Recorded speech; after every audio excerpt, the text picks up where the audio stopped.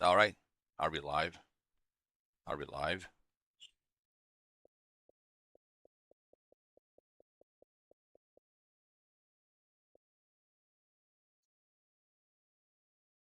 I always have to double check everything because, I have to do this by myself. So let's see.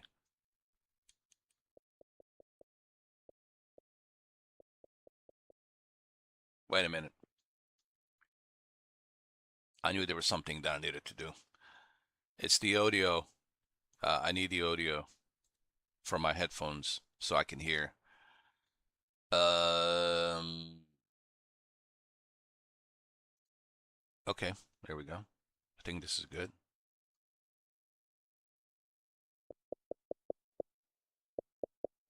Okay. All right.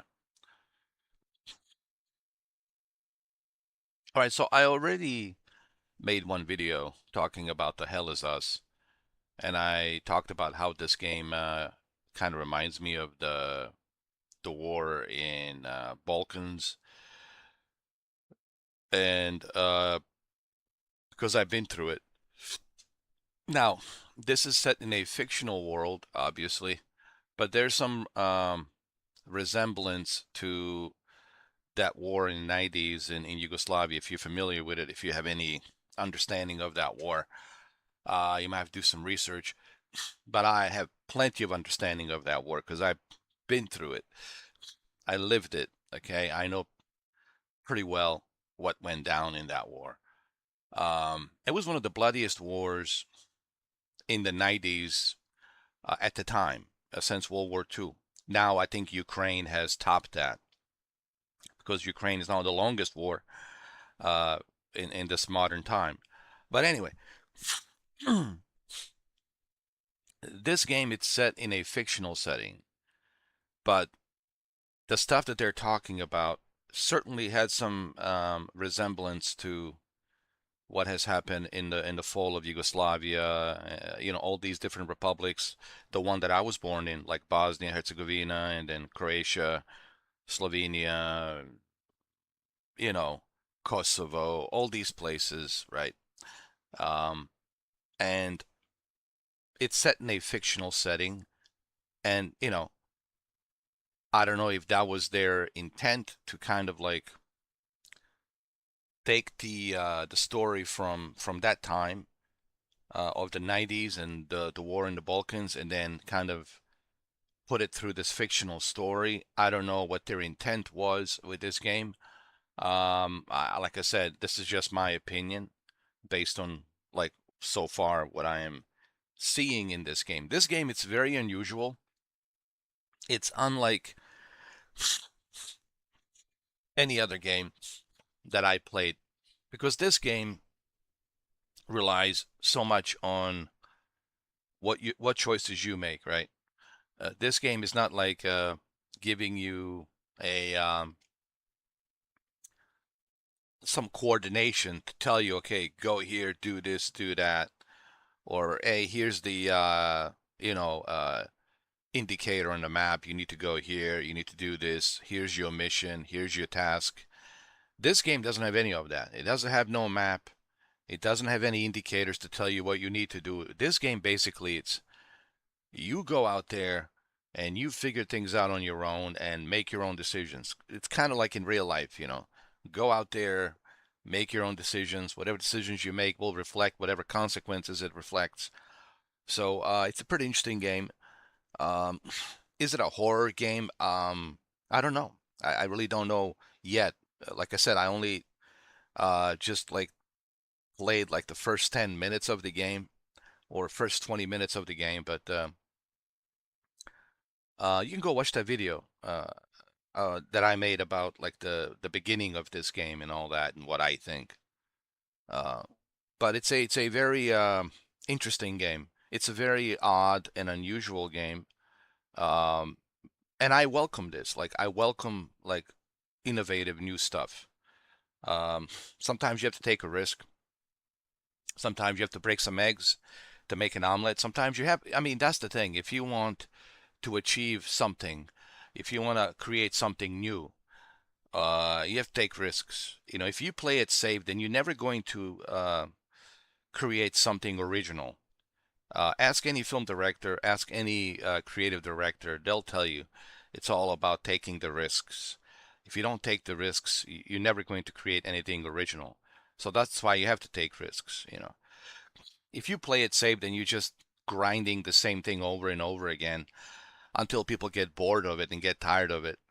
Um, so uh, I believe in when it comes to artistic talent, being an artist, it's about not worrying about did I offend somebody or did I piss off somebody. It's you sharing your art and then put it out there. See how it goes, you know. But that comes with taking a risk, right? And I think that's what this game is doing. It's taking a risk by doing all of these unusual things without the map, without the indicator to tell you where to go. It's a very unusual game that doesn't have these basic necessities that every game has, right? And that's a big risk to take, right? And it's good to see that the Nacon publisher was willing to take that risk with this company. This developer publisher Nacon was willing. Oh yeah, we'll take that risk. All right, this is very unusual, interesting.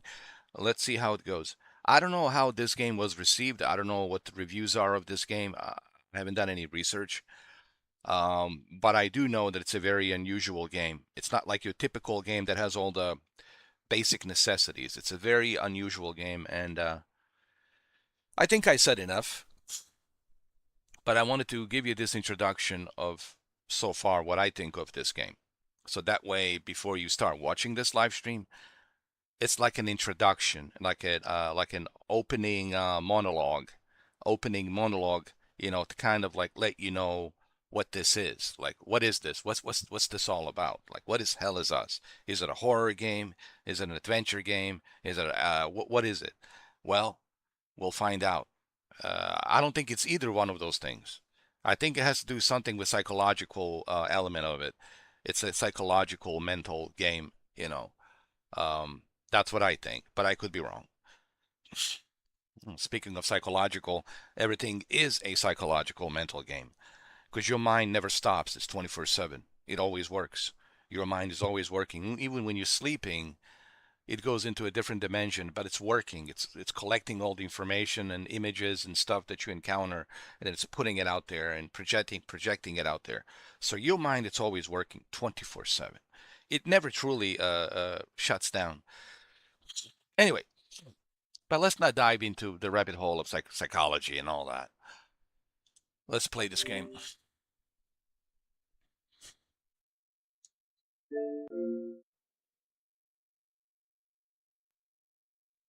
It's surprising that this is on a it's surprising that this is on a Game Pass. On a PlayStation Plus, it's on a trial. I was like, wow, okay, well, I have a Game Pass, so I can play the full version of the game. This is the beauty of having a PlayStation Plus and a Game Pass, right? Because this is available on a Game Pass, but it's not available on the PlayStation Plus. The only thing they have is the trial version that you can play for like 2 hours and 30 minutes. All right, so this guy, he was being interviewed by this very odd-looking individual, asking him questions. So basically, he's like telling his story about what happened here in this place. What this place is, I don't know. We don't know. There is no explanation of what this place is. There is no explanation of who he is. Basically, we don't know. Okay. All we know, there's a big giant tower there, and what this big giant tower represents, we don't know. Is this some sort of psychological remote viewing psychosis experiment? You know, like a Montauk project or something like that? We don't know. Okay, so your guess is as good as mine.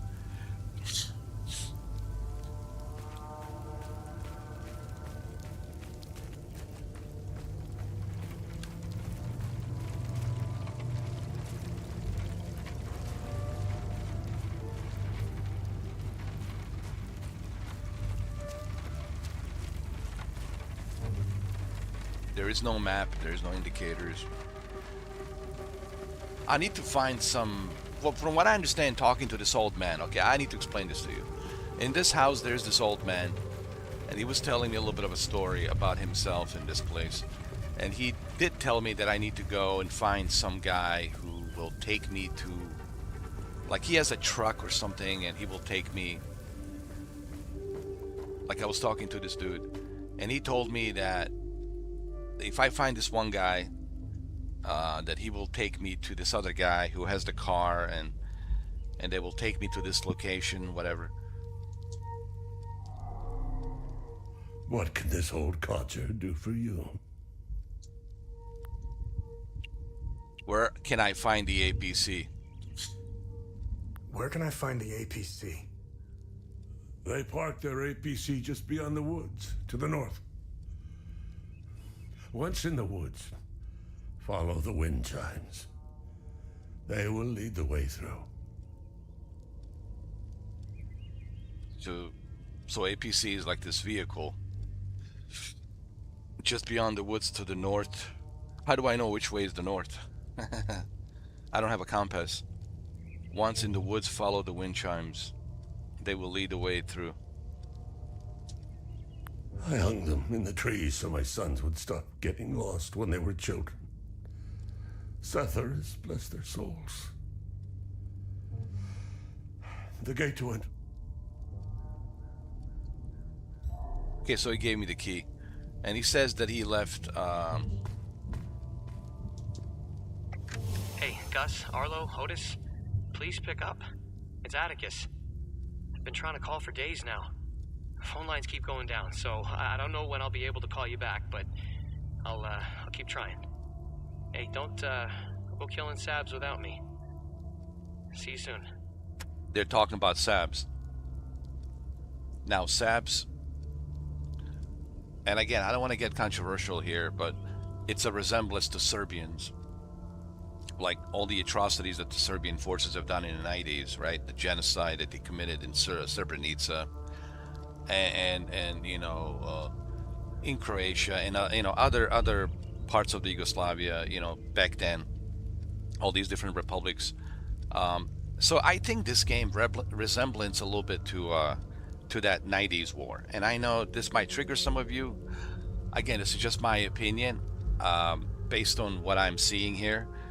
That some of the stuff indicates about that war in the 90s in the Balkans region. It was a very bloody war. You can go research this war. Go on YouTube and research it. Type in Bosnia War, Balkan War, the fall of Yugoslavia in the 90s, all that, and do your own research and make your own decisions on your judgment. Me, I don't have to make any decisions on my judgment because I lived through that war. I know what happened. I know who the aggressors are. I know who committed the genocide. So I don't need to think about it. Okay? The entire world knows what happened there in Srebrenica. So I don't need to I lived through that. I've been through that. So I don't need anyone to educate me about that war. I don't care if you're Serbian or Croatian or whatever, Bosnian Muslims. I don't care. I lived through that war. I know who the aggressors are. I know who did what. I know everything. So I don't need to be taught a lesson about that war in the 90s because you're looking at the guy who's been through it, all right? I'm the face of that war, what it was been through. I've been through it. I was young. I was 12 years old, but I've been there. I've seen it all. I know who the aggressors are.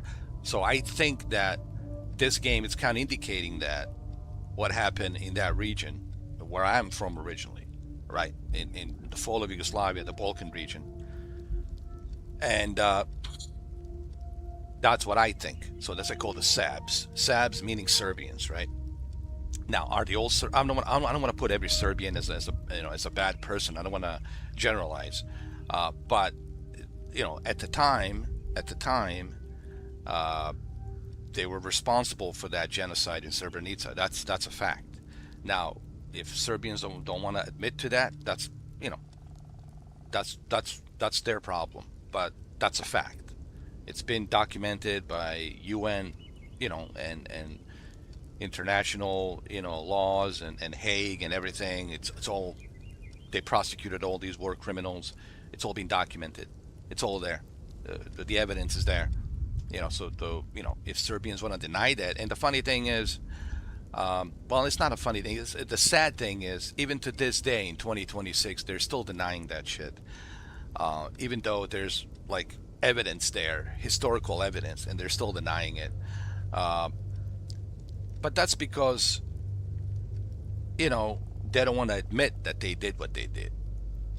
You know, Same thing with Russia. Russia doesn't want to admit what they've done, their aggression on Ukraine, right? And that they fired the first shot, that they tried to infiltrate Ukraine and remove Ukrainian leaders from the Kiev, right? So they can take so they can seize the country, right? But they miscalculated the fact that the resistance from Ukrainian people is going to be much bigger than they ever imagined. All that superpower that they have, Putin made a terrible mistake, right? So did Milosevic. All these other individuals who are trying to do these aggression wars, history repeats itself. You know what's interesting? And I don't want to get into politics because, I don't like talking about politics. But what's interesting, I'm 47 years old and I've been through one war, a very bloody war, which started with the aggression. All of these wars that start with the aggression, they all fail. They all fail. They all fail. Every single one of them failed. Because the aggression doesn't work. You can't force your way into how people want to live. People are going to make their own decisions on how they want to live. If they want to be independent, they want to be independent. Ukrainians want to be independent. There's nothing Russia can do about that. Just like Bosnian Muslims, they want to be independent. There's nothing Serbians can do about that. People, same thing in the Middle East, people want to be independent. They want to have their own recognition, their own country. They want to be independent. They don't want to be ruled by anyone else. The aggression doesn't work, dude, and it will never work. And this is the lesson, the hard lesson that our leaders today are learning very hard. And they should have known that. The history repeats itself if you don't learn from it. And unfortunately, and I'll get off this subject pretty quickly, unfortunately, there's something in our human DNA that we never learn from history. We keep repeating the same history. We never learn from it. The aggression doesn't work. People want to be free. They don't want to be told by someone else how they should live. People make their own freedoms, right? People make their own independence, their own country, their own freedoms. They put their own rules in place, and we have to respect that around the world. The word is respect. Every civilization has their own ways of living, and we have to respect that. We have our way of living here. This is our way of living. We can't expect everybody to live like we live or to follow our rules and follow our laws. We have to accept that fact that everyone has their own rights to make their own rules and laws and live how they want to live. We shouldn't be telling other people how they should live. And this is why these aggression wars have failed, and they will always fail, because you can't force your way into other people's way of living. It doesn't matter how powerful your military is. We tried that shit in Vietnam. It didn't work out, did it? We tried it in Iraq. It didn't work out. We tried that shit in Afghanistan. It didn't work out. We're trying that shit in the Middle East. It's not working out. Listen, you can't force your way into changing the way people want to live. People make their own decisions. They'll make their own decisions how they want to live, and we have to respect that. We can support them like we're supporting Ukraine, right? We're supporting Ukraine because they want to be free, independent, and we also support that. Okay, you want to be free? We'll support you. Here's some weapons, here's some money, whatever, right? They want to be independent. So this is something that our leaders never learned in the history. They always keep making these same mistakes, and these mistakes will continue to be happening because people don't learn from history. And there's an old saying for a reason: if you don't learn from history, you're doomed to repeat it. So I don't think this will ever change. There's always going to be aggressions. There's always going to be wars. As long as there's a human beings, understand this: before I get off the subject, because I lived through one war at a very young age, while you guys were playing your Nintendo and playing your Commodore 64 and your Atari and your Sega Genesis or whatever. I was in a war, very bloody war, that I don't wish even on my worst enemy to ever go through. Okay, the kind of psychological effect that it had on me, it's something that I can't even put in the books, okay? So what I'm trying to say is this, to all of you younger people who are watching, playing your little Call of Duty and all this gangster shit, you know, let me tell you something. You don't know war. And you'll never know war unless you've been through war. And you should never ask for war unless it's absolutely necessary, okay? So always try to be diplomatic, always try to be trying to find a peaceful way of handling things, and also try to respect other people's sovereignties. That's the word. We have to respect other countries' sovereignties and their rules of law and their culture.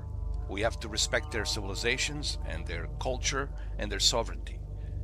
Okay, but the problem is humans have this primate mentality of imperialism and dominating. What happened to the imperialism? I read a lot of books. Listen, a lot of my friends are Freemasons. Okay, we talk about this all the time. Now I'm kind of mentioning it because of this game. What have we learned from history of the imperialism? All of these empires, Ottoman Empire, Turkish Empire, what happened? It fell down. Austrian Empire fell down. The mighty Roman Empire fell down. Even the Persian dynasty empires, they all fell down. Yes, even the Persian Empire fell down. They all fell down. Every empire fell down.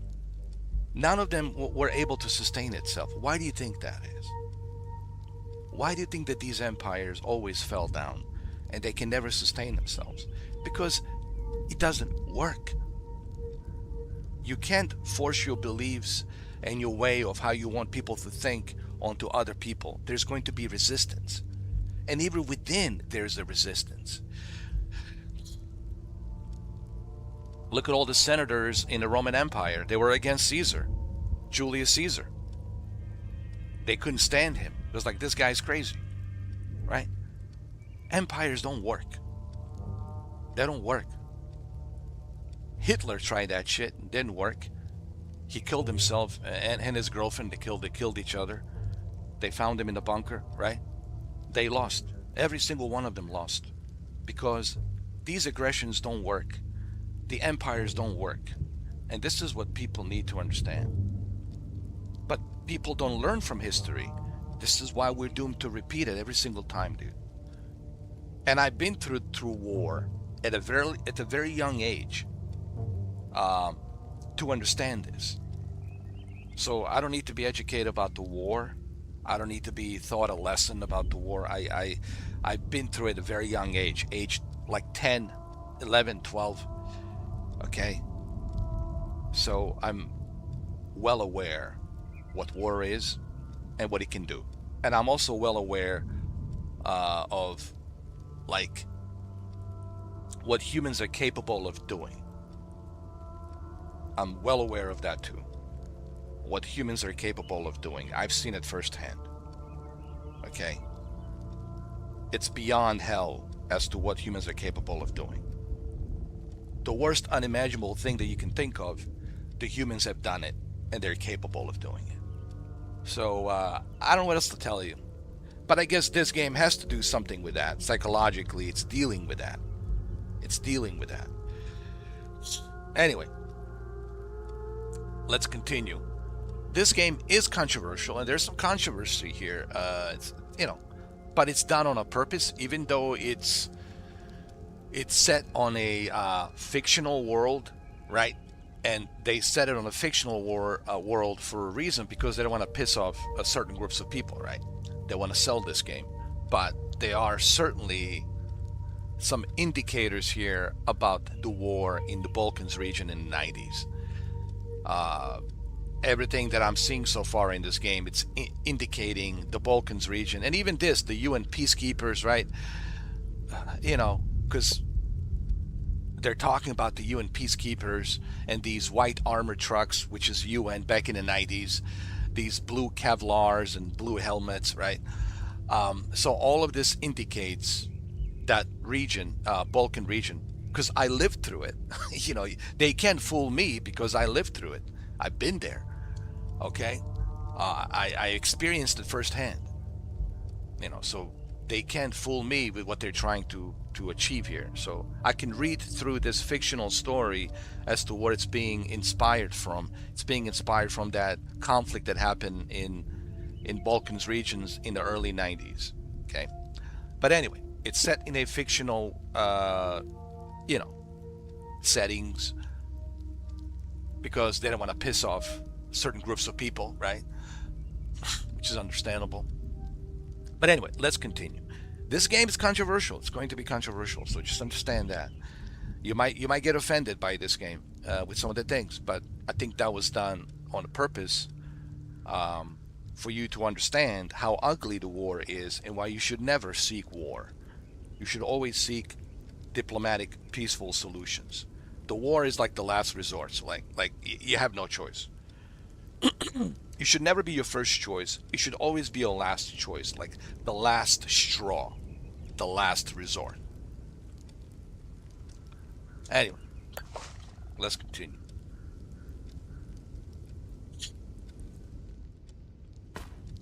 And another interesting thing about this game is it doesn't really tell you where to go. There is no map.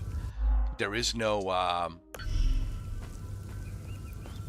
any kind of indicators. Let's just save the game to tell you where you need to go. Everything is basically based on what you have researched.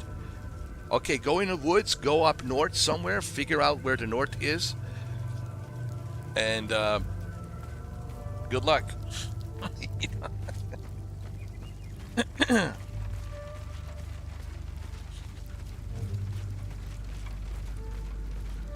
So we need to go in the forest, right? Alright, well, let's go.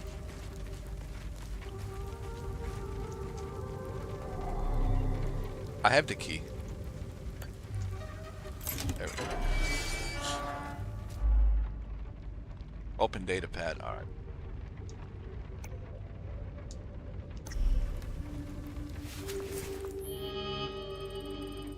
Family reunion. Investigate clues about my parents.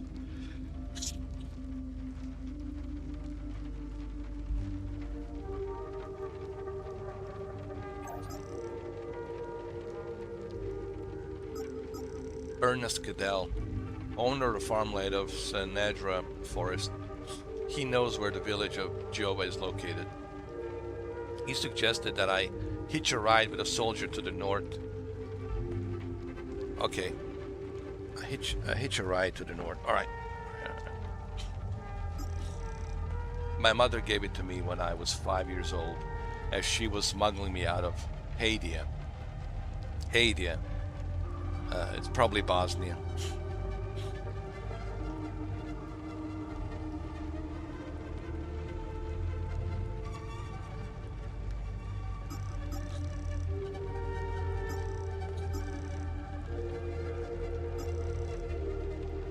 Owned by APC, owned by an unknown military group. Okay, armored personal carrier, APC.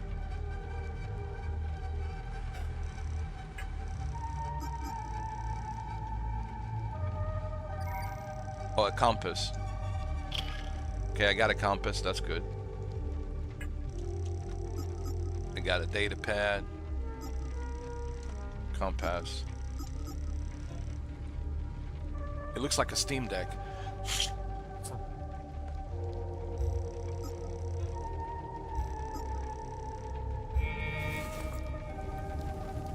How do I use the compass?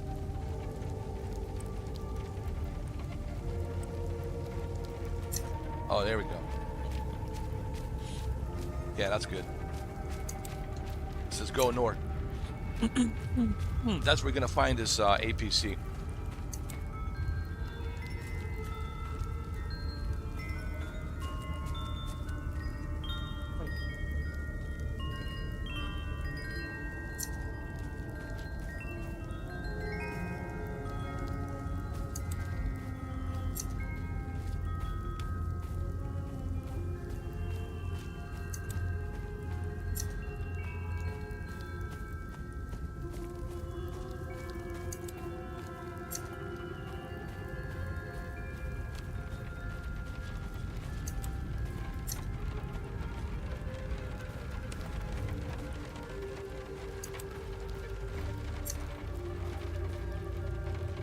going door. All right.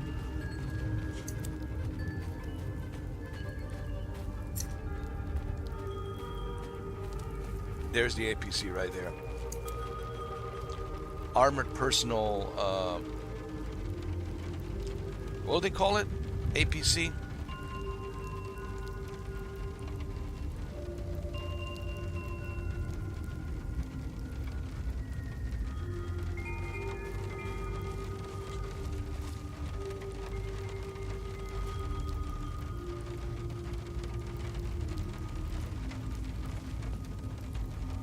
It's an armored personal vehicle, right? Is that what it stands for? Hold on. I just want to see.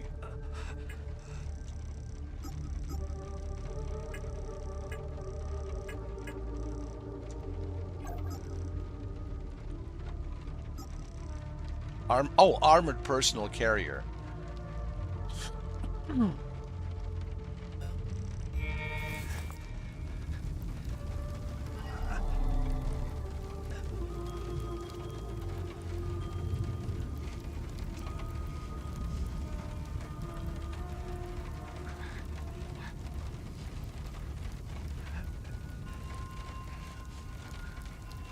What does it say?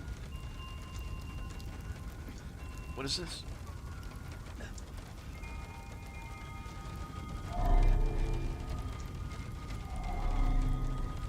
Hold on, I need to move myself. Oh, toggle info. Alright. Put myself here.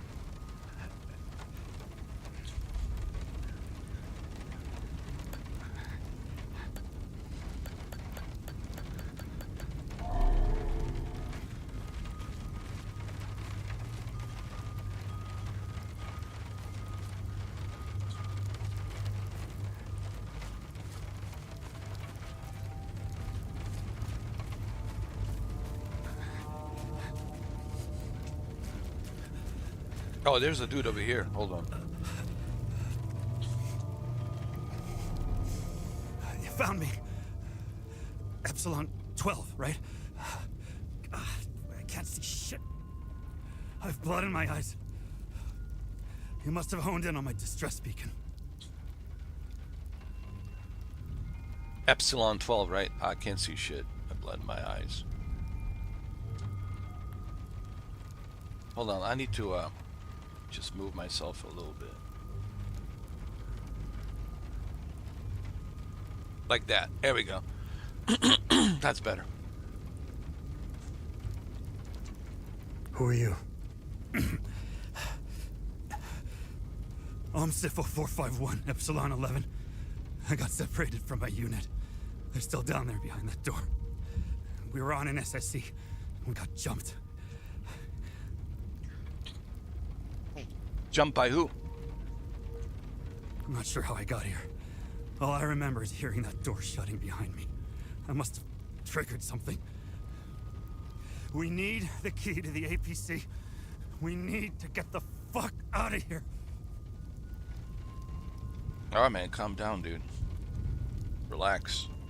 We'll get out of here. I don't need you to be calmed down, dude.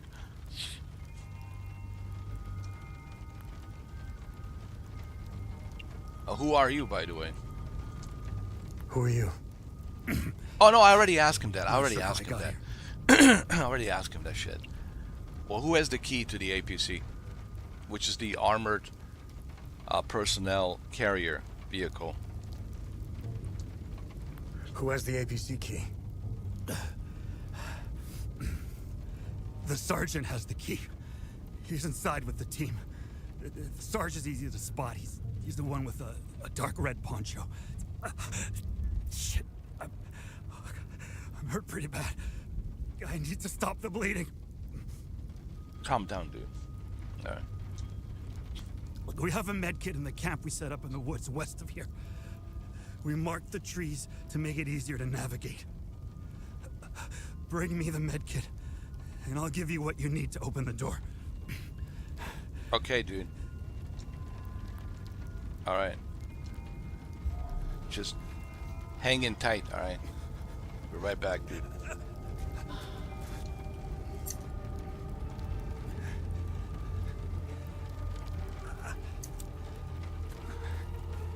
Hey, where the hell is he? Where's this other dude?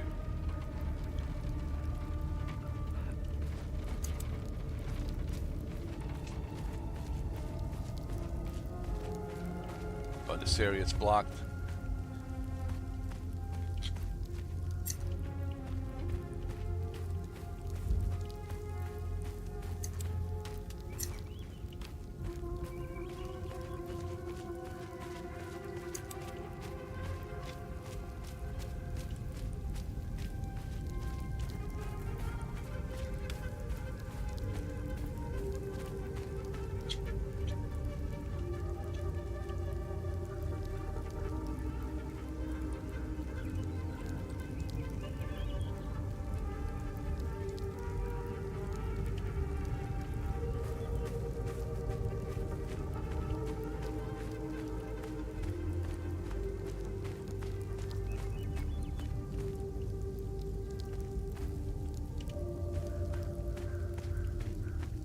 Which way do I go?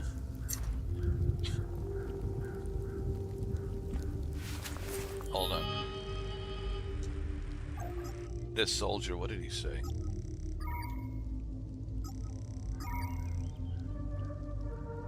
The key to unlock the APC is carried by the OMSIF sergeant with a red poncho.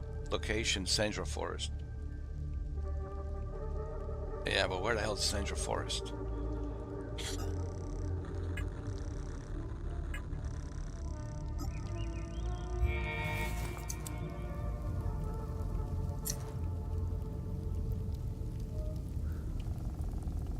Yeah, where the hell is Central Forest? Somewhere in the Central Forest. Yeah, well, good luck with that. The hell is this? Even if you blockheads find the key, I bet you'll never find the treasure chest.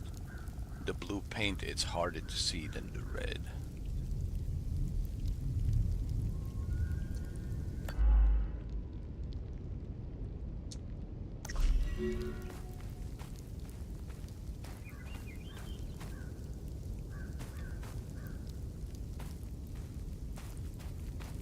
Yeah, well, I don't care about the treasure chest right now. I care about this this guy who has the APC key.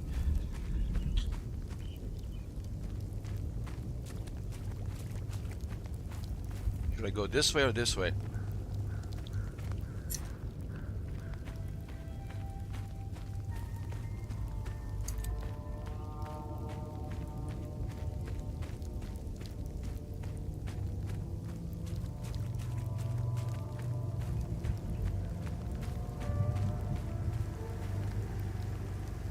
Generator. Hold on. A glass vial filled with an unknown substance. Okay.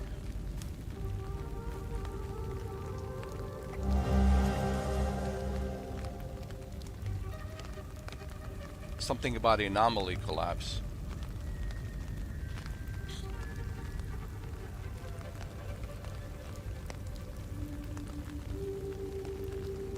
Something about the anomaly, I don't know.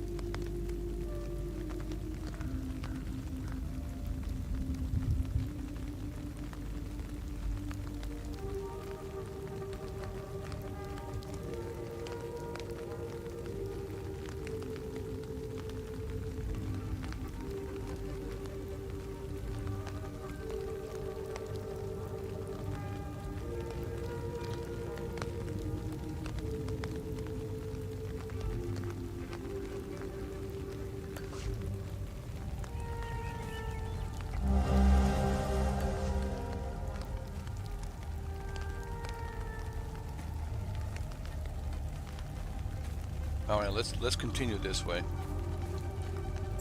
I don't have like any like exact location, like, because that's the thing about this game. This game doesn't give you like any like exact location of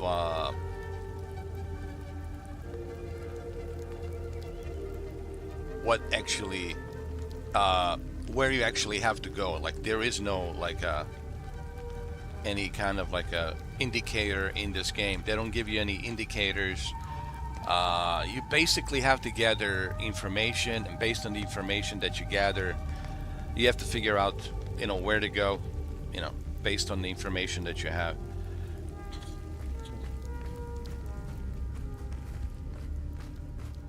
Oh, it's a puzzle.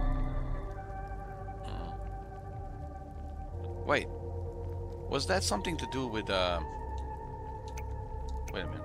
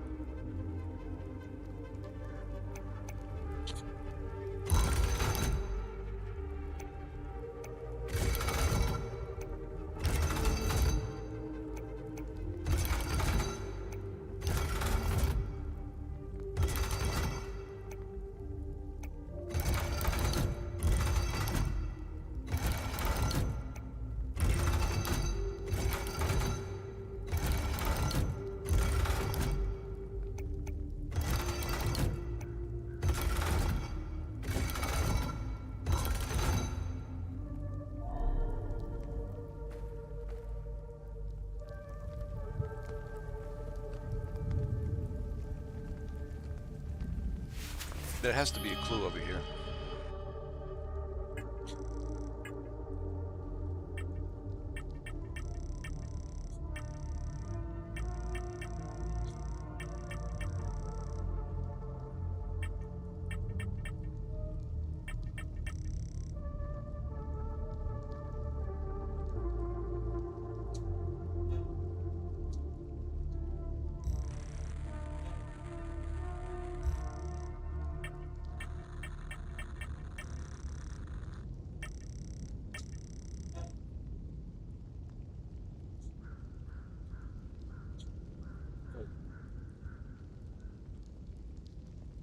The blue paint is harder to see than the red.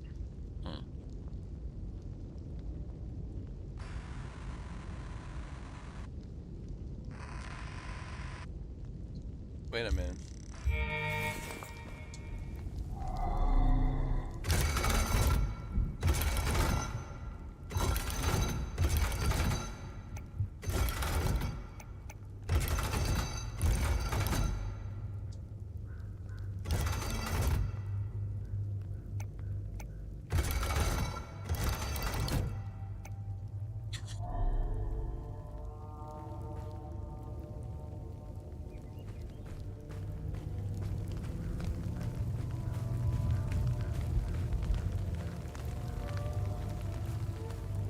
I think that's where that treasure is.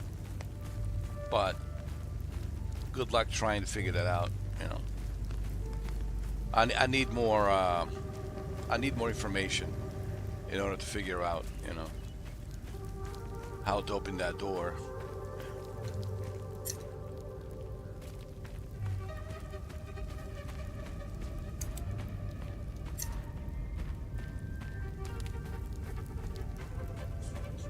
The hell is this? A key.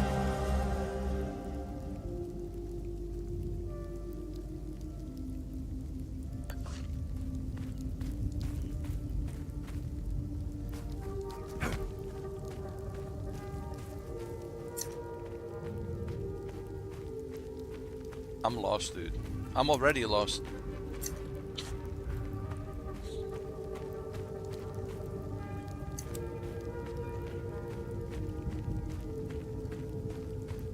is this?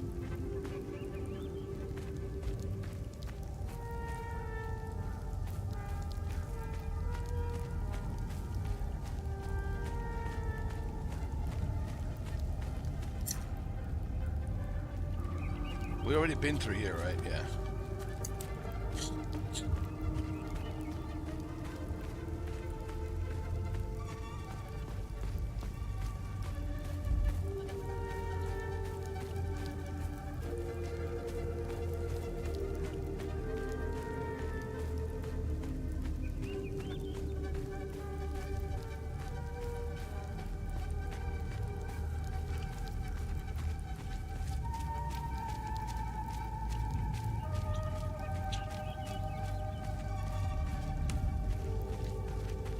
You know, this game reminds me of Silent Hill a little bit.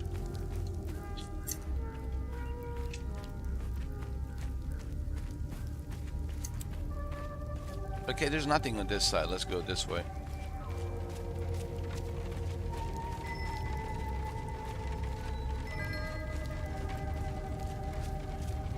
I think we have the key to open this door, I guess.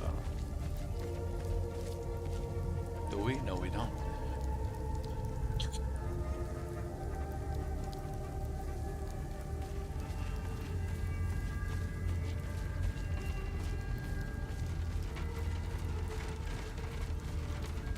Can I climb up here? Wait a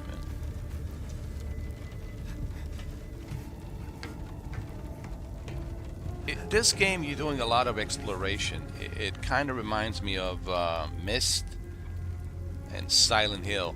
Honestly, it has like a little bit of Myst, Silent Hill, and Alan Wake.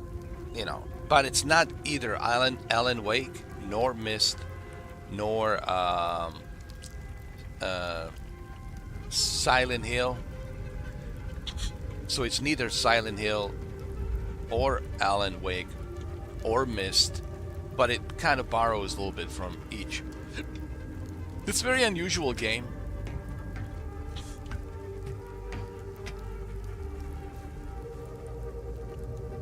This is one of those games that you want to play on a Game Pass or on the PlayStation Plus when it comes out on the PlayStation Plus.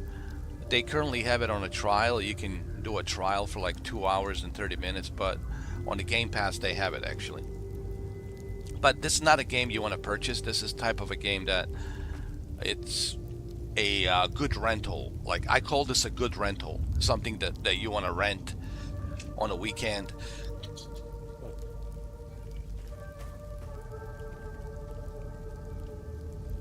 Hold on, there's something here. Hold on a second, guys. I gotta use the bathroom really quick. Just give me a second. I'll be right back.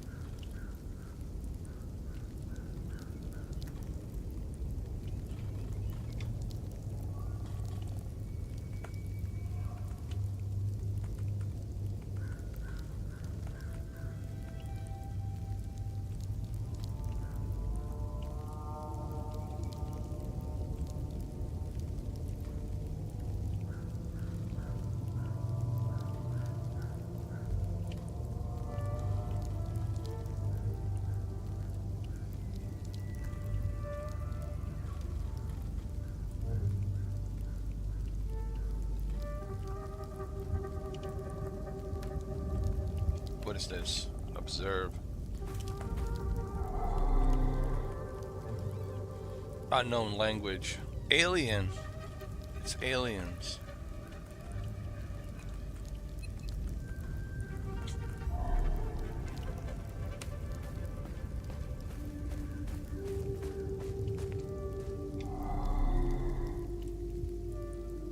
Necklace. A pendant given to me by mother when I was 5 years old. It was the last time that I saw her. It is made me, it is made from an unknown material that is always cold to touch. Maybe aliens gave it to her. During the war, maybe the aliens came to visit and they found her like, here, we give this to you. Maybe it's some sort of a good luck or something, or maybe it gives them some sort of energy or something. I don't know. Or maybe it gives them some sort of communication with alien entities, alien race, which is a huge bonus, right?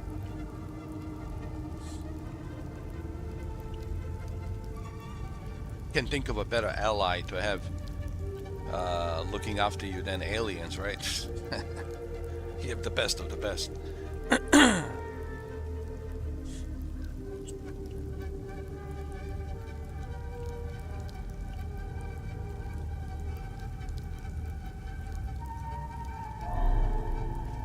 So he needs to figure out, he needs to go on this journey and figure all of this out, all of this.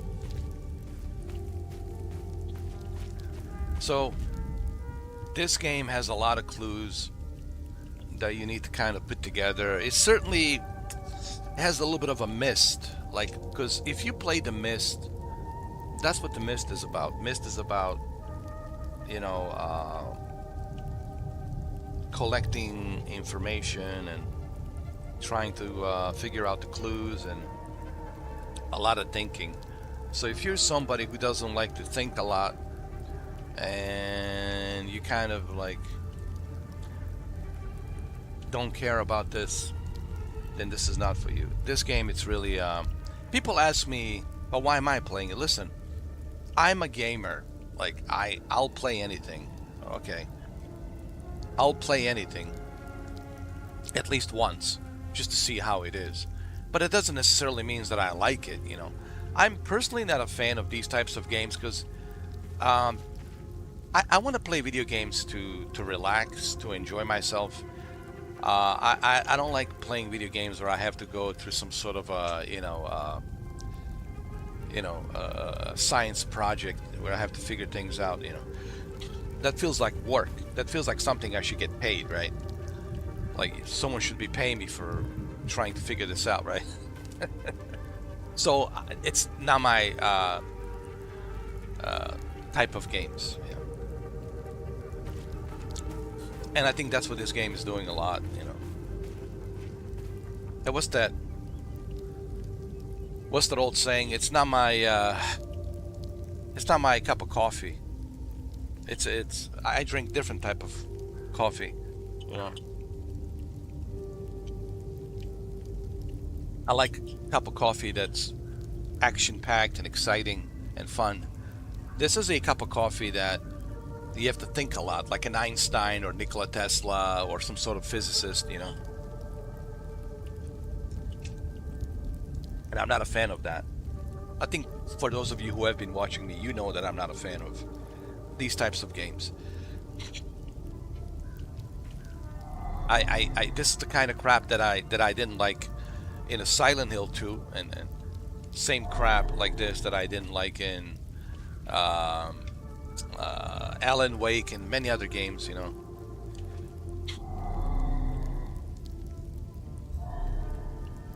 It doesn't mean that I'm not smart. I just don't feel like studying and collecting. I feel like for me to play these types of games, it feels like a hard work. Like I'm putting on an extra work. That's why I say it's not my cup of coffee or a cup of tea or whatever.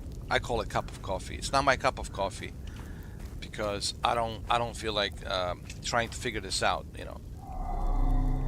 Unless I'm private investigator and I'm being paid by a client or if I'm a detective and you know, I work for the police department, and then yeah, sure, that's my job.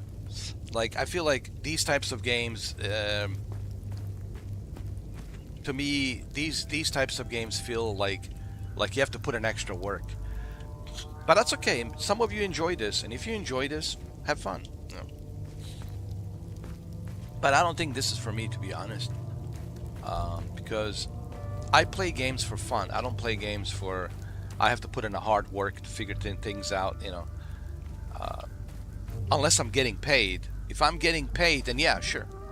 If you pay me, okay, then I'll try to figure this out. Then you giving me something, you know, you give me a reason to figure this out, right? But if I have to like waste my time trying to figure this out, man, I don't enjoy that, especially if I'm not getting paid. So it's not my cup of coffee. It's different type of cup of coffee. Maybe it's your cup of coffee. Maybe you like this. Maybe this is your cup of coffee. Maybe you don't like Call of Duty. Maybe you don't like Halo, right? Maybe you don't like those type of action-packed games. Maybe this is your cup of coffee and you love this kind of stuff. And if this is for you, then I think you will enjoy it. But not for me, dude. Like, I already don't like this. Like, I have to like figure this out, you know. And I think that's what this game's going to be throughout this entire game. It's like, figure this out, do this, collect this information, try to decode the information, what these letters mean, these alien letters, da da da da da. I see where this game is going.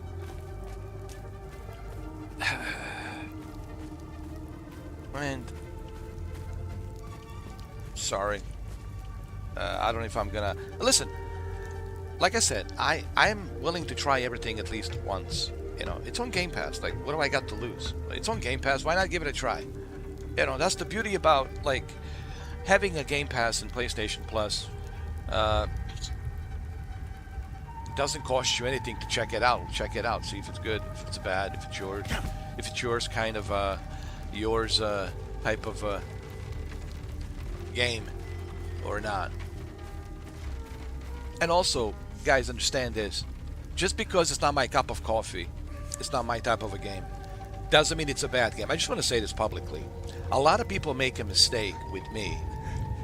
They think if I don't like a certain game, that automatically the game is bad. No, it's just not for me. Like I said, I don't hate Elden Ring. It's just not for me. I would never say that the Elden Ring is a bad game. It's just not for me. Same thing with the Demon Souls. I would never say that the Demon Souls it's a bad game. It's just not for me. Just because I don't like a certain game doesn't mean it's a bad game. So I just want to kind of clarify that. But now we live in a society, if you don't like a certain game, then everybody thinks it's a bad game. No, it's just not for me, dude. It's not a bad game. It's just not for me. Yeah. Anyway, let's see what we can figure out here. We're talking too much and we're not discovering.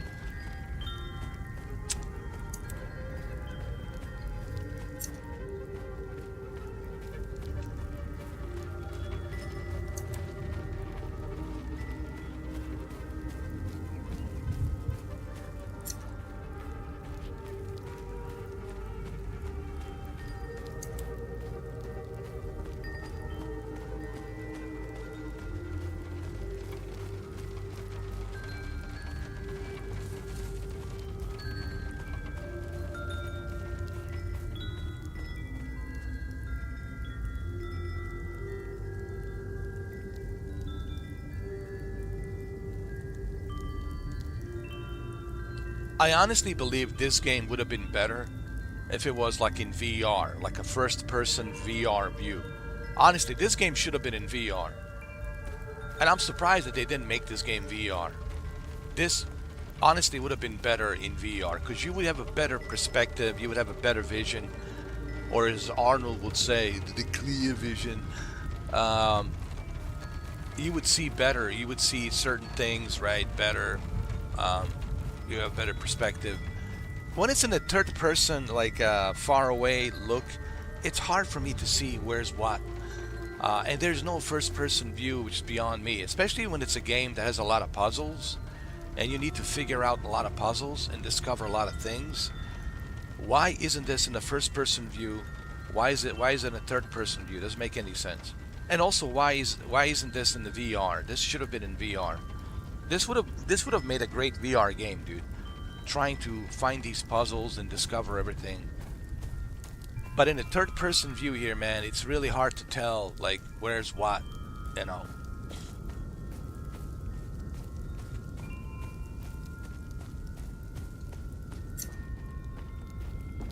The hell is this?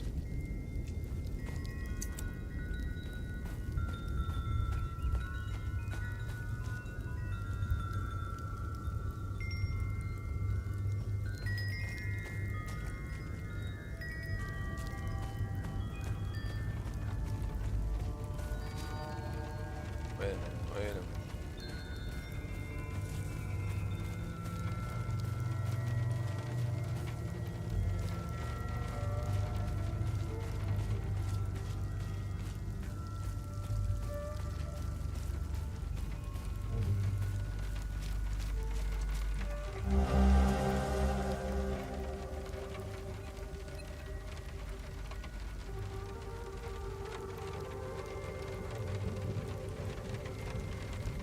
That is the military orders.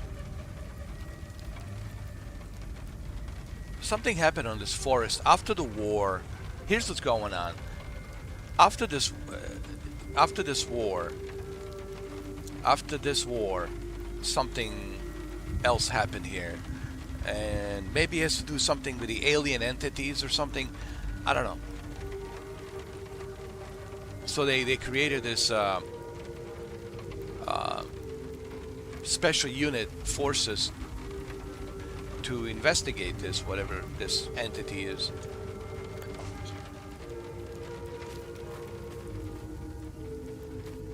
Alien entities, whatever. I'm just guessing. I don't know. You know.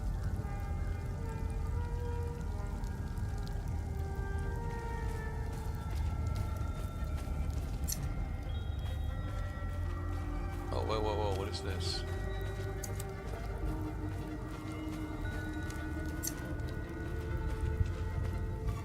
This game doesn't have a first-person view. Why? Hold on. How come this game doesn't have a...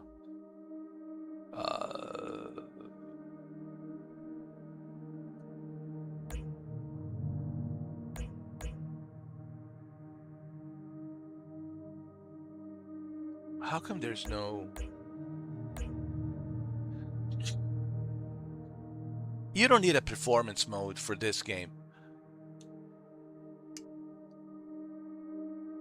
You can use a quality mode, because this game doesn't really require a 60 frames per second, honestly. Because in this game, you're just walking around and looking for certain objects and trying to gather the information. So you can play this game with a quality mode. How come there is no a first person?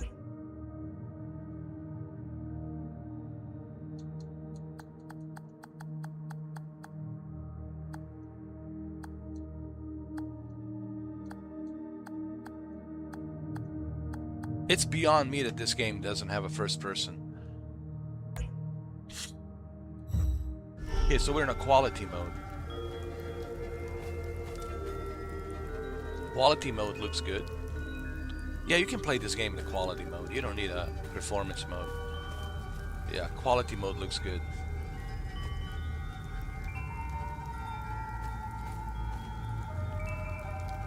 This is Xbox Series X, by the way, just for the record. This is the Xbox Series X version. You know what, man? Xbox Series X, it's still a powerful console. You know? And I think you'll see that with the Gears of War E-Day. By the way, Gears of War E-Day multiplayer looks pretty good, man. Did you guys see that? Good old days, man. It's different, and I like that. it's different. It looks different, feels different, and I like that.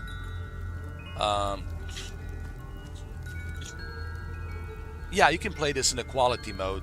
Yeah, 30 FPS is fine. Dude, where do we go?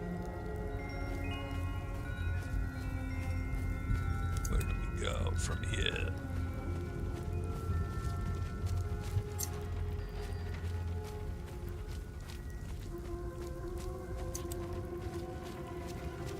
Wait, maybe there's something in this,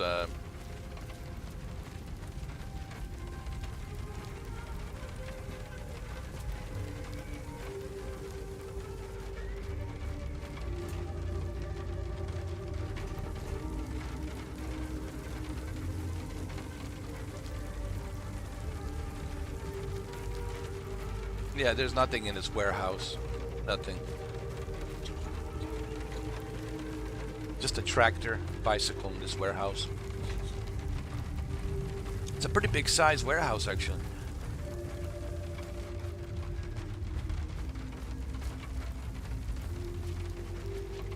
What is this? Is this a warehouse?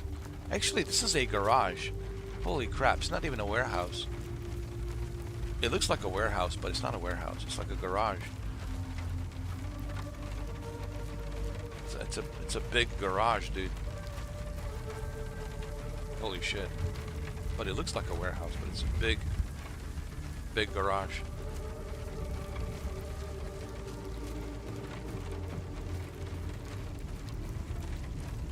The biggest garage I've seen, dude. Holy crap.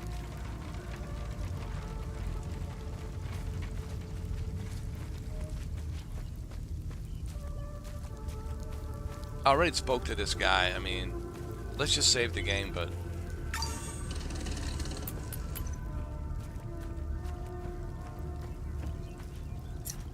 let's keep going.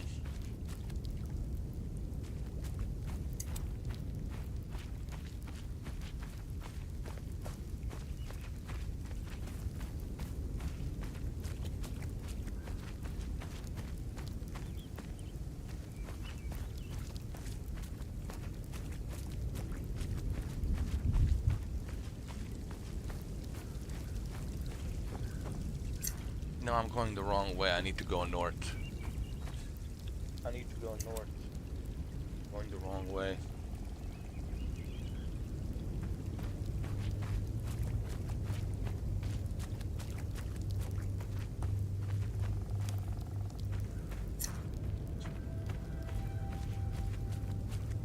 I think I have to go north.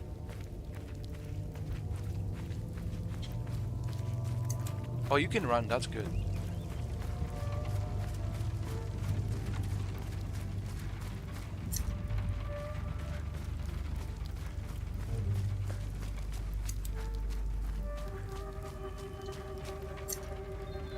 You know what? I can't stand 30 FPS. I'm sorry.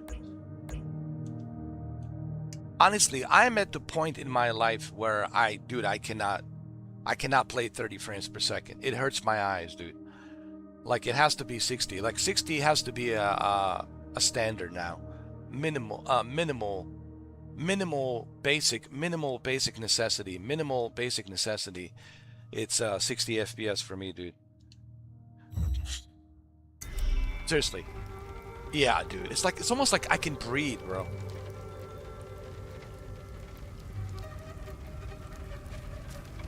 You should never play a game in a 30 FPS. I'm sorry, dude. And if Grand Theft Auto 6 is 30 FPS, it's really going to suck. Can I be honest? Listen, I will still play it. I will still enjoy it. Of course, it's GTA 6. But if it's 30 FPS, it's really going to suck, man. Can I be honest? Rockstar, can we get 60 frames per second? Even if it's 1080p, I don't care, dude. But man, yo. Hopefully there's a performance mode, man. If it's 30 FPS, GTA 6, man, it's going to suck. I'll just say it right now. I mean, I will still enjoy it, I will still play it, but it's just going to suck if it's 30 FPS, man.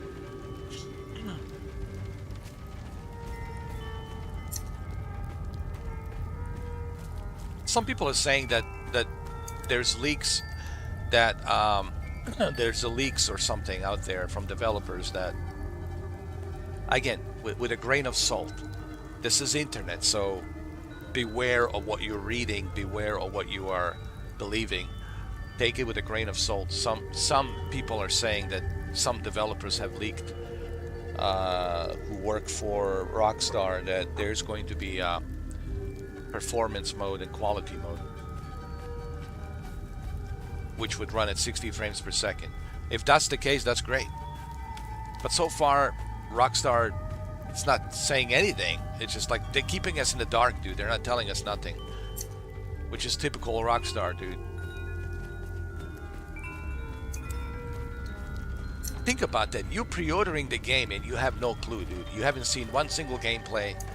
You have no idea what's the performance mode, 60 FPS or is it 30 FPS?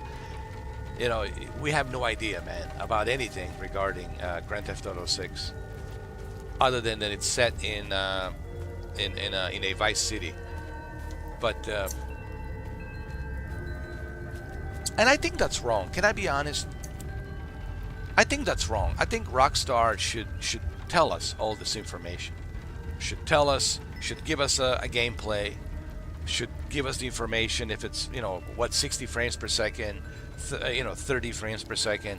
All of this information should be available. If you're trying to sell me a product, dude, you can't sell me a product blindly and you expect me to pre-order your product blindly. I don't understand why people are pre-ordering the game.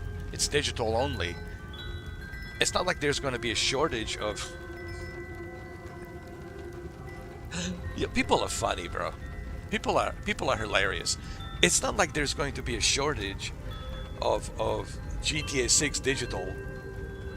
Like, people say, why haven't I pre-ordered it? Dude, if it was November 18th, if today was November 18th, yes, then I would pre-order it. But dude, we're not even in, we're not even in September yet. We're just moving slowly into August, and people are pre-ordering GTA 6 and they haven't even seen the gameplay.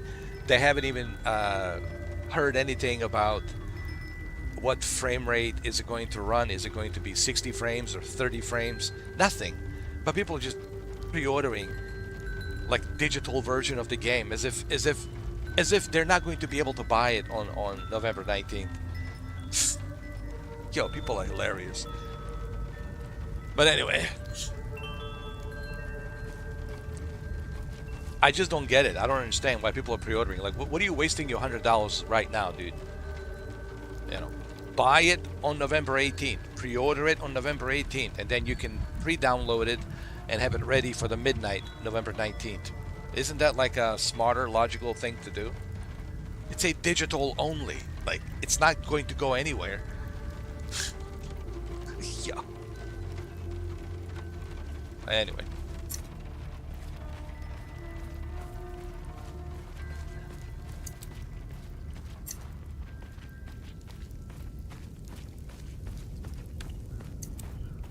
I really don't know where to go here, man. This game is really...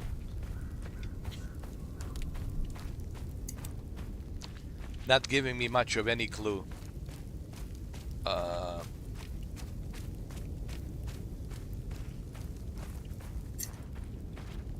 I already been up here, didn't I? I think I did.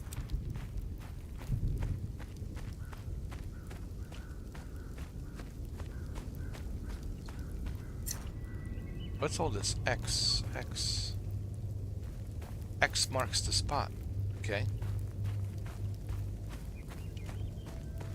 Follow the X. Huh? Should I?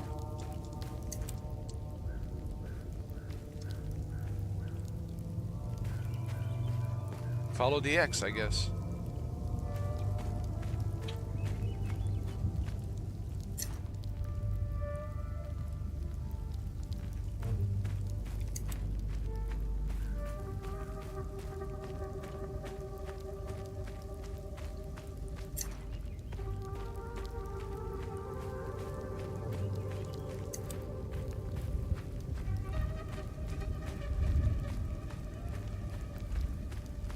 Okay, follow the X, I guess.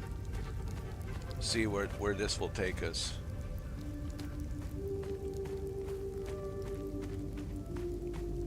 X, there's some more X over there. X. Alright, this area is blocked.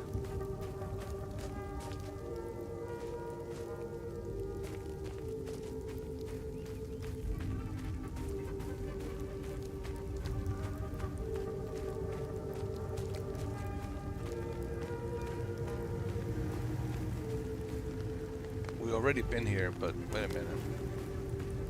Wait a minute, wait a minute.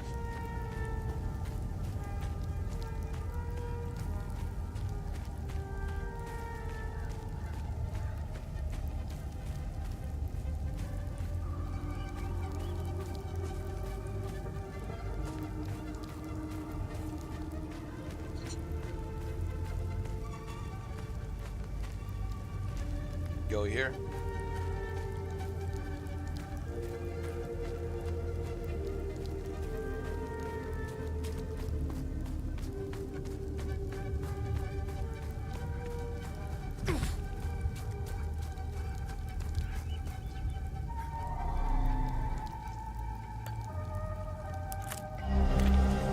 Behold the magnificent treasure of the Cadell family.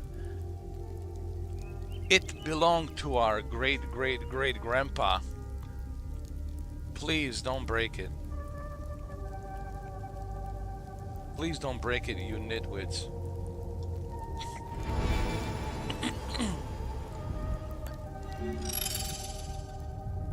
So what am I supposed to do with this now?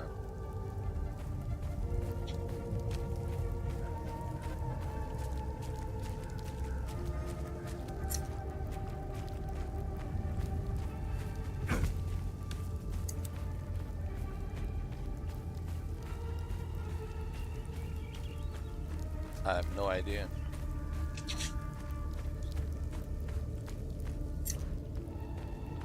What is man supposed to do with this? Whatever this is. What? What happened? My controller? I've been having issues with this. Well, this is what happens when you buy a dirt cheap used Xbox Series X. Hey, that's okay. At least I paid dirt cheap money for it. I didn't pay $800. God forbid, I would never pay $800 for Xbox Series X. Are you insane?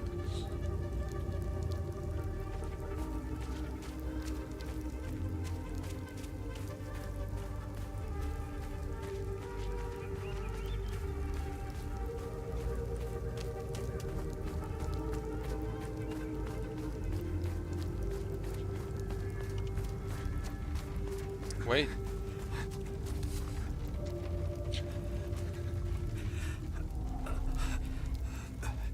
I need the med kit.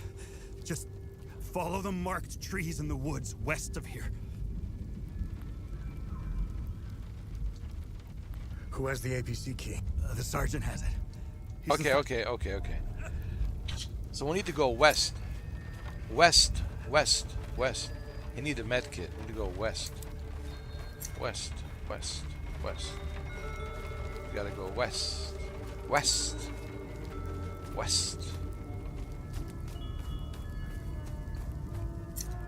Go west, dude. Just go west. Alright.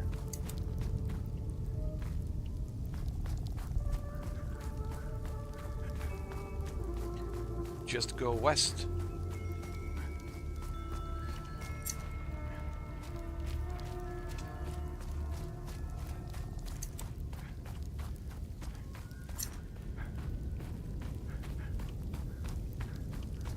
But that's what I did. I followed the marked trees. I don't see any med kit. So what is he talking about? I did everything he asked me to do, but I didn't find any med kit. Follow the marked trees. I did, bro. says go west, west, west.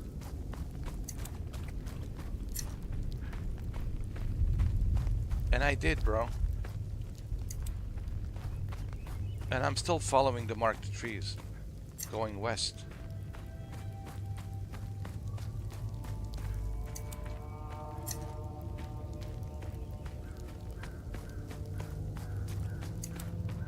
Where's the med kit?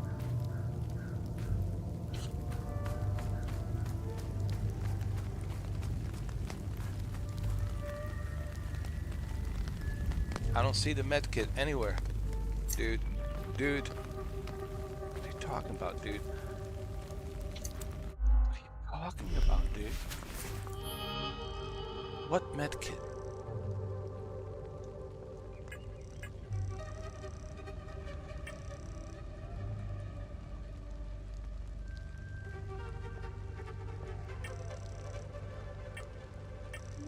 Where's this?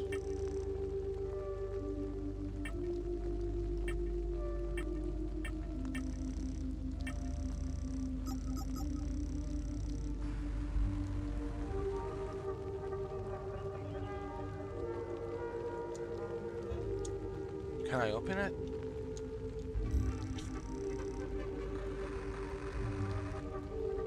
Wait, so I have the med kit, but why can't I give it to him?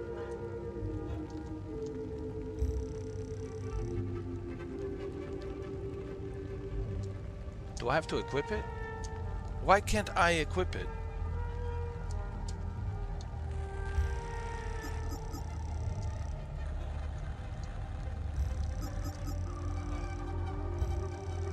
Let me go back to that soldier. Let me see if I can give him a med kit.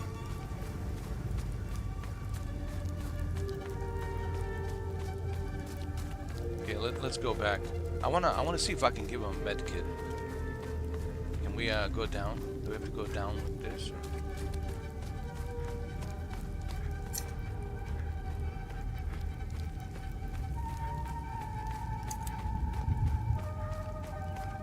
I wanna give him a med kit.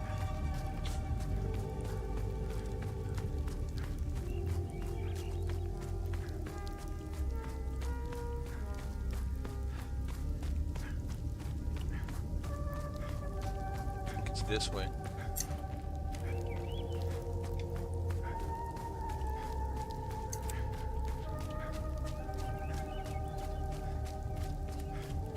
I think it's this way. Where that soldier is, yeah. See if I can give him a med kit. Alright, dude. I want to give you a med kit, bro. I'll give you a med kit. Oh, good. You got the med kit. Okay. See that ladder over there? Climb it to the top. Take this. You'll need it to open the door. You'll figure it out. Ancient mechanism. Okay. Now we're talking, dude.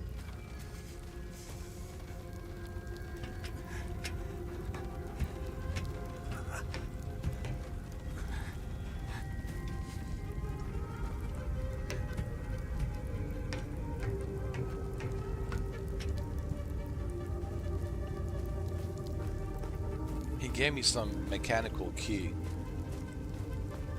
And it will open the door.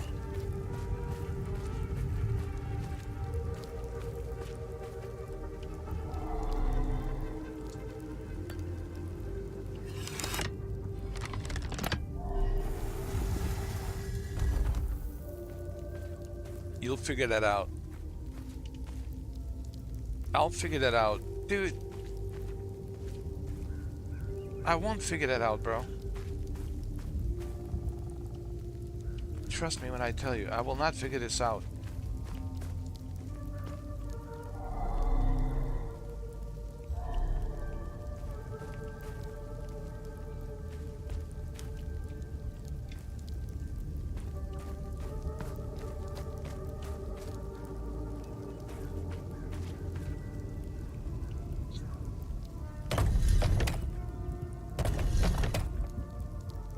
Hold on.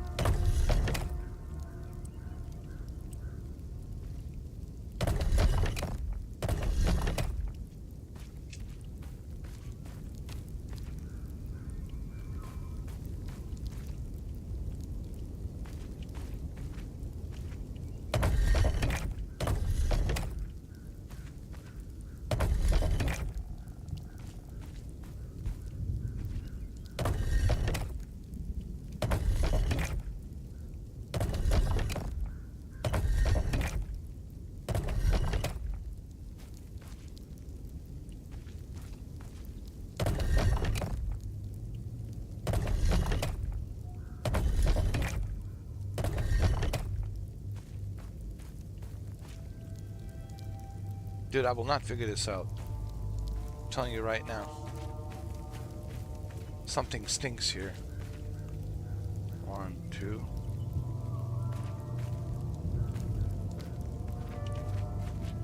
Okay.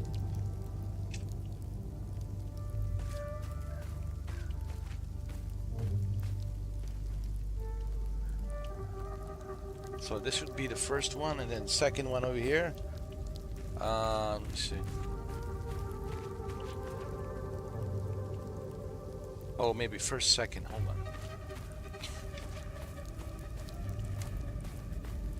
Maybe this one. This one needs to be the first, and this one needs to be the second. There you go. I figured it out. Something opened up. Something has opened up, and I need to find out what exactly just opened. What exactly? What exactly just opened?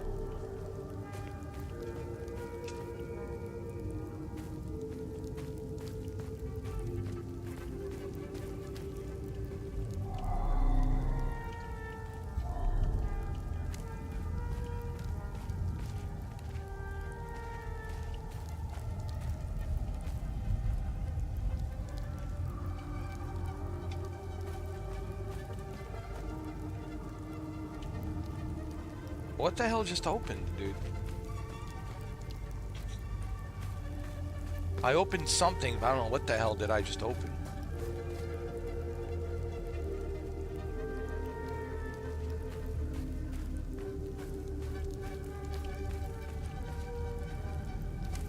What the hell? Okay, so I opened something, but what exactly did I open?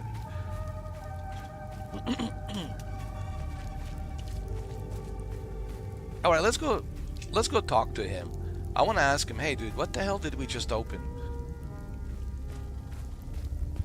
I don't see any entrance here. Let me go talk to him.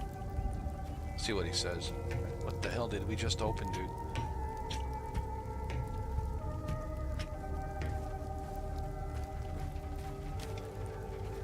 Oh, yeah. That's the door. Oh, yeah. Okay. Thanks, dude. Thanks, bro. Appreciate it. I knew you'd figure it out. Now get the APC key so we can get the hell out of here. All right, dude. Let's get out of here. Let me get the APC. What is the APC? APC stands for Armored Personnel Carrier. You know, that's what it stands for. It's the Armored Personnel Carrier vehicle.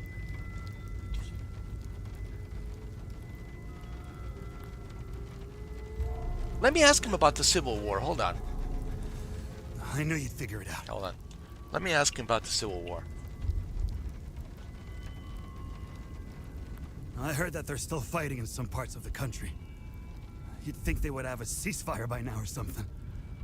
Man, you really have to hate someone to keep going like that. No, there was a lot of hate. In every war, dude, it's a bad blood. And even to this day, bro. Even the war, it's been 30 years since that war. Yeah, it's been 30 years. 35 years. Even after 35 years, there's still tensions between like Bosnian Serbians and Bosnian Muslims in that region, in Bosnia and Herzegovina, because it's a Bosnian federation with Herzegovina and then the northern part of Bosnia, and they have their own like a separate little like a republic. You know, Bosnian Serbians have their own republic, and we have our federation with Herzegovina, you know, and Croatia. But though Croatia is a separate country, you know, but the thing is, there's still tensions there. There's still this hatred, you know, this bad blood. And I'm telling you, the same thing with Ukrainian and Russians. Even after the war settles down, there's going to be this bad blood between Russians and Ukrainians. It's never going to like be forgiven. You know, they'll get along because they have to. They have no choice. but there's always going to be that hatred. That hatred is always going to be embedded. It takes a while, dude, for these old wounds to heal. It takes a new generation of people to heal those wounds. But the problem is in the Balkans region. Here's the problem, because I was born in that region. They're teaching their kids to hate, right? The Bosnian Muslims are saying, "Oh, these are evil people. Forget these Orthodox, Serbs." And the Orthodox Serbs are saying, "Forget these Bosnian Muslims. They're crazy motherfuckers, etc., etc." So there's a constant hatred. So they're teaching kids hatred, and this is the issue. This is the problem, like that you see around the world. It's that they're teaching their kids to hate, right? So the hatred just continues to fuel on throughout the years, and this is the issue. This is the problem. Instead of teaching them to, hey, listen, that war was a mistake, was a terrible mistake. Let's learn to coexist together. Let's learn to love one another together. Let's learn to respect one another. We're all human beings after all, even though our religions are different, our beliefs are different, but let's coexist together peacefully, respectfully. But that's difficult because, there's people out there that they just want to spit their own hatred and their own agenda, and then that carries on throughout the generation. That Balkan region, it's always unstable region, and it's always going to be unstable region. Same thing with the Middle East, it's always going to be unstable. And of course, Russia, Ukraine, it's going to be a bad blood for many, many, many years to come. Believe me, dude. I don't know. I would love to see, maybe a new generation. But here's the thing: even Ukrainians are teaching their kids to hate Russians, and the Russians are teaching their kids to hate Ukrainians. So it's always going to be that bad blood throughout the generations, until, I don't know, aliens come down and they tell us, "Hey kids, settle down, okay? All of you have a small penis dicks, okay? Small micro penises. We're the biggest dicks. We created you. Settle down." But the aliens will never do that. They don't want to interfere. Yeah. Do aliens exist? I don't know, dude. Something exists. I don't know what it is, but a higher power certainly exists. What that higher power is, I can't really tell you. You can feel it, but you can't see it, but you can feel it. Does this make sense? Native Americans talked about this. Seeing things, imagining things, but not in a physical form where you can touch it, where you can feel it, but in more of a spiritual form. You feel connected to the spirit, whatever this is, this higher entity, God. Let's just call it God. God. This God universe, you feel connected to it, and you feel it energy, right? But what is it? We don't know what it is. We just feel it, but we can't explain it, what it is. And this is where the religion and belief comes from, and this is where all these wars come from. My prophet says this, your prophet says that, my prophet's better than yours, mine's the son of God, or whatever. And this is why we have these wars, these pointless, stupid wars, and it's been going on for centuries, okay? All the blood that's been spilled for centuries, and honestly, it was all pointless for no reason. When you really think about it, how stupid all of this is. If you look at it and you go back 3,000 years and you just say, man, how stupid this is, bro. All this loss of life for what? For nothing. For some stupid, belief that hasn't been really proven with anything. Just something written on the book by some prophet or some witness or whatever. Jehovah, or, Matthew or whatever. And then everybody has these beliefs, and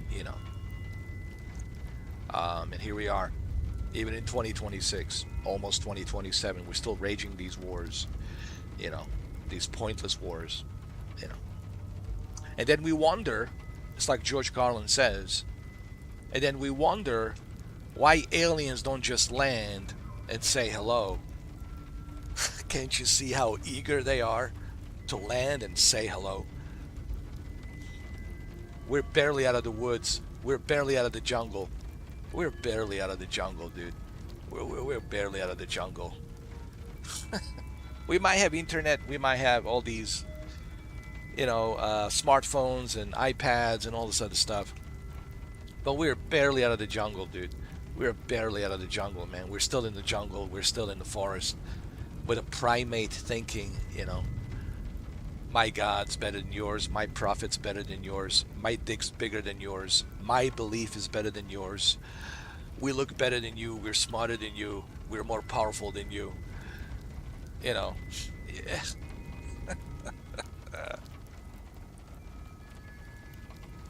I had these conversations with my fellow friends who are Freemasons, and they all agree with me. And they said, hey, Ed, what can you do? Just look at it, acknowledge it, and move on. That's all you can do. And they're right, And they taught me to read books. One of the things that, because I was stupid, man. I wasn't like this intelligent when I was younger. When I was younger, I was stupid. And thanks to the Freemasons, when I met them, they opened my eyes, dude. They said, read, dude. Read, and read for yourself. Read for yourself to understand and accept things for what they are. That still is in my mind. Read things for yourself and accept them for what they are. Read and accept things for what they are. Accept everything for what it is, not for what I wanted it to be. There's never going to be this harmony of holding hands, singing kumbaya, kumbaya. There's never going to be this perfect Mecca, this perfect utopia, illusion of this perfect utopia. What I have learned from them is accept life for what it is. It is a short life. You are born, you experience this, and then eventually you pass away. A life is very short. Make the best of it, enjoy it, and that's it. Try to be a good person, help those who can't help themselves as much as you can. Try to be a good person. Try to live your life with good principles, but also try to enjoy life, because life is short, because you don't know. Cancer, this and that, you might pass away any minute. You never know. Might have a heart attack, stroke, whatever. So life is too short for you to be tangled up in this whole, I want to make a change. We'll make a world a better place, and this and that. I'm going to change the world. I'm going to change No, you ain't going to change nothing. Just accept world for what it is and enjoy it for what it is, not for what you wanted it to be. Because the world, it's never going to be what you wanted it to be. You just have to accept it for what it is. And it's going to help you mentally, psychologically. See right here? Right here. This right here. This is the important part. Once you lose this, you're vulnerable. You are in a terrible position. You are vulnerable once you lose this. So don't let nothing affect you. Don't let nothing bother you. Accept everything for the way it is. Okay? And try to enjoy your life. Surround yourself by good people. You don't have to surround yourself by negative people. I don't surround myself by negative people, by people who are not genuine, right? I surround myself by trustworthy, genuine people who have a good spirit, good personality, So that's all you can do. And then just enjoy whatever life you have left. Enjoy it for what it is, not for what you wanted it to be. And I think once you understand this, it'll help you go through life in a better way. Instead of constant stress, worry, panic attacks, anxiety, stress, high blood pressure, all this bullshit, right? Pointless crap. So that's my free advice that they gave me, and I'm giving it to you. I'm sharing it with you. So hopefully this helps you. When you wake up this morning, you realize, hey, everyone has their own opinions. Everyone has their own points of view. Who am I to judge? I'm just going to enjoy my life for what it is, not for what I wanted it to be. Okay, and I'm not going to tangle myself in some sort of a political views or religious views or this or that. I'm just going to enjoy my life and try to have as much fun as I can, and try to be a good person and do the best I can to live my life in the best way that I can. Okay. So don't waste your life on stuff that you can't control, stuff that you can't change. You're never going to change anything. Don't even bother. You can't influence anything. Don't even bother. And you certainly cannot change anything. So focus on yourself and your life and the things that you can control. What can you control? Well, you can control your life. You can choose how you want to live. You don't have to watch news all day long. You can read books. You can go outside. You can go hiking. You can go swimming. You can go, surround yourself by good, like-minded, positive people. Have a nice circle of good friends, right? Good social friends surrounding you, and find the love of your life. Hopefully, she's the one, and do the best you can to take care of yourself and help others if you can, if you have the luxury to help others, and just try to be a good person and move on and make the best of it. But this idea of you like, oh, I'm gonna change. This is a good cause, or these are the good guys, these are the bad guys. You're already setting yourself up for the failure. You are already setting yourself up for the failure. Oh, I belong to this party's better than this party, or this movement better than this movement. You are already setting yourself up for the failure, for disappointment. So just make the best of it. Life is short, okay? Life is short, okay? And honestly, this is the best advice that I can share with you, that they share with me. So I'm giving it to you, so hopefully this helps you. Hopefully.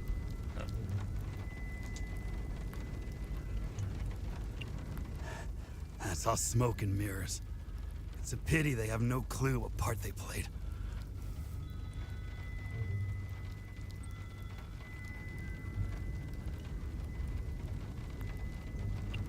They're guinea pigs. Who gives a shit? Rats in a maze, man. Rats in a maze. I've been to some fucked up places around the world. But this place redefines insanity. All right, let's go get the APC key. Let's get out of here.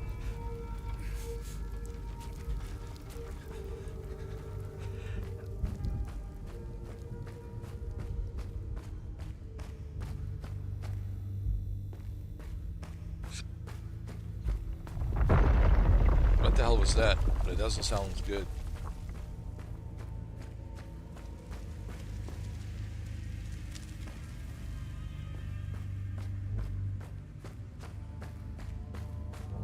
Where the hell is this key?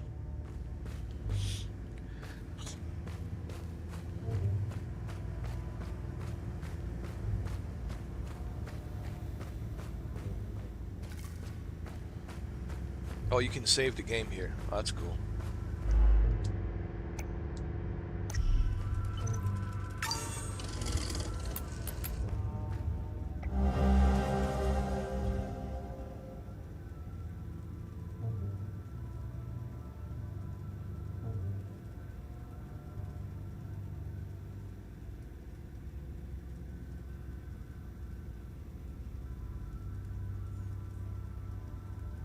This site has been completed, sealed since at least 937 AD. Dude, this is aliens, bro. I'm sure aliens were here, dude. Aliens are ancient, dude. If I like would Here's what I think, my honest opinion. I think we've been looking at the wrong thing. I think a lot of us been looking at the skies. And sure, there's nothing wrong at like looking at the skies, looking at the universe. But I think, in my humble opinion, I think aliens has always been here. They never left. And I think they live in the deepest depths of the ocean. And they're not traveling the traditional ways that we travel. They use portals through different densities of dimension. But they always been here. That's what I think. They always been here. They never left us. They always been here. They helped us build the pyramids and other things. They never left. That's my belief. I could be wrong, of course, but that's my belief. And I think we've been looking at the wrong thing. We've been constantly looking at the universe, and there's nothing wrong with that. You know, looking at the universe and understanding the universe and the solar system. But I think we've been too focused on looking at the universe instead of looking at our own Earth, the ocean, right? What's the greatest body of water that we have on the planet Earth? It's two oceans, bro. Two large oceans, Pacific and the Atlantic. You can have many civilizations living down there, bro. Okay? Plenty of alien civilizations living deep down there, and we cannot reach those depths. We can't reach down there because of so much pressure. So what better place for them to hide than the deepest depths of the ocean? You know, so well, James Cameron made a movie called The Abyss, and I think The Abyss is probably the closest to the aliens, you know, as we're going to get like the understanding of where the aliens might be. Different civilizations of aliens, ancient aliens, living in the deepest depths of our ocean. Just look at the Pacific, dude. Are you kidding me? You could have many different civilizations living down there, of different types of races of aliens. Look at the Atlantic, right? So I think we've been looking at the wrong thing. We've been looking at the skies when we should have been looking at the ocean. But the problem is we cannot go deep down into the deepest depths of the ocean because it's just too much pressure. Our equipment cannot withstand that pressure. We can't go deep down there. But I think that's where we should be looking. And I think they've always been with us here. I don't think they left us. They never left us. That's my opinion. They never left us. They always been here. That's what I think. All right, I got the key. Let's save the game. Let's save the game.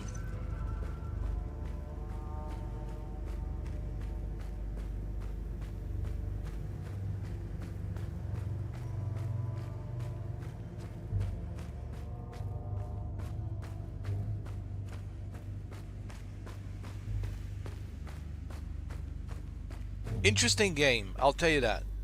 This is a very interesting game. Like I said, it's not my cup of coffee. It's not my cup of coffee because I like, you know, exciting games like Halo and Call of Duty. You know, I like action-packed adventures. Uh-oh. It's sealed. Oh, that's wonderful. So I'm stuck down here. I'm stuck down here. That's great. Oh, well.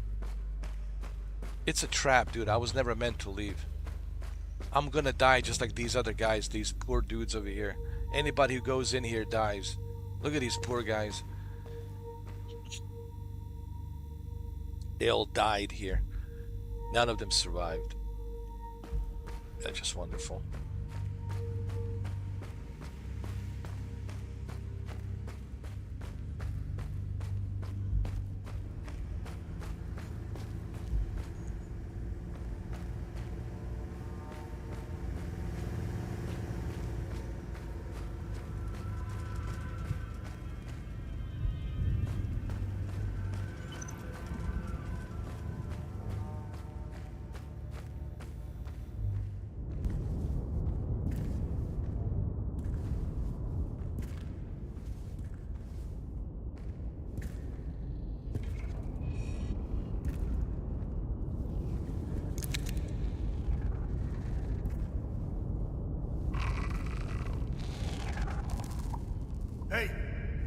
okay?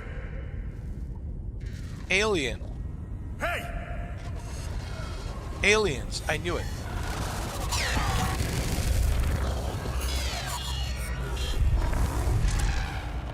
Fuck.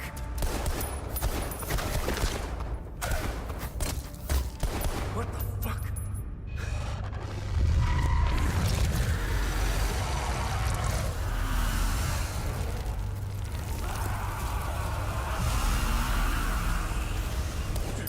Those bullets not gonna do anything, bro.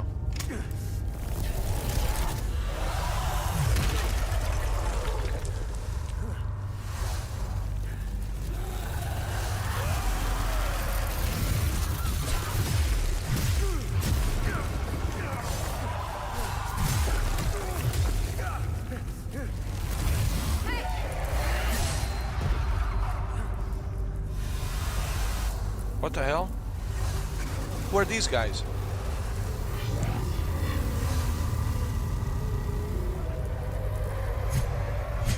Are these the Guardians? The Guardians of this place?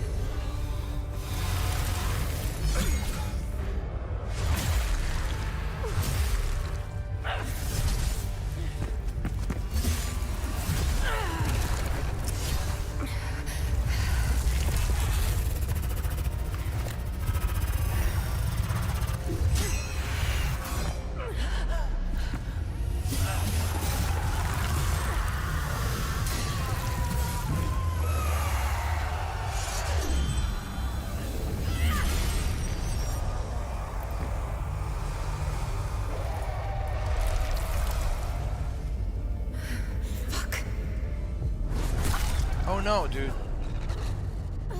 Jesus, no.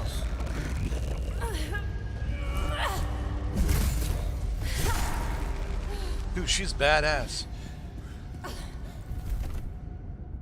And she died. Oh, that's wonderful.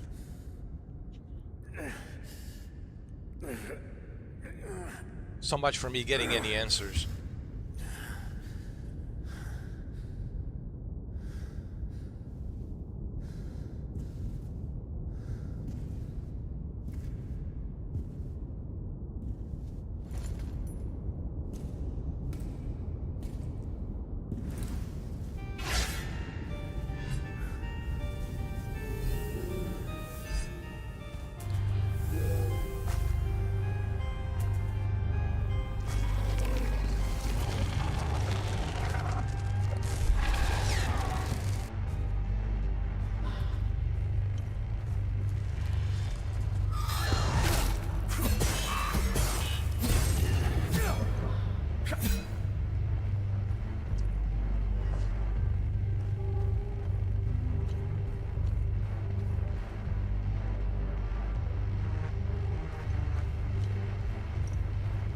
All right, now we're talking, dude.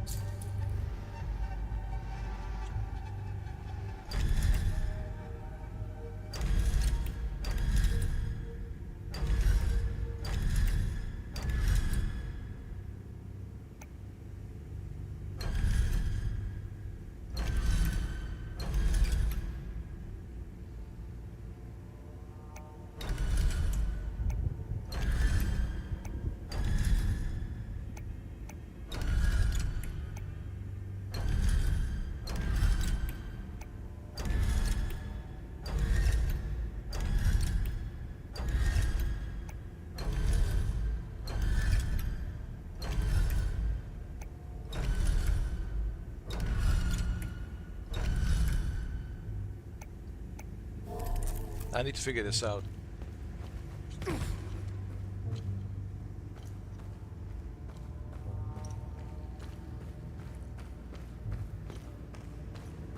So who is she? Who was she, dude? Like, we don't have no idea.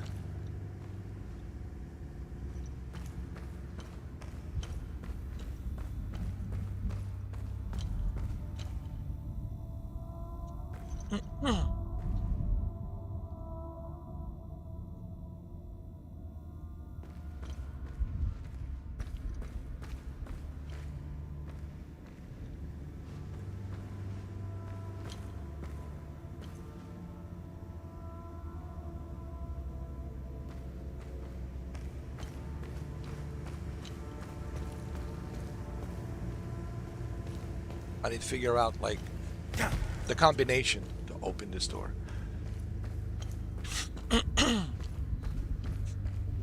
There has to be a combination here somewhere. I just need to find it. Flashlight. Okay, I have a flashlight. That's good.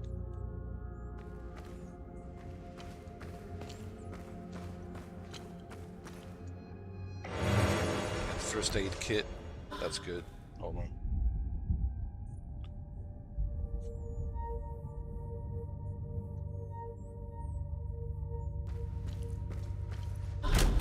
Come here, you bastard.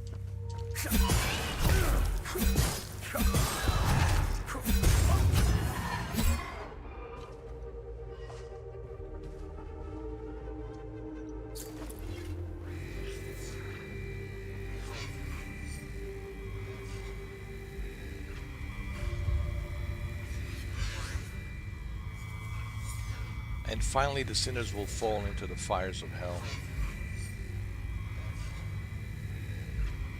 And finally the sinners will fall into the fires of hell.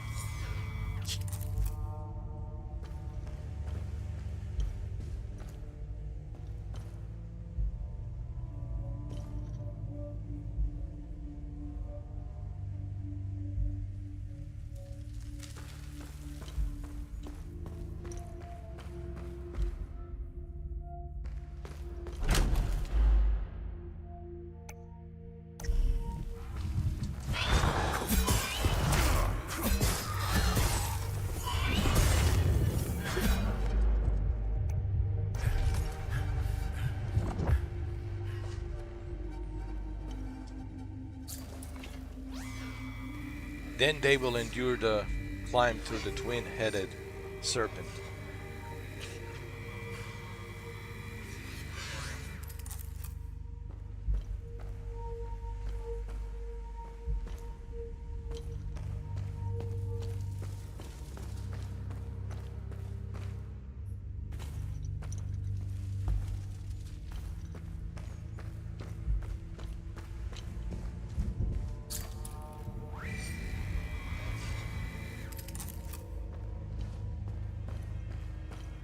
I need to figure out the combination for that door.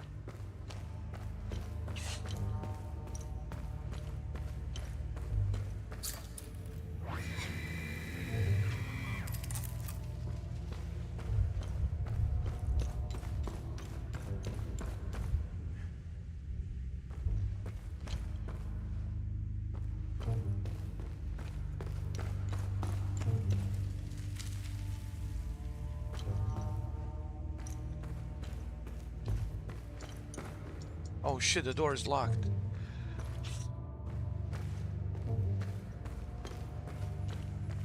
I'm stuck here. Oh, wait a minute, wait a minute.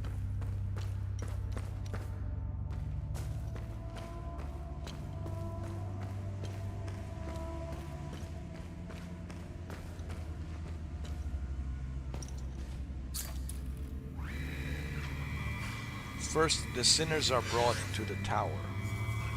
The tower. So am I in hell? Or hell is us? What, hell is us humans?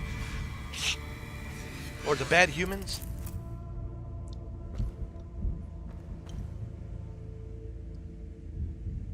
What if the hell is some sort of a spiritual realm that's created by aliens for us to be punished? Or it's created by universe for us to be punished if we do a bad deed. And if you do a good deed, they bring us to a light, to a more like a brighter, better, eternal, spiritual existence. Right?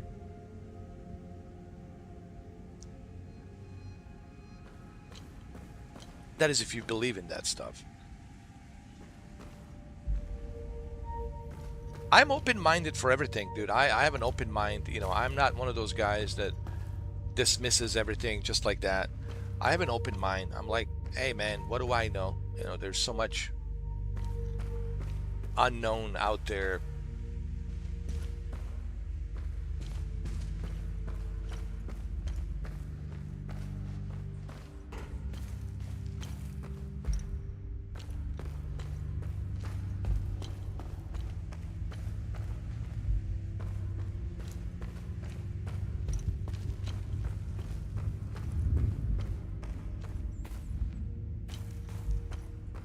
Okay, I'm lost now.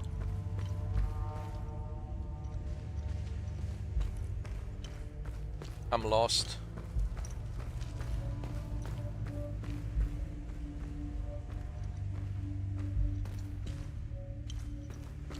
Where do I go now?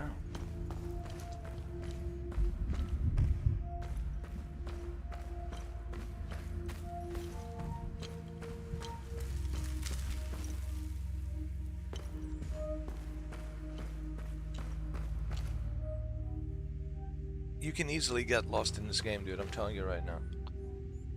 Like, easily, dude.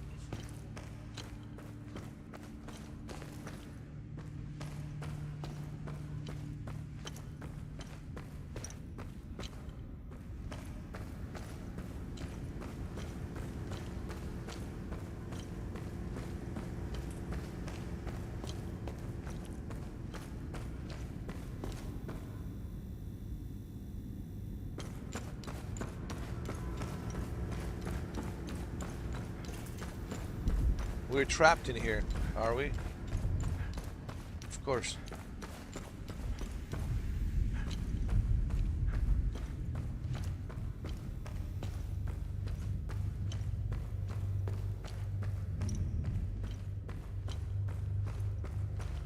Yep. That's for sure.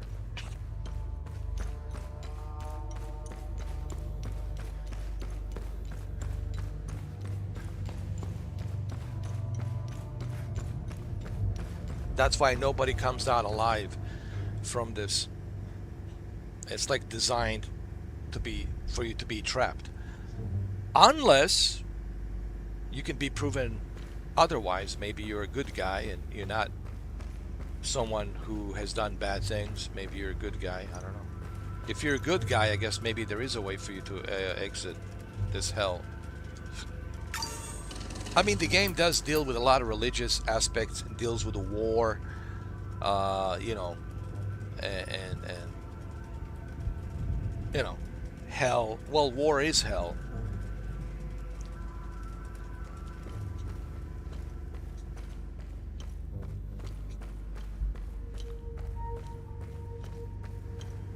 It's an interesting game. It really is. Very interesting.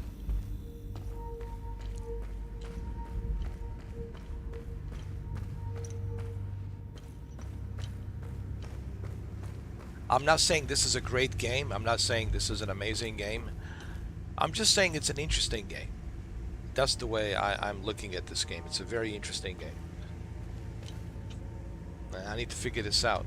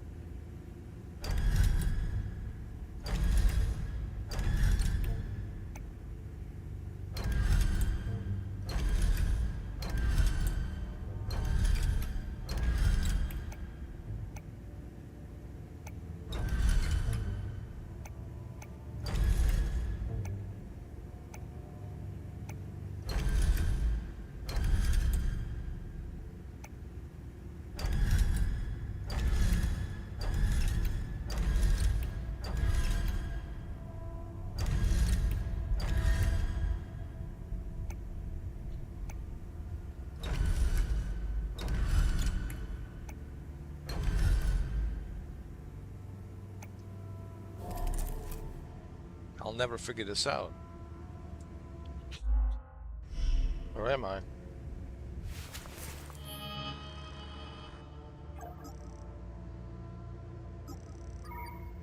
Strange weapon.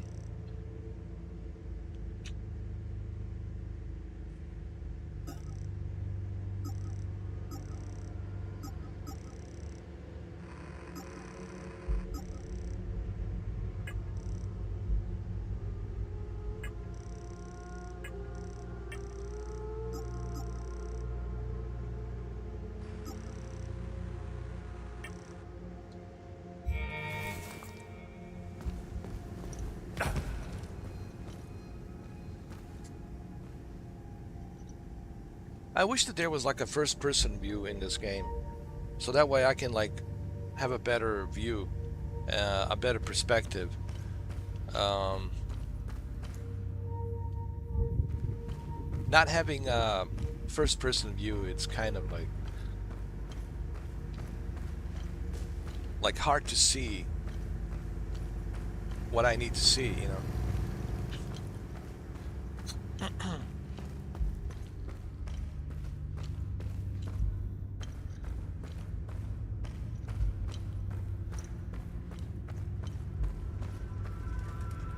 Save the game, alright.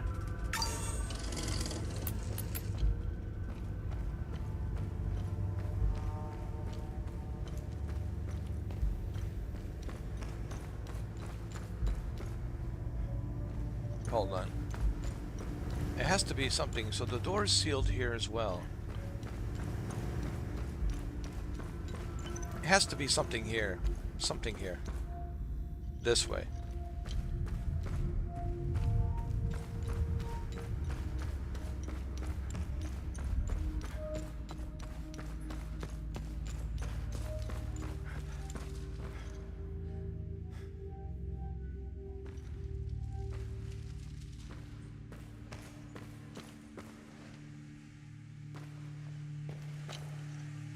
Wait a minute.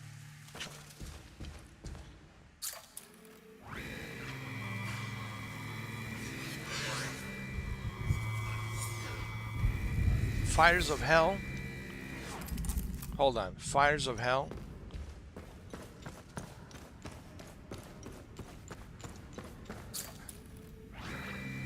Twin-headed serpent?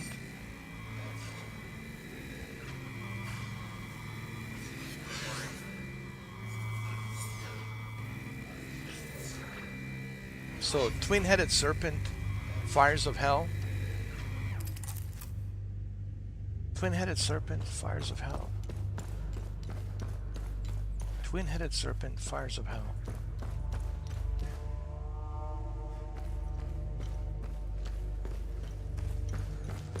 Twin-headed serpent, fires of hell. Hold on. Twin-headed serpent, fires of hell.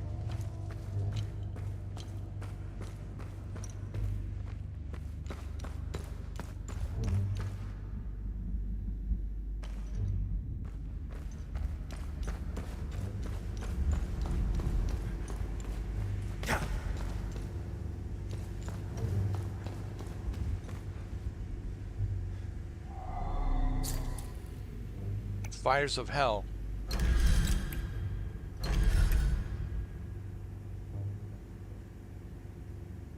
So twin-headed serpent, fires of hell.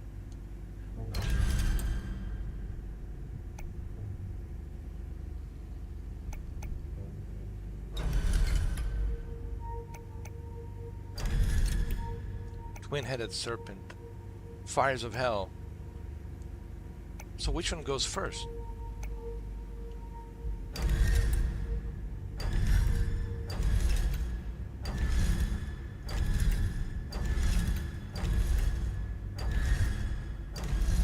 So, twin-headed serpent, fires of hell.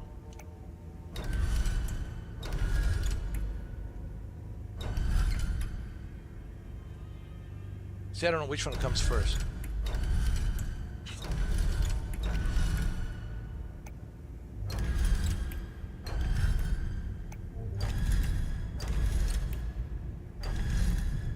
Or is the sinners first?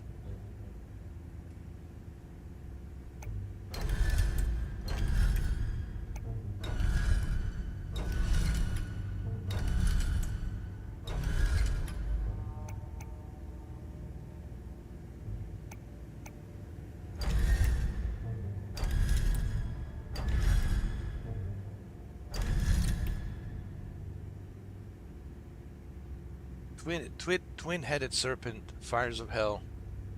Or maybe, hold on.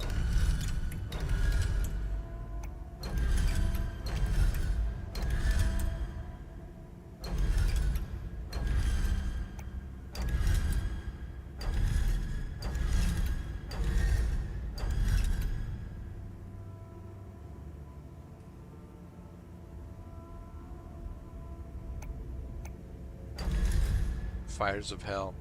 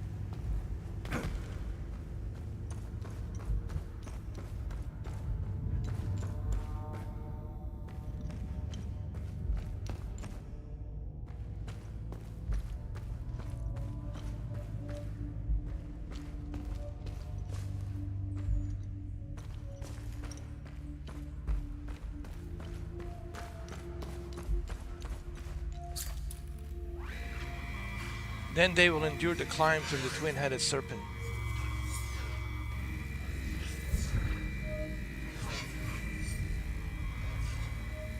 But which one comes first?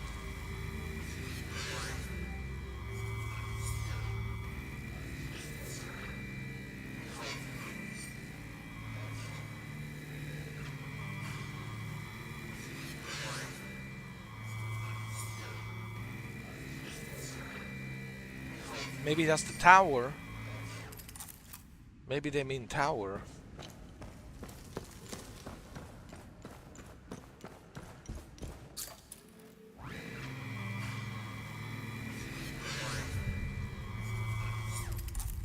And finally, wait a minute. And finally the sinners will fall into the fires of hell. So fires of hell should be the last.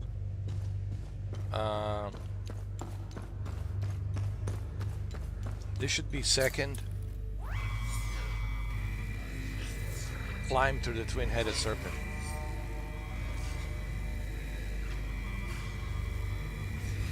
This is probably a tower. Let me see something. I think I might figure this out.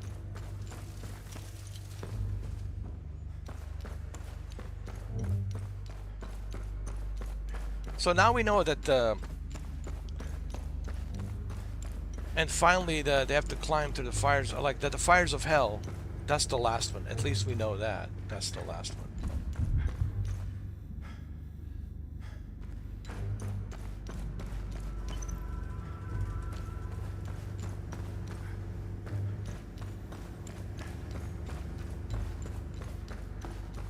Okay. Let me try and open this.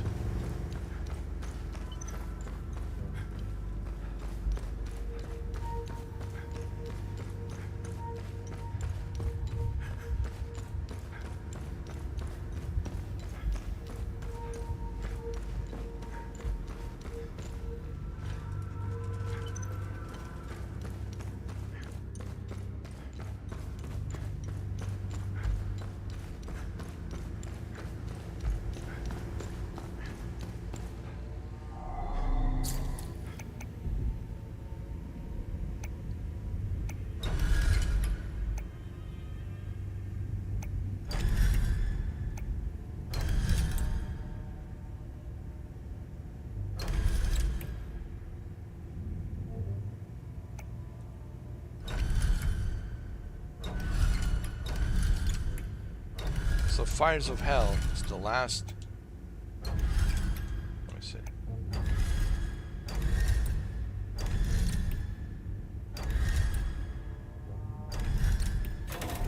See?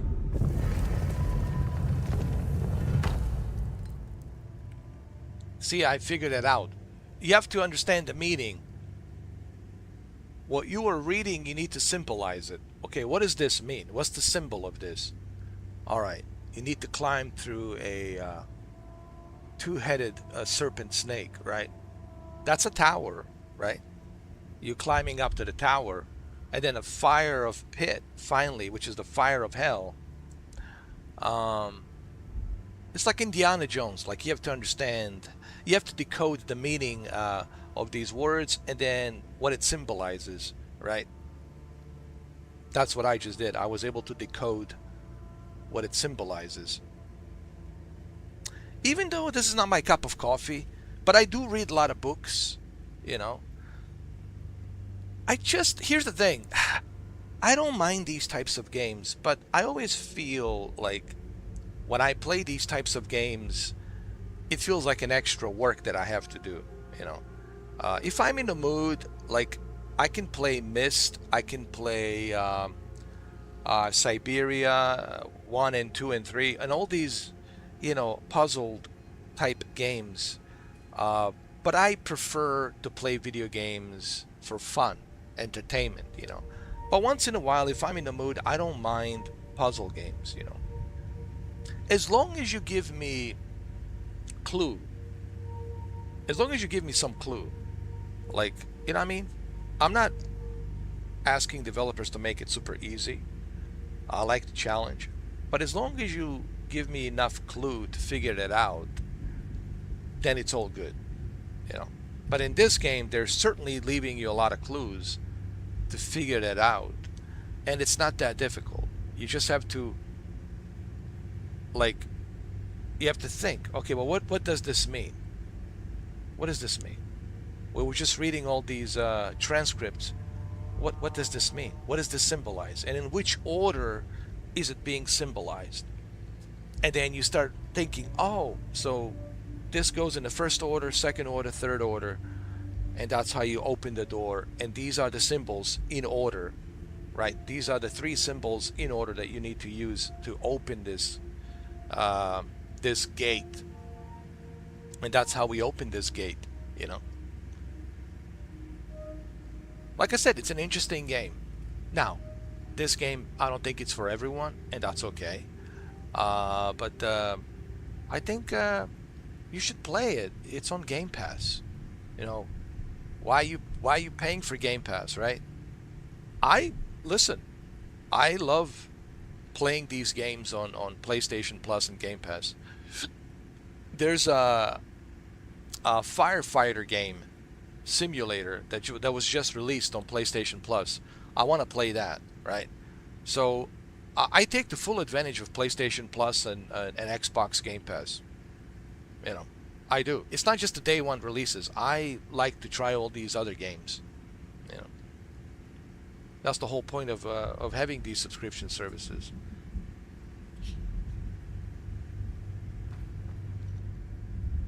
It's the same reason you have Netflix, right? I'm sure you don't like every movie that's on Netflix, but guess what? It's included with a subscription, so might as well check it out, you know. So, like, okay, let me check this movie out, see if it's okay, if it's all right, if it's, you know, if it's something I will enjoy. That's the whole point, right, of a subscription service, for you to check out all these different various types of movies. It doesn't mean you have to like them, but you get to check them out. Same thing with the Xbox Game Pass. There's so many games included. You don't have to like every single one of them, but at least you can check them out. And I do the same thing with the PlayStation Plus. I check out all these games that are included, monthly games that they have included on both Xbox Game Pass and PlayStation Plus. Now, what is this?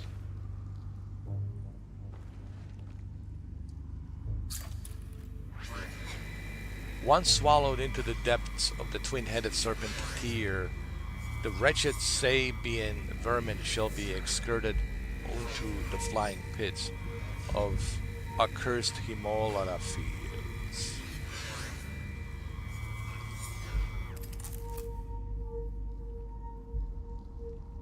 I see. I see.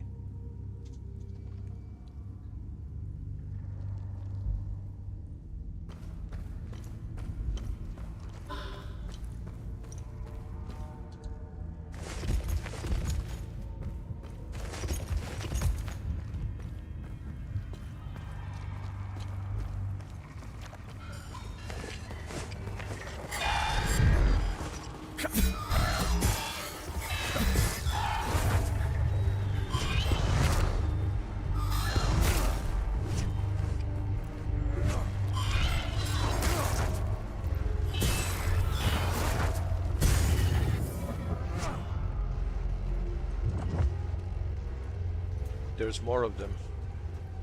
Come on down. Fight me.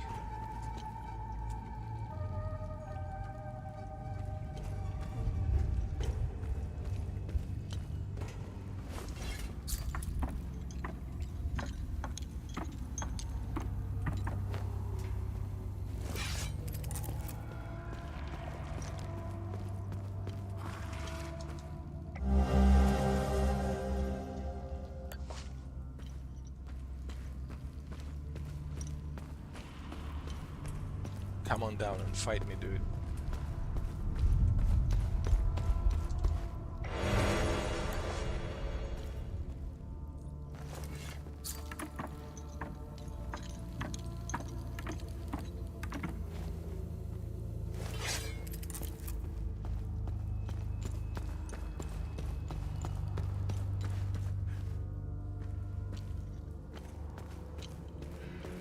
Come on.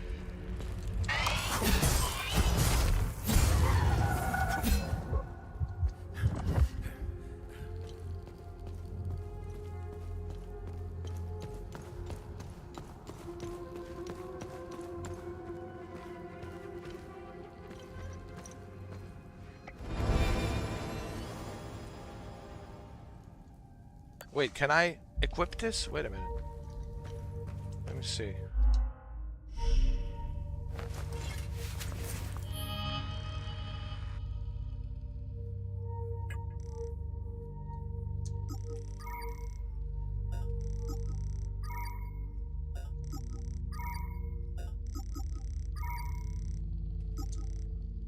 Nice.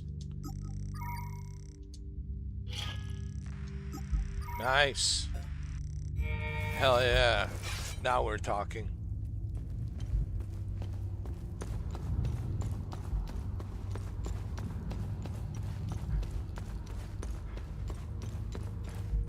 Which way do we go now? I still have my compass. It's right here. Oh, there's the door. Perfect. Hopefully I can save the game here. Because I really, oh, that's, yo, I love this game already because of this. See? This is what I'm talking about. This is what I'm talking about. To be able to save the game, dude. Yo. I love this. You know.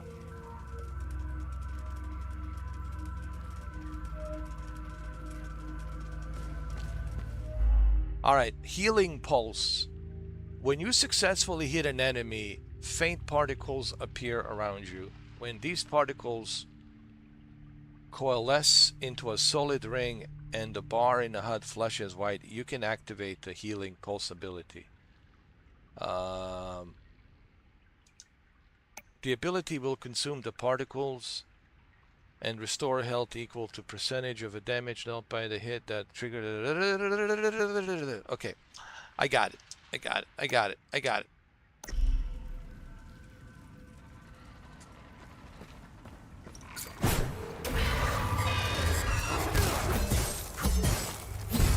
Oh, that's pretty cool, man.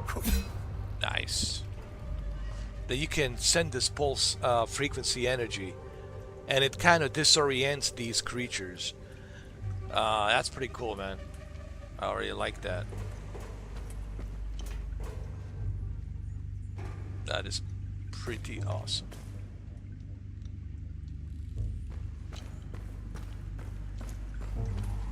Look, check it out, check it out.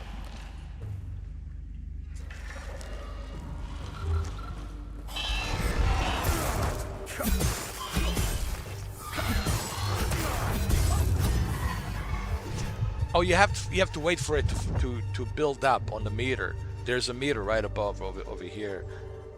Once it builds up, then you can use it. You can see it right here, right here, right here. Okay. It's that pulse energy.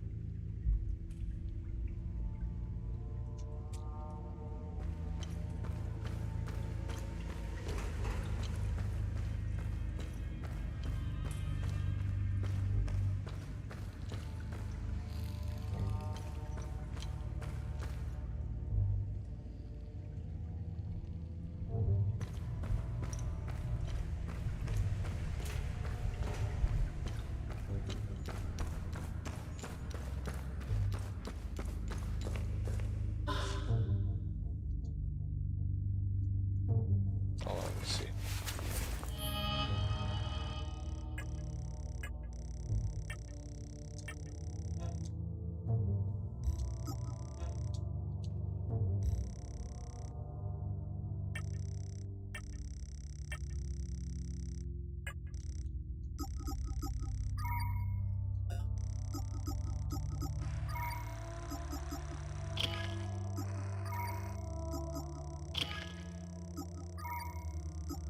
Okay, cool.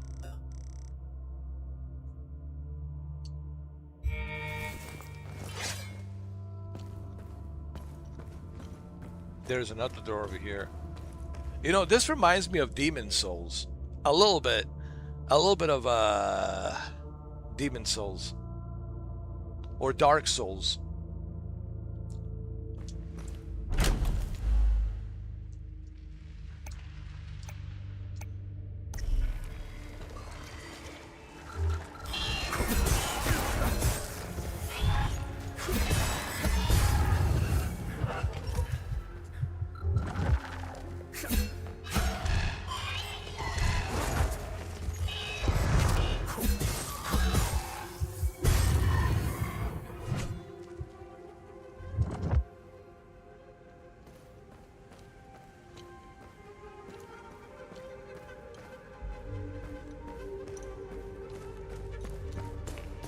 What is this? Oh, hell yeah. Hell yeah. Oh, hell yeah, dude. Hell yeah. Hold on. Oh, yeah. Now we're talking. Hell yeah.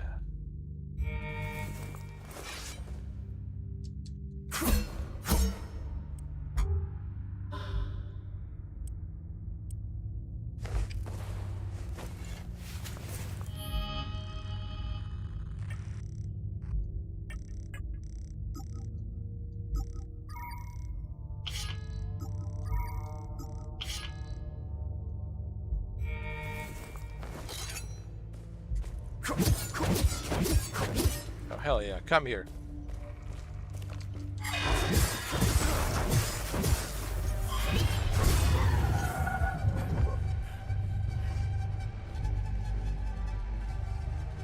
That's what I'm talking about.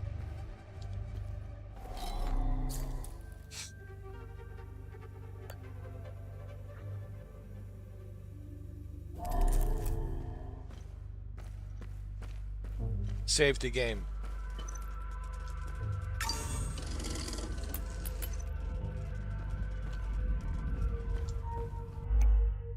When a parry depletes all of an enemy stance, you can use right post to deal more damage. Okay.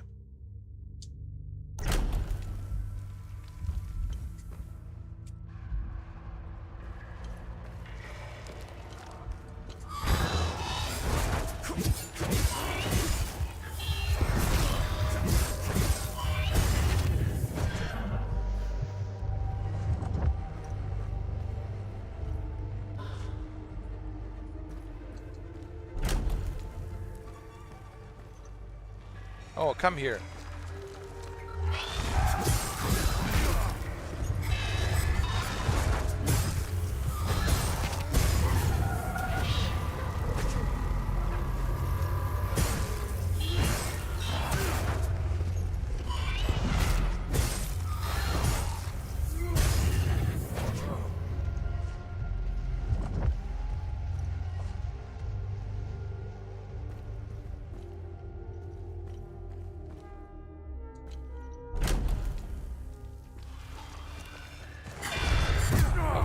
They got me. Well, I lasted this long. Obviously, you didn't die. Concentrate and start over.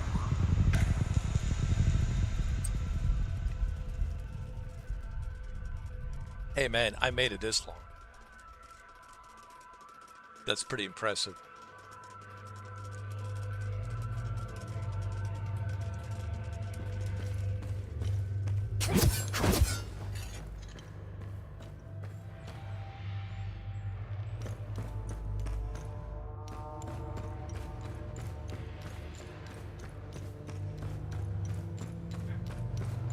Come on, come on.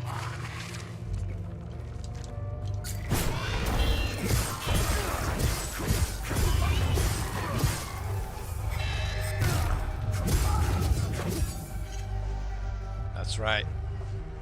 You're messing with Mr. 4K. That's right.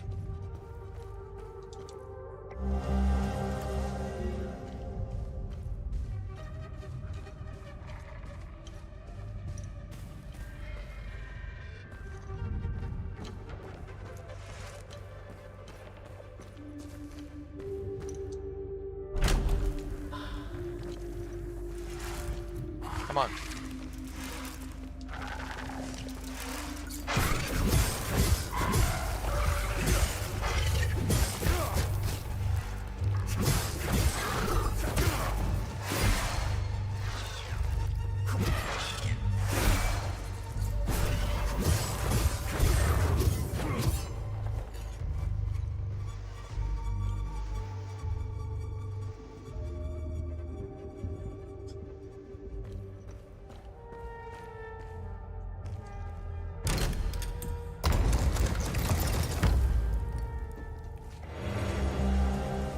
Oh, I got the key.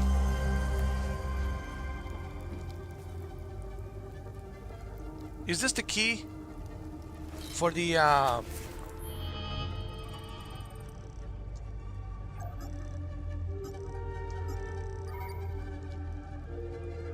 that's the key for the APC, bro. APC, which stands for Armored Personnel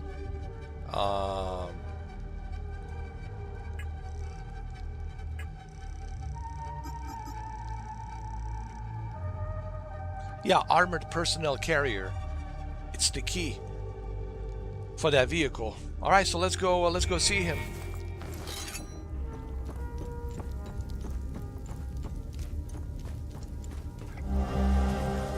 My dearest Maria. Okay. There's a watch. I found a watch.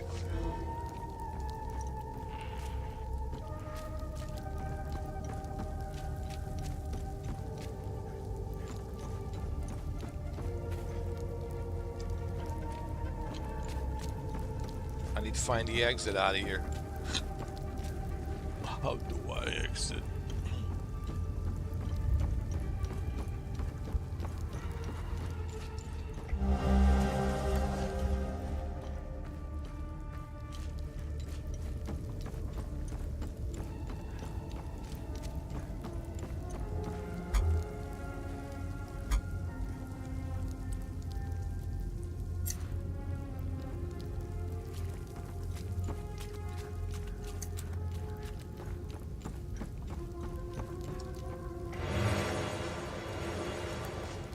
Save the game.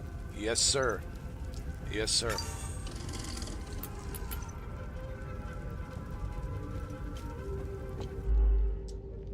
I got this. Don't worry.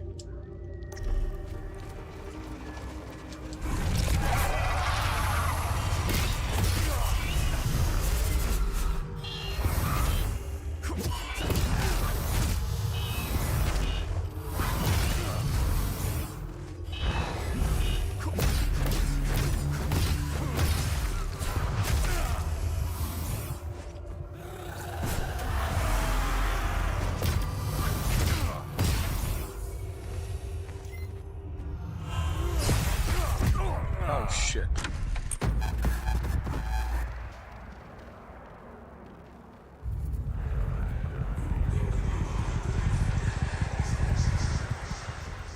You got this, bro.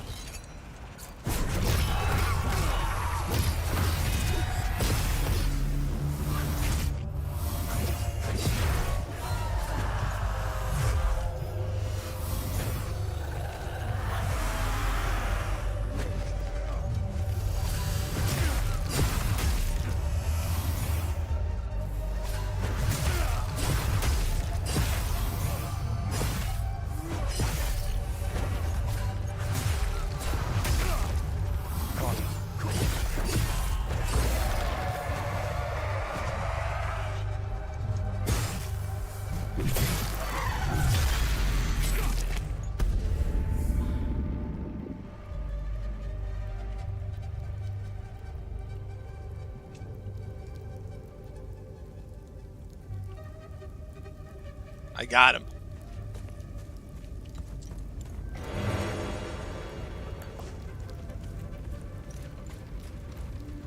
Okay, we're getting closer to what's his name.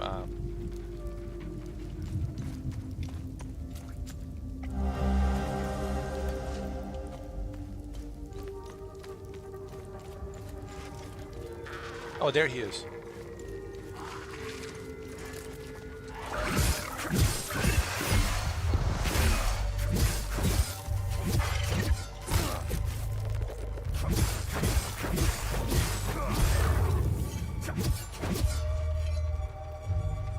He probably went up the ladder.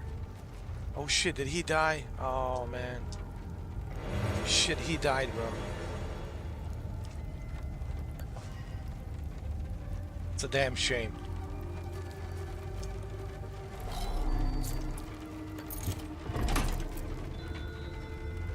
I feel sorry for him. He died.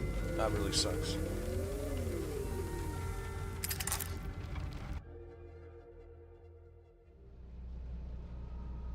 Nice. This is my vehicle. Oh man, this is awesome.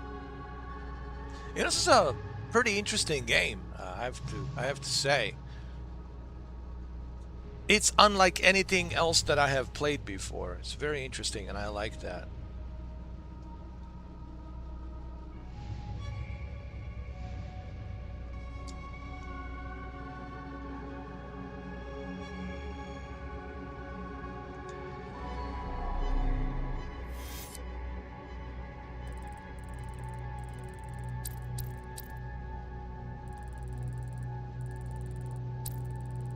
So we need to go here. Acasa Marshes. Acasa Marshes.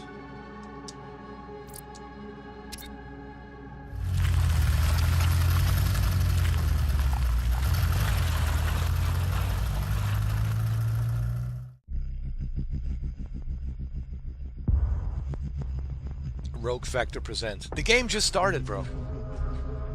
Yo, the game just started.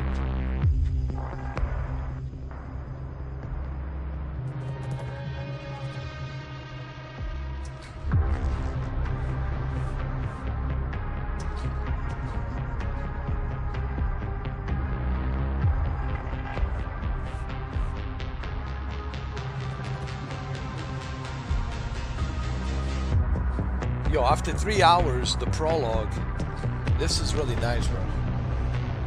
This is a really good game.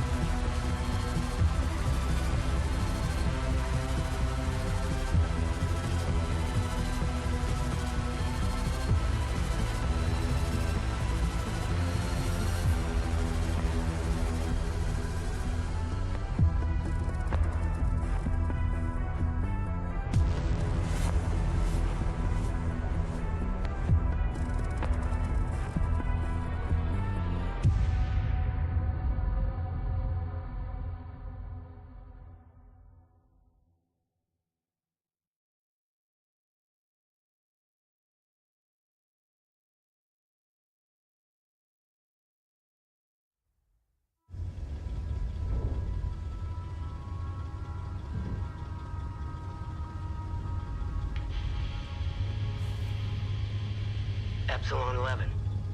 Epsilon 11, sound off. Why are you in Akasa Marshes? Who ordered you? Where are my men? They're gone. The creatures got the better of them. Abandon the vehicle and walk away. You have my word, no harm will come to you. How about I give it back when I no longer need it? I would advise against it. It's just too convenient. You have no idea who you've stolen from. Choose your next move wisely.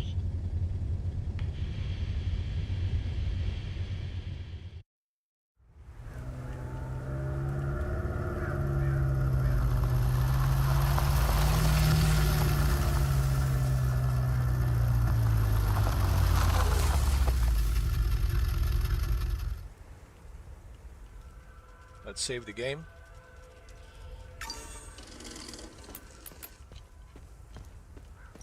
Akasa Marshes.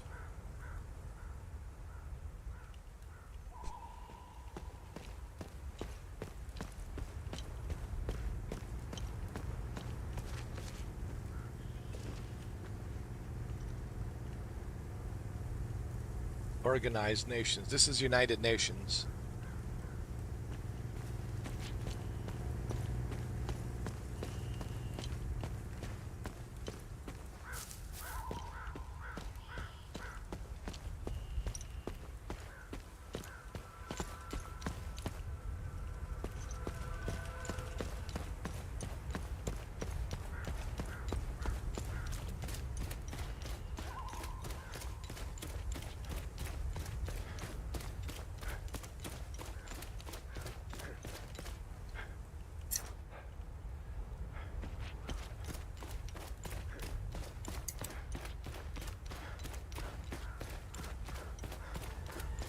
Mass graves.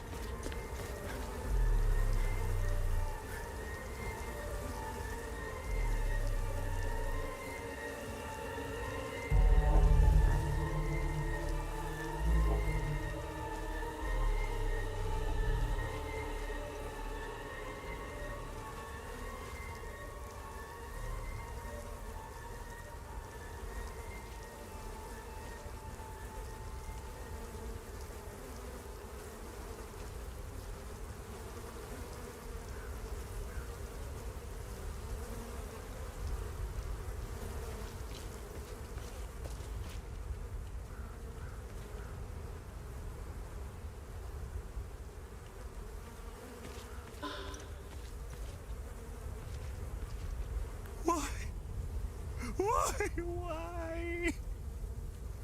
Why is this happening? Camille. Oh, my baby.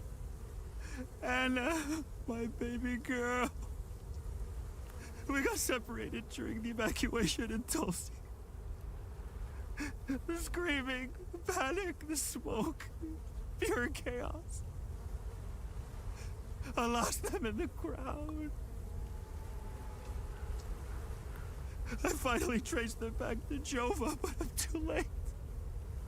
I'm too late. Oh, Camille, forgive me. I'm too late.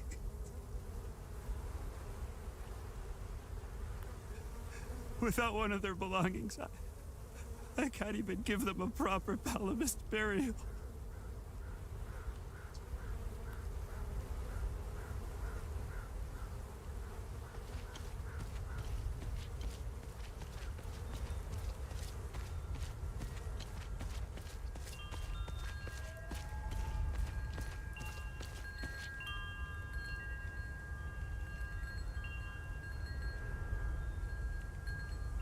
Sabinian territory.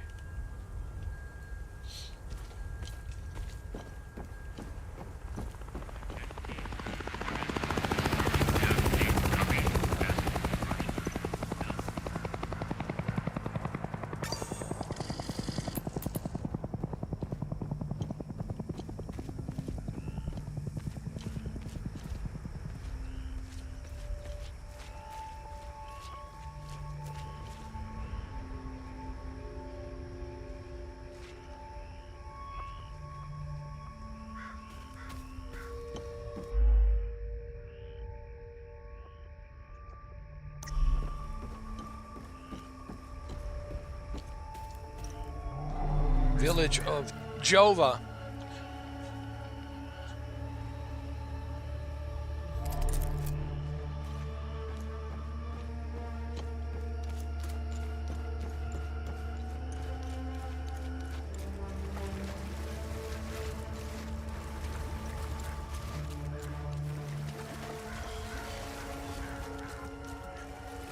So why are these entities here? I think these entities showed up here because of so much atrocities that has happened during this conflict. And I think that's why these entities have showed up.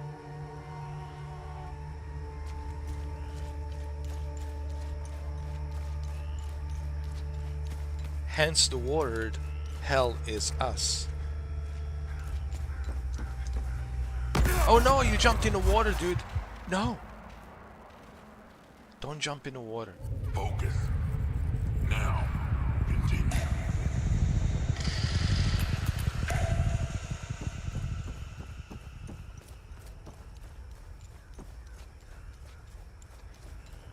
So you can't jump in the water. That's a no-no. But they do have a boat. Hold on. It's broken.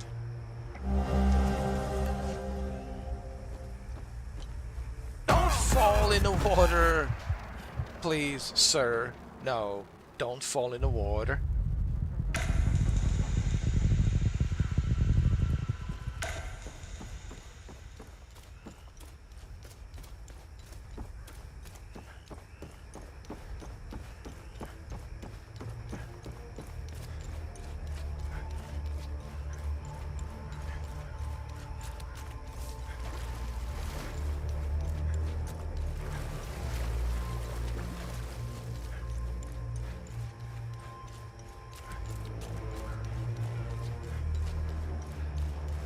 Holy shit, what the hell is that?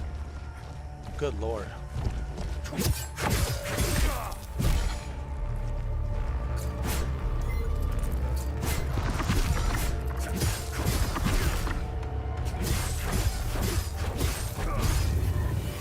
Hell yeah. Weapon level up. That's what I'm talking about.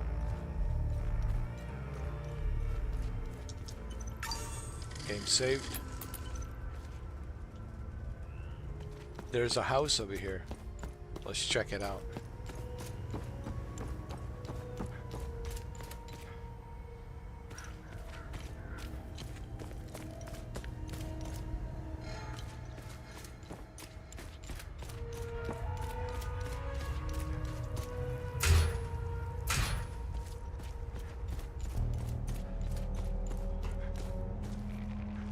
Come here.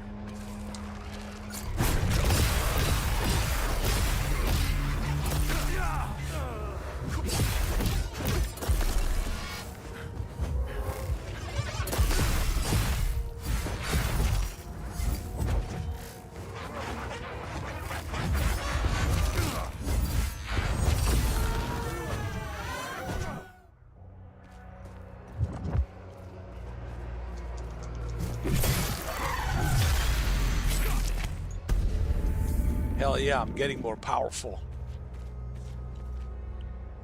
Let me check everything here. There might be something useful. You know, looting is the key word. You have to loot in this game. Collect everything.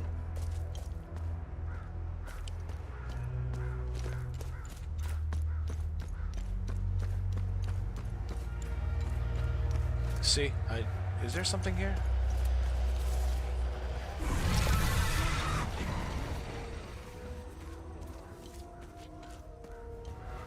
Oh Lord, I don't know if I'm ready for this. Holy crap, dude, there's too many of them.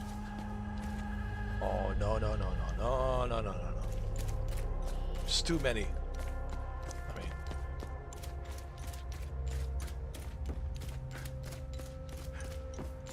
it's locked. Let me first see what I can loot here. I want to check this house over here.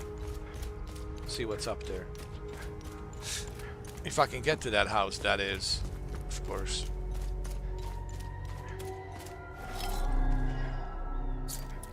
The town of Lava welcomes you.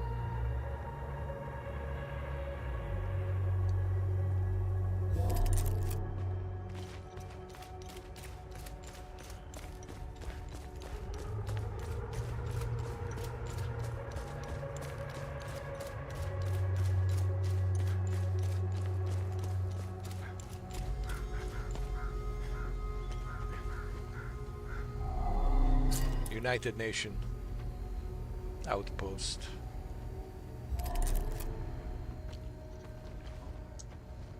What is this?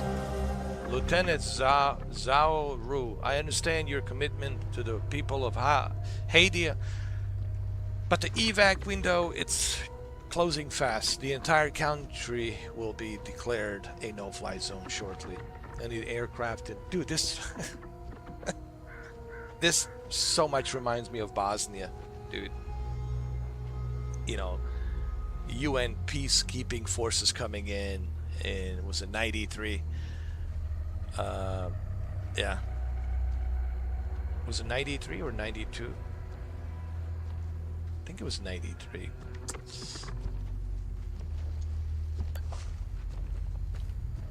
So what did I think about the UN forces? Listen, they did the best they could. I mean, I talk about the soldiers. I'm not talking about the politics. You know, they have orders. You know, these UN soldiers, peacekeepers, they have orders, rules of engagement and all that. Don't interfere. You know, you're there just to keep peace and document everything to the UN, report to the UN headquarters, right? And they have rules. They have, you know, rules of engagement. So there was only so much they could do, but, you know, whether it was the French or, you know, Ukrainian or Belgium forces or Danish Dutch forces, it doesn't matter. They all tried to do the best they could to help civilians. You know what I mean. They would sometimes use their armored vehicles to block the view of the sniper. Like if there's a sniper nest across the river where the Serbian hill is, where their trenches are, and they know that there's a sniper there, and they're shooting, you know, innocent civilians. So the UN armored vehicles would block the view, so that way the civilians could cross the street. So they tried to do some good stuff. You know, they did what they could, but their hands were tied. So I just want people to understand this. The whole conflict there in Bosnia. These soldiers, their hands were tied, dude. Rules of engagement, don't engage, you know, try to protect civilians. They could do that. They did that. They were trying to protect as much as they could. But at the same time, you look at the French forces in Srebrenica, they were ordered to stand down. The Serbian forces came in and they committed a genocide in Srebrenica. And UN forces were given instructions to stand down, like, mean, don't interfere, don't get involved, and they were just standing there and watching the atrocities of genocide that happened in was it 1993 in Srebrenica by the Serbian forces. So that's the politics of the nature of the UN. But the soldiers who were serving for the UN, they did what they could, you know. But you have to remember their hands were tied. So I don't blame the UN, you know, soldiers. Their hands were tied. What can they do? I mean, they have the orders not to interfere. They can't interfere. You know what I mean? So even when the American forces came in, which is the I-4, which is part of the NATO, I-4, which was the United States military, even when they came in, they had specific orders to disarm everybody, to collect the weapons from everyone, disarm everyone. Rules of engagements is you don't fire unless fire upon. But the thing is, when the American forces came in, it was different, because the Serbian forces understood, if you fire upon the U.S. military, then you're going to pay a heavy price. And they didn't want to do that, because, of course, the U.S. forces would have just wiped them out completely. And if you look at the conflict in Kosovo, they wiped them out, dude. Like, that's it. That conflict didn't last too long, because, you know, back then Bill Clinton ordered these airstrikes. They didn't last too long, dude. Like those Serbian forces had to pull back. Was it back in 99? Was it 98 or 99? I think it was 98 or 99. I think it was 98. So, or 99, I think it was 99. But the point being is, I don't blame the UN forces because they were under orders. Their hands were tied. What I blame is the politics. The politics back then, like everybody knew what was going on. And they just stood by and they just let it happen. NATO could have acted easily, but NATO didn't want to get involved because of the Russia and the way Russia felt about it, like you don't get involved. But then, eventually, it really there was two individuals that really stopped that conflict, and this shows you, like, when both parties work together, how great achievements can happen. Bill Clinton and Bob Dole. Bob Dole was the majority back then for the Republican Party, and of course Bill Clinton, was had the House and the Senate, right, at the time. So both Democrats and Republicans were able to work together to finally sign this bill to get the I-4 NATO forces, which was under the commander Wesley Clark. Wesley Clark was the commander back then of the NATO forces, so they were able to bring, the U.S. forces, majority U.S. forces, and then there was British forces and some other forces as well from different countries, and they were able to, disarm both sides, both Bosnian Muslims and Bosnian Serbs. They were able to disarm all of them. And when the I-4 came in, that's when the war stopped. Because, no one's going to do anything. Everyone's disarmed, and you got the most powerful military on the face of the planet with the NATO, with all these other countries. So, obviously, that's when the war stopped, But it took two people to make this happen. It was Bill Clinton and Bob Dole. And I have a lot of respect for both Bill Clinton and Bob Dole. And it really shows you, like, when both parties work together, how great things can happen, how you can achieve great things and help rebuild the countries and stop these atrocities and these conflicts. And if you have both parties working together, and that's how it should be. And I was really proud of that moment, honestly. It really shows the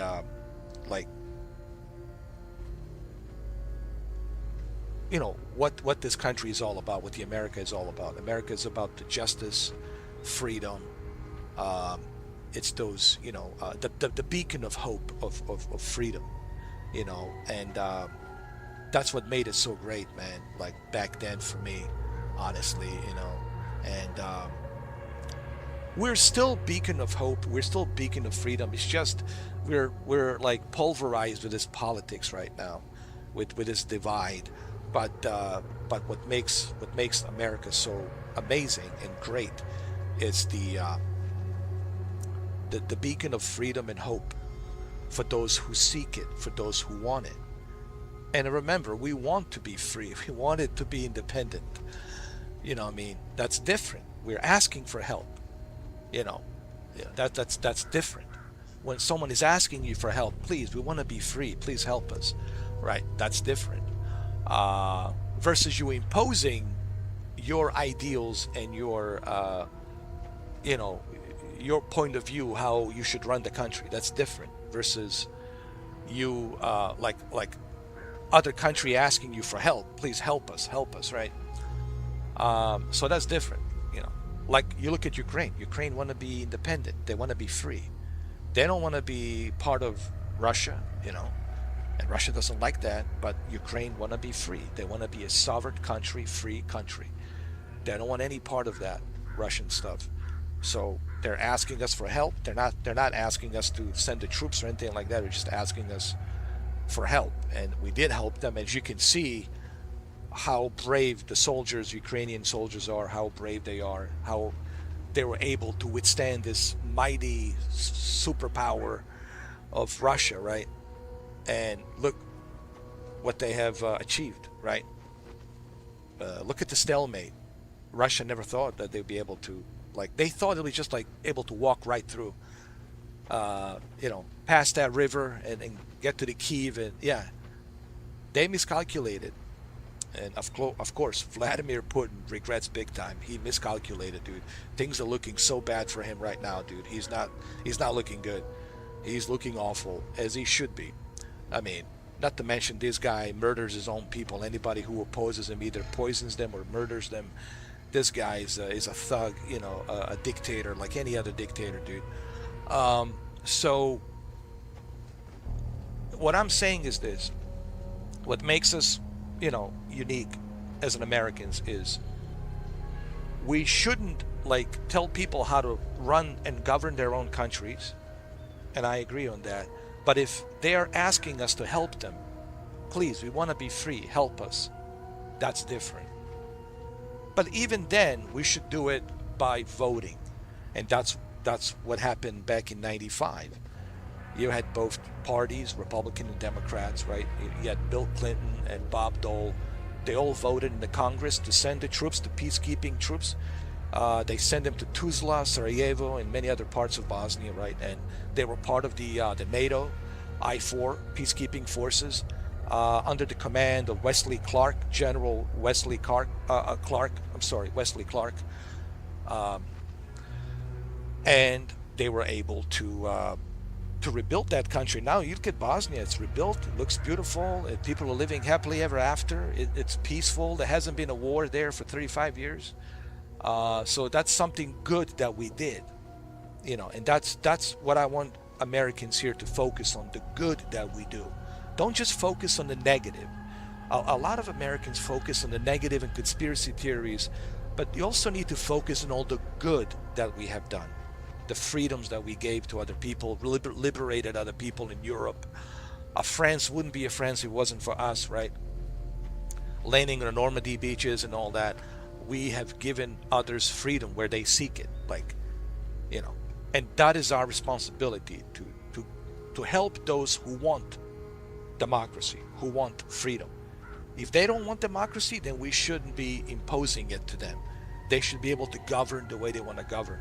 But if they're seeking help, like they're seeking help from us, then we should obviously vote on it to determine whether or not we want to help them, right?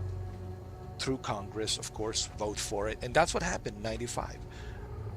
Both parties voted to pass the bill to send the troops in, And that's what makes the American system so great, in my humble opinion. Coming from a Bosnian American,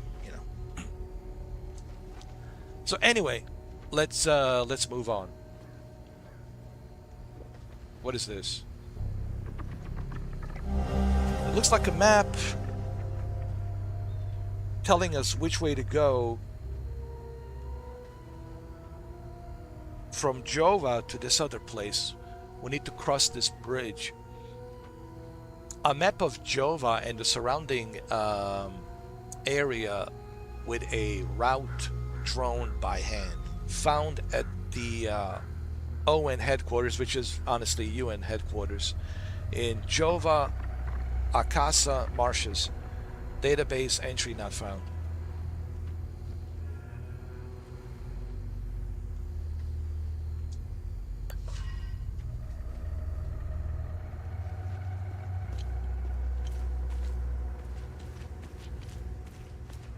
Oh, I do remember these armored vehicles, the UN. So they used to use these armored vehicles to protect civilians when they would cross the streets in Sarajevo from the snipers, and they would do that. And that's what they used to do. They would bring a couple of these vehicles. Let's say you want to cross the street, right? You want to go to the other side, and let's say on the hill over there, there's a sniper. So what the UN forces would do, they would bring these armored vehicles, and they would put them together right next to each other, right? They would bring them together next to each other, and then they would let civilians cross over, so that way they can block the bullets, So they did save a lot of lives that way in the city of Sarajevo from snipers. So they did some good things, but you have to remember, UN hands were tied. Like these soldiers, these UN soldiers, they had rules of engagement, their hands were tied, you know, so they can't just interfere. You know, they were under orders, and you know, there's only so much they can do, but they did protect the civilians in the city, you know. Obviously, what happened in Srebrenica, that was, you know, an atrocity and a genocide, and they were under orders not to interfere. So I guess if you're going to blame somebody, you can blame the UN for not giving them the orders to interfere. They were given specific orders not to interfere on that village, that town of Srebrenica, and you know, the genocide happened. You know, and the UN forces were just, you know, I think they were French. Unfortunately, it doesn't matter, really matter. They were French forces of UN. They were just sitting there and watching the whole massacre happen, watching the genocide happen, and but they were under orders not to interfere, you know. So that was the politics of UN. You know, they didn't want to get involved. Like I said, it took United States of America to get involved and to pass that bill with the NATO, and obviously once the American forces arrived with the NATO forces, then of course they disarmed both sides, both Bosnian Muslims and Bosnian Serbs. They were both disarmed, and they were there to help rebuild the country, to build the government, you know, prime ministers and all that. You know, it's like rebuilding the country. So it took a while, but you know, I met a lot of Americans who actually were stationed there, who were serving there as part of the military, I-4 military. Different outfits, you know, different units, and from different states. And some of them, they met, you know, beautiful Slavic women there, and they got married, and now they have kids here. And they would tell me, like, you know, like just how much they love that country and how much they appreciated the people of that country, and that they felt proud that they were able to help rebuild that country, and they feel a great sense of like being proud. Hey, we've done something great as a military. We were there to help these people rebuild their lives and build the infrastructure, you know. So a very proud moment in U.S. military, honestly, is in 95 and 96 and 97 when they were rebuilding the Bosnia. Something that the U.S. military should be very proud of, and they are proud of, you know. But this was back then, 35 years ago. Anyway, that's a little history because of this game, because it reminds me of the whole conflict of the Bosnia in the 90s. So, you know, that's why I'm talking about it. You know, I never really talk about my experience, you know, what it was like, because it's really hard to talk about it. People ask me, how come you never like talk about it, or maybe wrote a book about it? I just, you know, it's just hard to talk about it, man. It's you know, it's really hard, dude. You know, and I don't want to, you know, have those memories, because it's like psychologically it really affects you, bro. You know what I mean? Mentally, psychologically, going back and revisiting those images and you know, those horrors and all that. It's just psychologically, you know, it messes you up. So I don't want to kind of go back to it. Ask any veteran, they'll tell you they don't like talking about the Afghanistan or Iraq or, you know, all these battles they've been through, because it's hard for them to talk about it, and they don't like talking about it. Ask any veteran, they'll tell you, I don't want to talk about it, because they don't want to go back to that, because psychologically it really affects you. You know, the stuff that you've seen you can't unseen, but you don't want to revisit. You don't want to revisit the past, because it's you know, nothing good there to revisit, you know. So that's why I don't talk about it either, you know. And it's been 35 years. Wow, 35 years, dude. But anyway, let's continue.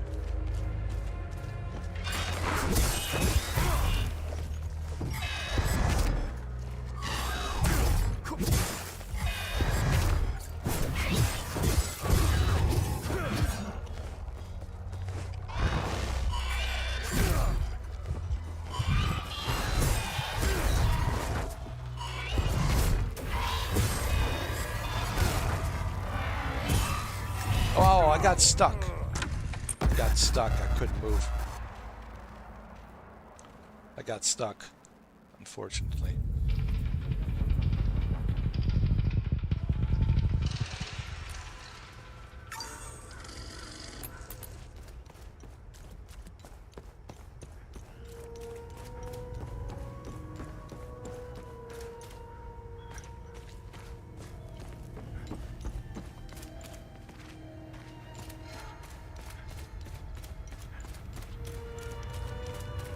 Now, who are these people here? Hold on. Oh, these are the people that have survived.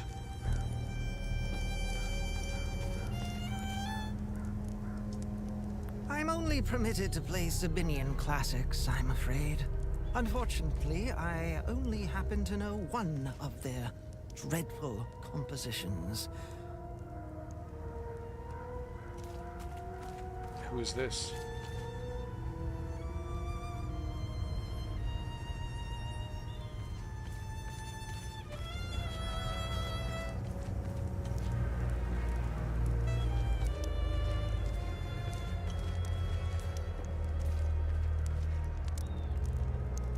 This is the life, man. For years I waited for this fucking war and it finally arrived. 2 years and we're just getting started. You know what's exhausting? Pretending that everything is okay. Love thy neighbor bullshit. It's about time we rid ourselves of the Palamists. I'll drink to that.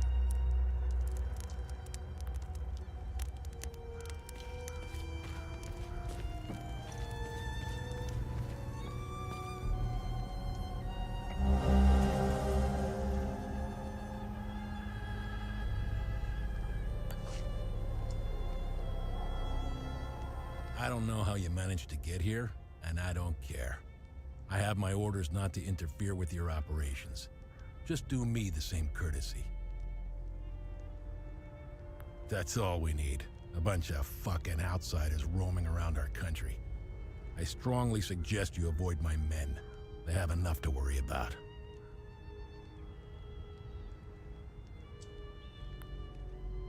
Well, who are you then?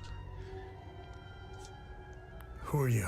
I'm Captain Vass, 6th Battalion, 3rd Company of the Asterian Armed Forces. I'm in charge here. Jova is part of Asteria now, so everything here belongs to the Sabinian cause. I'll follow my orders for now, but there's a limit. The way I see it, you're not bulletproof, and you're alone. I think we understand each other.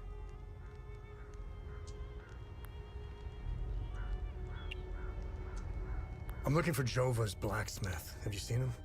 He must have left with the UN convoy. I can't find this son of a bitch anywhere. He must have left with the ON convoy, which is the UN convoy. We had a good deal. Our Corps of Engineers went dark right about when the creatures appeared. He was gonna help rebuild Jova. If you find him, tell him he can come back. I'll go easy on him. All right. Where was the convoy of ON going? Where was the ON convoy going? I have no idea, and I couldn't care less. They're either brave or stupid to have made a run for it. My money's on stupid. Wherever they're going, I'm sure they didn't get very far from their outpost. Yeah, where's the outpost? Where's the ON outpost? The outpost is northeast of here, on the outskirts of town. It's on the street behind the blacksmith's forge. Northeast of here. You don't say. All right. That's good enough for me. So what happened here? Tell us what happened. What happened here? Justice happened here. If you think the Palamists aren't doing the same thing to us, you're a fucking idiot. Jova's part of Asteria's relocation program. We were gonna get everything ready for the migrating Sabinian families. That was before these damn creatures showed up.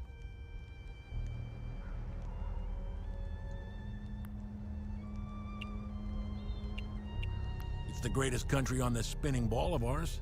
Well, if it wasn't for the Palamists bringing us down several notches. When we finally get rid of them, Hadia will rise like it once did under King Aster. He was by far our greatest monarch. Look at what we've accomplished with fewer men and resources. We've captured the entire province of Umbrahan and pushed into Argola. I'm guessing we would have Trisk, the capital city of Argola, if it weren't for those damn things. The Asterian armed forces will swing around and liberate Jehania when the fighting resumes. You know the saying, right? ON peacekeepers are as useful as a second asshole on your elbow. Useless outsider trash.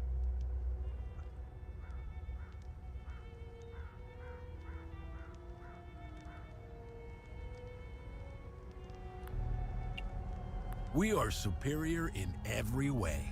We've dominated the arts, business, education, and politics for decades, if not centuries. We need to progress. The only way to achieve greatness is to rid ourselves of the Palamist swine. They're drowning in their own filth.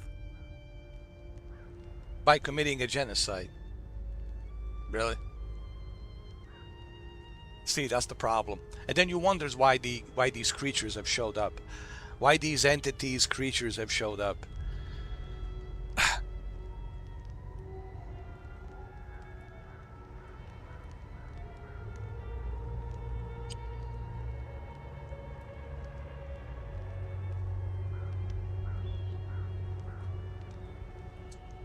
We need to step on their heads and hold them underwater. If we let them, those bastards will drag us down with them.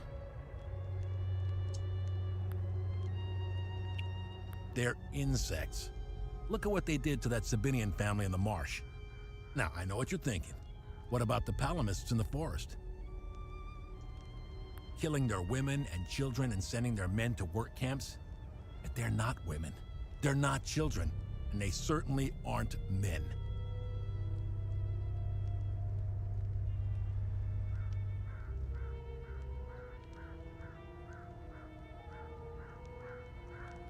When you have a cockroach problem in your home, you don't negotiate with the vermin to leave.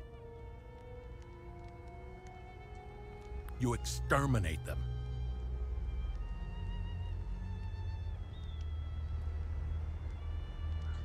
You couldn't be more evil. Even if the evil himself, demon himself, showed up in your face, still, you would be far worse than the demon himself. Yeah, this is pure evil, dude. But see, that's the problem, dude. You know, is thinking like this. This should never be. You know, we have human rights. We have human rights laws, protected national human rights laws, for a reason, so that evil lunatic individuals like this one don't do you know, heinous crimes. You know, we all agree on that. We all signed that national law agreement. You know, war crimes are war crimes. There's no any other way to look at it other than what it is.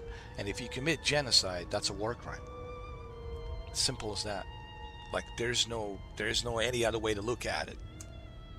We have those national laws in place for a reason, you know.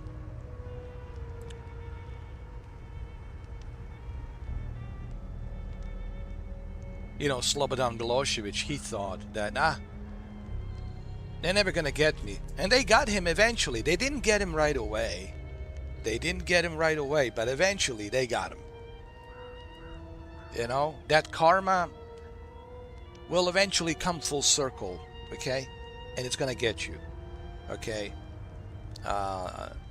Trust me, the karma eventually will come full circle. The only thing with the karma is it takes a little while. It takes a while to go around that circle and come back. But eventually, Luka Slobodan Milosevic, they got him, and he killed himself in a jail. The other guy, Zlatan, not Zlatan, what's his name? Mladic. They got Mladic. They got him in a Hague for the war crimes. Who else they got? I think they got pretty much all of them. They got Karadzic. They got all of them. I think the majority of them, they got them. Remember, after the World War II, we got all these Nazi officers. We got them. We hung them and we prosecuted them at the Nuremberg trial. You know, war crimes is a war crime. It's that simple. You commit genocide, you're a war criminal. There's no any other way of looking at it. We all signed the agreement, all of us, the national law. This is the national humanitarian law that says you cannot harm civilians purposely, you know. And if you're doing it purposely, that's a war crime. That's a genocide. And that's what happened in Srebrenica. And that's also what happened in Middle East. And listen, you can't wash this away any other way. War crimes is a war crime. Okay? There is no any other way of looking at it. You know, facts are facts. War crime is the war crime. And you don't let any war criminal free. Okay? But eventually, all of these war criminals, eventually, they'll pay the price. One way or the other, man. Because every single one of them paid the price. If you look at history, if there's a one thing you learn, that's why I tell people read the books. If there's a one thing you learn from history is that none of these war criminals ever survived.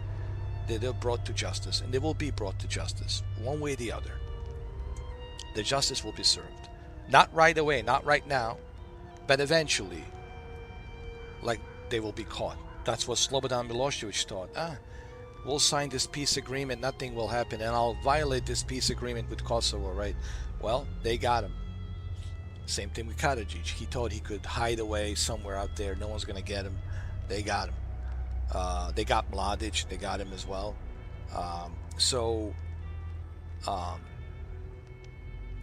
You know. Anyway, what I'm trying to say is justice will prevail. Okay? War crime is a war crime. I don't care which country it is. Okay? If you commit genocide, I don't care which country it is. You're responsible for that genocide. Turkey was responsible for their genocide against Romanians. I mean, not Romanians, Armenians, right? And it's acknowledged. You know, Serbians were responsible for Bosnian Muslims genocide in Srebrenica. That's acknowledged.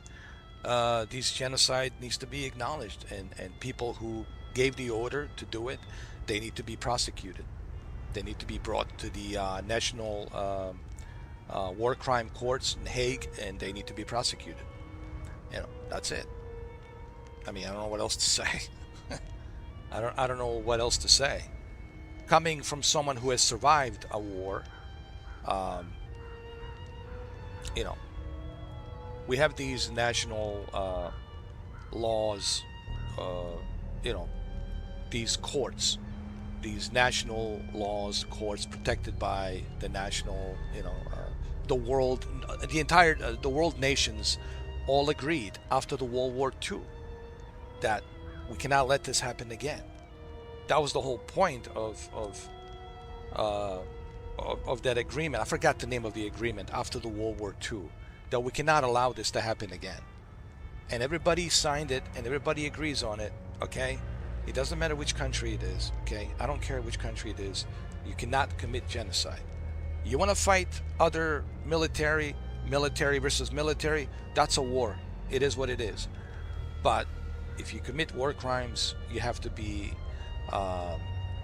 indicted and you have to be brought to justice. You know, we have these laws for a reason. Okay, why do we have these laws for a reason? Because we can't allow what happened in 1940s, what Hitler did, and what Serbians did in the 90s, and what's happening now in the Middle East. We can't allow that kind of crap, dude. That's why we have these laws. People, I don't want to get political here, but this is not even being political. This is just pure facts. You commit genocide, you're responsible. And the person who gave the order for that needs to be indicted. It's that simple. It's that simple. And I don't care who it is. I don't care which country it is. If you gave the order to commit those atrocities, you need to be brought to justice. It's really that simple. Okay?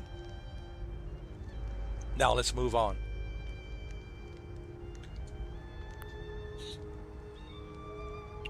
Where's the ON outpost? The outpost is northeast of here, on the outskirts of town. It's on the street behind the blacksmith's forge.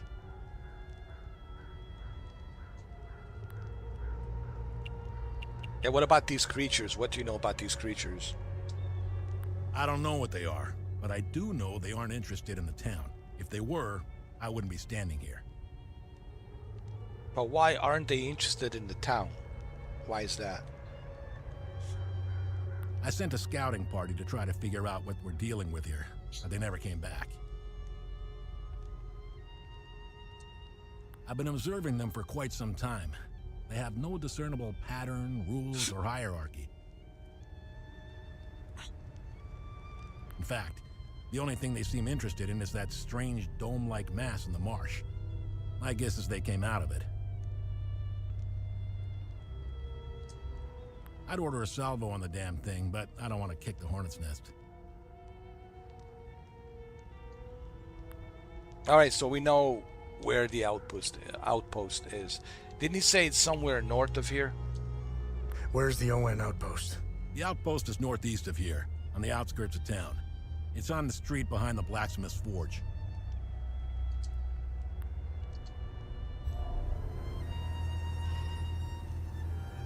Alright. It's a very interesting game. It's a very interesting game, I have to say. Would I recommend this game? Look, it's on Game Pass. I would recommend that you try it and play it. It's very interesting. I would not recommend that you purchase it, because this is one of those games that you want to experience once and that's it. So it's like a great rental, if you will. It's like a great rental game. It has an interesting story, and it's on Game Pass, so why not?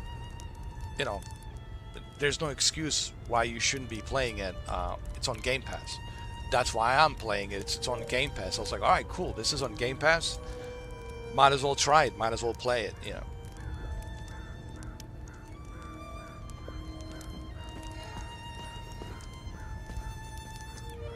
Move along. This house has been requisitioned by the Asterian Armed Forces to serve as Captain Voss's field office.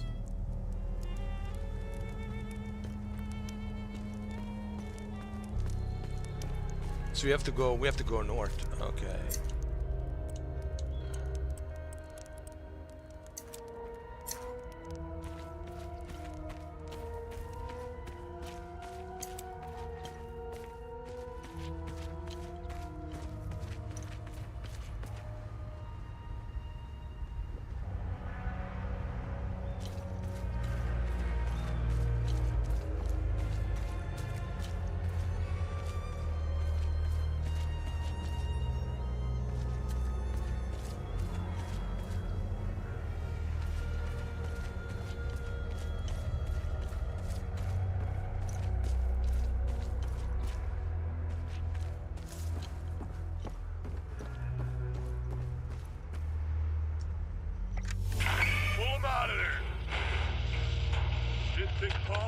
Clever enough to work heavy machinery like this. Color me surprised. Check his pockets. Take that silly little acorn, put it with the rest. No! No, please! Don't take... Shut up! Oh, fuck! You got blood all over my boots, you fucking asshole! Alright, boys, go round up the rest of them.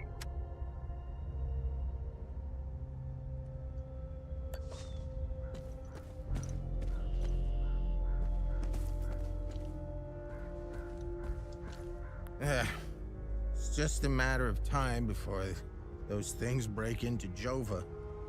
And I don't intend to be sober when they do.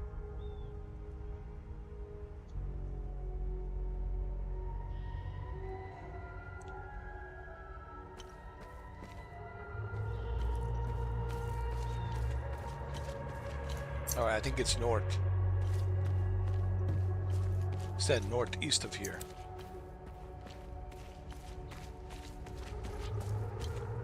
Save the game.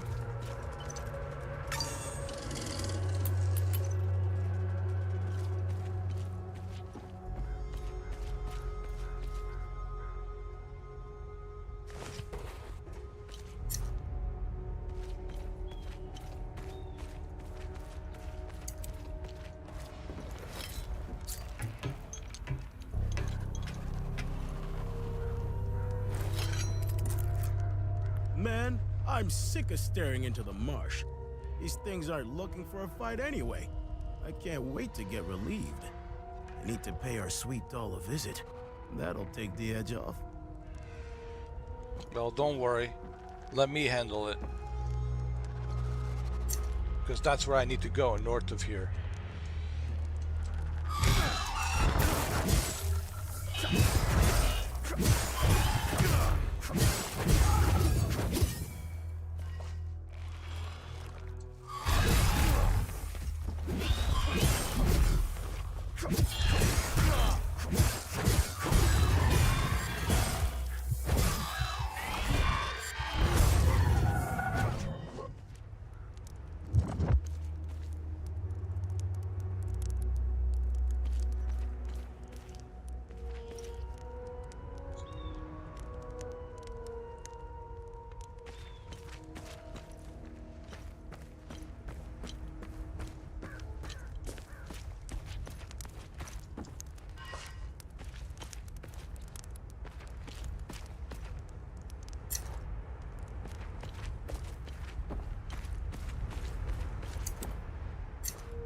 Did you say northeast?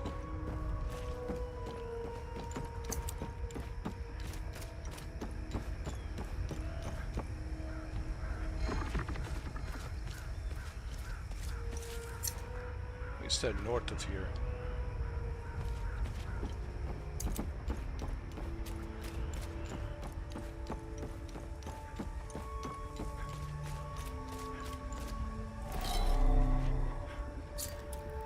What's the password?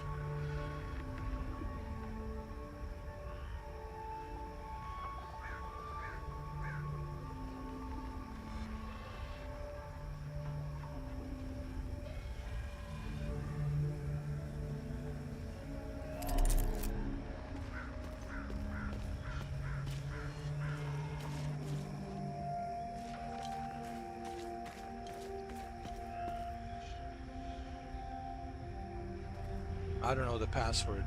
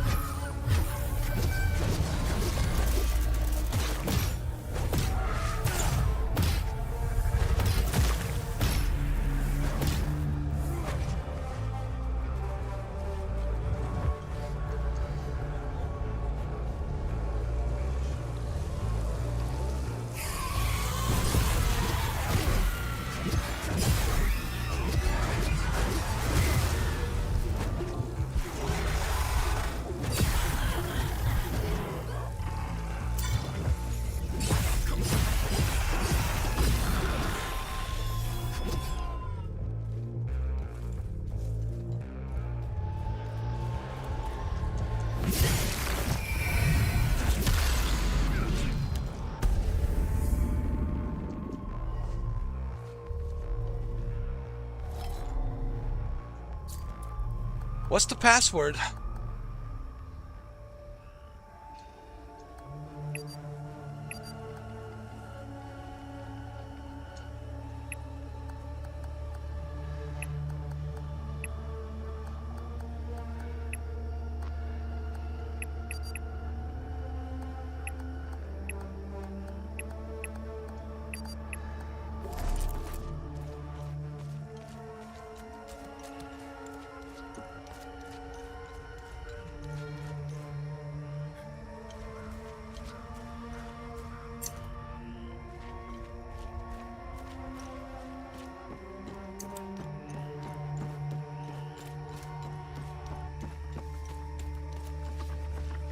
I'm not ready for these guys.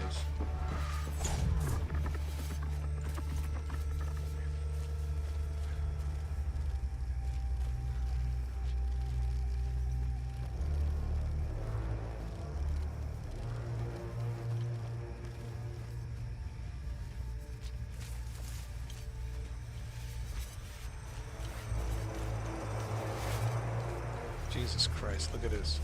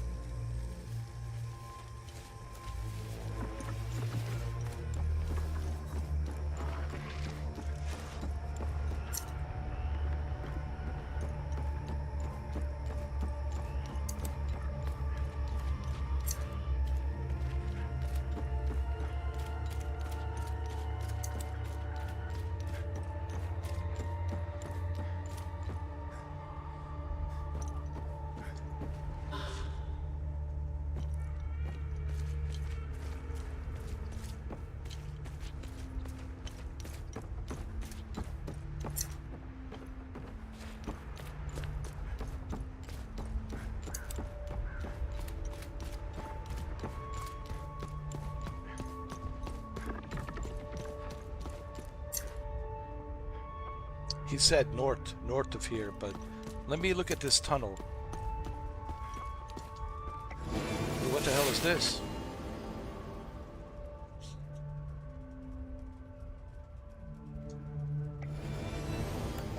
Let me see how powerful this is, this weapon. Hold on.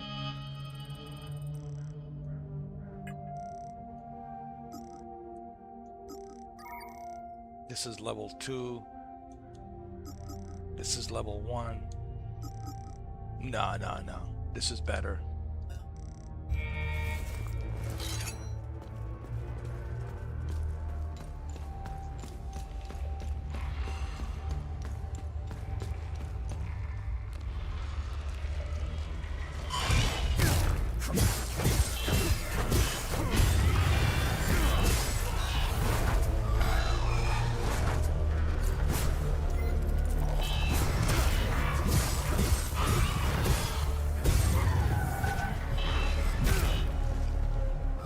Come on, bring it.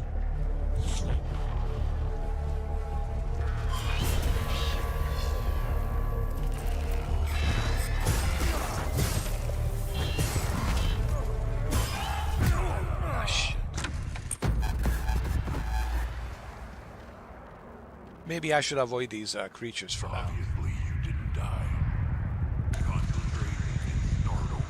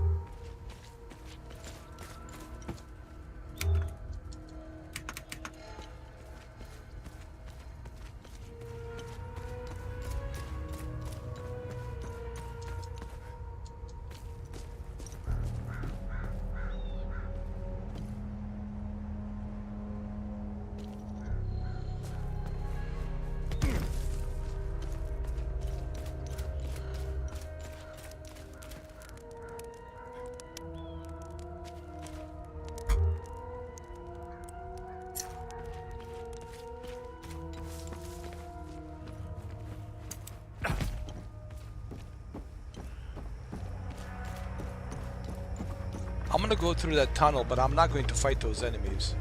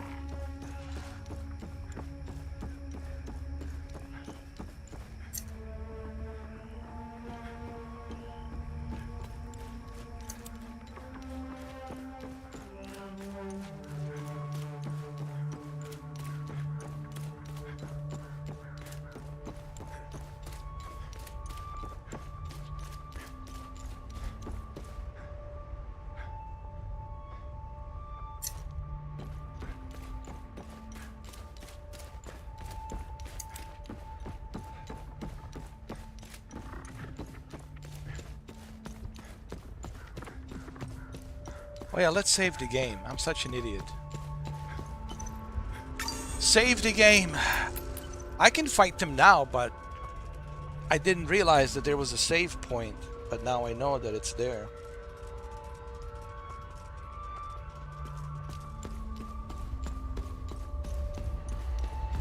Oh man, there's too many of them.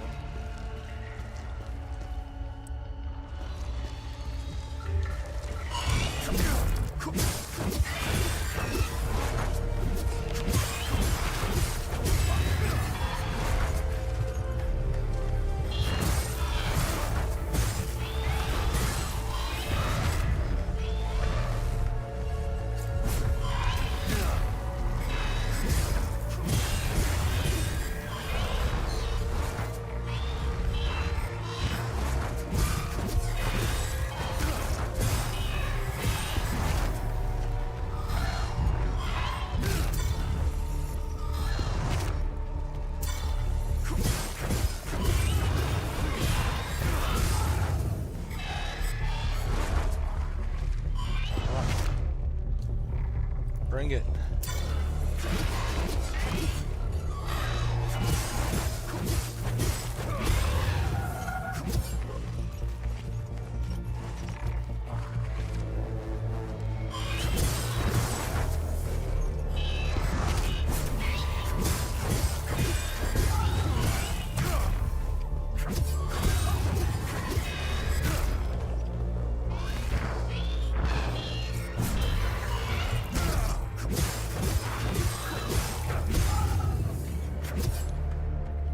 That's right.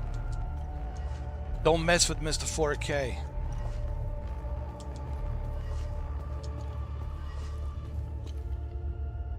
Let's save the game. Always save the game. Always save the game. Oh shit. Okay, dude, just chill. I will help you, but just I need you to chill for now.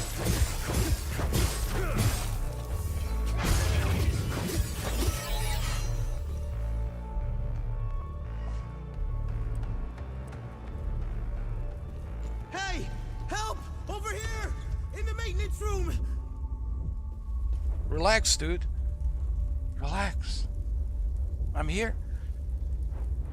Calm down. Calm down, right?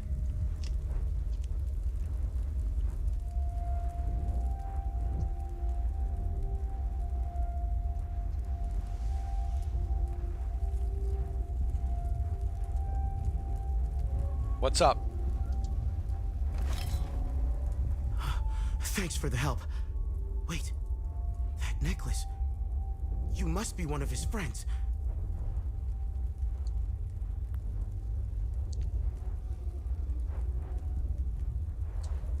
Who are you?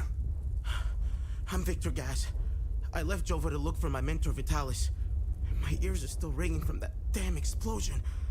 The trucks must have driven over a mine or something.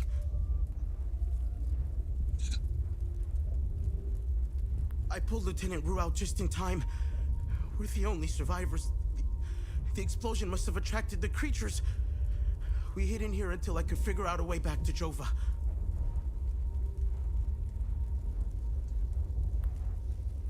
And who is this Vitalis? Who is Vitalis? Vitalis is the blacksmith of Jova. That's what I'm looking for. I've been his apprentice for many years. I was an idiot to think I could go look for him. That's what I've been looking for. Been looking for this blacksmith of Jova.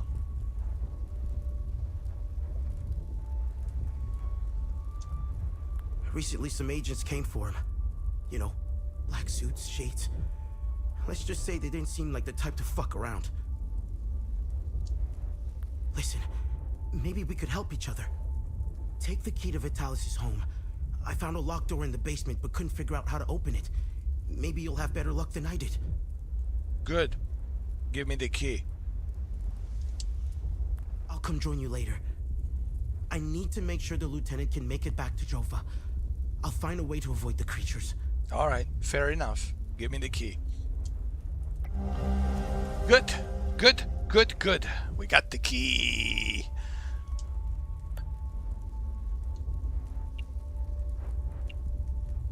Let me ask him some questions before we go. You know anything about this necklace? We can talk about the necklace when we get back to Jova. Okay, fair enough. What do you know about the strange weapons? Do you know what these weapons are? Not here. We'll talk about it later when we get back to Jova. Okay, fair enough. Where's Vitalis' home? The house is right in front of the forge in the northeastern part of Jova. You can't miss it. There's a blue swing in the tree next to the house. Northeastern part of Jova. Okay. Okay. All right.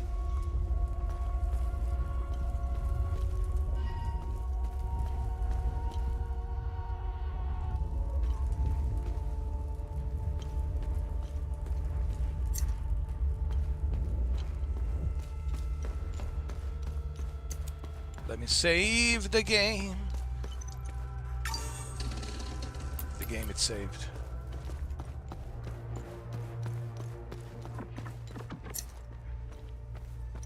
Northeast.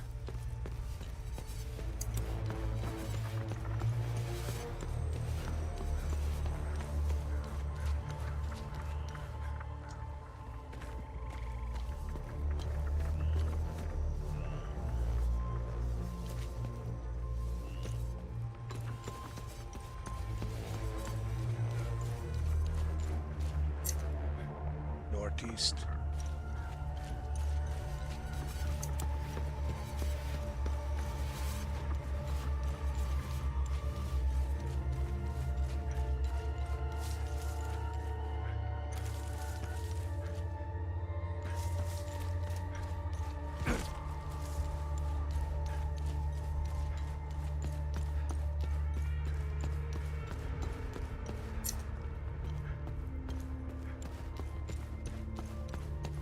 No, he said northeast.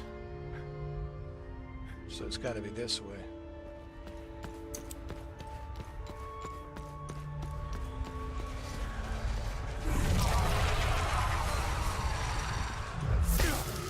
Jesus.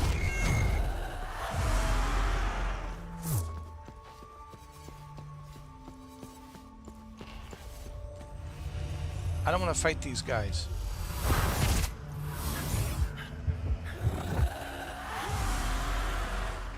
I'm not ready to fight these guys. Northeast. He said northeast. All right. Northeast. Thank God. Save the game. Oh, save the game. One thing I like about this game is that there's always a save point. You don't realize how important this is. to be able to save the game. You know, so that way you don't have to worry about it going back, you know, going back from the previous checkpoint. Every game should have this, like a save point, that it's always accessible, you know. That's what I believe. Some games they don't. Some games you have to, you know, start from the beginning, and I don't like that, you know. And that's one of the reasons why I always had a difficult time with the Elden Ring and Returnal and all these other games. People ask me, what about Saros? Well, Saros is different. Saros, yes, you start from the beginning, from the base, but with Saros, you are being rewarded to unlock new equipment, to upgrade new equipment. You are being rewarded. There's a certain sense of reward. You don't feel like a sense of punishment. You feel a sense of reward because you're being rewarded for your hard work.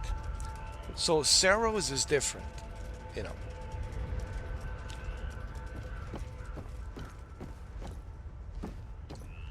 Knew they were coming. The demons. All in the cards, see? I watched them like a hawk. What's going on to the south? Who knows? All connected. Got to find the pattern. Okay. What is this? Been taking notes. Pictures. Cataloging. All on the wall there. Can't leave, though. Can't leave. Government dog. Need a zoom lens.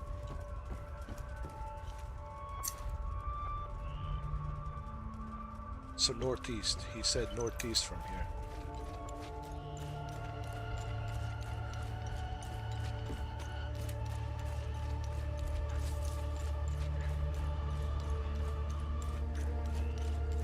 There's got to be another way.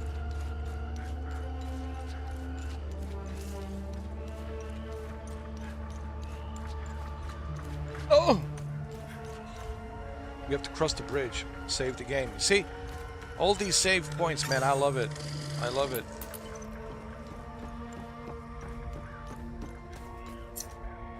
Northeast.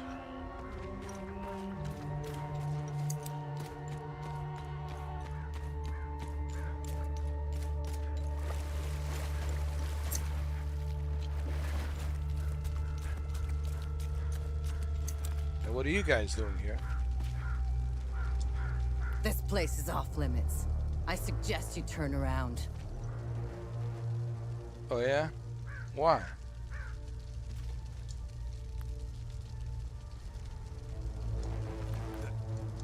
This...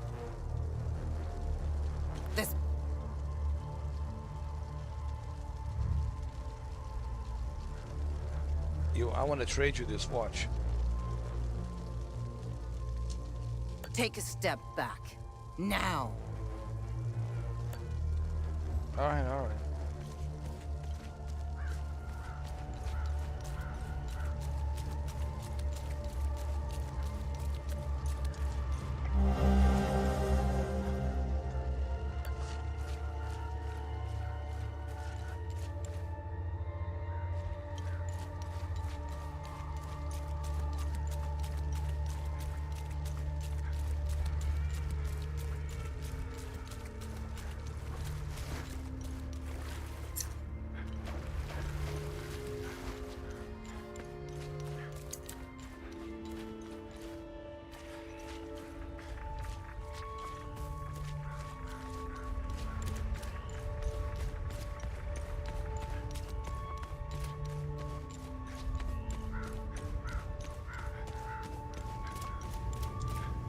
There's nothing for you here. Head to Jova, if you can.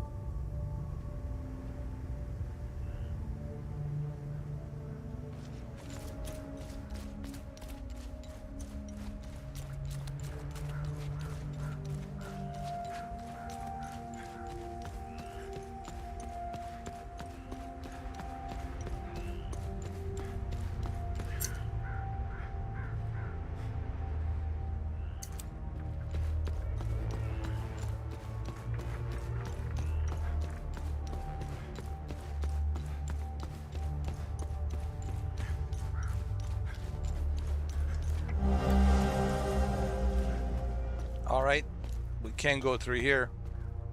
So we have to go back. There's got to be another way.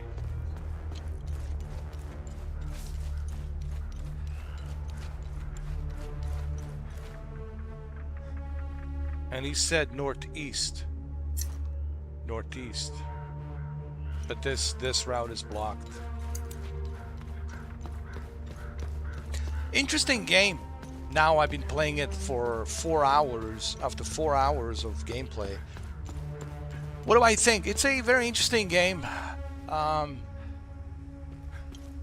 It might be disturbing to some of you because of the war images, and there's a a lot of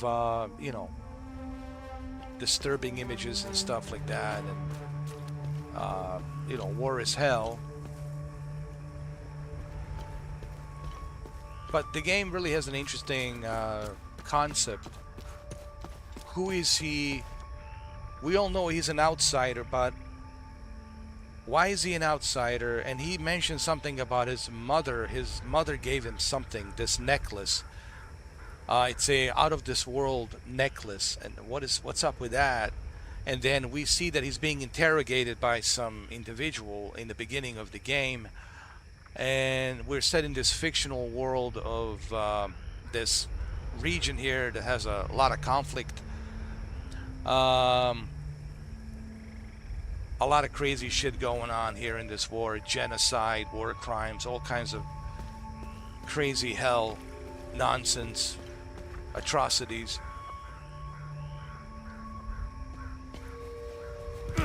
And then he's stuck in the middle of this.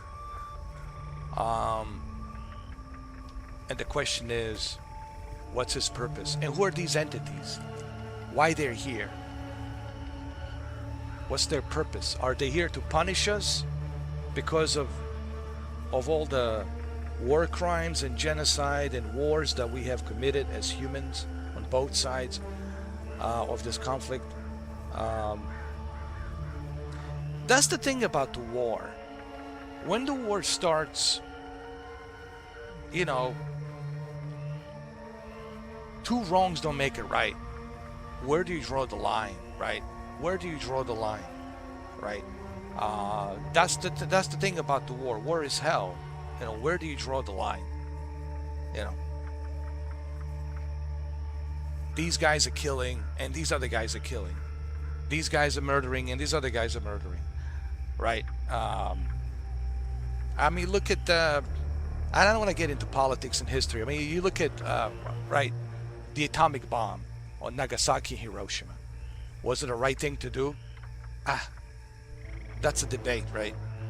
It saved a lot of American lives in exchange for sacrificing Japanese lives, right? But was it the right thing to do? Was there an alternative? Was there some other way to communicate with Japanese to come to some sort of an agreement, right? Was there a different approach other than the atomic bomb, right? So these are the questions, like the moral questions. What's right? What's wrong? Here's what I want to say. In my humanitarian opinion, when it comes to war, there is no right and wrong. It's just hell. It's just hell. It's hard to pick a good side versus bad side.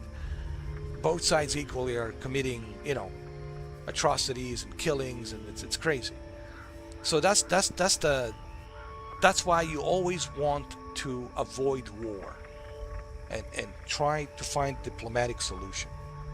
Because when once you open that Pandora box of war, I mean, look what happened in Ukraine.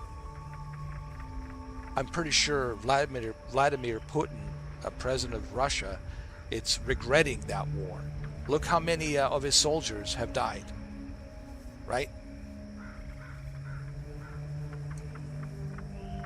How many? A couple of million that we know of. A couple of million in 4 years now. A couple of million of his soldiers have died. That's a lot of casualties, dude. Yes, Russia is a big country. Maybe that number doesn't seem that big, but it is big. 2 million soldiers died. That's a lot. So and they're still fighting, and there's no end in sight. Okay, it's a stalemate. So what I'm trying to say to people is this: wars are,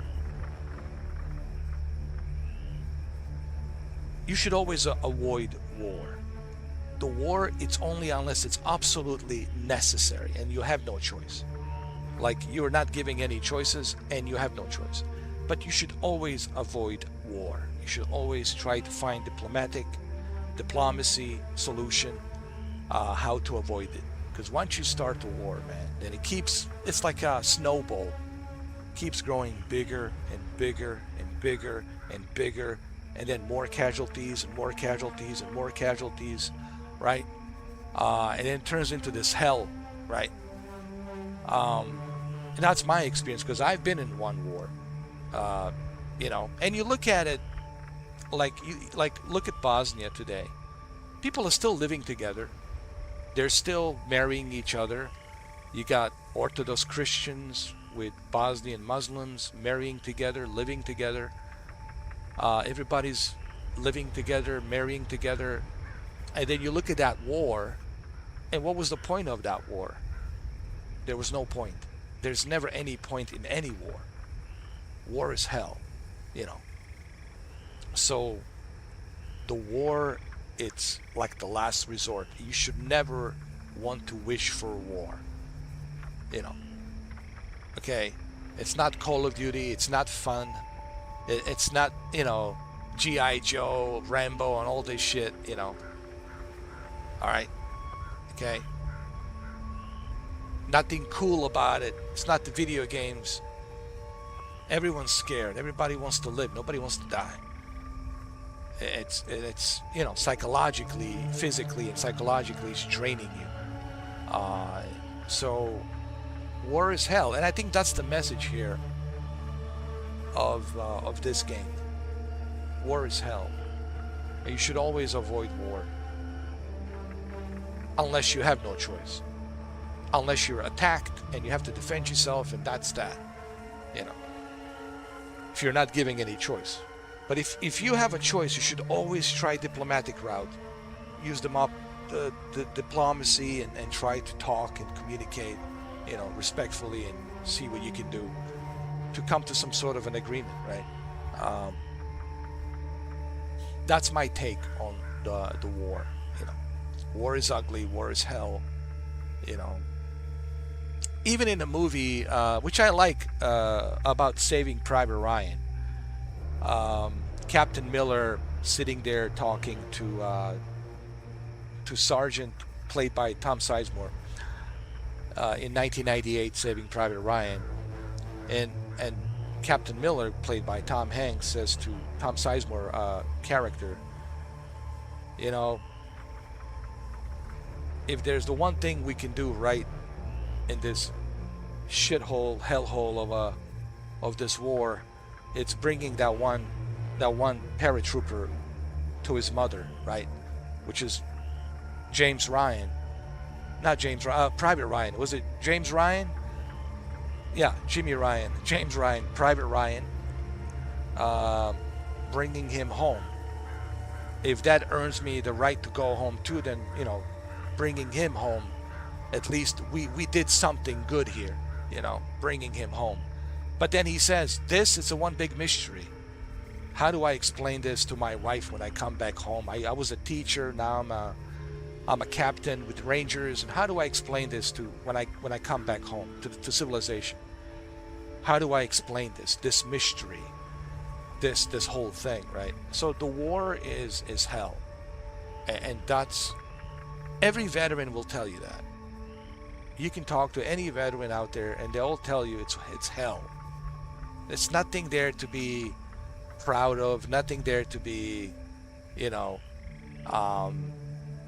glorifying it, you know. You see a lot of these soldiers, special forces, and it kind of, you know,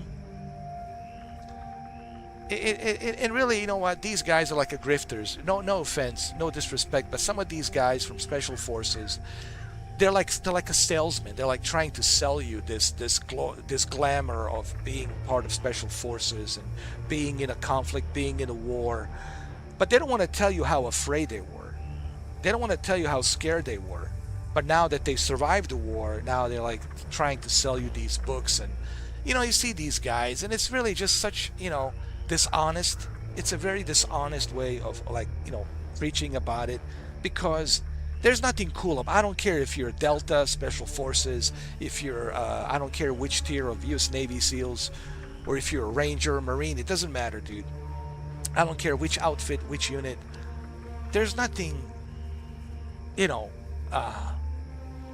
super cool or glamorous about it. And you see a lot of these guys having podcasts, selling books. I don't want to name any names, but you know, see these guys, these ex-Special Forces from Delta, Navy SEAL, right? Green Berets and all that. Respectfully, I respect all of them and their service, but you know what? Why are you writing books? Why are you glamorizing this? Why are you selling? You know, you selling, profiting, grifting, telling the young kids that, yeah, the war is cool, go in there, fight. Bullshit. Bullshit. Nothing cool about it. All right? So, you know, it's dishonesty there. And the same people who are selling you these books and telling you how glamorous is to be part of the military and go in there and, you know, be a soldier and get in there, right? These are the same individuals who are shitting their pants, scared, panic attacks, anxiety, adrenaline rush kicking in. They don't want to tell you that because it would make them feel weak. It would make them feel like they're not all of that G.I. Joe that they are. So there's a lot of bullshit in there as well, because I've been in the war, okay? So, you know, I would never glamorize war, okay? Don't ever glamorize war. There's nothing to glamorize it. There's nothing to be, you know, proud of. Hey, I was in this war and it was cool. There's nothing cool about it. It's ugly, and it's hell, okay? Unless you're some kind of narcissist that has no empathy whatsoever, that's a whole different story. But I don't like how they're glamorizing it. You know, there's nothing glamour about the war, okay? And I have seen it at a very young age, when I was 9, 10, 11 years old, 12 years old, at a very young age. This whole bullshit glamour, there's nothing glamorous about the war. War is ugly, war is hell, and should always be the last resort. You should never be like your number one priority, you know. That's just my take on the war. And I think that's the take of war that this game it's trying to present, that the war is us. Hell is us, right? The name of this game is Hell is Us. Who creates wars? We. Who invented war? We, humans. Us, humans, right? Not all of us, but us, humans. Who committed all these atrocities? Us, humans. Yes, us, human species. So we don't have a great track record of like being this, you know, great civilization of humanity. When the aliens look at us, when they come down here, they're going to say, look at these guys, man. They're killing each other for no reason, you know? For no reason, dude. They're killing each other. They're murdering each other. And for what? They should be building stuff. They should be building spaceships, traveling through space, right? Meeting other, you know, extraterrestrial races, civilizations out there. No. But these individuals are just constantly stuck in this war, these endless killings and wars, you know. That's how they look at us. And they're saying, why should we open the doors to the Galactic Federation and let these humans join us? They're very destructive. They're just having this destructive power control mindset.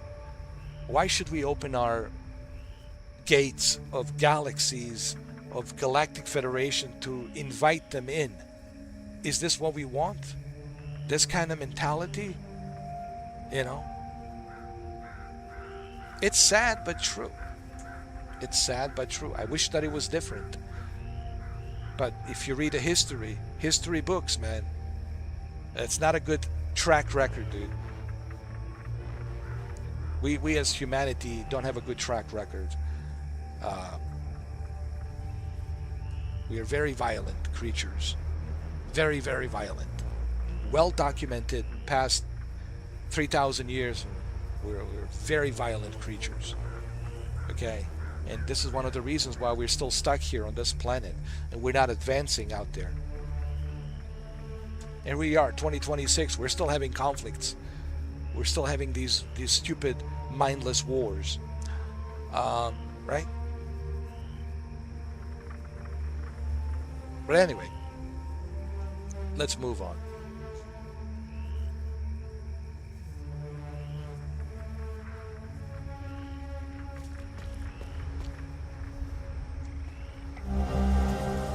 What is this? A simple purple ribbon with columnist iconography, database, classified entry, access denied. Okay. Now listen, I don't like talking about the wars. I don't like talking about the politics, and I don't even like talking about the history because it's really nothing pleasant about our human history, to be honest. But this game deals with all these elements of war, atrocities, genocide, right? And it just paints the ugly picture of humanity. It really does. And you know, it's hard not to talk about it while playing this video game, especially for someone like me who has lived through 3 years of very bloody war at a very young age back in the early 90s in the Balkans region. So, you know, I don't like talking about it, but due to the nature of this game, you know, I have to talk about it.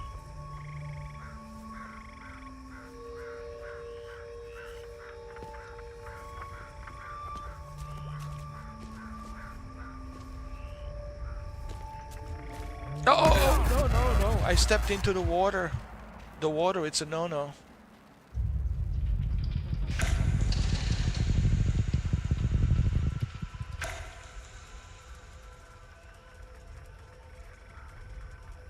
Let me save the game.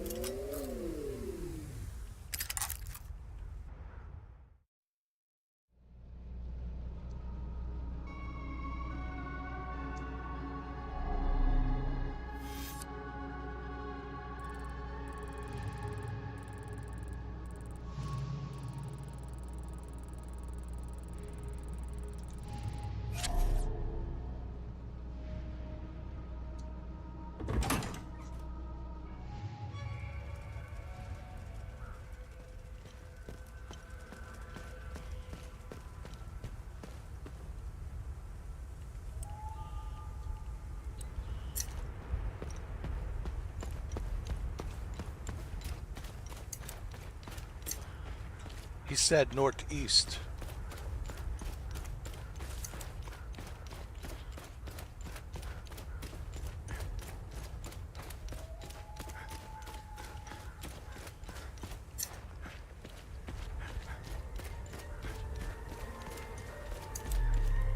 Hold on, let me see something. This won't bring my family back.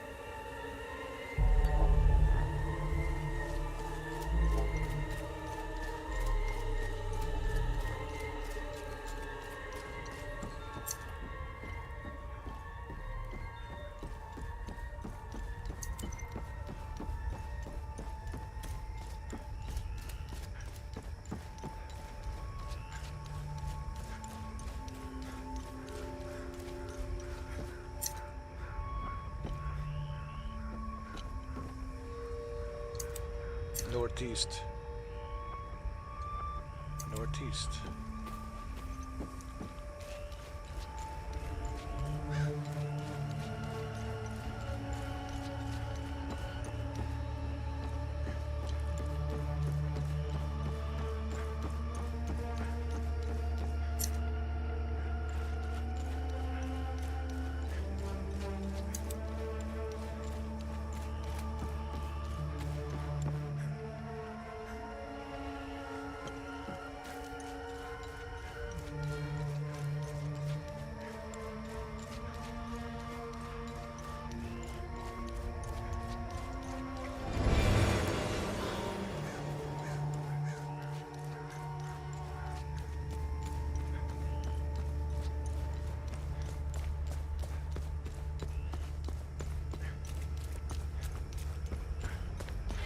Oh crap, no, no, no. Hold on, let me save the game here.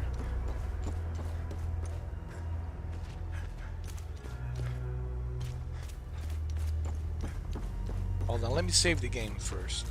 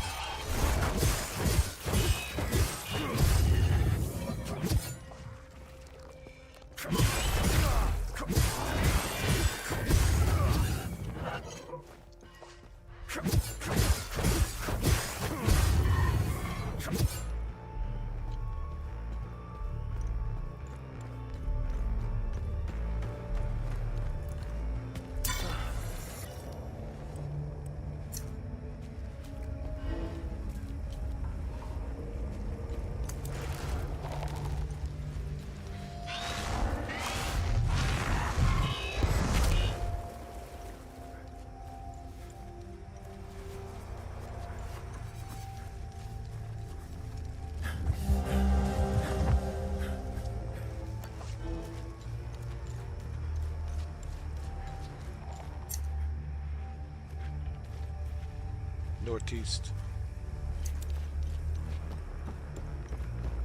I don't want to fight these guys right now.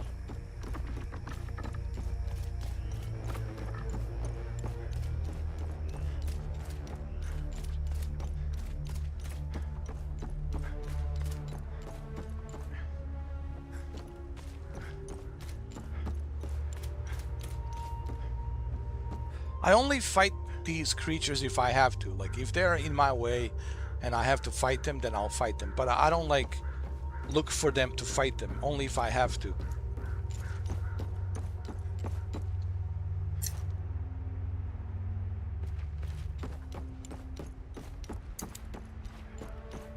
Northeast, northeast.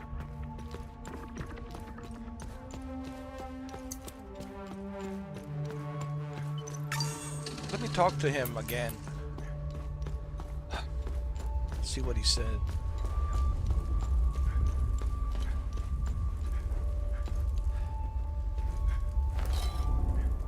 When I get back to Jova, I'll be at the forge.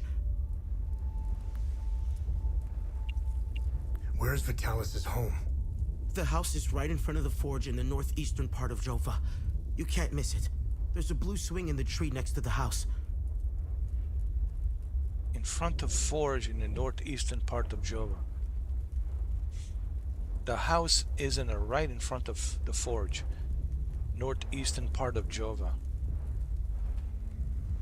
Jova, okay, okay.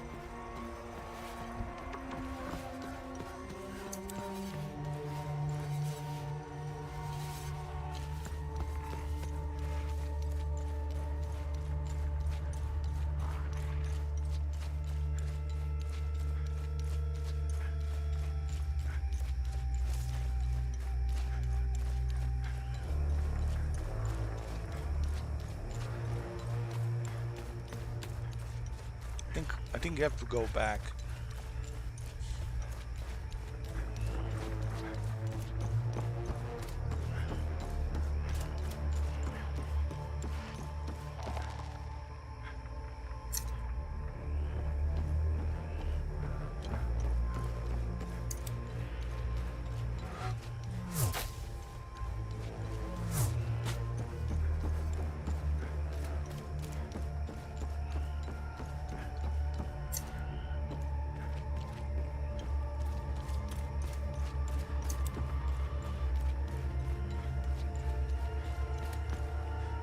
I cannot get in here because I don't have the code.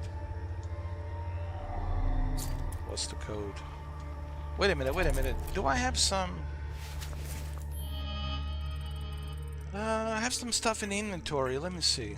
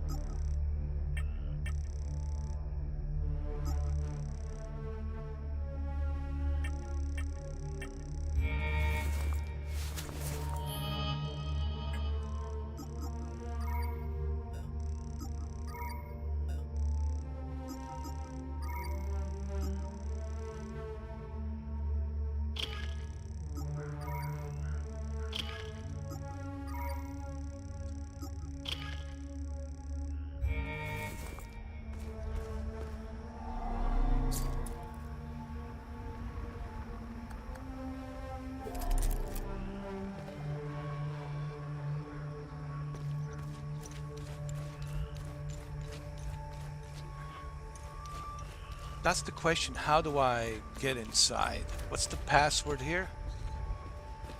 What's the password? Oh, for the love of God.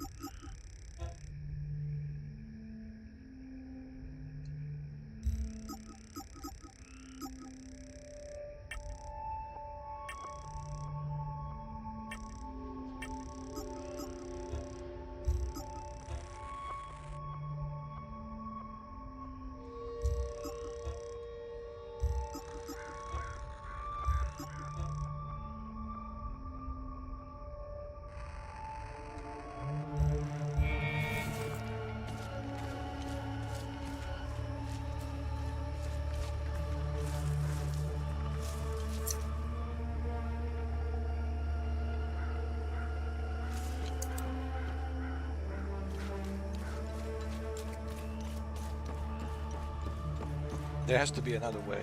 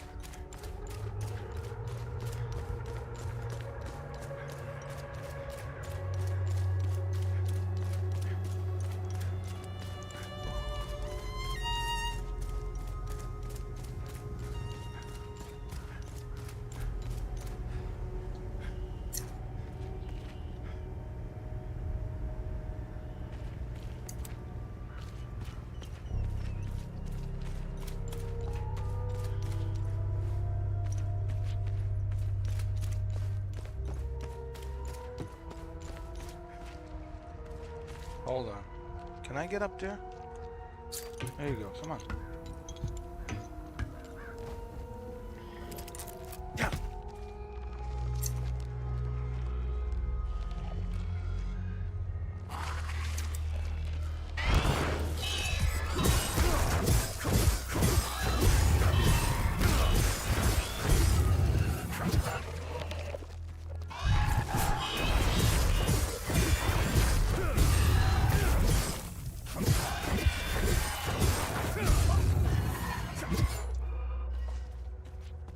Okay, we'll see where this leads. We'll see where this leads to. Run, dude. Just run.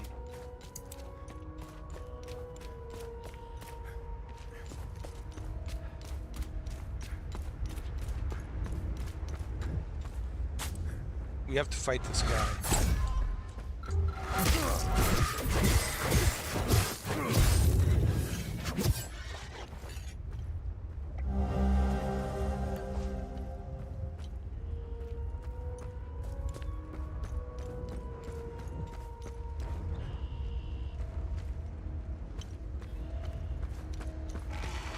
Oh shit, the hell with this. The hell with this. Oh. Hell no. Hell no.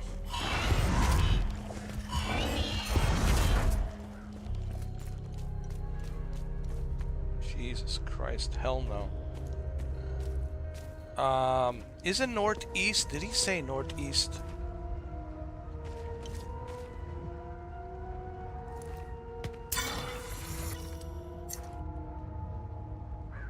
Northeast, I guess, is this way. Jesus.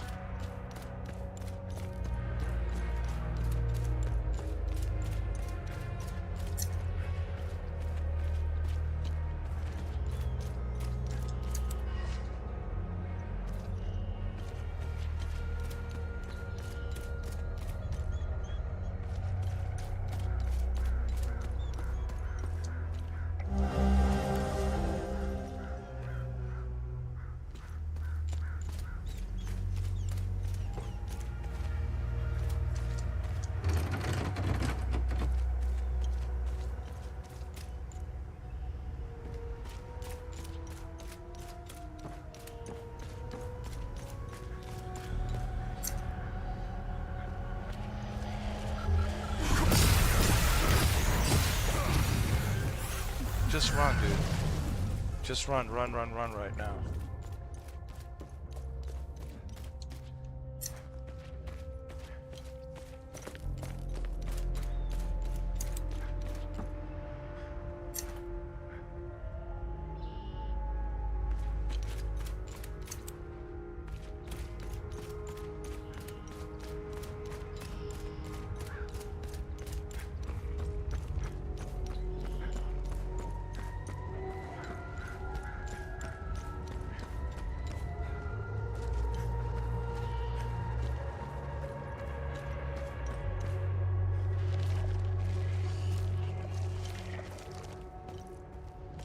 Oh, the hell with that.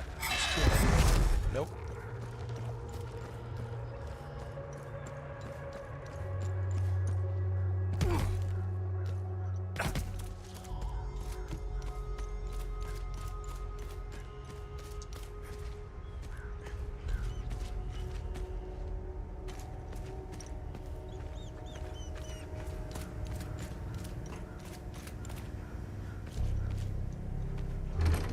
Door is locked from the other side.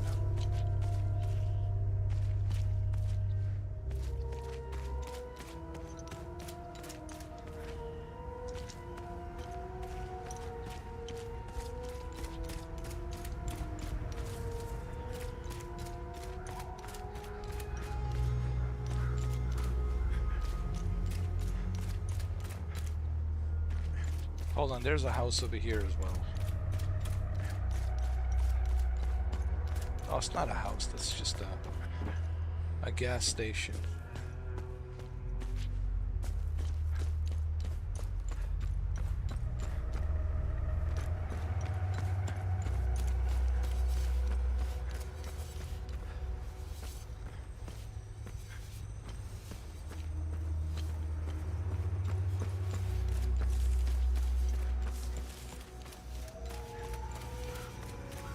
wait, there's a house over here.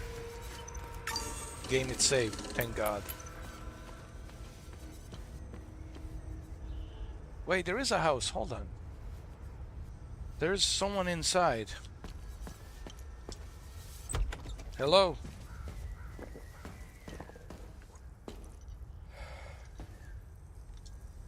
You want to join me? There's plenty of booze to go around. Hey, you want to hear a story? I got one for you. Our hero is hiding in the marsh like a scared, pitiful little shit. What is he doing, you ask? He's watching his family being hung by the people he once called friends. But then, he comes out of hiding to rescue them at the last second, right? No. Not this guy. He waits.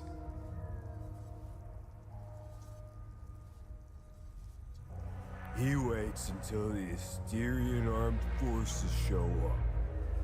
What a brave bastard. You wanna know how it ends? Spoiler alert. He drinks himself to death. This guy sounds like, what's his name?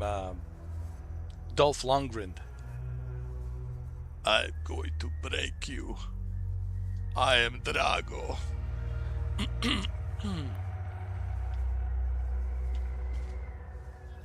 He's drunk. I'm not getting anything out of this dude. Hey, hands off! It hurts more than anything to look at his face. But that's all I have left of my zero. Hey, I found his teddy. Listen, listen. I have something I want to give you. I found his teddy. This was his favorite toy. He carried it wherever he went. Thank you for returning it. You're welcome. I hope it eases the pain that you're going through right now. Now that I have something of his to hold on to, please take his picture away. I can't look at him anymore. The guilt and shame. It's unbearable. Thank you. I don't know how I'm supposed to carry on after this. All of us deserve something better.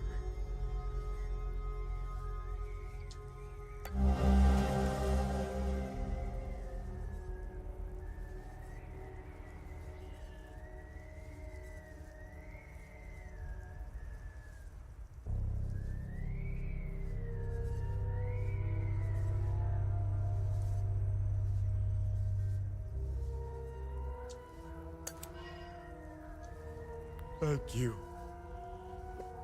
I don't know how I'm supposed to carry on after this. All of us deserve something better.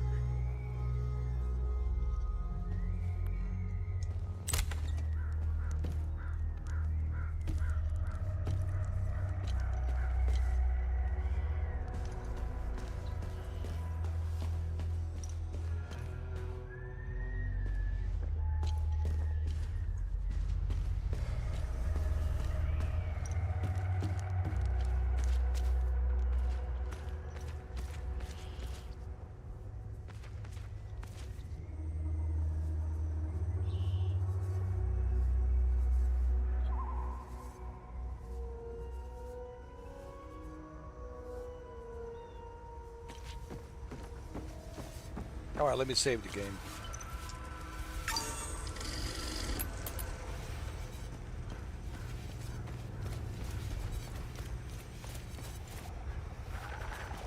Oh, Jesus Christ. Oh, Jesus. Oh, Jesus Christ.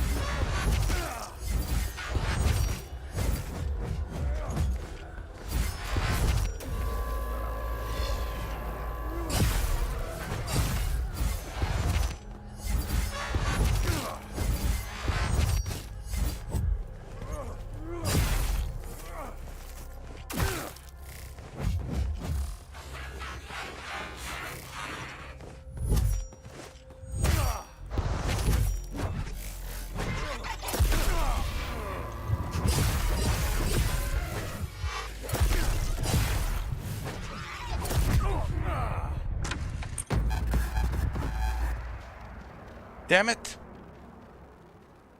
Need to make more adjustments to the serum. Continue.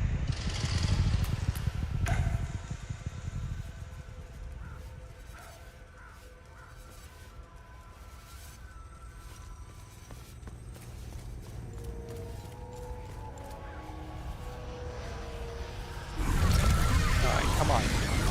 Bring it.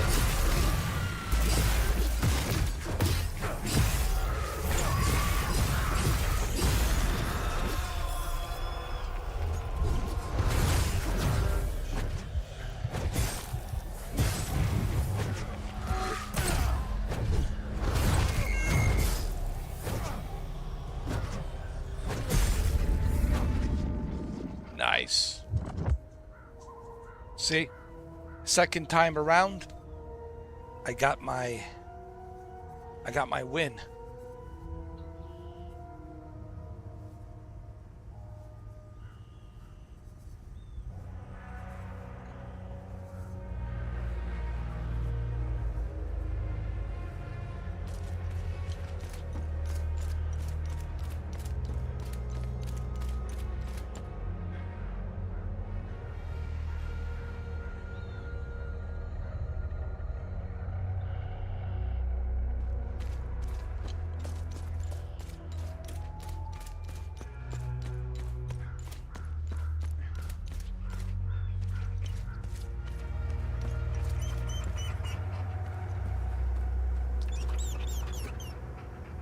Is that a dog?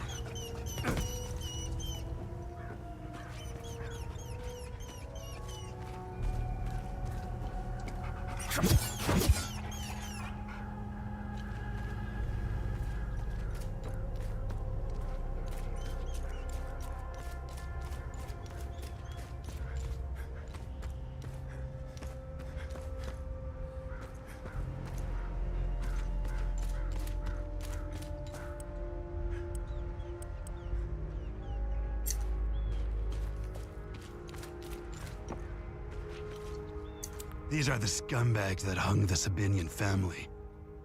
What a waste of ammunition. They should have let me do it my way. They would have suffered for days.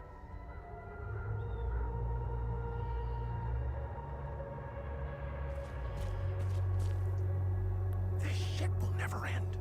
I need to get the fuck out of here. I had no choice, man. Voss and his goons look at magazines to see if we fire. Whatever you're doing in Jova, make it short.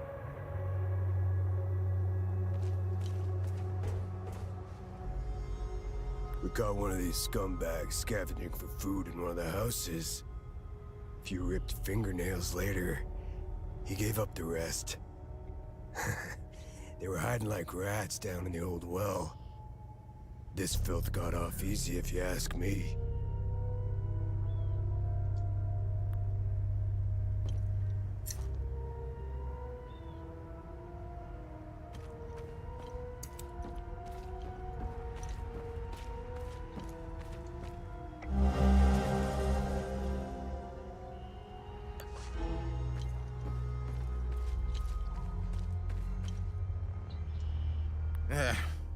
It's just a matter of time before those things break into Jova. Yeah.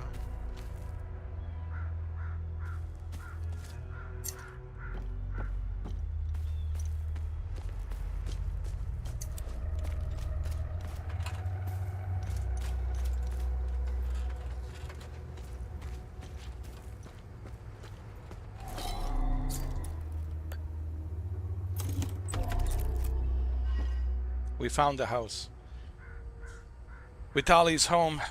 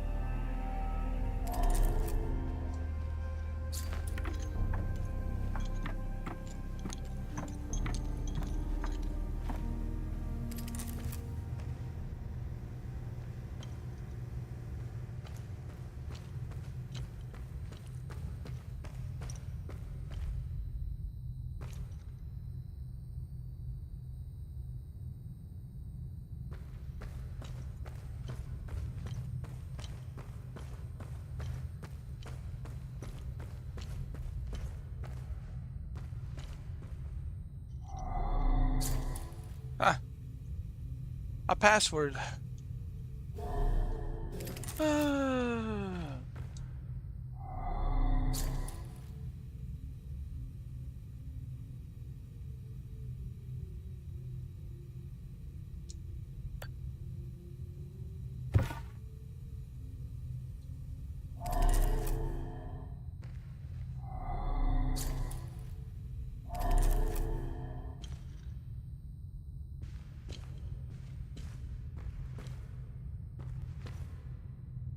And you know how much I love puzzles.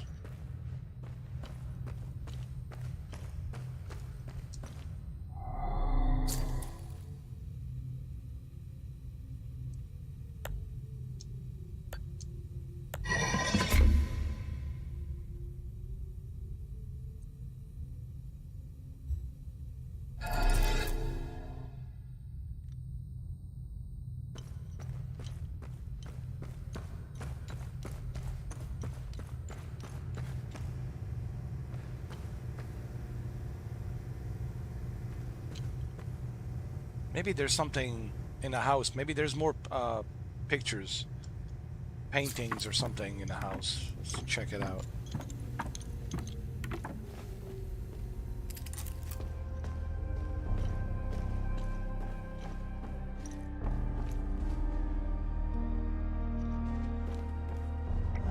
There we go.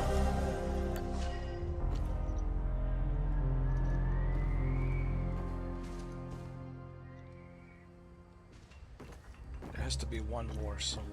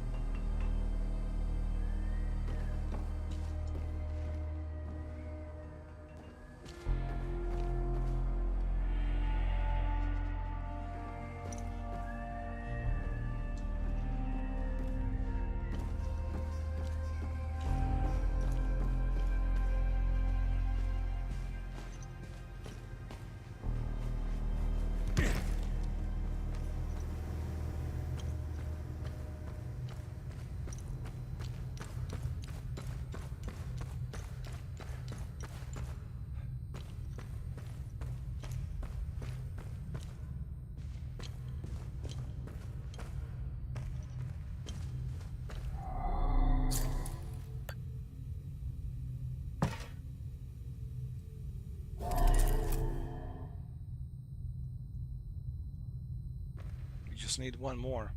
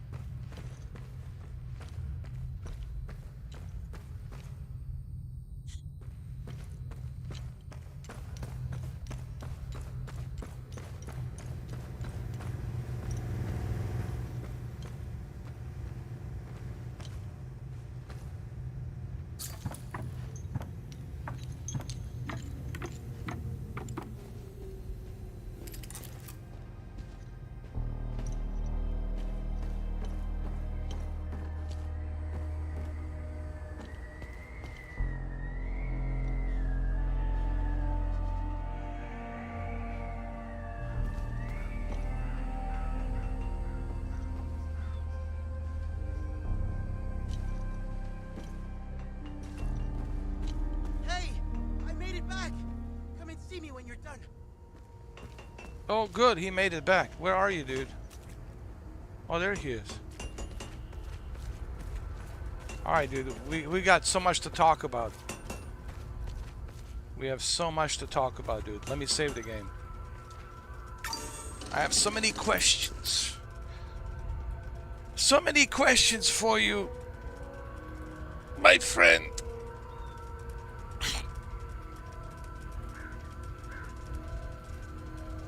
Wow, it's already 5 hours. You know, when the game it's interesting, then you know. People ask me, how do I know if Mr. 4K likes the game? Well, if I'm playing the game more than 1 hour, that means I like it. Okay, if I'm playing the game more than 1 hour, then I like it. But if you don't grab me like in the first hour, then that's it. I don't care.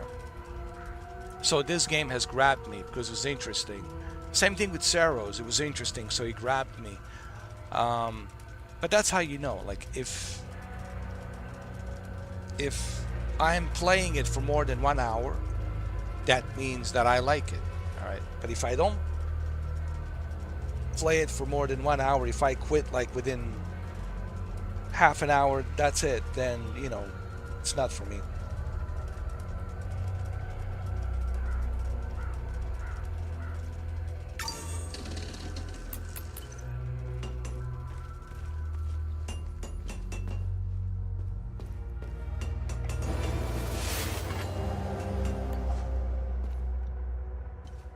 I have so many questions for him. Victor Gaz. Alright, Victor Gaz, I have so many questions for you, my friend.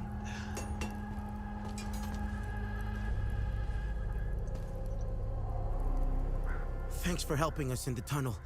I left Lieutenant Rue at the outpost. I'll check in on her later.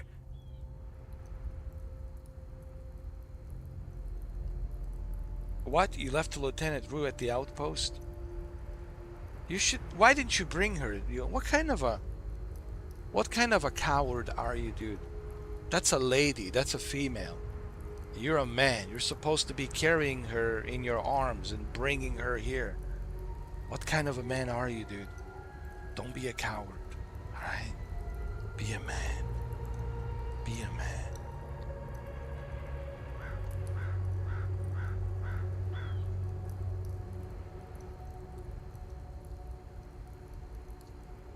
Any luck figuring out how to open the door in the basement?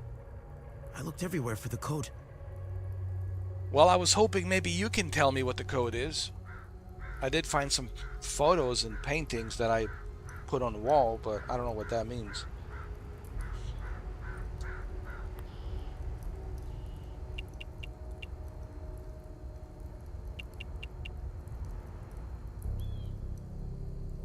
Can you tell me more about yourself? When I met Vitalis, I was in a very dark place. If it wasn't for him, chances are I'd either be a criminal or dead. Face down in a ditch somewhere. But Vitalis saw something in me. He gave me focus, discipline, and skills.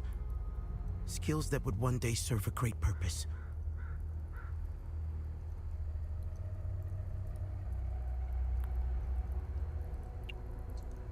What are these weapons? They're called limbic weapons. Vitalis told me that they were intricately tied to this country's history. He taught me how to repair and enhance them. But to do so, I need limbic shards. And Vitalis wouldn't tell me where the shards come from. He kept a small stash hidden behind the red toolbox. Go get it, and I'll show you what I can do. You know anything about this necklace? Vitalis has one too, though it's not quite the same. I noticed some of his friends wore similar ones around their necks. They call themselves the Vigil. I think they're made of limbic shards like your weapons, but I'm not sure. The weapons, the necklaces, and the Vigils are all connected somehow. I guess Vitalis left out some lessons.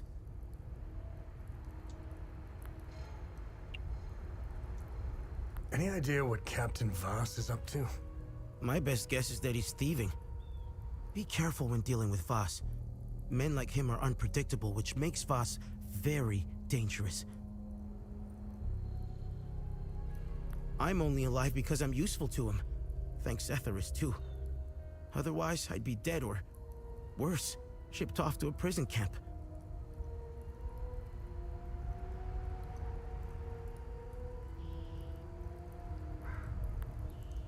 Can you tell me more about Vitalis? Vitalis was haunted by the past and anxious about the future. He was often away, sometimes for months at a time.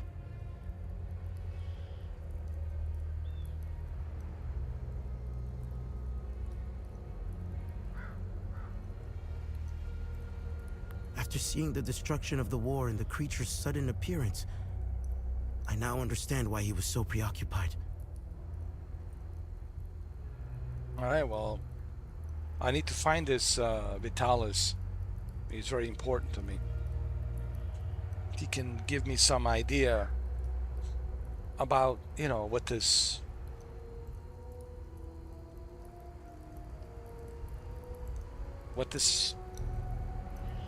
necklace is all about.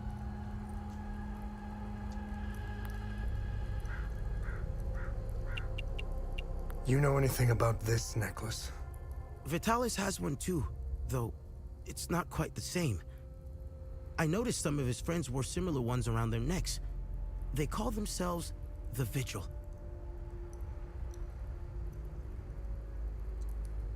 I think they're made of limbic shards like your weapons, but I'm not sure. The weapons, the necklaces, and the Vigils are all connected somehow. I guess Vitalis left out some lessons. Okay. Should we ask him about the creatures? What does he know about the creatures? Vitalis had a relapse a while back. I helped him through it. He let a few things slip out, though. It didn't make much sense then, but I started connecting the dots when I crossed the marsh. He spoke of these creatures. He said that they were coming. He called it the Calamity. He said they were the physical manifestation of malevolent human emotions, and war was their doorway into our world. Interesting. So they only show up when there's a conflict, when there's a war. I figured it was the alcohol talking. I sure as hell believe him now. How do you feel about the Civil War? After witnessing and hearing of atrocities being committed all over Hadia, it only seems to fill my spirit with dark thoughts. One thought stands out from the rest, though. Whatever these creatures are, we deserve them. Interesting. I have nothing but good to say about them. They're the first outsiders I ever met. They were very friendly to everyone and very helpful. Lieutenant Rue gave me a few odd jobs here and there. Her men taught me how to play football. I had a blast, as did some of the kids in Jova. They organized a small tournament, which helped us forget about the political tensions flaring up. I feel sorry for Lieutenant Rue, though. She lost all her men. They were all very close, especially with Rojo and Typhon. I should check in on her soon. Yeah, you should, and you should bring her here. Bring her here, man. You left her there, you coward. Come on, man. My father was Sabinian. I'm a freak occurrence in Hadia. I belong to both worlds. I think the Sabinians got lost in their so-called progressiveness. They seem to have lost touch with their roots. If you go far enough into history, Sabinians were all Palamists at one time. I think it's important to know where you're from. It might humble some of the pride and temper reckless ambitions. Don't tell anyone, but my mom was a Palamist. I attended Mass and participated in some of the rituals. It made my mother happy. But I grew out of it. Now that I think about it, that's when my life took a turn for the worse. Vitalis helped me out of that hole I had dug for myself. However, I would be a liar if I said that my faith didn't play a big part in my recovery. I'm happy to say that I stand in his gaze again. And yes, I admit it. I pray to him at times, especially for Vitalis' safe return. All right. We've always been cut off from the rest of the world, even before Girion Yankel's dictatorship. Everyone acts surprised when Sabinians and Palamists rip each other apart. Isolation has terrible consequences on individuals. Imagine what it can do to an entire population. In fact, you don't have to. Look around. There are plenty of examples of such consequences. It's like Hadia is a science experiment gone awry. meant to teach the rest of the world a lesson.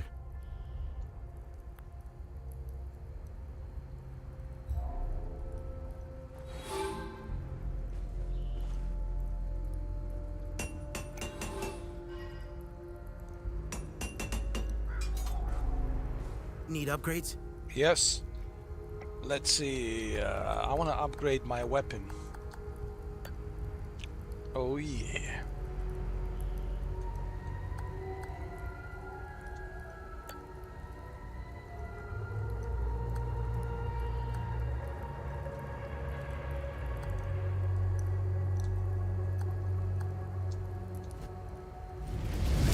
I bounce that. Oh hell yeah. Nice.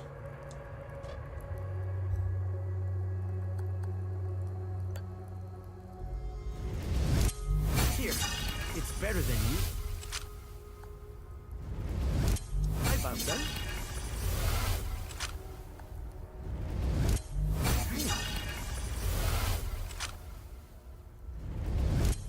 Here.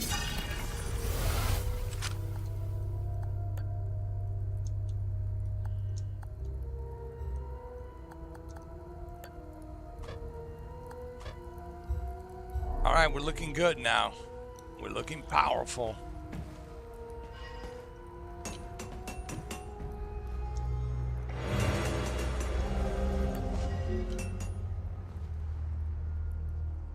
What? Mystery discovered? In the basement? Hold on.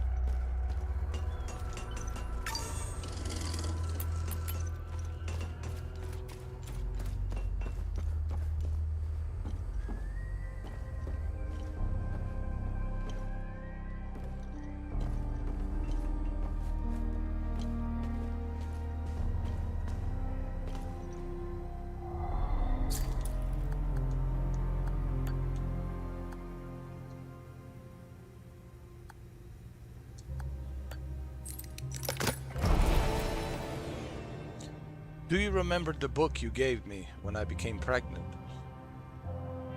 It was a play from outside. You had bought it from a smuggler. I remember a particular passage that aptly captures my newfound feelings towards you. The word aptly. I never heard of that word, aptly, but anyway.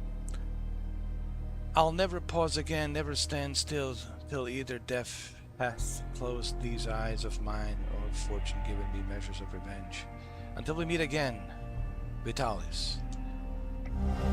There's that final painting. All right, let's go down there.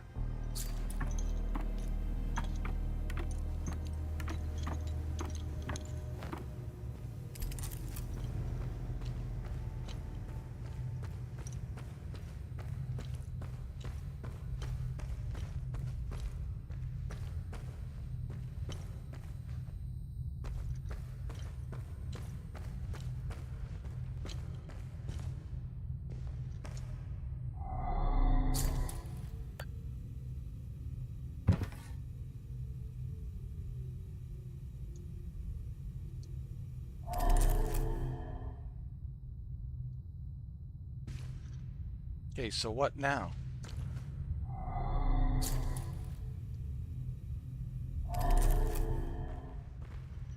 The photos are all there. So what now?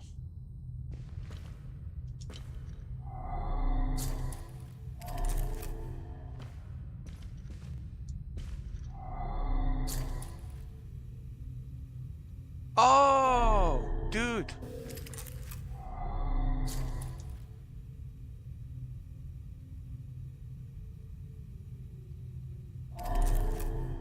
$32.17.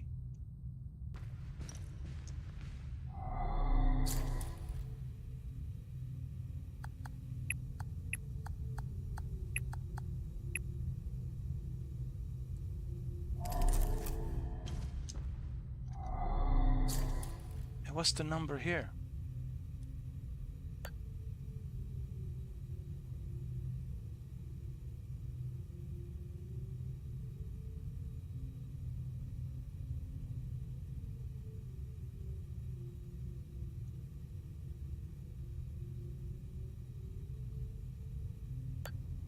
3217.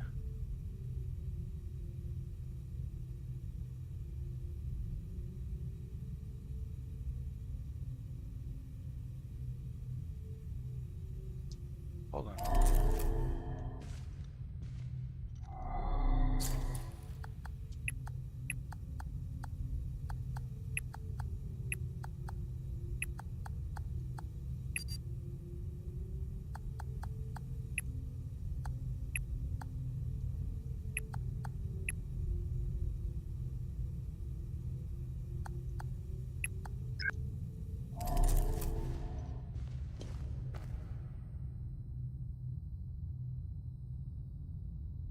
I don't see any number. 32.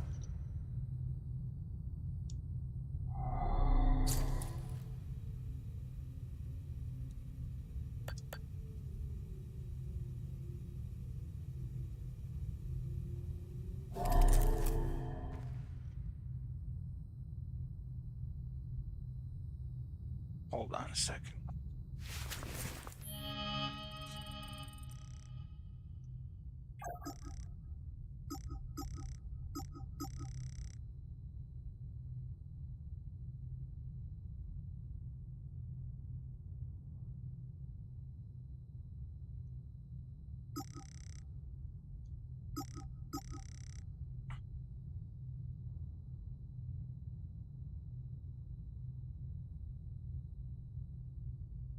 Could this woman from the pictures be my mother? According to the note I found, she's no longer in the village of Jova. Unknown. Photo of a young blonde woman found in Vitaly's house. Could Vitaly's be my father?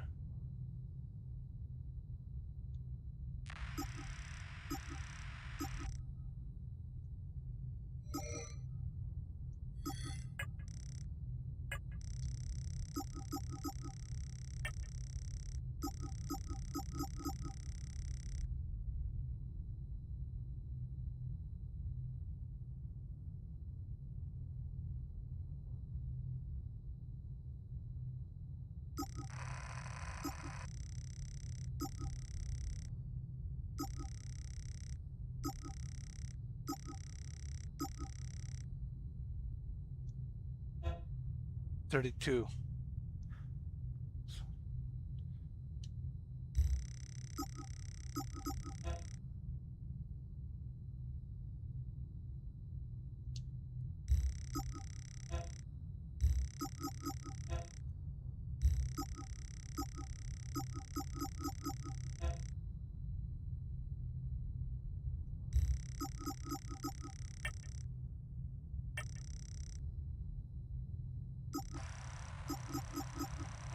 Hey, Gus, Arlo, Otis, please pick up. It's Atticus. I've been trying to call for days now. Phone lines keep going down, so I don't know when I'll be able to call you back, but I'll keep trying. Hey, don't go killing Sabs without me. See you soon. Pull him out of there! Didn't think Paul and Miss were clever enough to work heavy machinery like this. Color me surprised. Check his pockets. Take that silly little acorn, put her with the rest. No! No, please! Don't take... Shut up!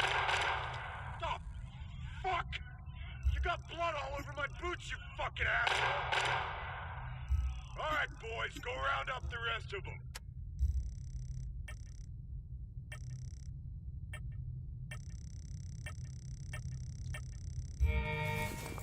All right, so 3217.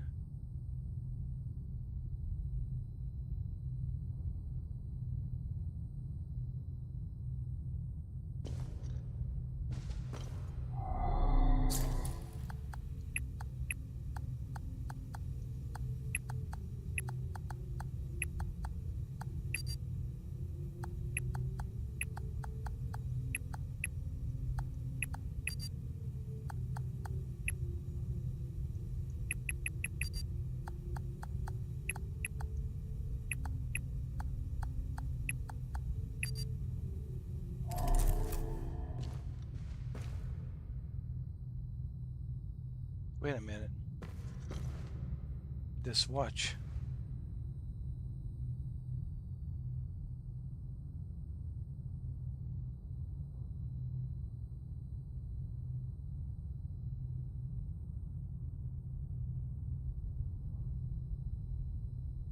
$54. Hold on.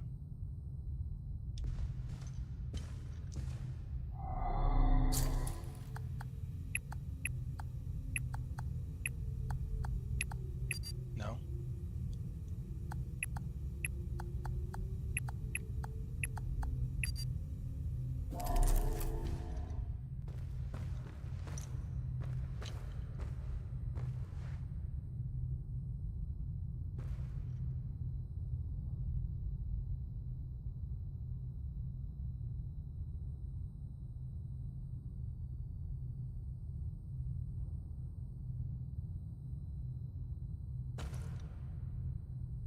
I don't see any number there.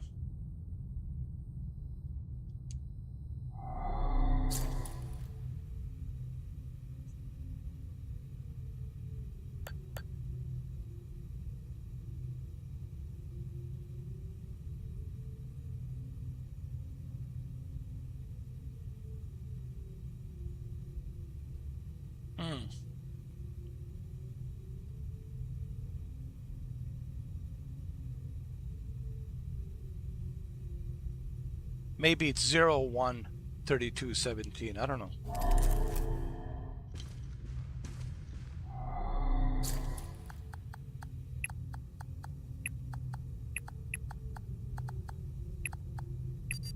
No.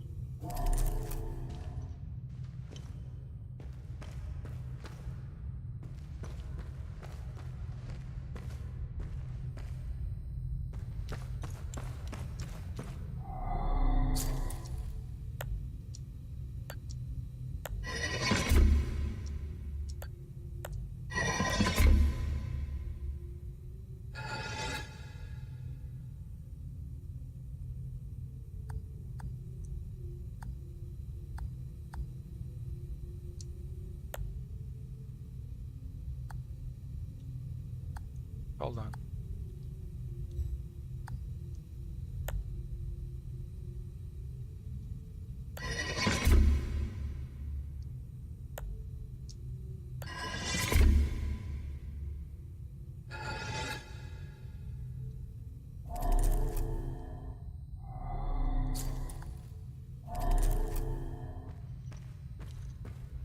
This is not going to be easy to figure out. You know, I'm looking at these photos.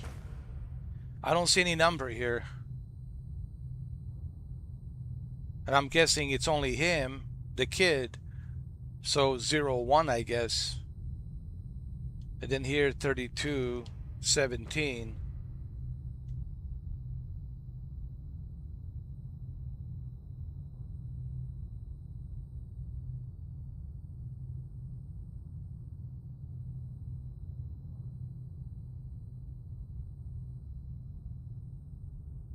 $32.17.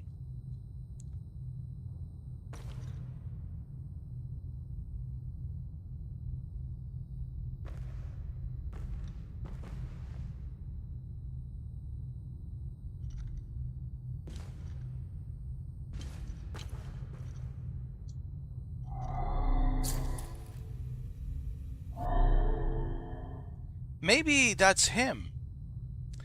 Maybe that's his mother and that's his father, and maybe that's him. Maybe he's this child. But now he's an adult now, of course. But maybe this was him when he was a little kid. You know. But what can it be?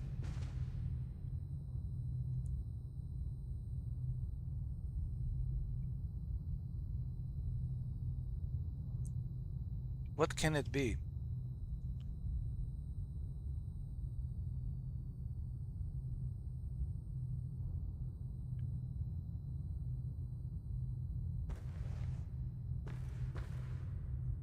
What can it be? Okay, 32. Is it 17? Is it 32?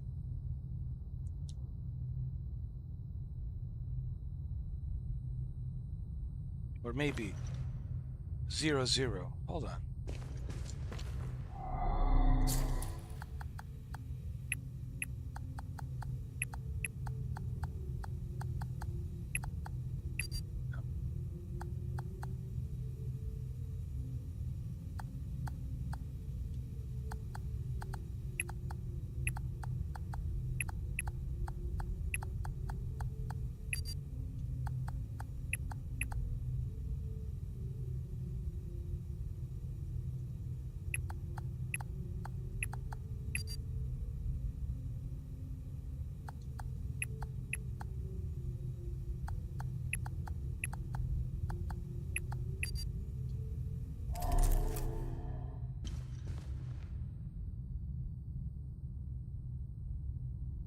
There's no number here.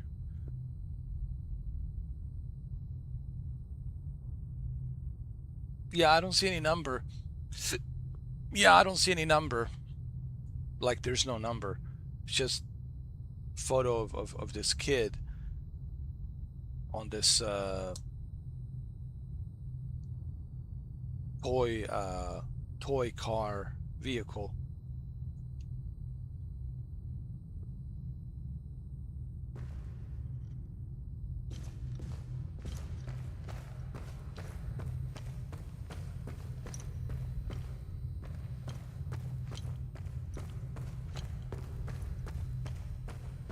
I mean, I tried all the numbers, 32, 17, 17, 32, nothing.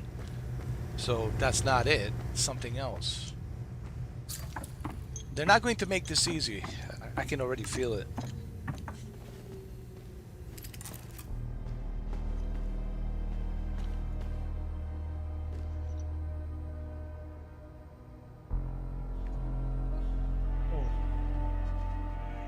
Oh my God.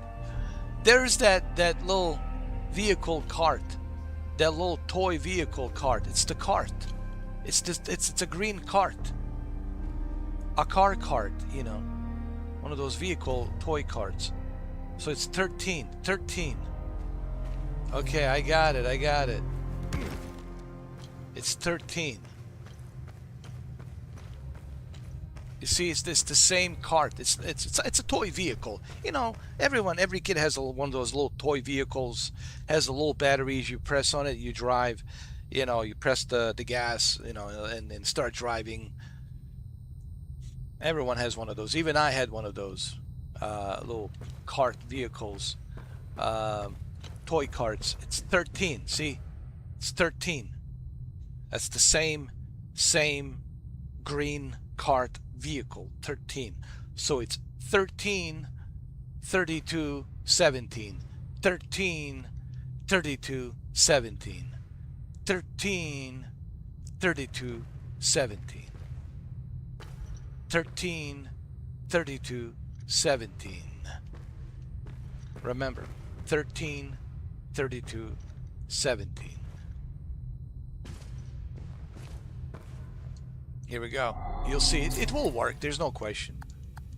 13, 32, 17. It has to work. What? Or maybe it's the other way around. Maybe it's 32. Wait. Maybe it's this way. 17, 32, 13. 17, 32, 13. 17, 32, 13. Or maybe it's 17, 13, 32. What? How, dude? This is 13. This is 32. And this is 17. What am I missing here? This is 13. 32, 17. 13, 32, 17.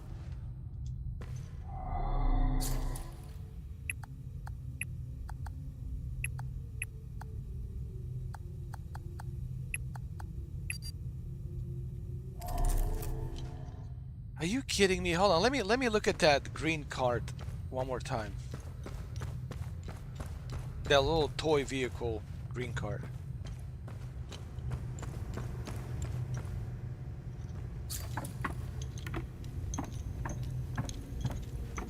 It says 13. Come on, man, look. 13. 13.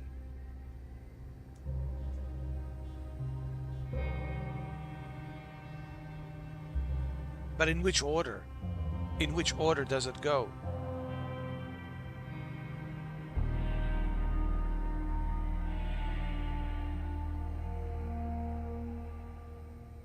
In which order would it go? Oh, wait a minute. Hold on.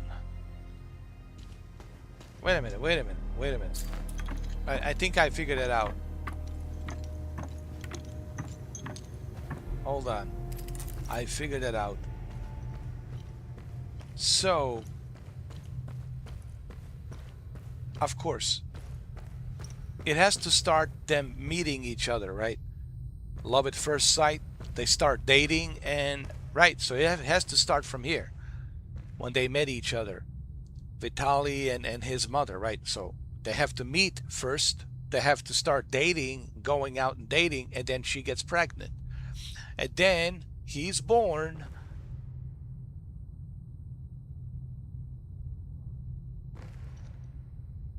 And then he's born.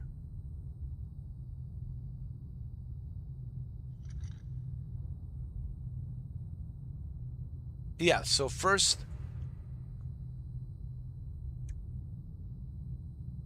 it has to be 32.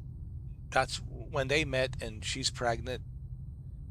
And then that's when he's born. 13. So 32, 13, 17. 32, 13, 17. 32, 13, 17.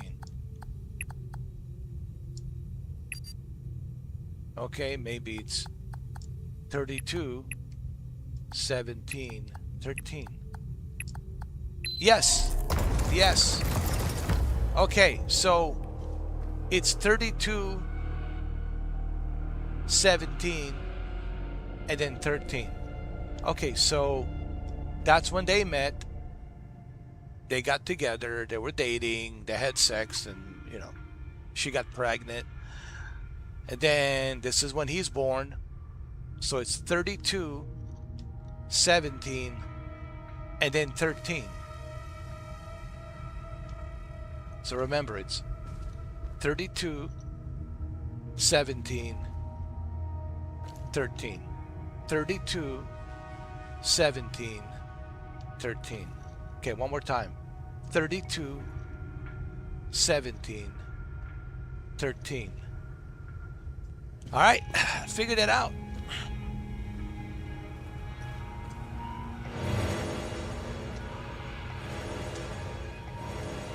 All right, now I can do a bunch of upgrades. Ooh, look at this sword. Holy crap. Holy crap, dude. Look at this sword. Holy shit.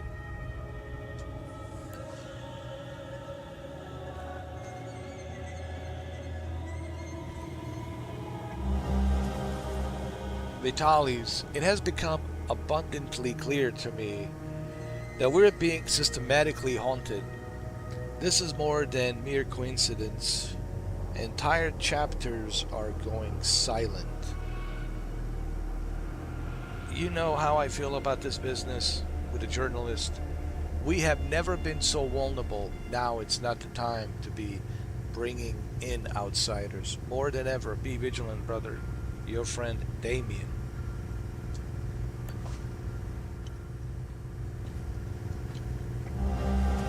Brothers and sisters of the vigil, the journalist has arrived. Meet at the Weeping Night as planned.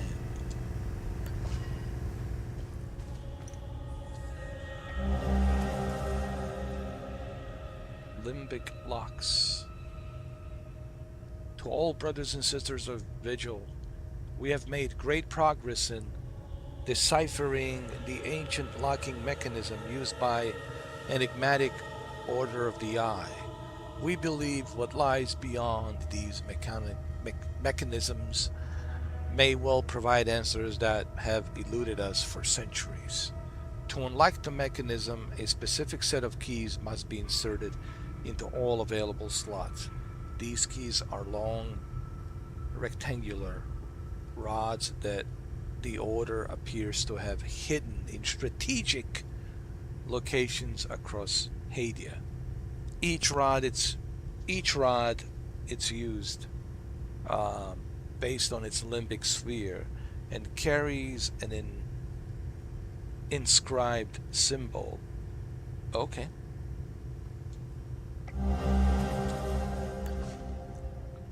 Man, we got so much here.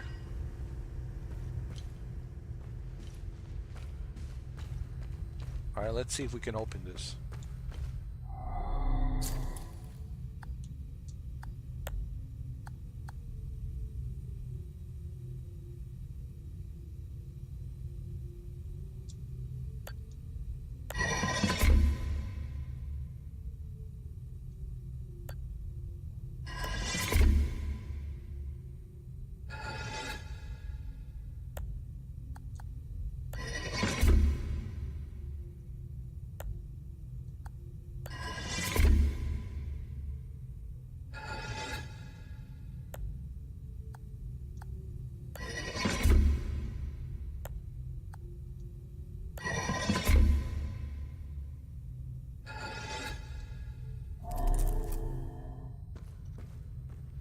All right, let's do some crafting.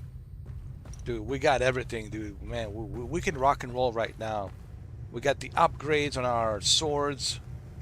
We can power up our swords now. We can kick some serious ass, bro. And we got that big giant sword on top of that.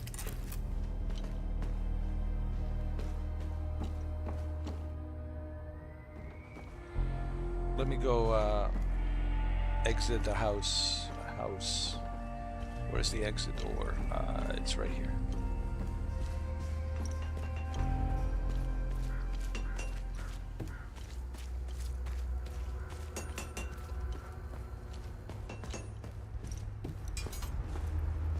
Let's craft. What can I do for you? Upgrade a weapon. I want to upgrade this, bro. Yo, this weapon.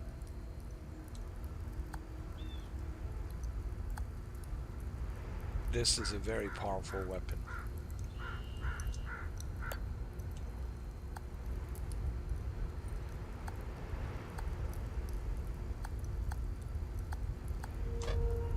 Oh, I don't have enough. I can't do it. I forgot.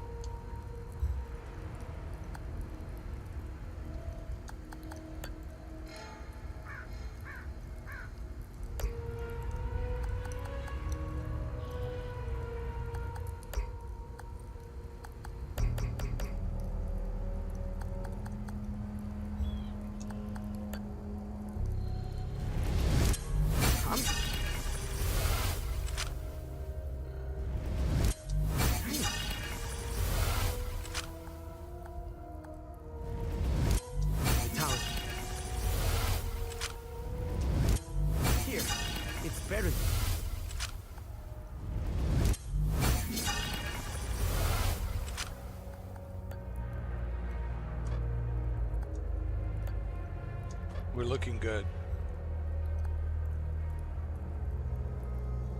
This is a level 3 twin axes of terror.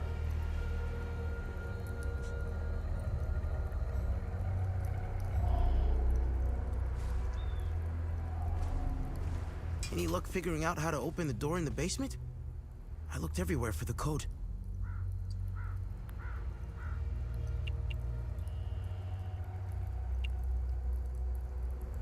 Let me ask him about this mother, about the mother. Do you know the woman in the pictures? Do you know the woman in the pictures? Whoever she is, she seems to be a painful memory. Vitalis became angry whenever I asked about her, and he would shut me out completely. So I dropped it.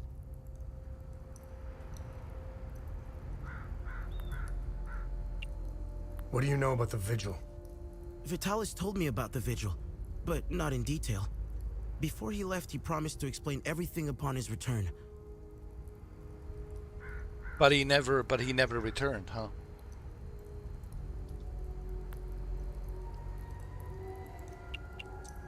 What do you make of this note? Vitalis never mentioned a journalist. I know where the Weeping Knight is, though. It's in the Vissa Hills. Vissa Hills? It's a large statue of a Sabinian knight holding another fallen in combat. I'm surprised it's still around, considering it's in the Palamist province. It's nestled under a large weeping willow tree. People often light candles and leave pictures of their loved ones at the foot of the statue. Well, that's where we're going to go. Let's go there. Vissa Hill. Alright, let me travel there. Alright, we got plenty of upgrades, man. We're ready to rock and roll, dude. We're ready to rock and roll. We're ready to rock and roll. You know, this game turned out to be better than what I have originally thought. And this is what I like about the Game Pass. This is one of the beauty about the Game Pass and PlayStation Plus. And this is why I have these subscription services. Normally, I would have never paid for this game. Unless there was a demo, right? But that's the beauty about the Game Pass and PlayStation Plus. Is you get to try these games, right? And now that I have tried the game, now that I have been playing it for nearly 6 hours on this live stream, now I realize that this is actually a pretty good game, you know.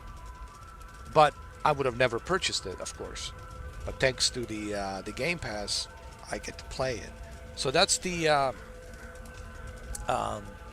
benefit and the value of Game Pass and PlayStation Plus, in my opinion.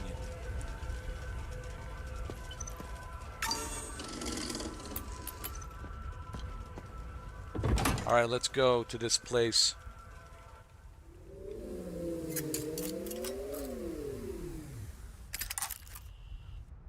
All right.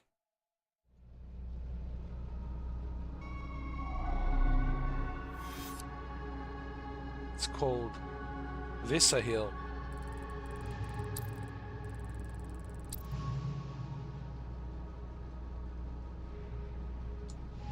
Yes, let's go there.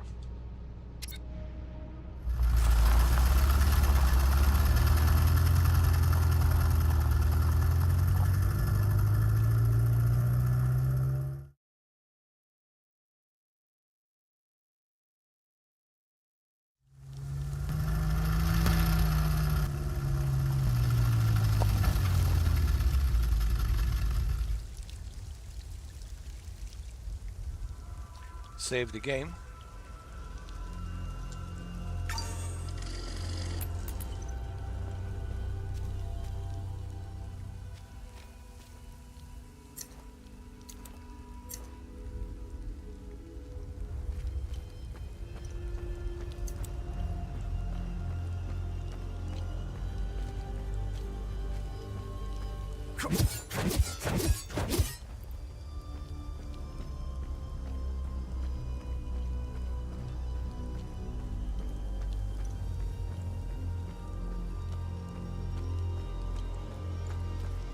Oh, I'm ready for a combat. Let's go.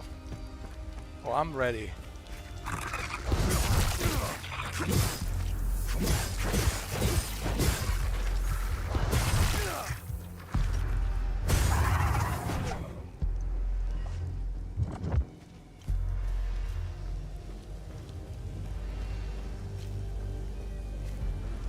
There's that statue. Weeping Knight. It's right there. Save the game.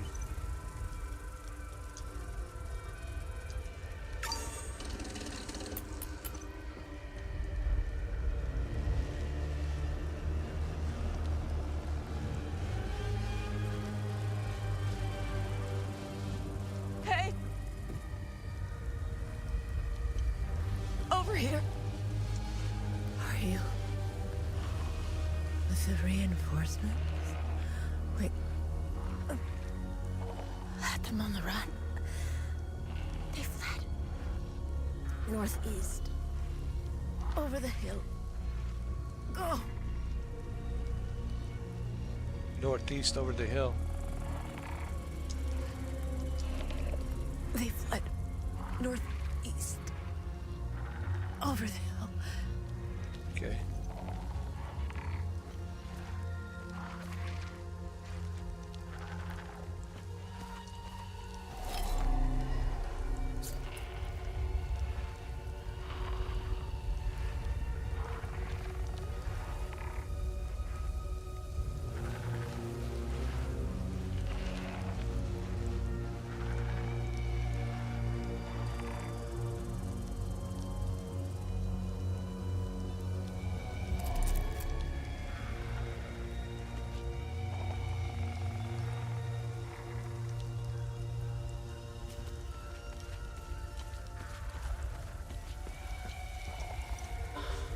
She said northeast.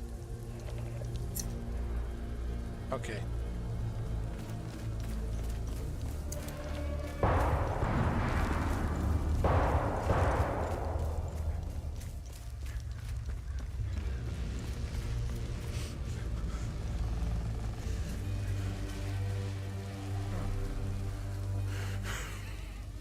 Come to finish me off.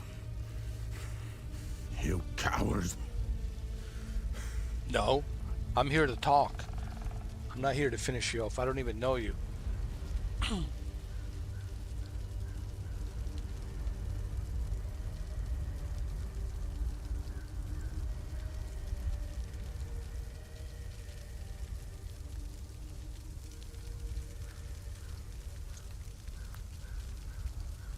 Who are you? Why don't we start first with who you are? Who are you? I'd sooner die before I tell you anything. Wait. Wait. Your necklace. Show it to me.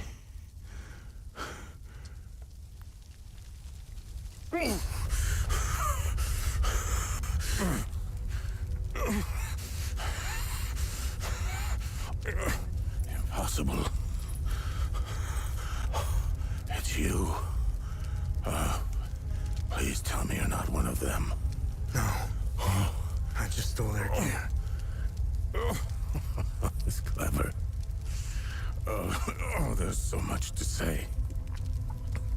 But the curtain falls on me, my son. My boy.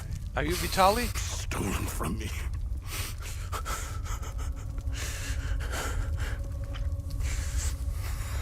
I am a vigil, sworn to protect Adea. We failed to stop the calamity, but hope stands before me.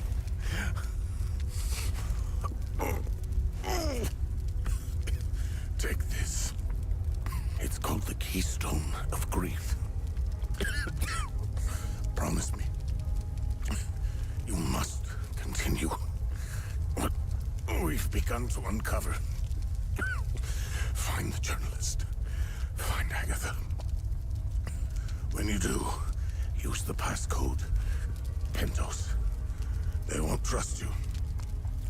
Especially dressed like that. I saw them escape into the rocky ridges. To the southwest. Towards the old windmill. I'm sorry. My burden is now yours to carry. Promise me, we'll stop the calamity.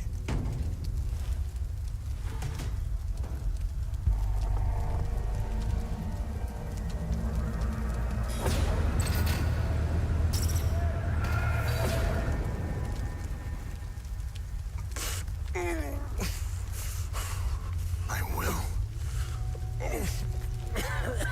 Is Agatha my mother? Your mother is dead.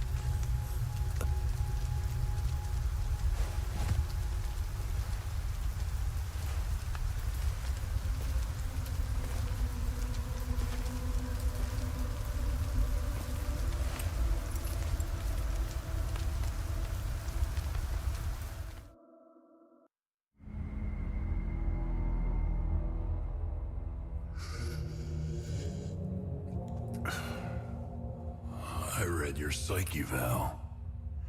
The military officially diagnosed you as being a high-functioning sociopath. I see why you were so successful. Out of curiosity, what's it like to barely feel anything? Practical. I never second guess. I have no regrets, no fear, no animosity. Even towards me? Even you.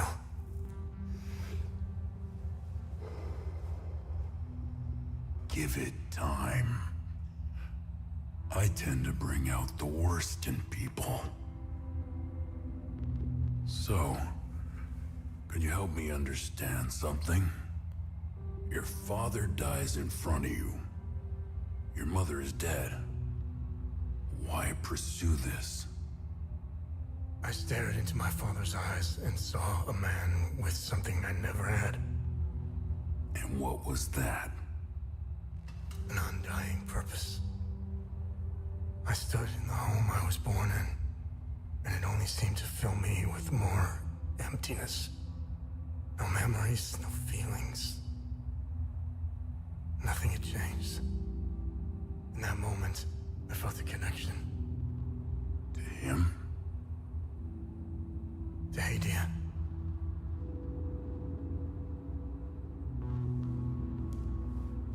Interesting. So, where did you go from there?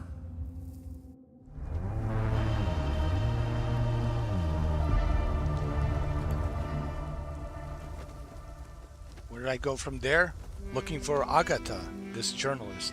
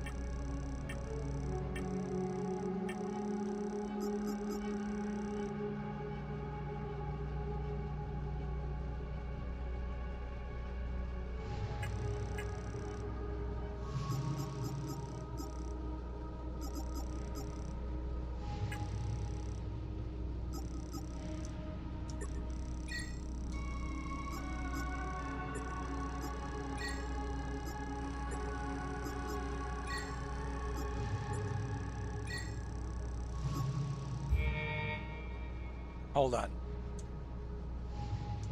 He said northwest. He said northwest, didn't he?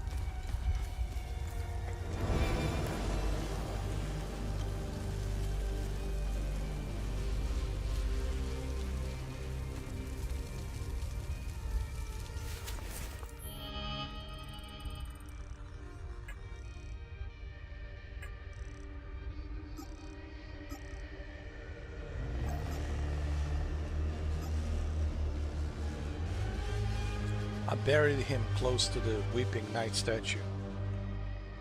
Before he passed, he told me to find Agatha and the journalist. The note I found in his secret office led me to him. Vitalis was my father and member of the Vigil. To find Agatha and the journalist.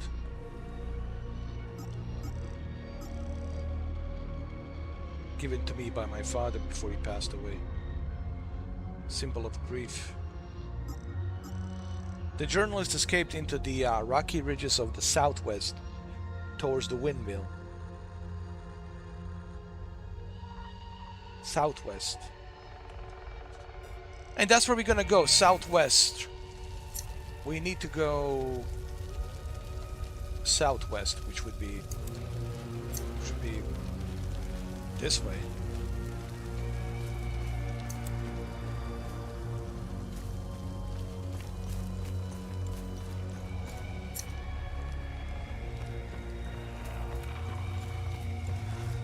Bring it on.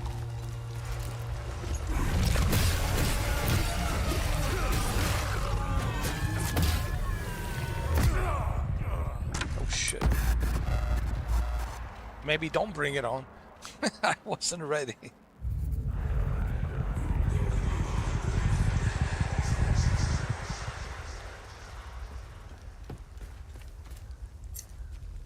Okay, now we know where to go, southwest.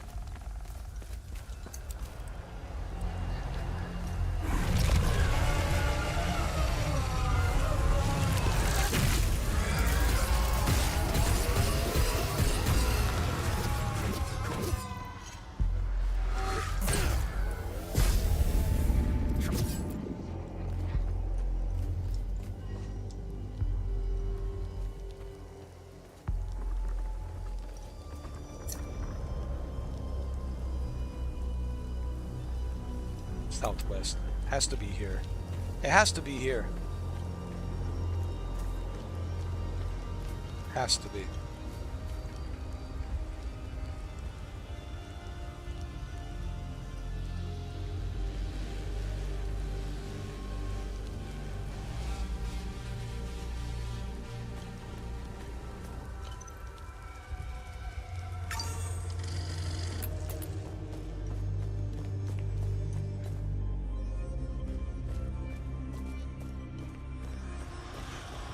Bring it.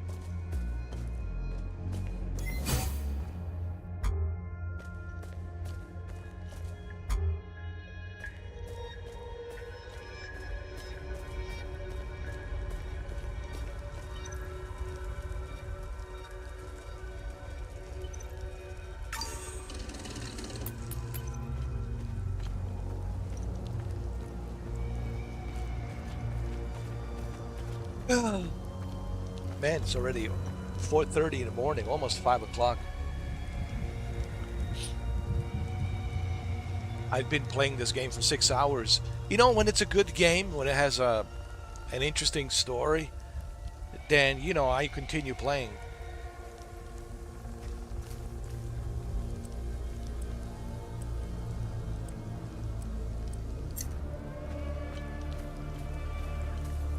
He said southwest.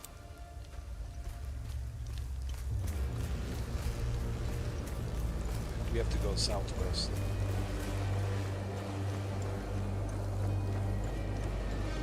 Oh shit. We have to fight this creature. All right, let's go. Let's do it.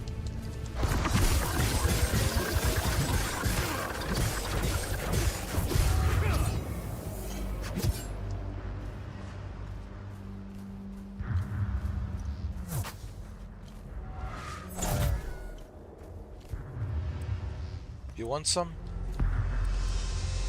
Come get some.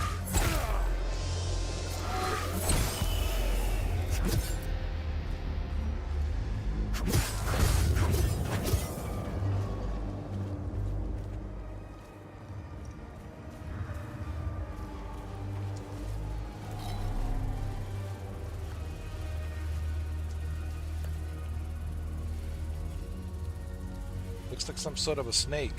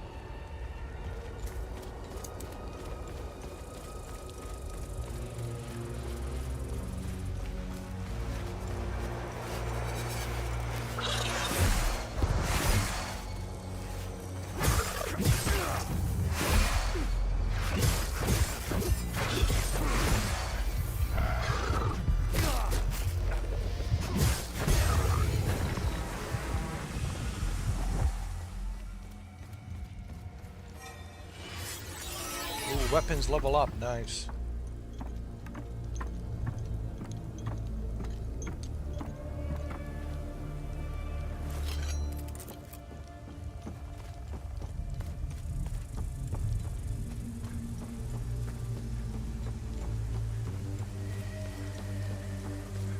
So that's Agatha. Is that her?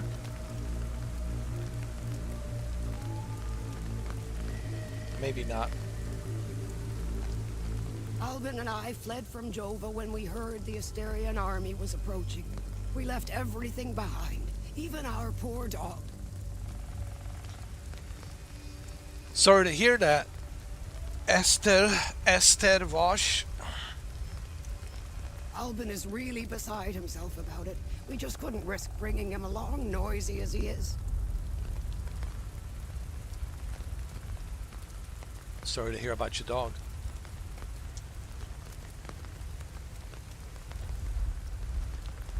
My poor Max. We had to leave in such a hurry, we left him behind. I pray to Sethras that those Sabinian cretins haven't found him. Oh, I should have just set him free. I'll never forgive myself. Okay. I understand.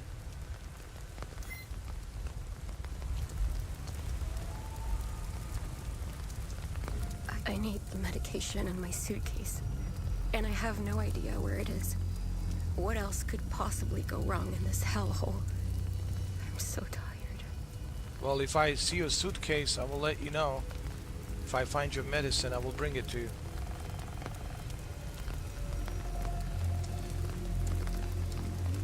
Hi, mister. I'm Dag. I'm from Skell. When the bad men took Mama into the barn, I ran as fast as I could. And then Mrs. Koss found me. She's very nice, but she's sick. I'm watching Nika for her. That's her baby.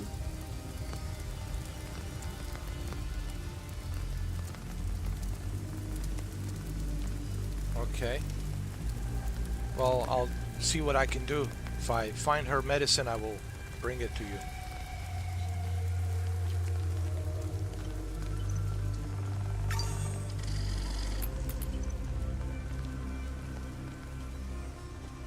This is a really good game. It really is.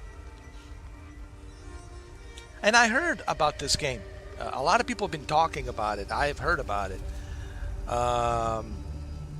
Even you guys on the comments and on the chat last year. You've been telling me about this game, like, Mr. 4K, how come you haven't played Hell Is Us? Well, there were so many other games to play. Number one. Number two, there was other games for me to play. Obviously I was limited on my budget as to what I can purchase, what I can play. Obviously, if you guys have, gifted me the game, I would have played it, sure. But I couldn't afford it back then. But now, a year later, in 2026, it's on Game Pass. And again, this is why you have Game Pass. This is why you're paying a monthly subscription to Game Pass and PlayStation Plus. It's so you can play these games, honestly. It's, Game Pass and PlayStation Plus is really good for streamers. If you're somebody who's streaming a lot like I do, you can stream those games, and there's always something to play. So when people say, "Ooh, I don't see any value in Game Pass and PlayStation Plus," it's not true. I see a great value in Game Pass and PlayStation Plus. Absolutely, there's a value.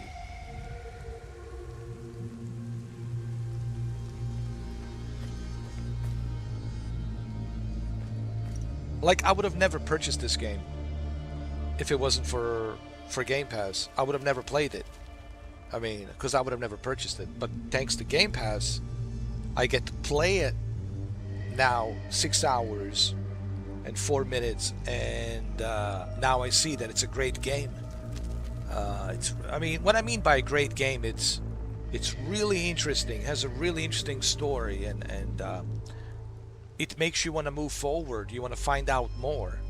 That's what makes this game so great and unique. Well, I want to push forward. I want to learn more about who I am, who my father was, etc., etc.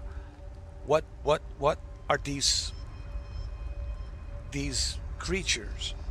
And this necklace that I have, why it's so important, right? And that keeps you moving. That keeps you going to find out more, right? Like Agent Mulder, the X-Files, right? The X-Files. The truth is out there. Well, he keeps on going, keeps on moving to find out the truth. The truth is out there, so he keeps pushing through. And I think that's what's so unique about this game. Is you want to keep pushing forward to find out more, to discover more. Yes, there's war. There's some gruesome images that they will see. Sure, this game, the theme of this game is the war. And like I said, one of the themes of the war is hell. There's nothing good about the war. That's why I said I don't like when these special forces guys on YouTube are glamorizing the war. Oh, I was in Afghanistan. I've done how many tours, and I went to Iraq. I was in Ramadi, and yeah, man, it was so cool, and it was great. No, I don't like the glamorization. Like, these guys coming in glamorizing it, and they're making podcasts about it, and they're like bragging about it, how cool it was. And no, there's nothing cool about the war. It sends the wrong message. Sure, if you want to serve your country, become a soldier, I salute you. But don't glamorize the war. That's my message to a lot of special forces and soldiers. Don't glamorize it. There's nothing glamour about it, but you see a lot of these guys, they're like bragging about it. Oh, my unit has done this. My unit has killed this many enemies, blah, blah, blah, blah, blah. I don't like that. Then they're grifting about it. They're grifting, writing books about it. They're grifting about it. There's nothing glamour about the war, I mean, thank you for your service. Appreciate it. Thank you.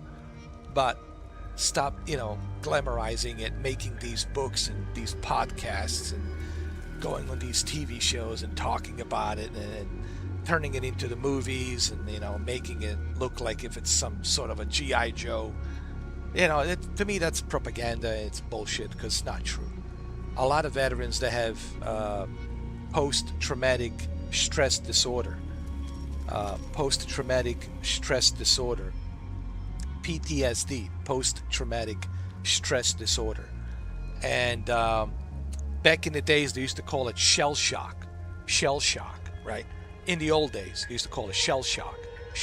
Now they call it post-traumatic stress disorder. And majority of the veterans that you talk to, they don't want to talk about it.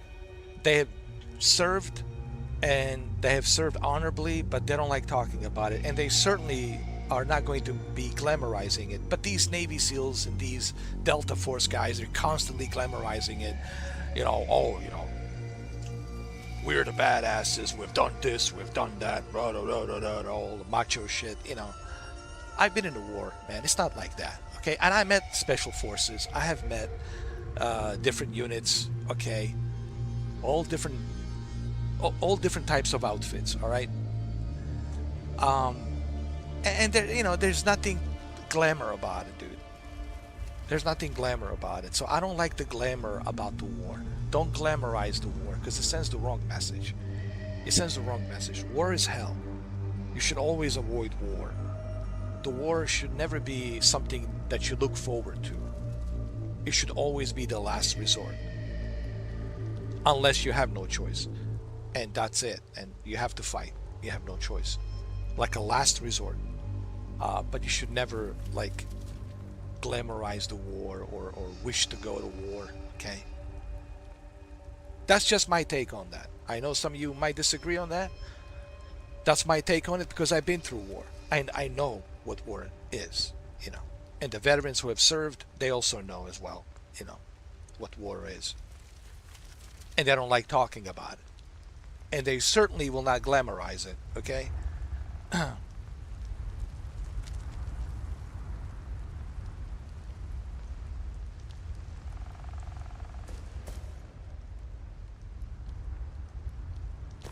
Alright, so we cannot go through here. We need to find Agatha. That is my main objective here.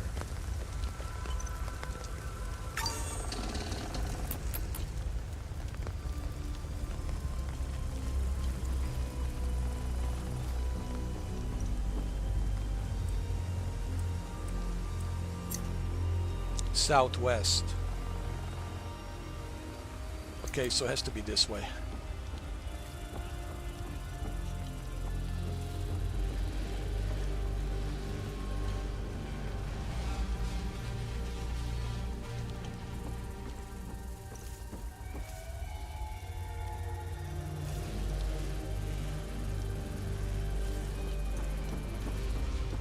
There's got to be another way.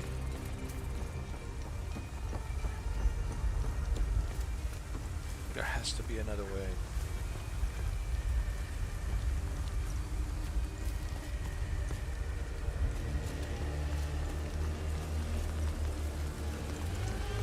Albin and I fled from Jova when we heard the Asterian army. Albin is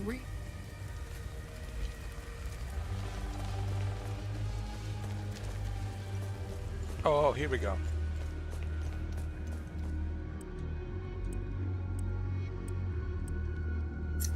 Southwest. Remember, we're looking for Agatha. She's a journalist.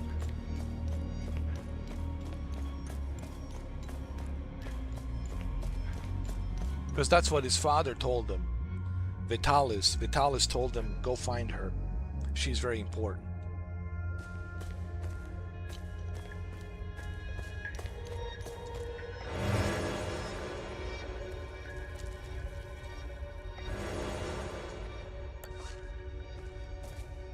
Well, we're not going through there either.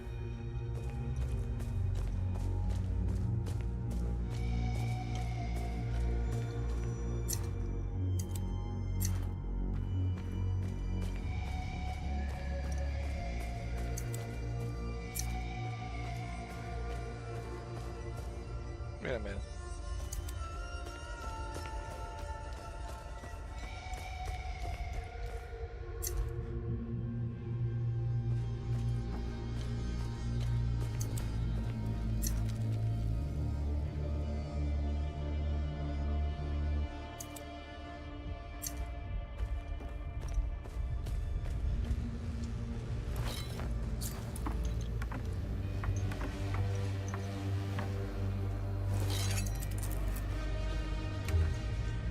door is blocked from the other side. Oh, that's wonderful.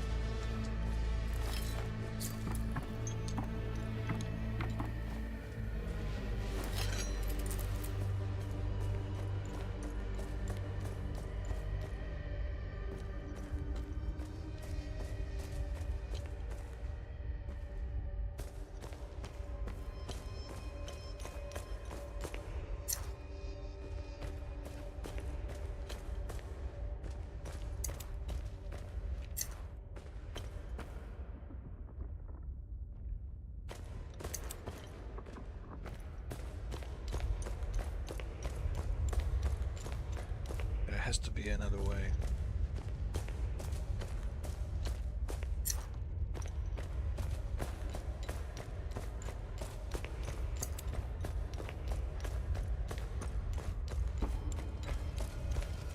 We'll find a way.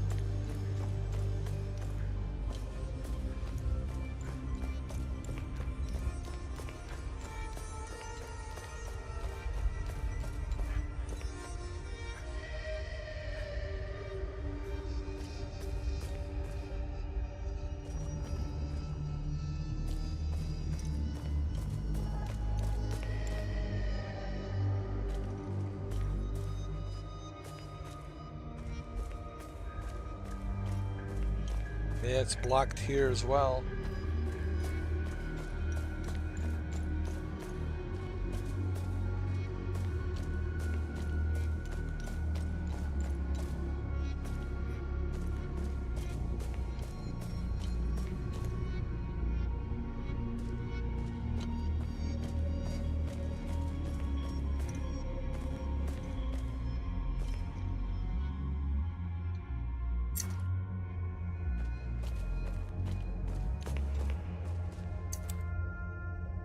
Can't go down there. The door is locked on the other side.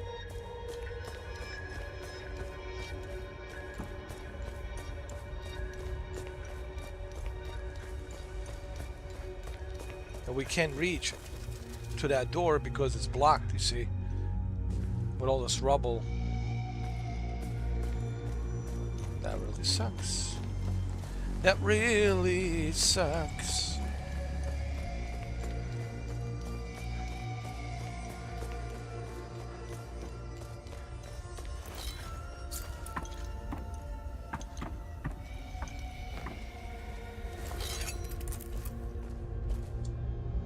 The door is locked from the other side.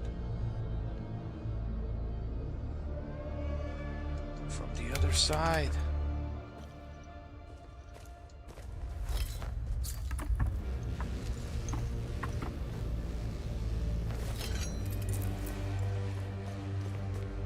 And this is blocked, so I can't go through there either. And there's an opening here, but where's it gonna take me?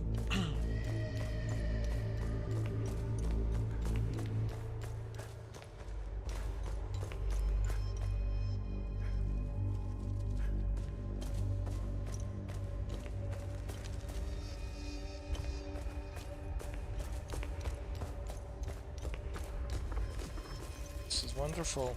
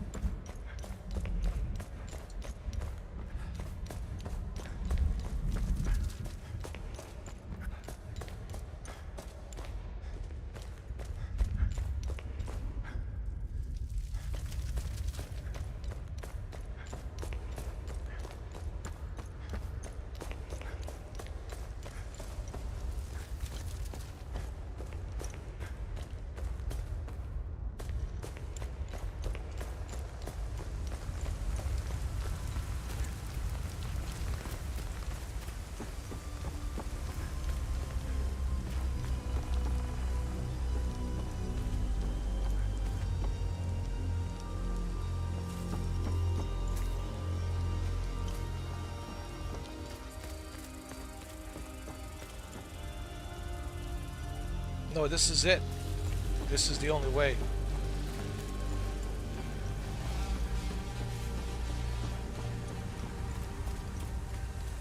It's through this tunnel.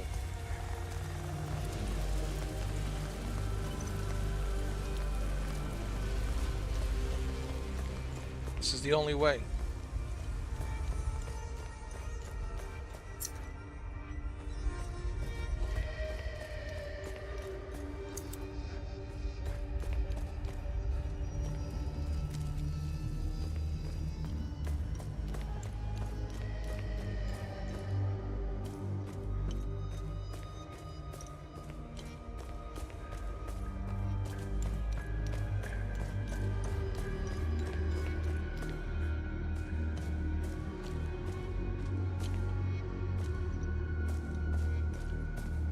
And then here, it's blocked, rubble. We got a lot of rubble here, blocked, can't go through. So,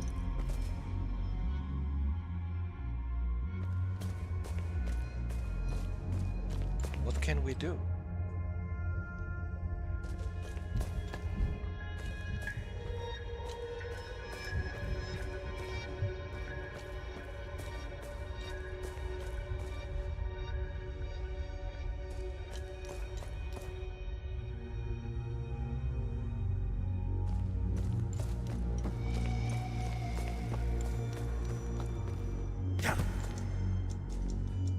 Select from the other side.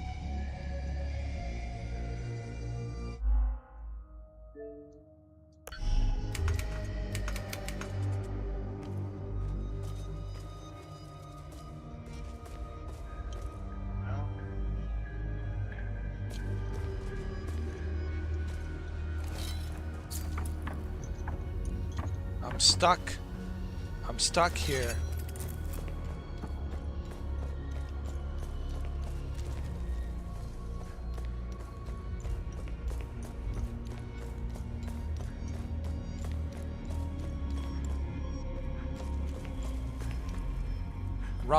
Rubble everywhere.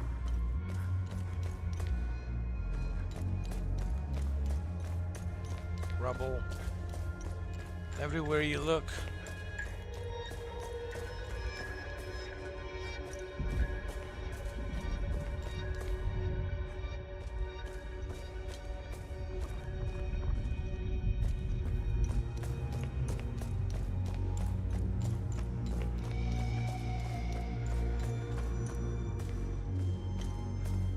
Rubble.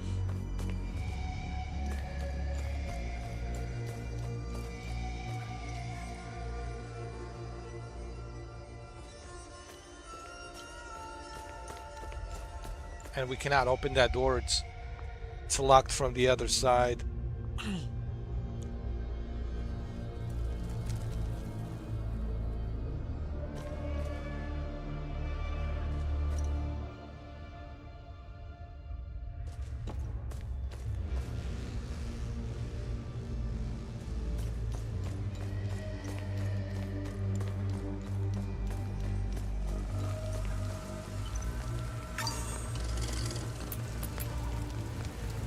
I don't know if it's the stress, the hunger, or the cold.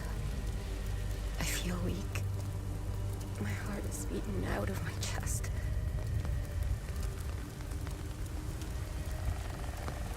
I need the medication in my suitcase, and I have no idea where it is.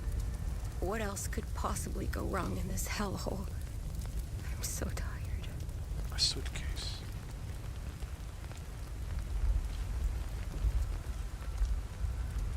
My poor Max. We had to leave in such a hurry, we left him behind. I pray to Sethers that those Sabinian cretins haven't found him. Gosh.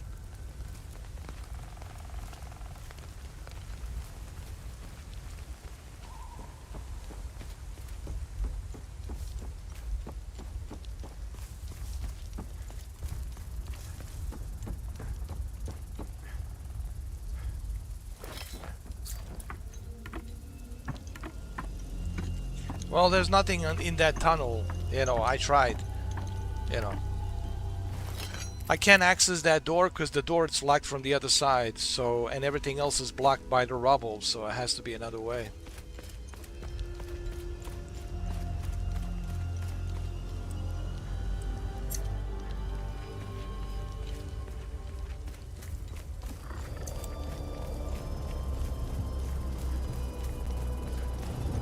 This is blocked here as well. Enter time loop? What the fuck? I'm sorry. What is this? It's too dangerous to enter. I was about to say.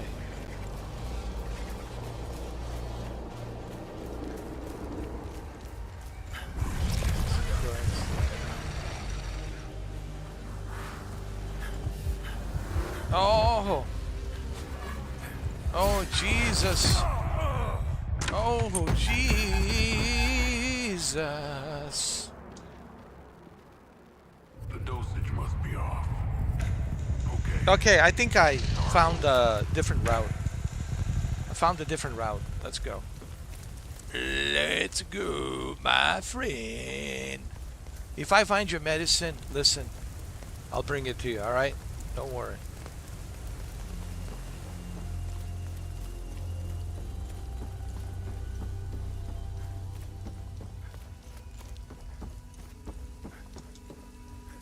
I'm not going to fight those enemies. I'm just gonna run, dude.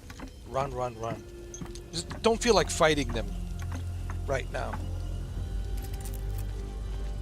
There's too many of them. You know what I'm saying? There's way too many.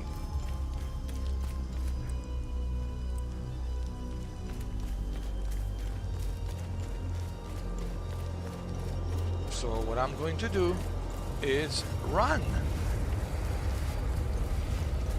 Jesus Christ. Do I have to fight these guys?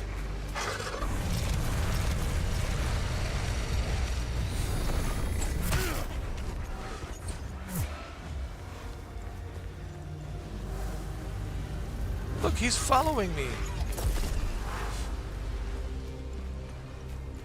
Dude, just run. Run. Dude, just run. Sometimes you have to run. You know, there's no shame in that. Oh, Lord. Oh. Just climb up and go up.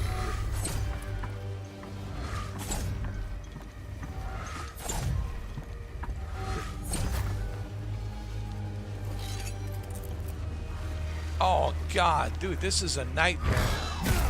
These guys are everywhere, dude. Oh.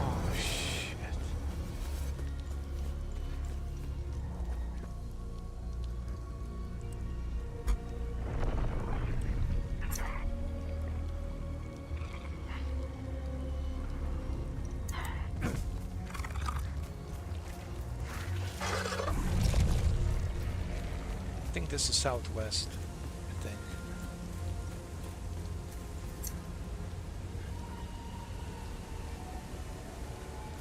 God.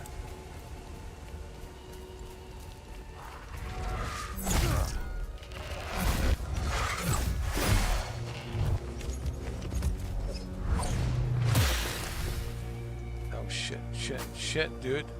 It's a dead end. It's a dead end.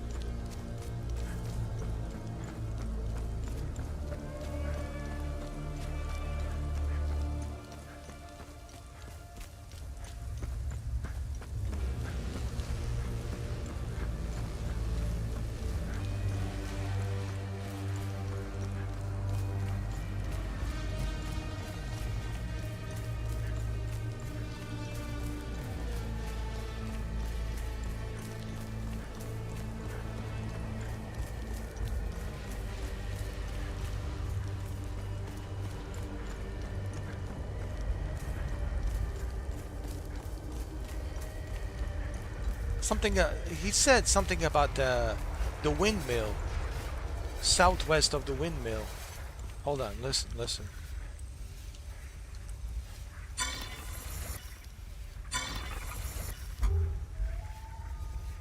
Something about the windmill.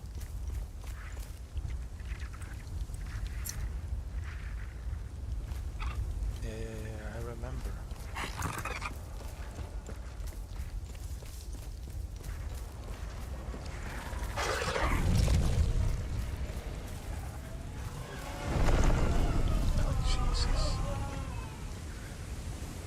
Shit!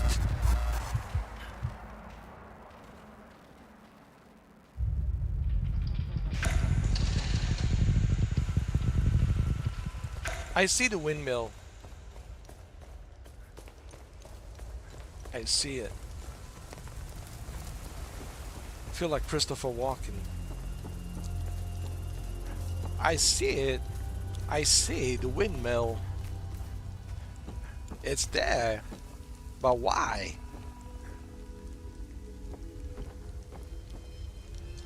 I don't know, Christopher Walken. The windmill is there because we're looking for Agatha. Who is she? Why do we need to go there? I don't know. We have to.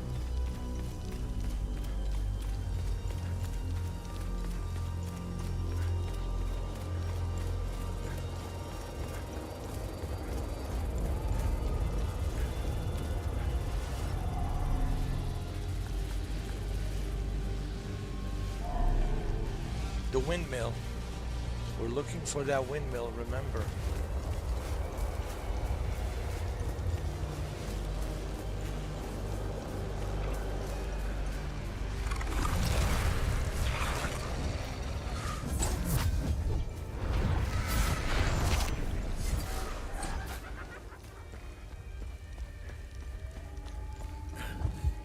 That's the only way to get to Agatha.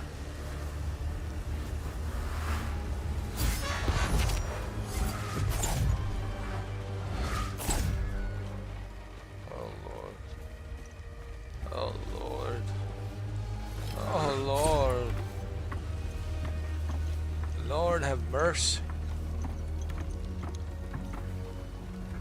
Come on. Let's go, man. We need to find Agatha. Remember.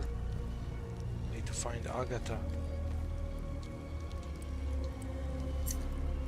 Southwest. It's right here.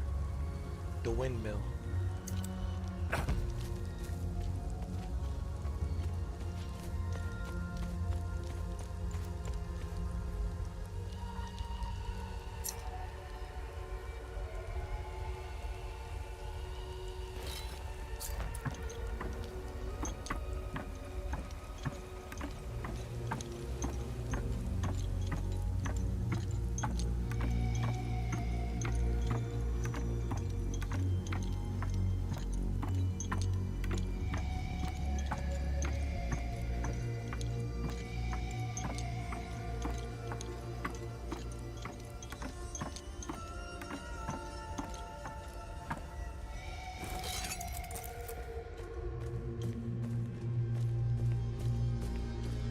See?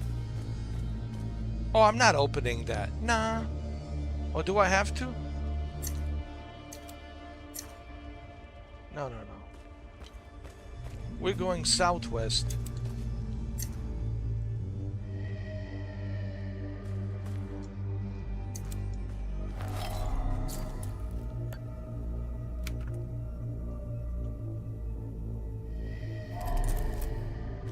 We need a key.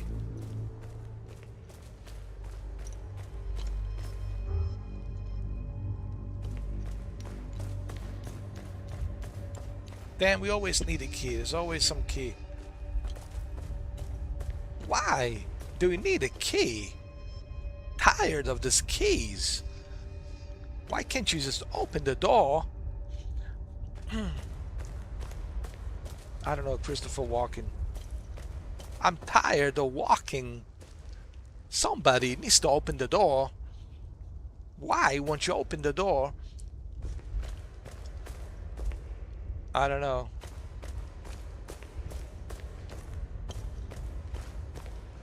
Door's not going to open without a key. We need to do some more walking. I told you, I'm tired of walking. I've been walking my entire life. Tired of walking. I want to dance. You want to see me dance? It's okay, Christopher Walken. Let's just keep on walking.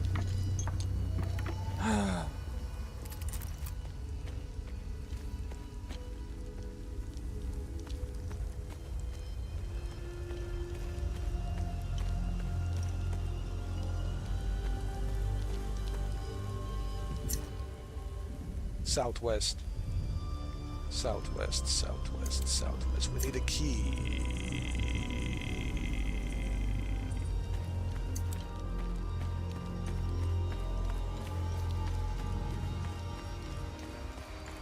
Oh, great. Oh, I guess we have to fight you.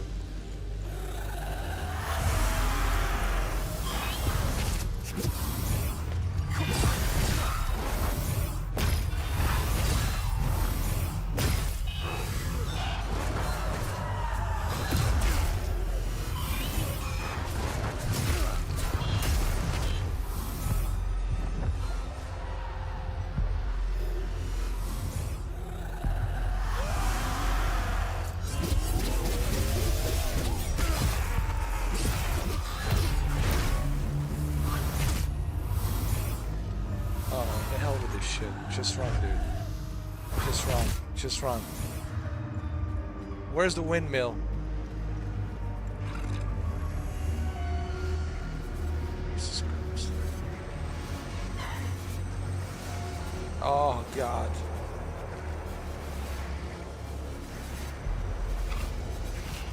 Is that her? Is that Agatha? You gotta be. Gotta be sure.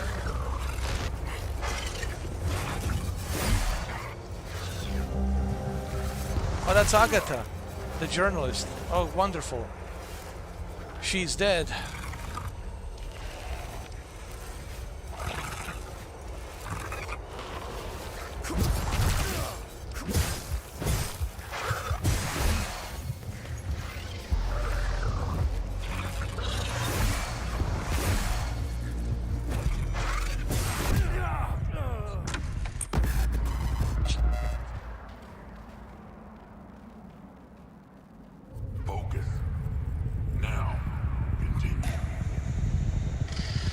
Oh, you got to be shitting me. We have to start all the way from up here. Oh, man. This really sucks.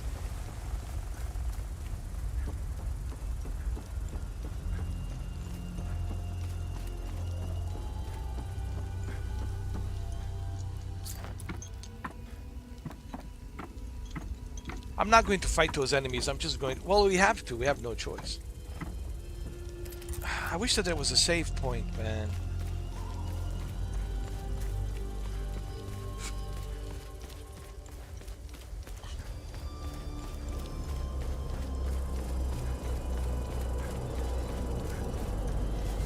Oh, Jesus. We have to deal with these guys again. No, please. No, no, no, no.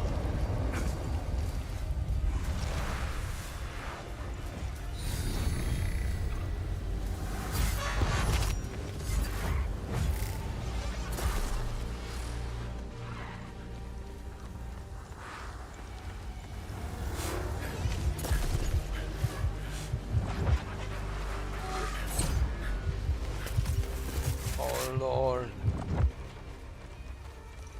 Just get up there, climb up.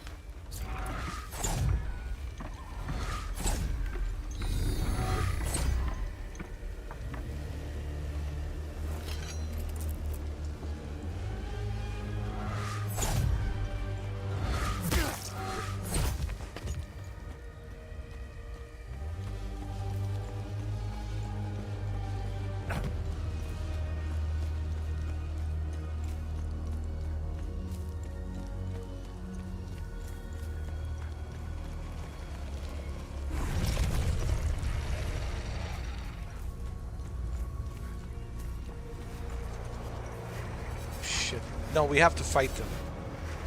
This really sucks.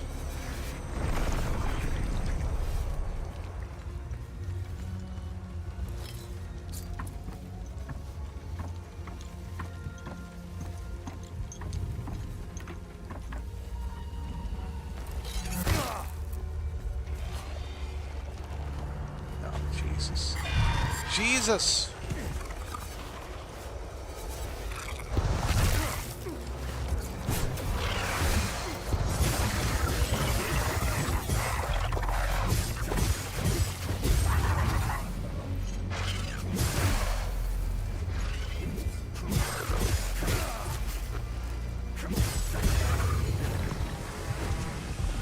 Oh shit, there's more of them. Agatha, she's dead. Agatha didn't make it.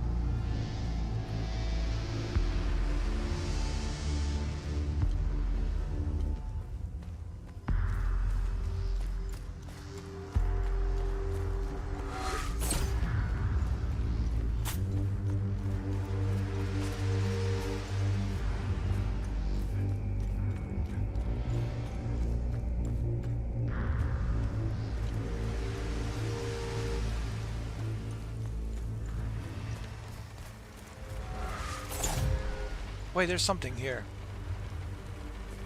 We need to climb up.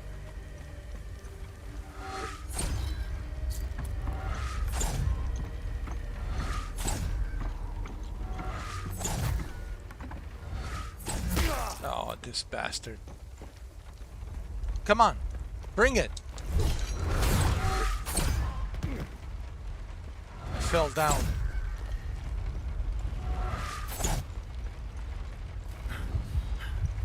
Shit, I fell down, dude.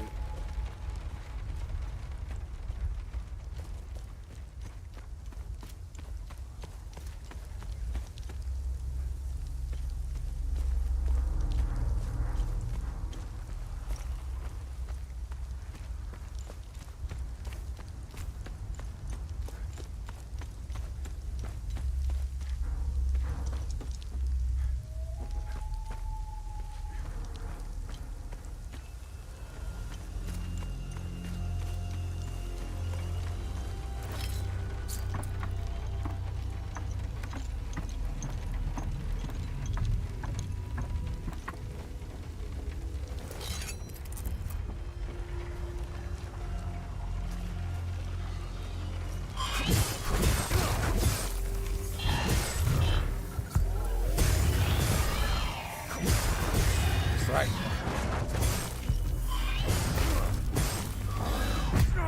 Shit.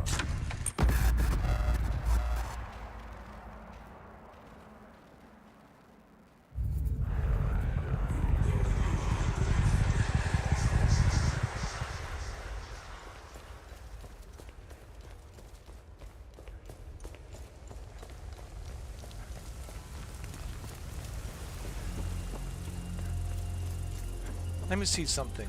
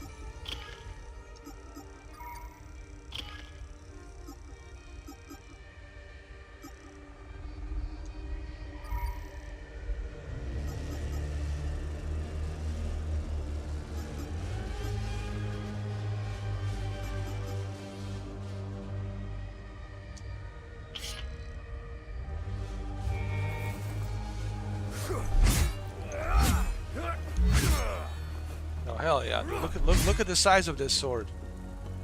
Look at this thing. Let's put it to test. Let's test this giant sword. Bring it on.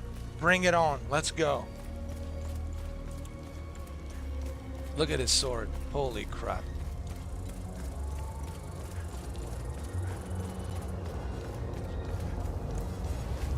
Let's go. Bring it on. Bring it on. Come here. Come here.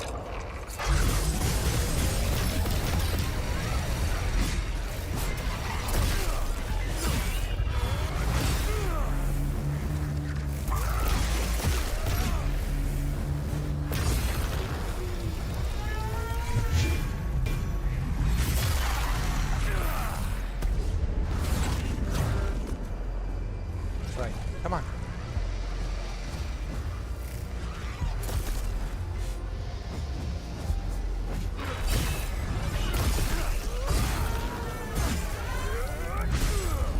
That's right. That's right.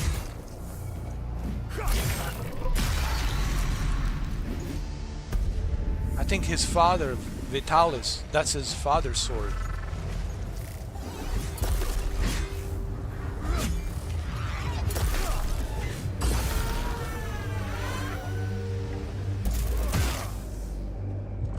Come on, come here.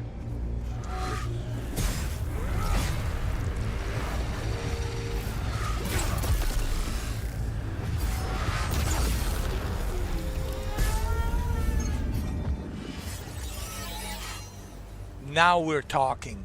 Now we're talking. This is his father's sword. Hell yeah. Hell yeah. Come get some. Come get some. Now we're talking. That's right.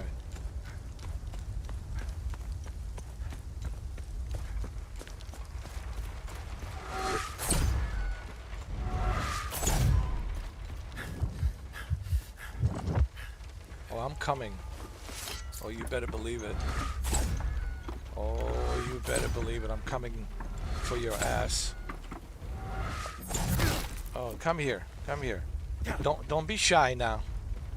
Don't be shy. Come here.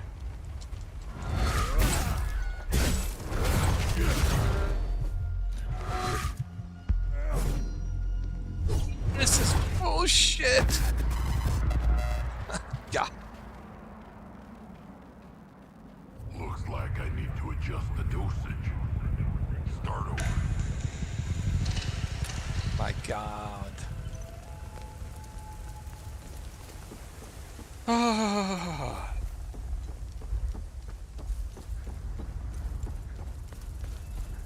At least I cleared the path, so I just have that one guy to worry about. I need to find the key so I can go down there and open that door. At least now we know what happened to Agatha. Agatha died, which really it's a shame that she died, because his father said that she's very important, but now... So hold on a second, let me see something. I got something from Agatha.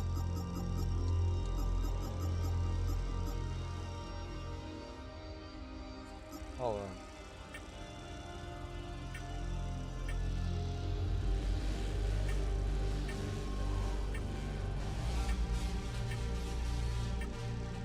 Didn't I get something from her?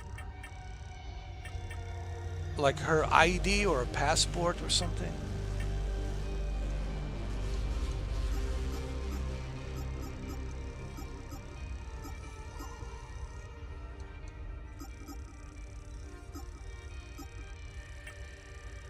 Oh yeah, we did.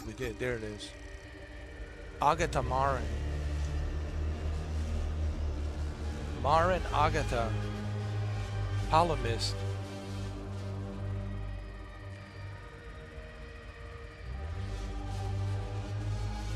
Well, this really sucks because his father, Vitalis, says she's very important. She was a journalist, but she's dead, unfortunately.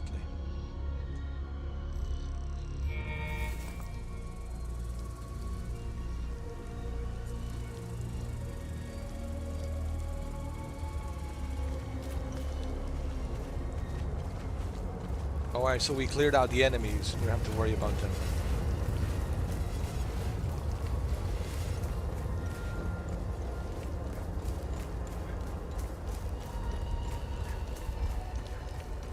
Does this game has a little bit of a Demon Souls and Dark Souls? Not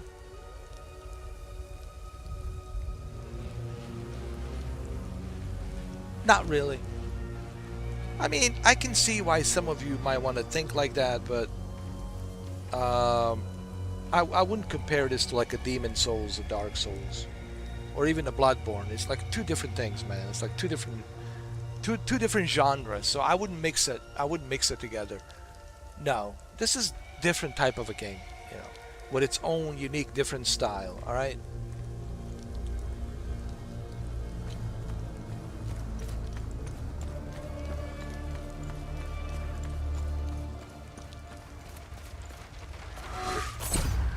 All right, let's deal with these bastards. Let's climb up and let's deal with it. We got more of them over here too. Let's clear it up. Come on, get up. Get up. Okay. Now let's get rid of that douchebag. This douchebag over here. Come on, douchebag, come here. Oh. He's hiding there like a little pussy. Hold on, let's go get him. I know how I'm gonna get him. I know, trust me. I got it. Here, let me show you.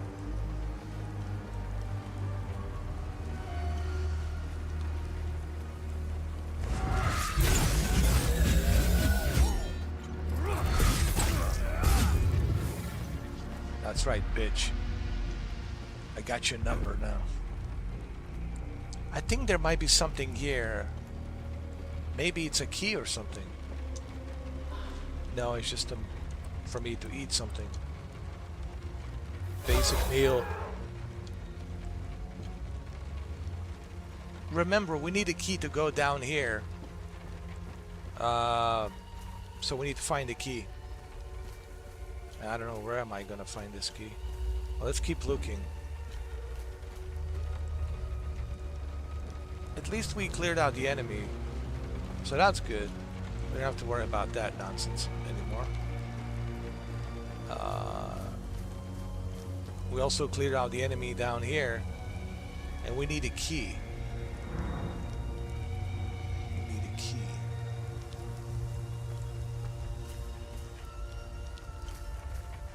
Yeah, we don't have the key, so I don't want to go down there because I don't have a key. Let's just proceed down here and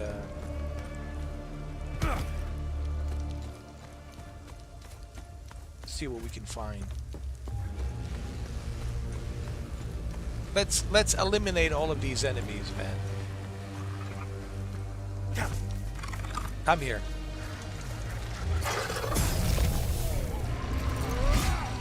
Come on.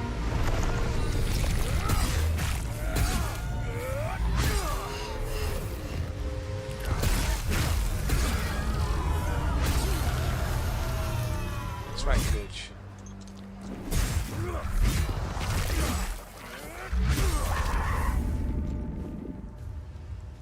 Alright.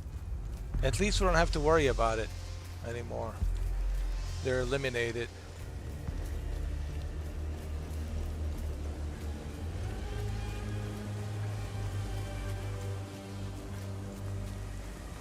Yeah, there's nothing here. I've been here. Yeah, there's nothing here.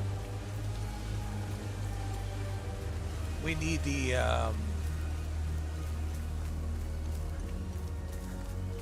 maybe it's up there. Hold on.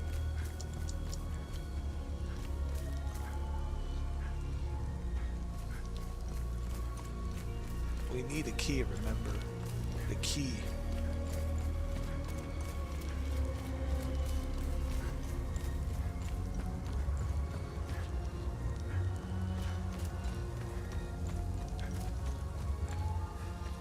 I know some of you will compare this to Demon Souls and Bloodborne. It's not like Demon Souls. It's not like Dark Souls. It's not like Bloodborne. Those are very hard games. Okay, like Bloodborne, Demon Souls, and Dark Souls 1, 2, and 3. I mean, Jesus Christ, right? No, so I would not compare this game to Dark Souls or Demon Souls. I know it looks like it, but it's not. It looks like it, but it's not.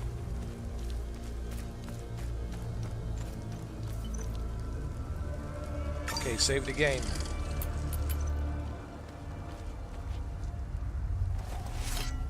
I'm a journalist. Article 79 of the Geneva Convention formally states that journalists are protected under international humanitarian law. That is correct. You're absolutely right.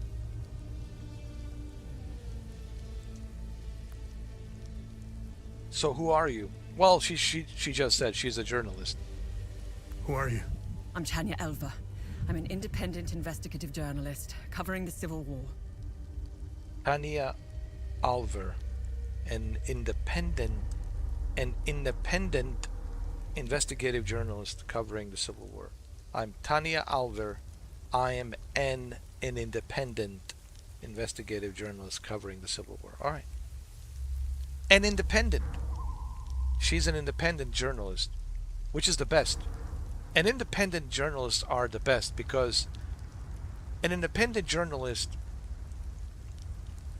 can report exactly what they're seeing versus a journalist that's working for a corporation.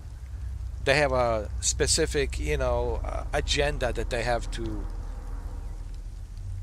follow by, But when you're an independent journalist, you don't have to follow any kind of agenda. You're just reporting what you're seeing with your own two eyes.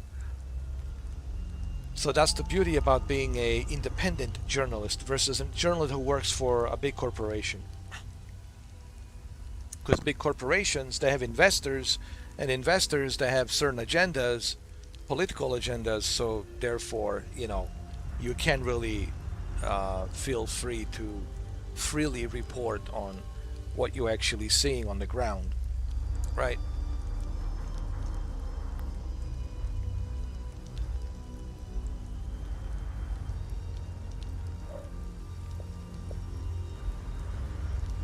I just pressed the screenshot button by accident.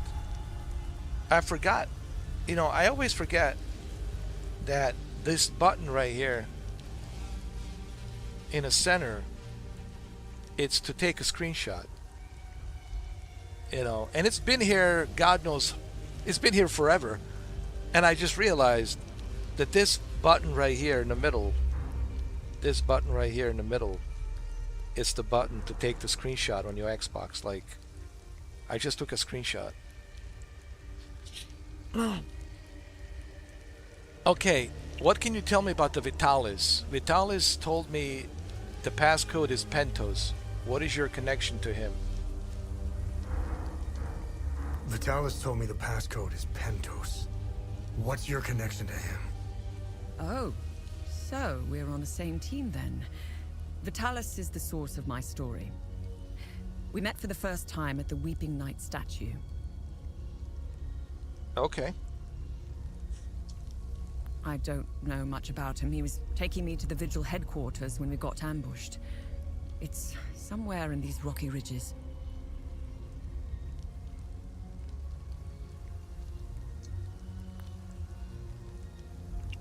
Are you the journalist mentioned in this note? Yes, I am. In my defense, you are dressed like the enemy. I was just covering my arse. What do you know about their headquarters? They call it the Watcher's Nest. To get there, Vitalis said we must follow the path with all the tombstones and obelisks just west of here. All right. Well, I guess we'll do this together, me and you. We'll find these tombstones, then go west. Vitalis described the entrance as a doorway etched into solid rock. He mentioned a windmill above it on the cliff. Windmill above it. Oh yeah, he did mention that. Actually, he did. He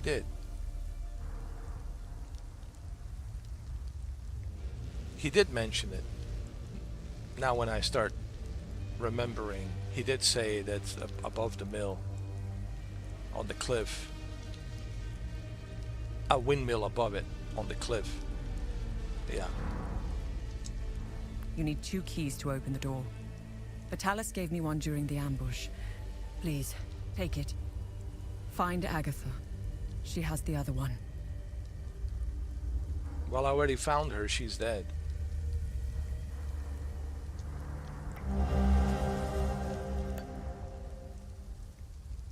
I got the key. Agatha didn't make it, unfortunately. Sorry to give you this sad news. I got the key. Agatha didn't make it. Ah, fucking hell. How did she... Never mind. I don't want to know. When we split up, I knew something terrible was going to happen. That's why you should have stick together. Never split up. Always, listen, you have better chance of fighting when there's 2 of you. But when you are alone, you know, it's tough. Unless you're John Wick, then, yeah. Unless you're John Wick, then you don't need anybody. Finding the Watcher's Nest is the only move left. Perhaps there are some vigils left that could help us. All right.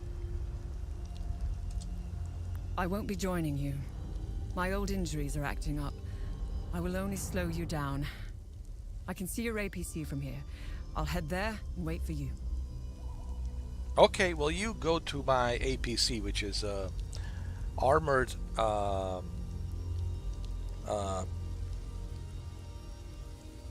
what's it called? Armored personnel carrier vehicle. It's a armored personnel carrier vehicle. That's what it stands for. Armored personnel carrier, APC.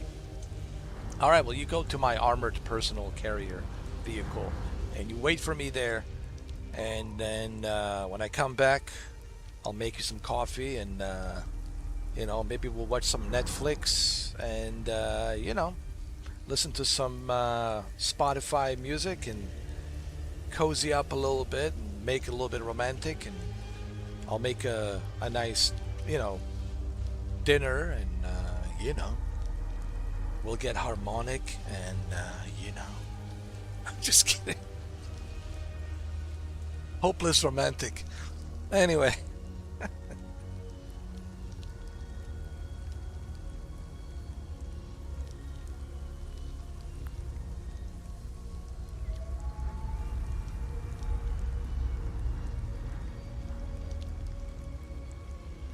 Oh my God, it's already 6 o'clock in the morning. I can't believe it. Already 6 o'clock. 7 hours.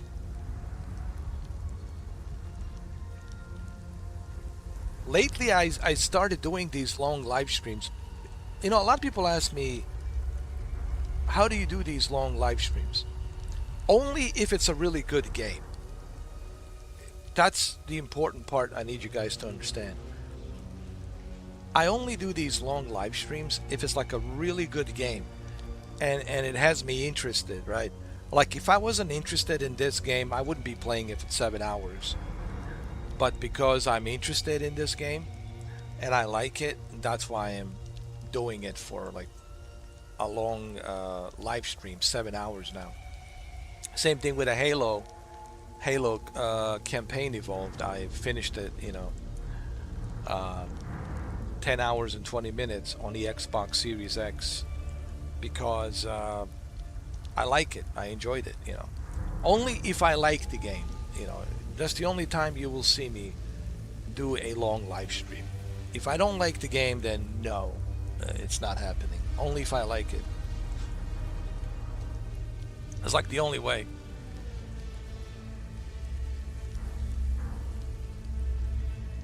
Because there has to be a purpose, you know, for me to invest my time and play a game. Like, well, what's going on here? What's this game all about? Is it worth my time? Should I continue to find out what's going on, right? And that's one of the reasons why this one I continued to play for like 7 hours, because there's so much interesting story here that I really want to know what happens next, you know.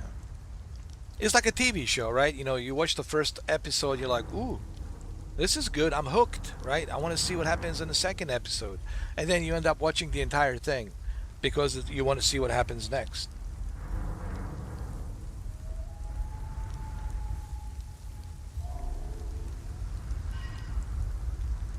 Okay, let's save the game. She's gonna go to my APC, and I'm going to go west.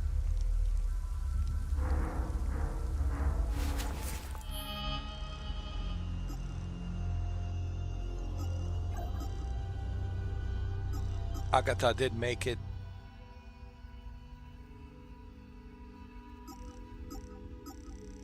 She's an independent journalist. A middle-aged woman with a eye patch covering her right eye. Okay. She told me that the only move left is to find the Watcher's nest. She will make her way to my APC and she will wait for me there. Okay.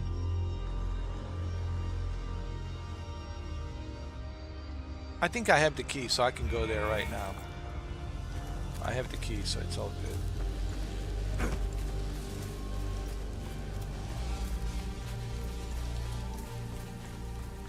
So, what score would I give this game? I would give it a solid 8.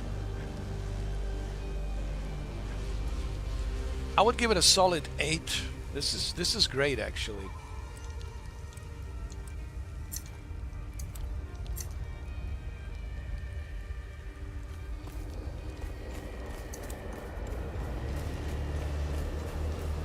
I want to give it a solid 8.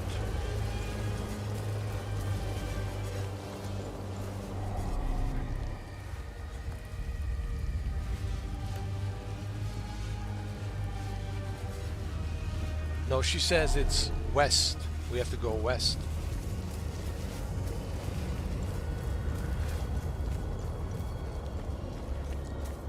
The mill, remember, she talked about the mill. It's about the mill. We have to go west.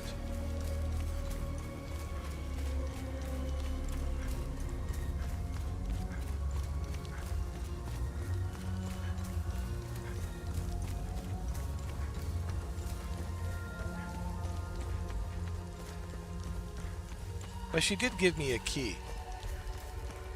I think now that we have the key, we can go now here. Hold on. Where was it?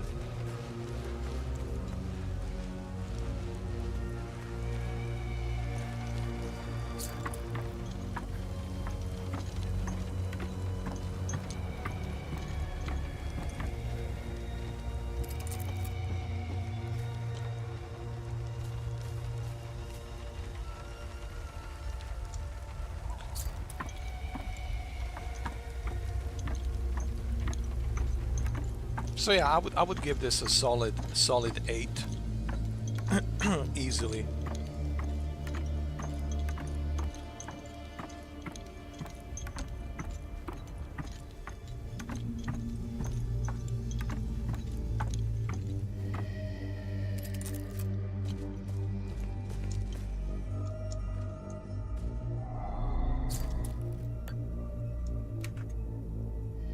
No, that's not the key. Hold on.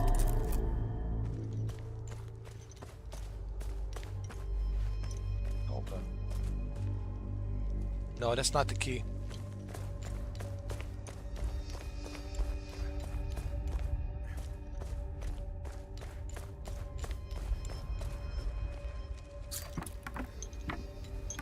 She did say go west. something above the windmill, and go west. Go west. Let's see.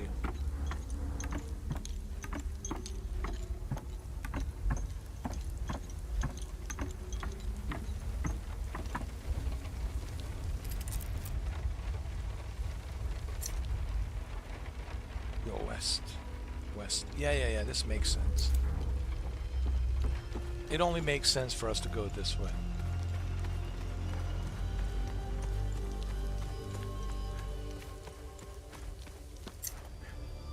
West.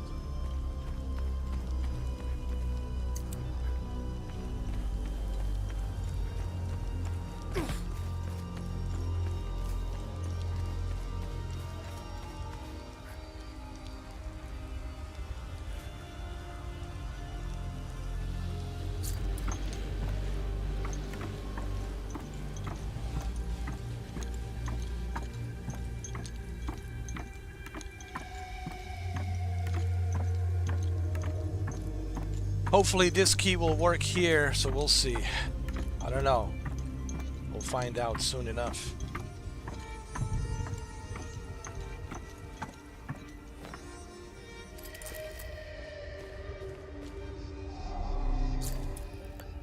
No, it's not it.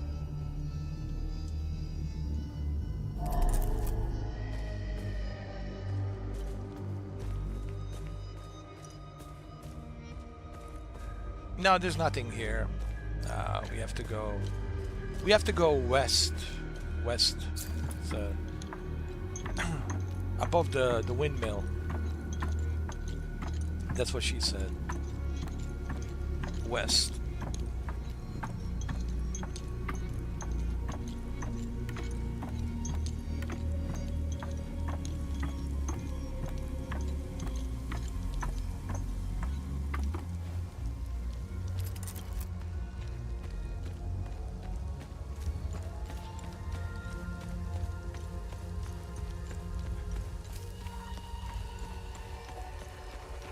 All right, let's fight. Bring it on.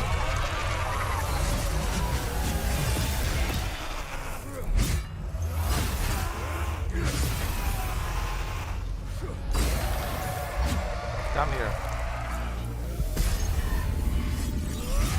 That's right, bitch.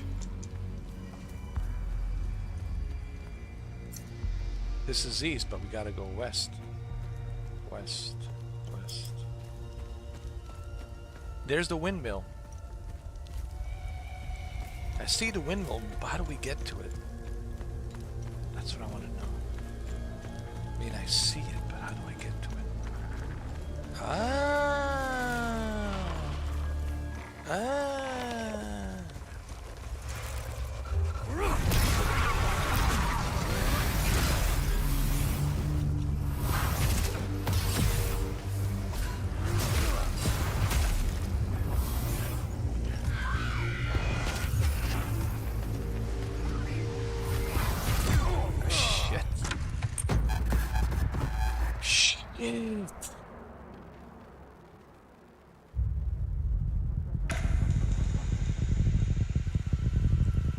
It's okay. We'll be all right.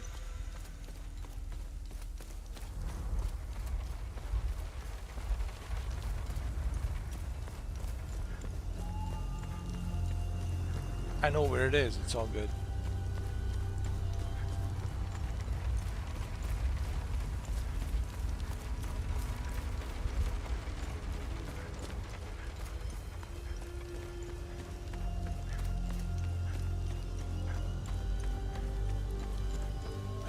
Is.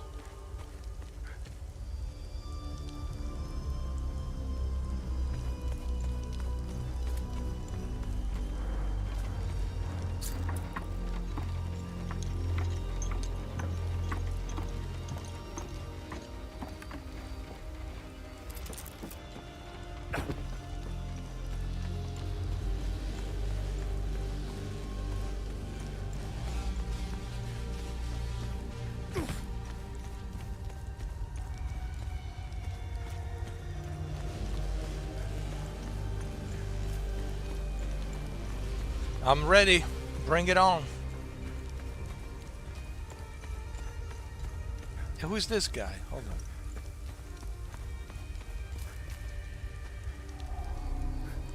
Listen, I don't want any trouble. I'm just looking for supplies.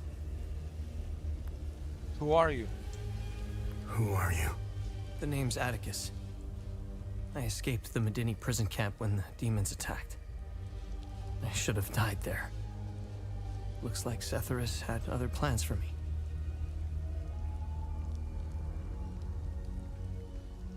I joined up with some refugees. We have a camp close by. The path to reach it is behind the giant stone serpent. Head north from here. You should find it. Okay, that's good to know. These people need me. They're in bad shape. I'm out here scrounging for supplies.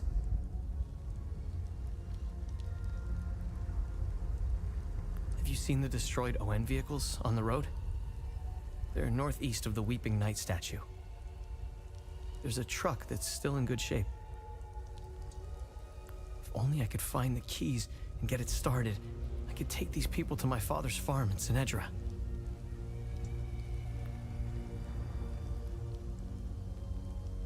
Yeah, well, if I find the key, I will certainly bring it to you, okay? And I met your father. I think I met your father. He's Ernest Cadell, right? Yes, he's my father. I'm glad to know he's alive and well. This makes me want to get back home even more.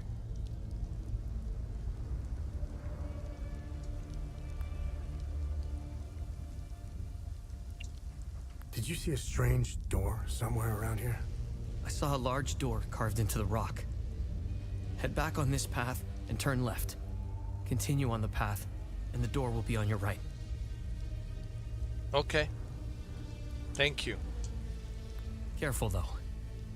There's a huge demon lurking in front. When I saw it, I turned back real quick. Well, don't worry about it. I'll take care of it.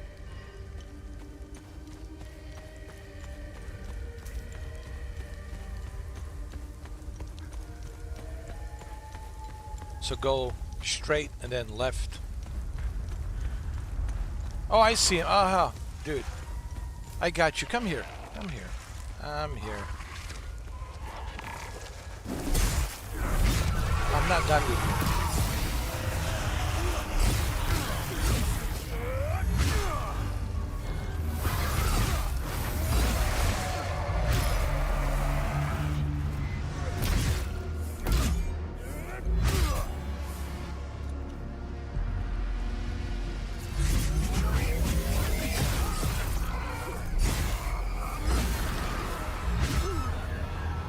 Come here. Come here.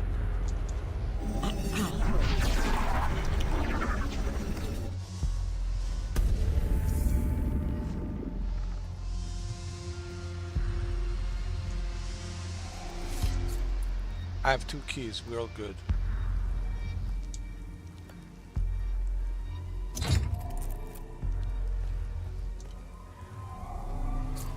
Hey, there's the other one.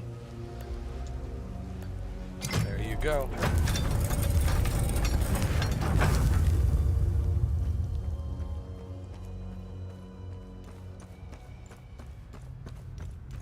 Uh-oh. Puzzles. We must open Pento's coffin today.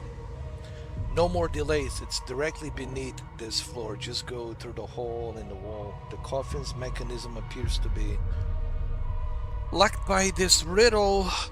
Through his name, his title, the symbols of his order, and the date of inception of his order shall the path be revealed. We solve it, we proceed to our next phase. Let's finish this. Okay, well, I'm not a fan of puzzles, I'll tell you that.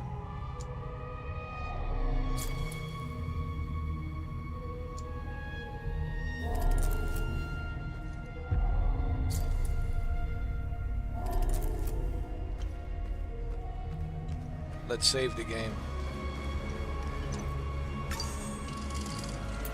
Oh, these puzzles. Oh, Lord.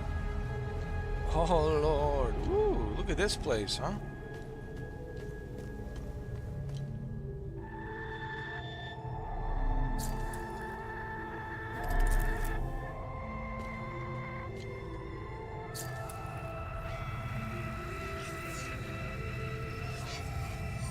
What does that mean?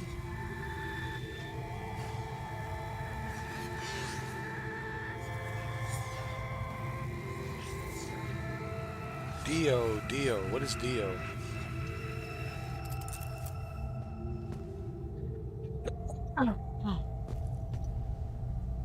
There's a computer over here. There's a lot of stuff here, dude. Oh my god. Oh.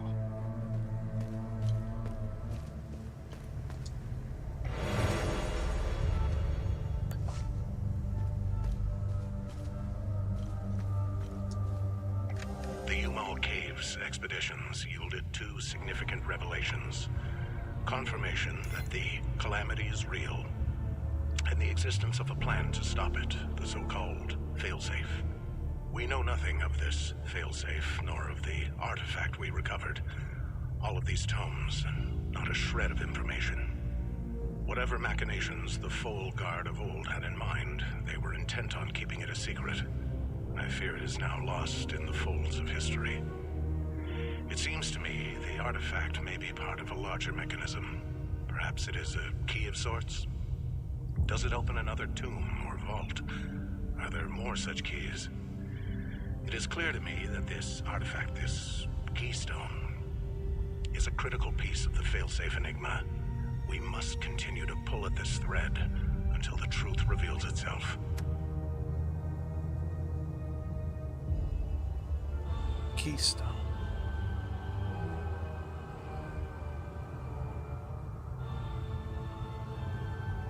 Yeah. It's going to be a difficult puzzle to figure out.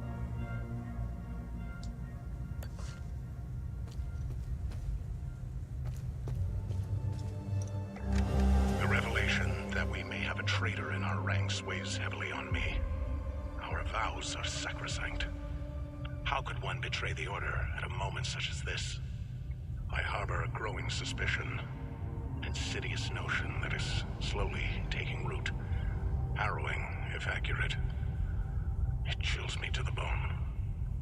I cannot inform the others until I have arrived at certainty without doubt. The risk of exposure is too great. What would she possibly have to gain?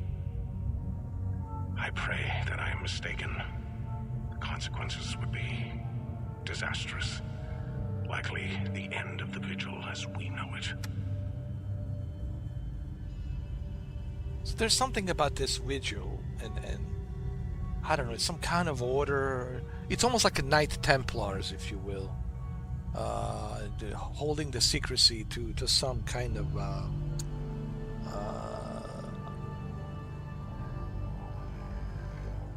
I don't know, some sort of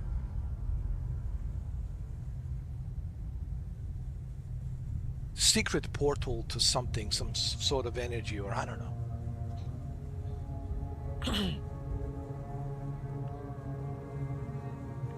And this necklace that his mom gave to him, it's very important to this vigil. And now he's the chosen one. He's the one that has to carry on that vigil, following his father's footstep and keep the secrecy or whatever.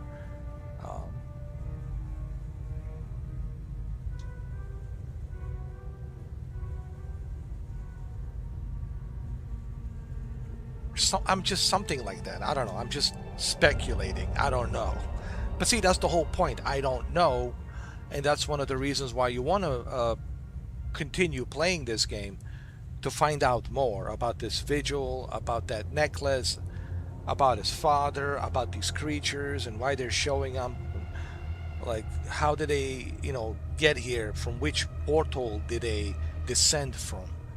Some sort of portal has been opening up that they are here, right? We hear all this talk about the interdimensional entities, right? You hear that quite a lot, right? So that's the whole point of this game, is to is to continue playing to find out more, to find out the secrecy of this, whole thing, and these creatures, and this vigil, and this, this necklace, and to get some answers, right? But here's my question: why is he being interviewed or interrogated? Why is he being interrogated by whoever that guy is? The guy with a long face, and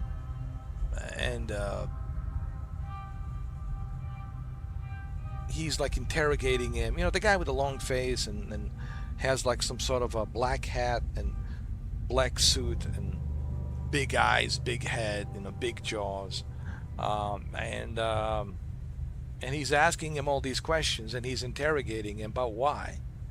See, these are all the questions that I have, and of course, if you want to find out the answers, you have to continue playing the game. So that's what makes me want to continue play this game, to find out the answers.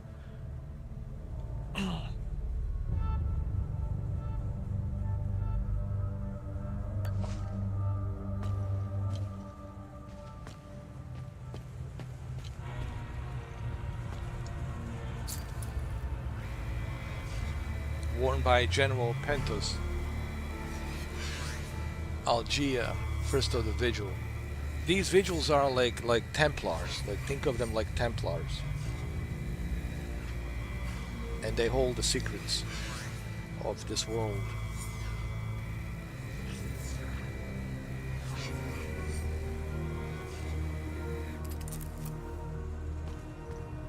What's this?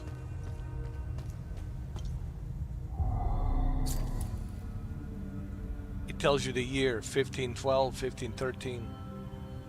Order of the Eye. Vigil. 1512, 1513.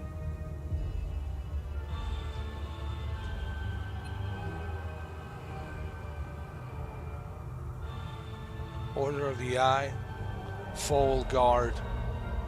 Vigil, 1512, 1513.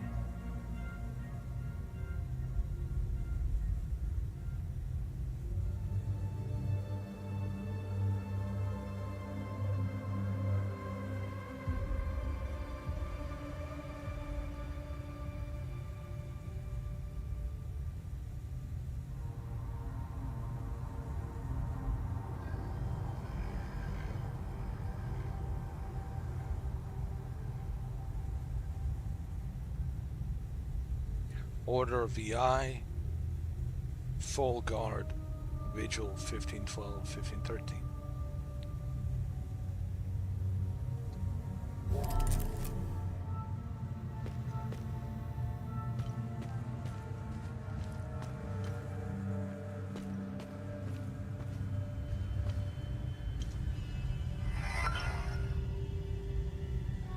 The Watcher's Nest. The Watcher's Nest.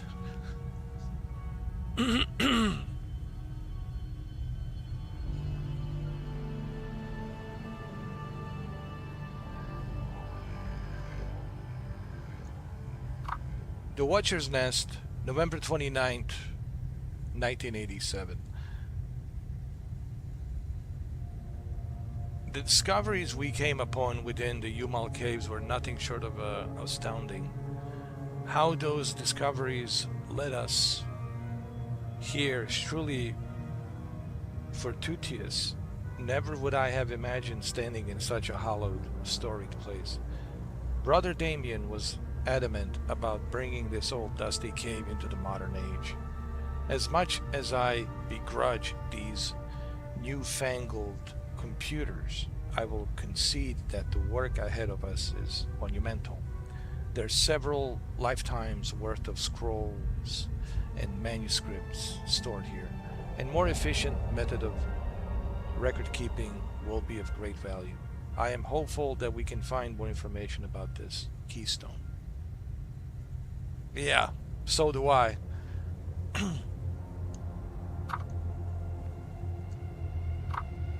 wooden shields, February 27th, 1989. Now that we are properly settled, we are ready to delve headlong into the mysteries of this place.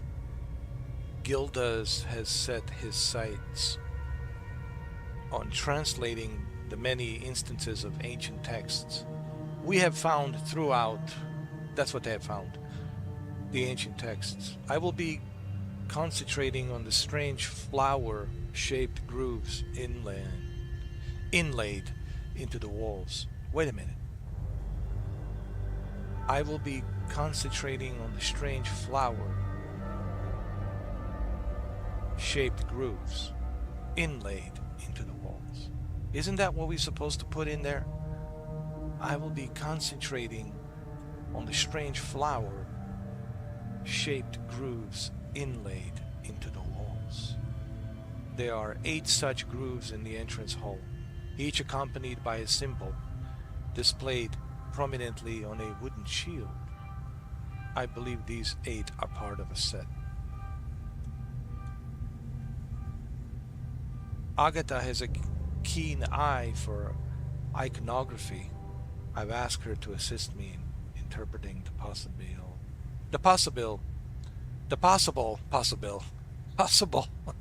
possible meaning of these symbols. Possible meaning of these symbols. Okay.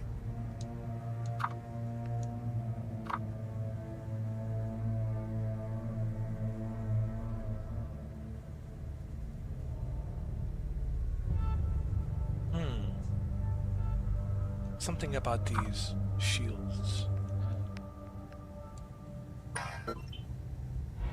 Hold on.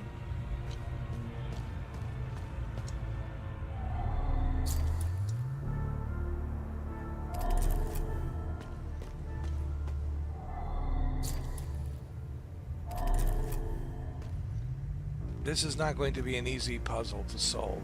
I'm telling you right now, guys.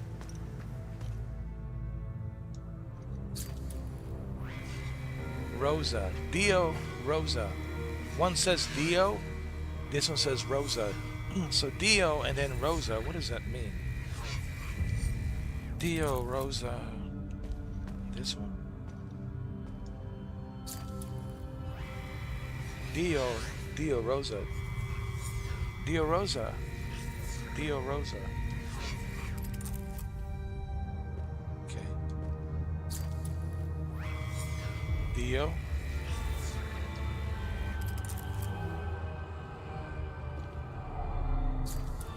And then Rosa. Dio Rosa.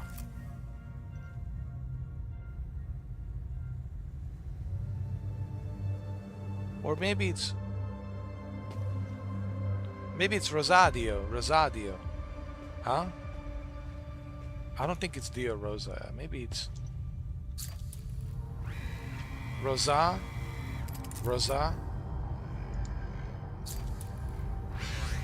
Dio. Rosadio.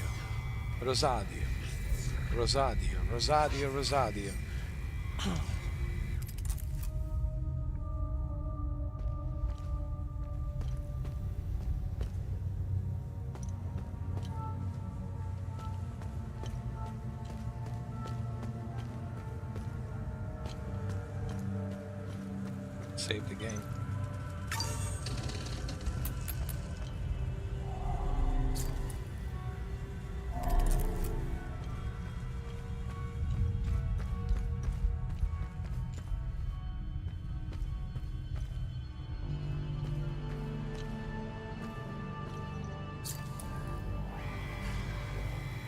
The Watcher's Nest, the Vigil, founded in 1513.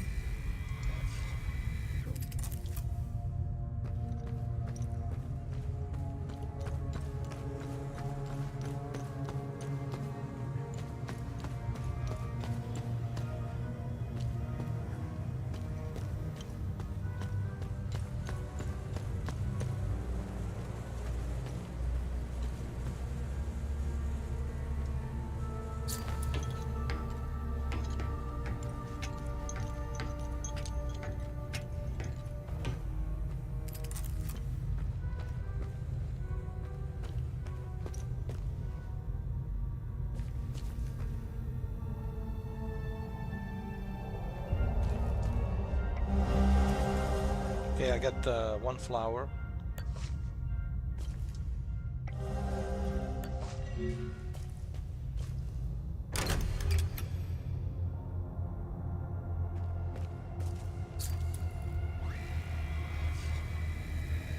Left, Warden of Ecstasy. Right, Warden of Vigilance. Left, Warden of Ecstasy. Right, Warden of Vigilance.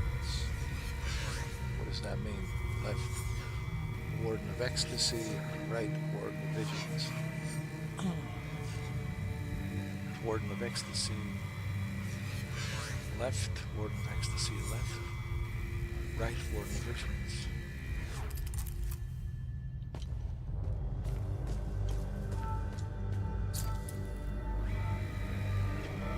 Pentos Algia. Ordinate the new Warden of Greece 1501.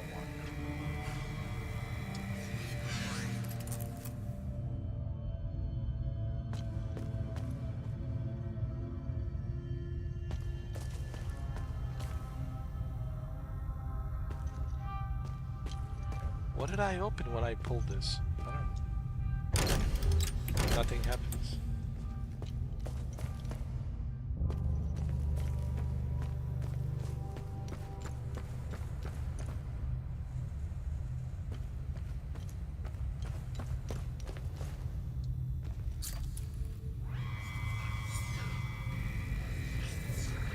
Warden of Rage left, and then right, Warden of Loading.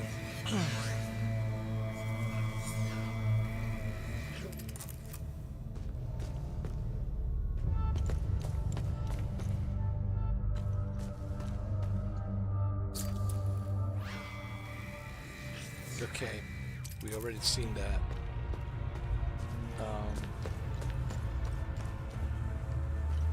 Let's go up.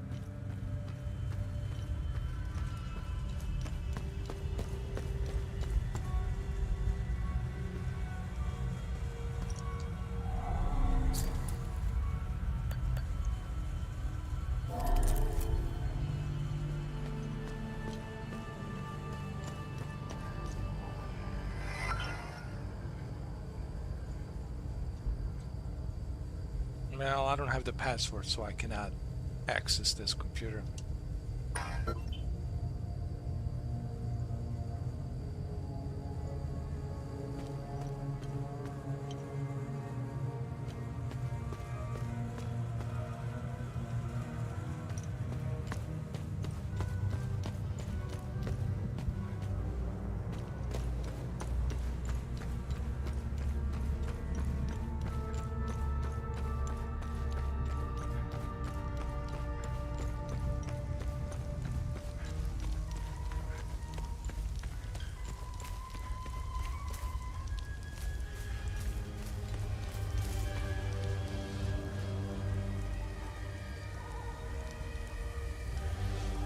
see something.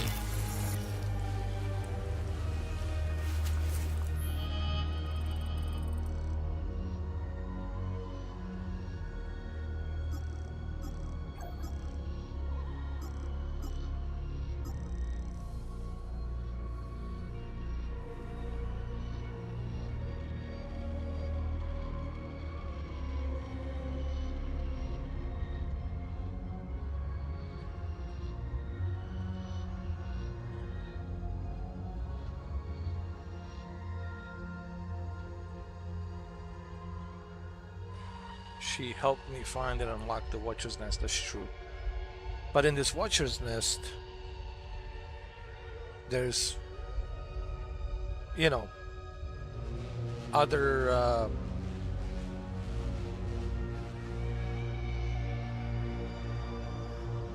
puzzles that we need to figure out.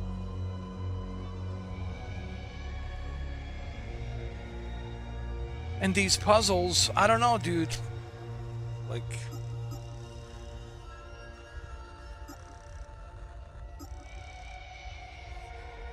so the Watcher's Nest has a bunch of puzzles, and these are not an easy puzzle to figure out. The path with the tombstone and the obelisk lead to its entrance. I used the key to open the Watcher's Nest. The vigil recently found an ancient tomb underneath the Watcher's Nest.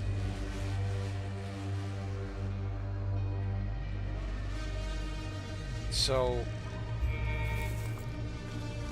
yeah, this Watcher's Nest is the hardest thing ever because it's hard to figure out.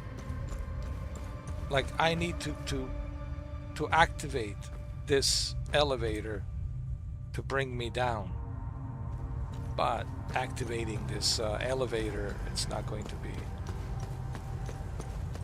an easy thing. The tomes scattered around this hallowed ground speak of Pentos Algia, the first of the Watchers. It was Pentos who recognized that the Calamity would always remain a threat. From the ashes of the derelict Folgard, he forged an order to carry on our sacred charge. His foresight and tenacity are the reason the Vigil still exists today. There must be a reason he chose to conceal the existence of the failsafe and the keystone. Truly extraordinary that we should stumble upon his tomb after all these years. I pray it contains the answers we seek.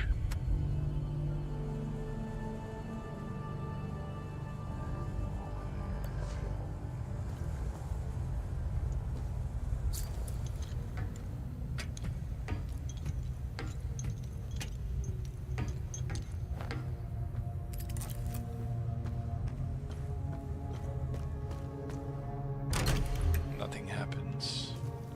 This is going to be difficult to figure out. You talk about, like, some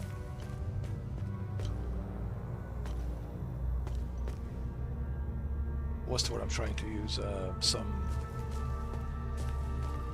very, very, very hard puzzles. This is like a very hard, dude.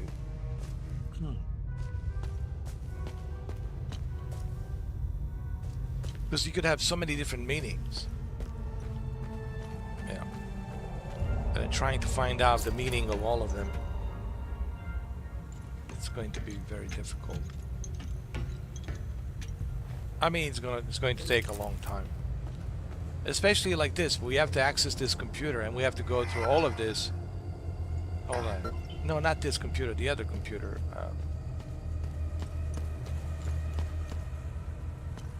This computer.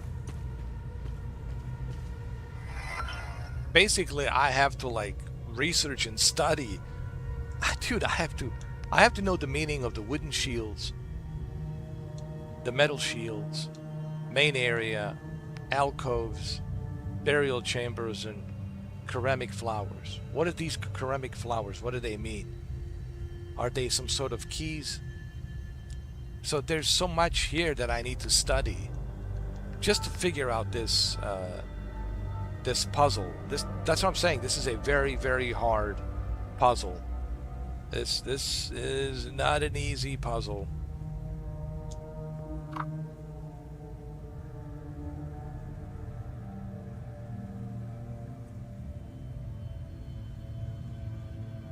We found 4 flower-shaped ceramic tokens inside a tomb. They share a perfect symmetry with the wall grooves, whose purpose has evaded us since we first entered this place. Even those guys, when they were discovering this tomb, they were having this Watcher's Nest tomb, a place, hidden place, Watcher's Nest. Even they were like puzzled by all of this. Like they couldn't figure that out. Like,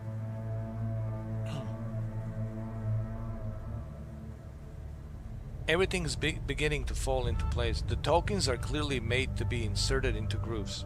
Okay, there are 4 tokens and 4 distinct set of grooves. I believe this mystery must be linked to Algia somehow. Perhaps the grooves represents his life, his accomplishment. I don't know.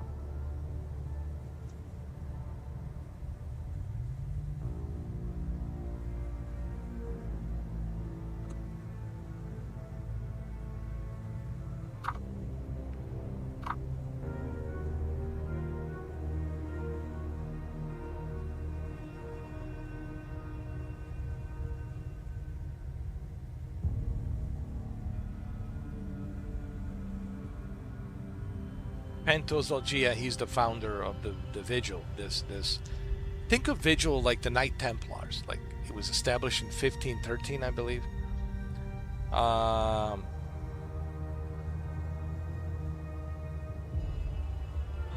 right, 1513, yeah. And then he's the founder.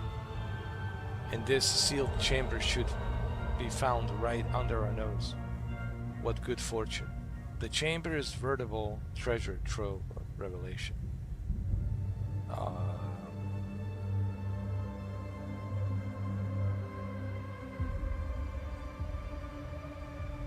Yeah, this is going to be very difficult.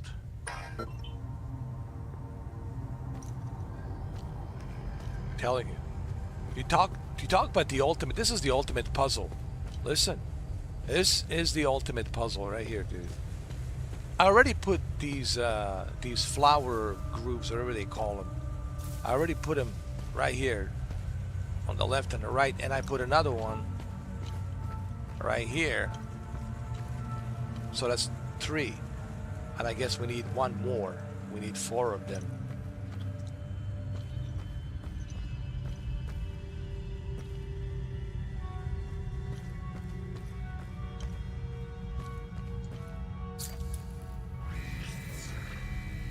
The Watcher's Nest. Yeah, 1513. It was founded in 1513. The Watcher's Nest, the Vigil. Okay.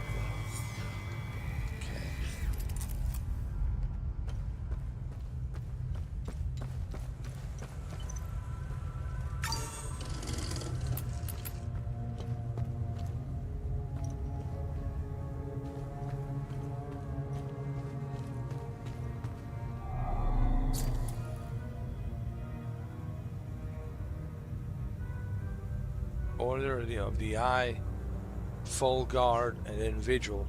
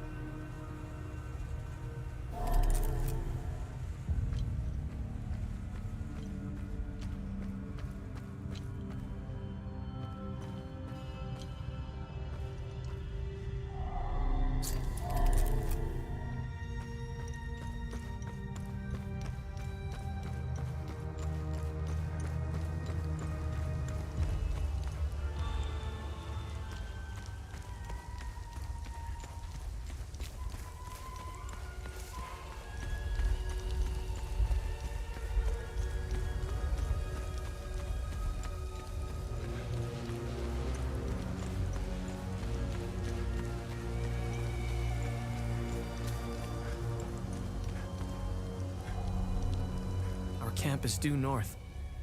It's on the other side of the Serpent. I'm sure they could use your help.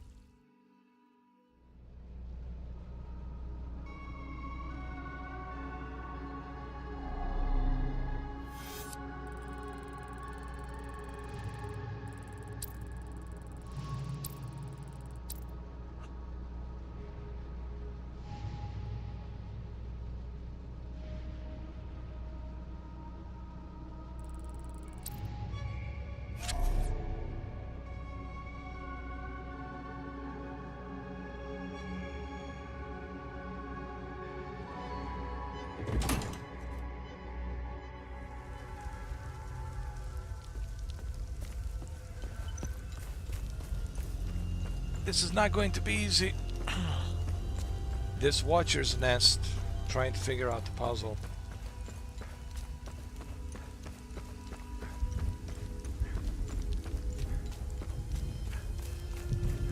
Wait, what is this? Wait a minute. Stop trying to climb the wall. Mine entrance to the northwest like everyone else.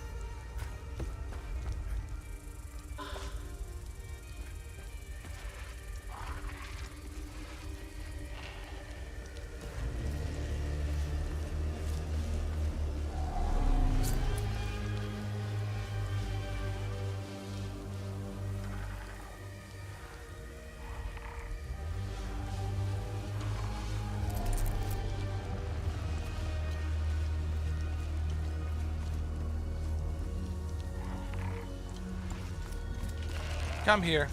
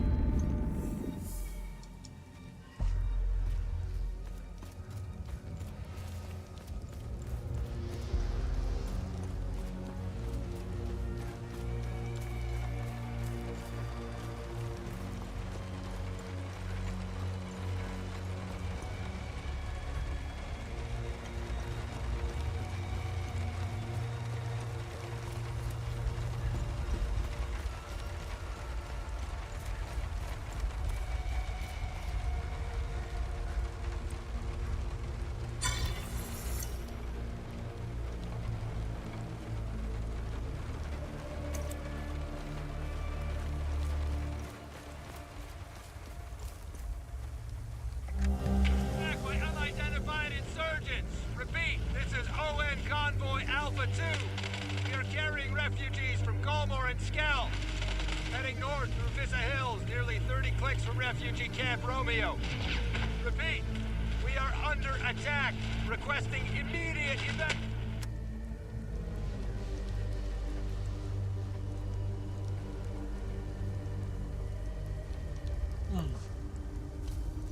Didn't he say that there's a camp, a refugee camp north of here?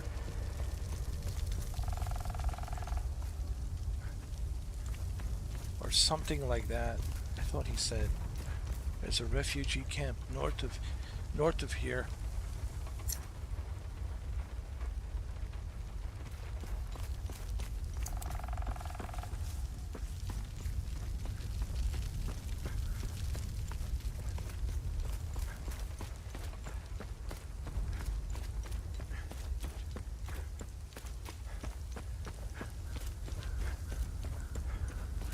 We still have to figure out the puzzle. We cannot leave, we cannot go anywhere until we figure out the puzzle of the Watcher's Nest.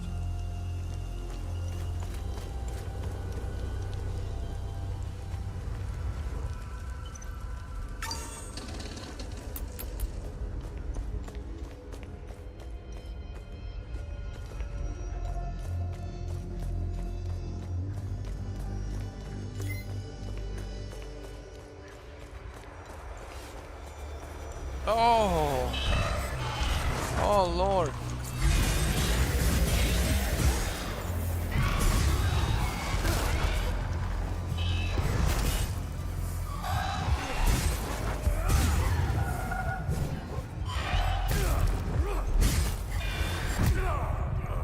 Shit, I died.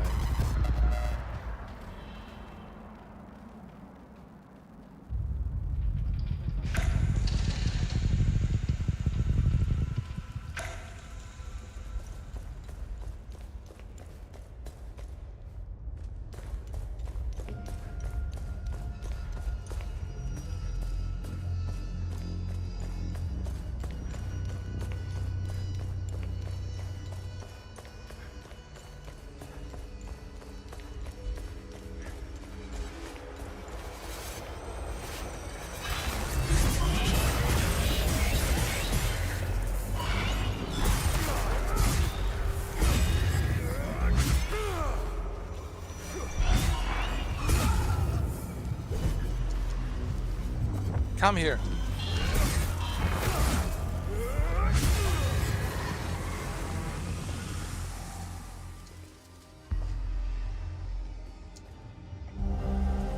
An old rusted key found on a corpse in the mines of Vista Hills.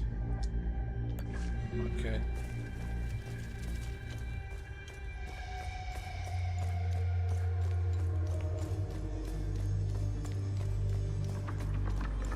Oh Jesus, what is that thing? What is that thing? Look at that thing. Jesus Christ.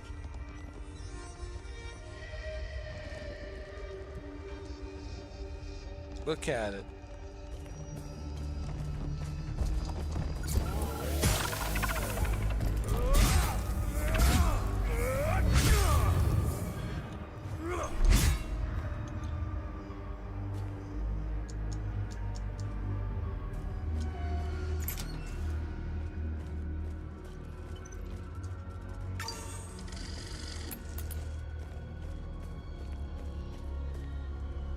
Oh, that's great.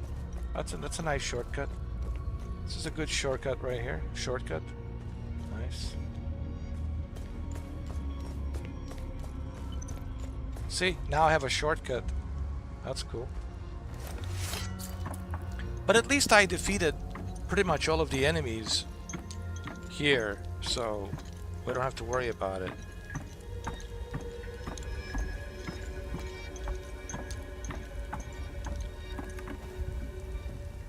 All of the enemies have been eliminated here. Oh crap. It doesn't fit here. What about this one?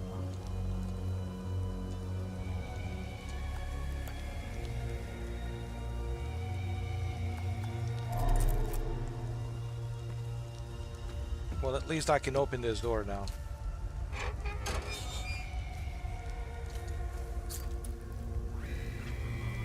Dance. Oh, last ones dancing wild. Revelry, revelry, revelry till the earth quakes and our two-headed father wakes. You have arrived and now you must climb, climb, climb, climb.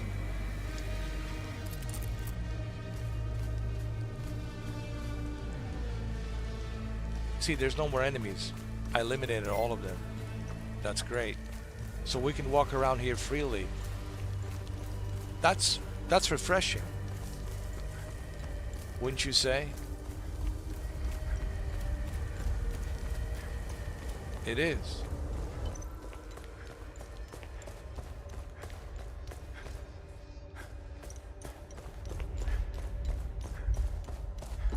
Yeah, I think we discovered what we need to discover here. Okay. There's no reason for me to come back here. It's that, you know, the Watchers... Oh wait, there is one more over here. It's that Watchers... What you call that thing?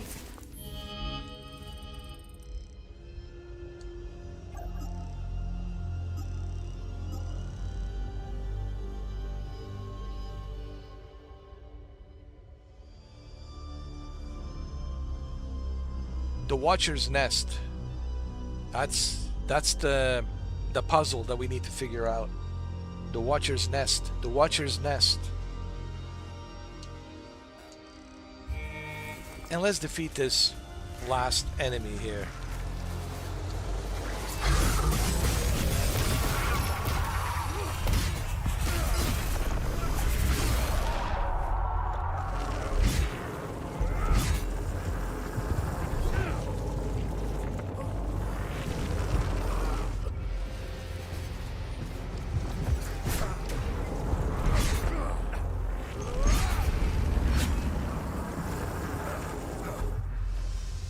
See.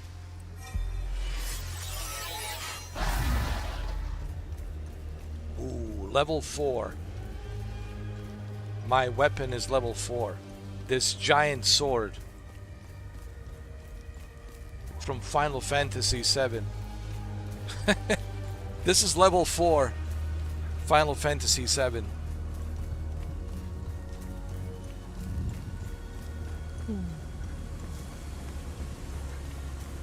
I think we cleared out all the enemies, dude. Like, there's no more. They're all cleared out. No, there's 2 more over here. All right, let's clear all of them. Come on. Come here, bastards.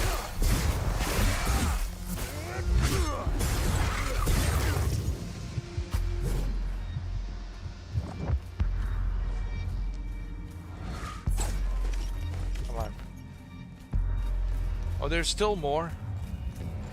There's one more over here.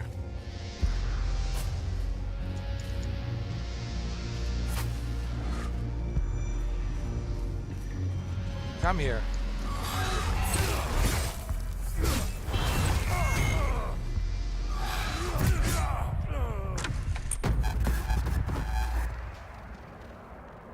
Yeah, but I think we got most of them. I think we got most of them. We eliminated most of these enemies, these creatures. We need to go back to the Watcher's Nest. We have to figure out what to do there. Man, the puzzles on the Watcher's Nest, it's going to be very difficult. I'm telling you right now, it's not going to be easy.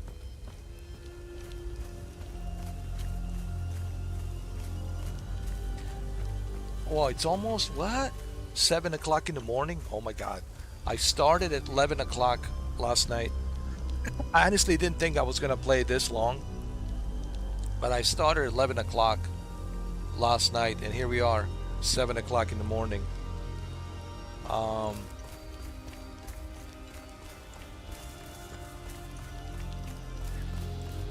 Let's go to the Watcher's Nest.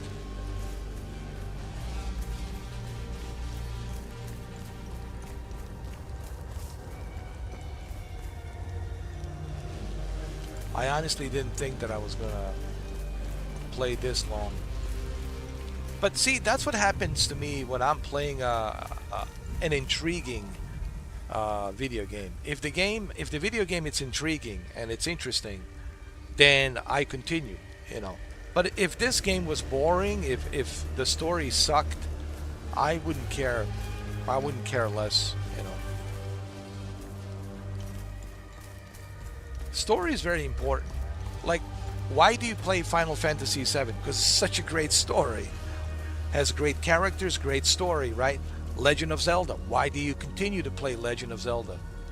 Great story, great characters, right? So that's what intrigues me, is the story. Story is very important, you know. Some people say, I could care less about story. I don't think so, dude. Story is very important. Sure, the gameplay is also important, sure. It's a video game, you know, it's not a movie, it's not a TV show. You're not reading a book, okay? It's not a novel, it's not a book. So sure, the gameplay has to be there as well, but if there is no story, if there is no characters, then what's the point, right? You know. So I would say story is very important, you know.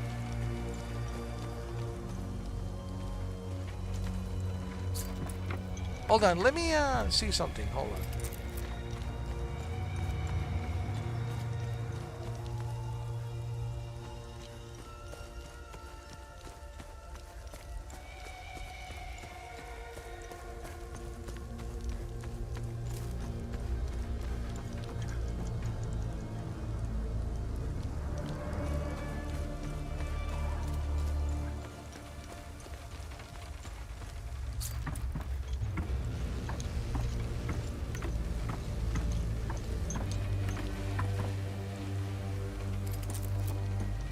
We have to go to the Watcher's Nest. That's the only thing to do here. Everything else I cleared out. As you can see, everything's cleared out. The only thing left is the Watcher's Nest. You know, everything else cleared out. And I need to figure out that puzzle. And that's not going to be easy.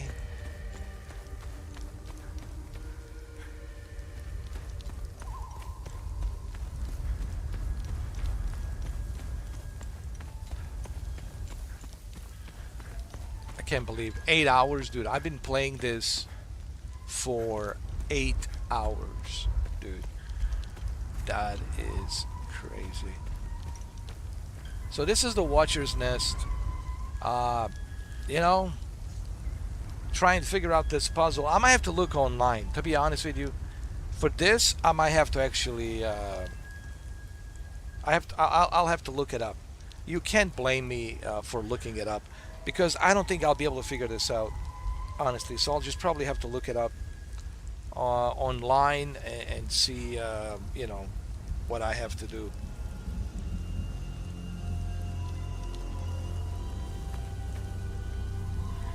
The Watcher's Nest, it's right here.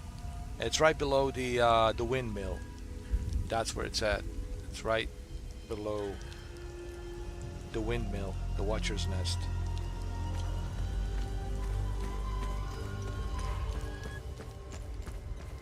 So basically, we need to activate this lift, elevator, whatever you want to call it. I call it lift.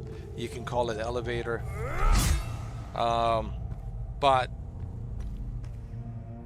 we need to place these flowers, these plates, these flower plates, and they have to be placed accordingly, you know, in some specific order. And I just don't know, where do I find these plates, and you know, where do I place them, you know? So that's what we have to figure out. And there's so much here to figure out, you know.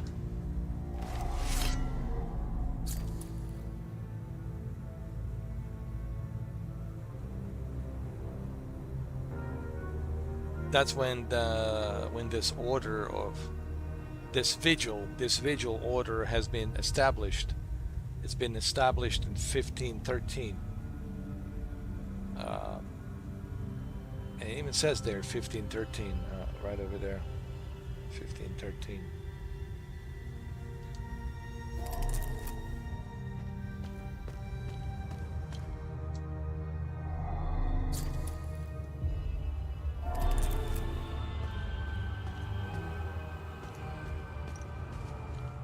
Like I said, this is not going to be easy.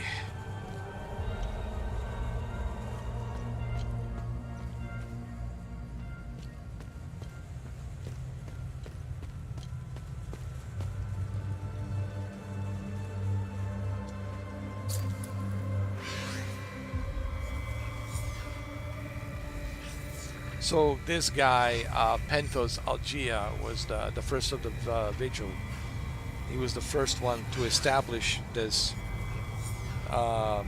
this order, the order of vigil. It's like Knight Templars, you know. It's like, think of them like a Knight Templars, but they're not Knight Templars. They're not, but they kind of look like Knight Templars. So this guy is the one that's the founder of the vigil. And why is this so important? Well, that's the whole point.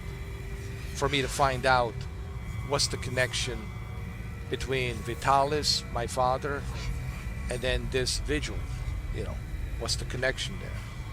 You know, so we need to figure that out.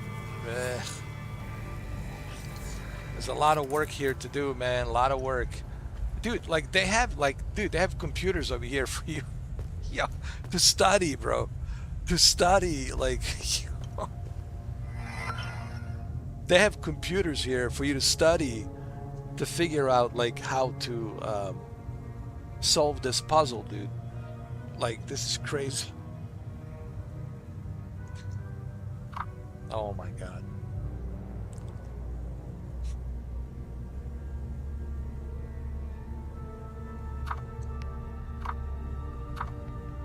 These ceramic flowers is what I need to find, and there are 4 tokens and 4 distinct sets of grooves. I believe this mystery must be linked to Algea somehow. Perhaps the grooves represent his life, his accomplishments. I feel we are so very close to the solution. I don't know about that. I don't know if we're close to the solution. Here I am after 8 hours and 16 minutes, and I'm telling you, I will be stuck here for a long time. I'll have to look this up online just to figure out like what I have to do here.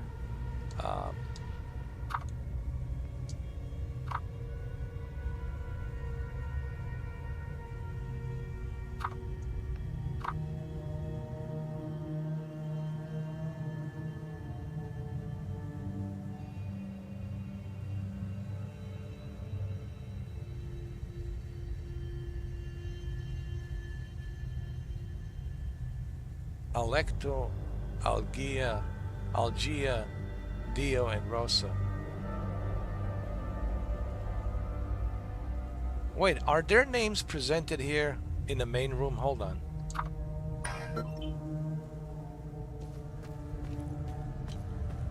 Are they?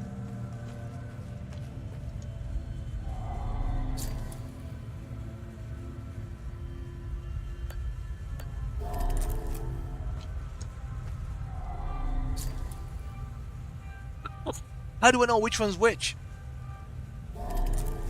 How do I know which one is Algetto, Rosa, and Dio? You know what I'm saying?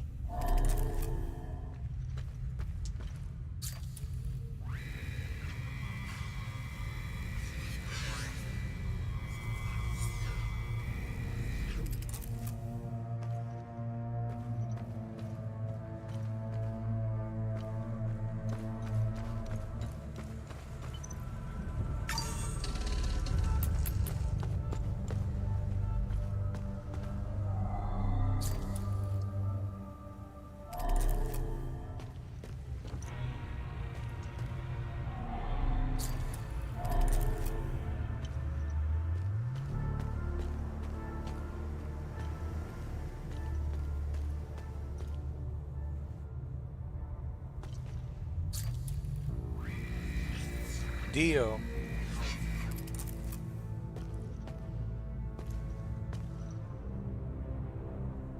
Wait a minute. Is that a password for that other computer? 550-14-7126. 550-14-7126.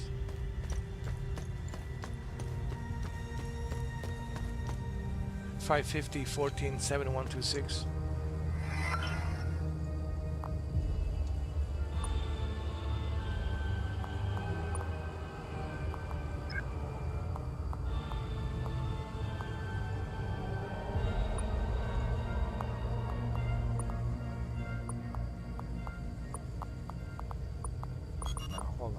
Hold on a second.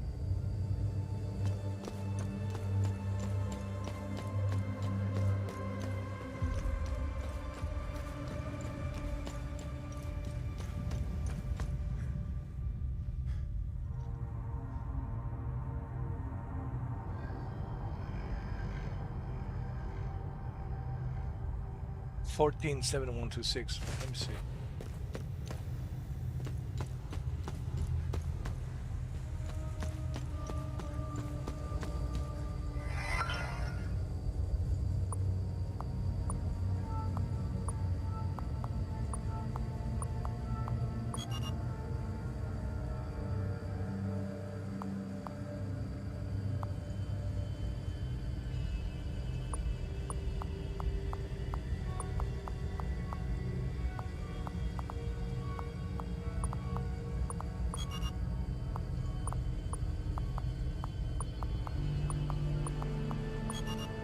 No, it's not it.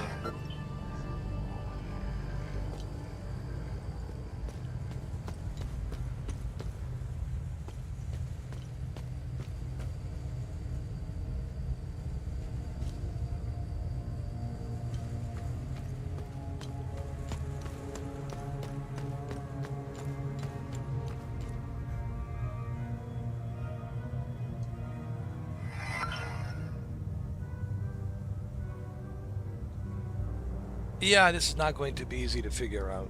I'm telling you right now. This is not going to be easy, my friends.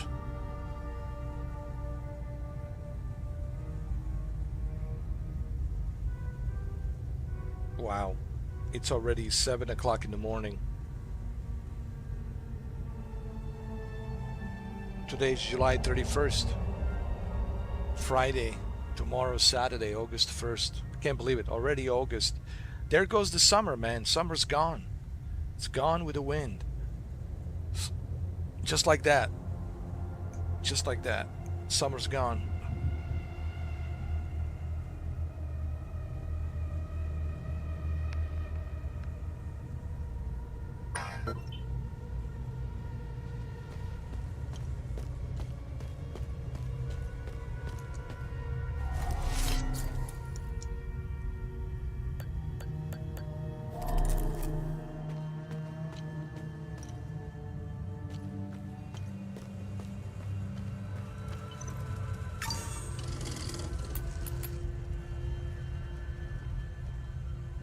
This is not going to be easy, I'm telling you right now.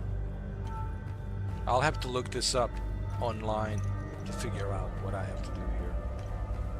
And don't forget, there's the basement. There's also that basement, you know, that's down here that we need to figure out as well. You know. It's right over here, actually. Let me show you. It's right up here. And that's a whole different puzzle. Right here as well.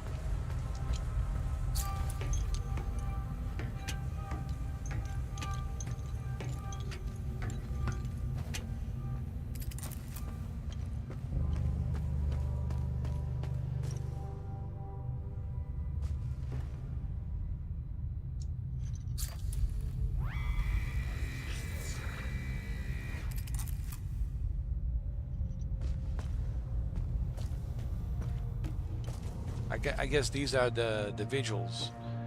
You know, like a Knight Templars, you know, if you will.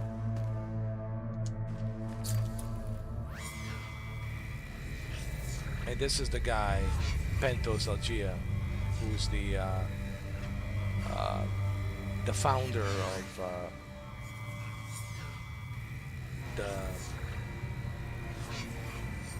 this vigil order.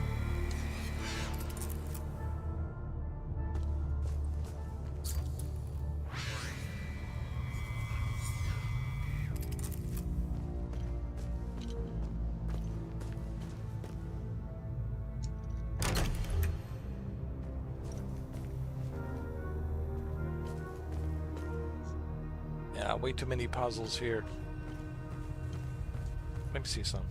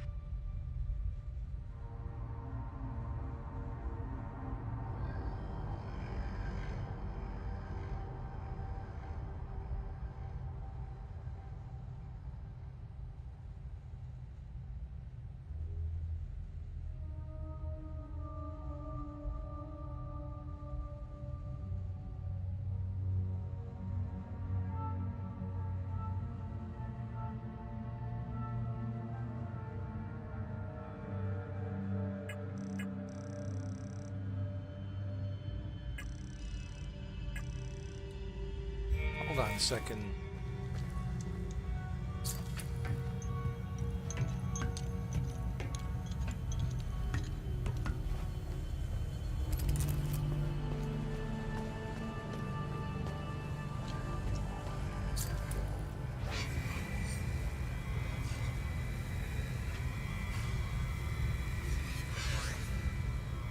Yeah, that's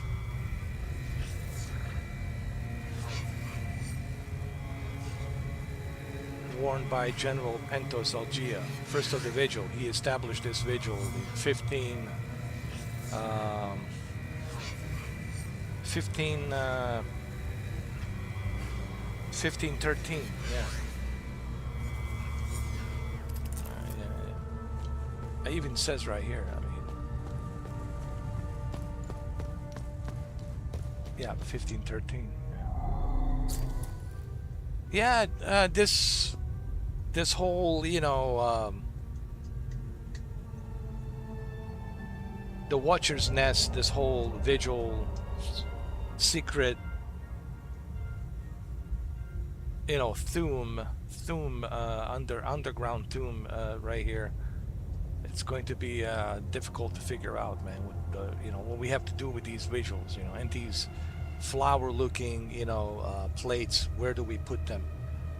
You know, where do they go, right? You know, what does it mean? The order of the eye, and then the vigil, and the full guard, and you got 1512, 1513. Where do we put these flower-looking plates? And then, yeah, the Watcher's Nest and these vigils, their tomb. This is their tomb right here, secret tomb. This will be difficult to figure out, man. I'll have to look this up online to see what I have to do. Yeah, I think it's time for me to go, man. It's been 8 hours and 28 minutes.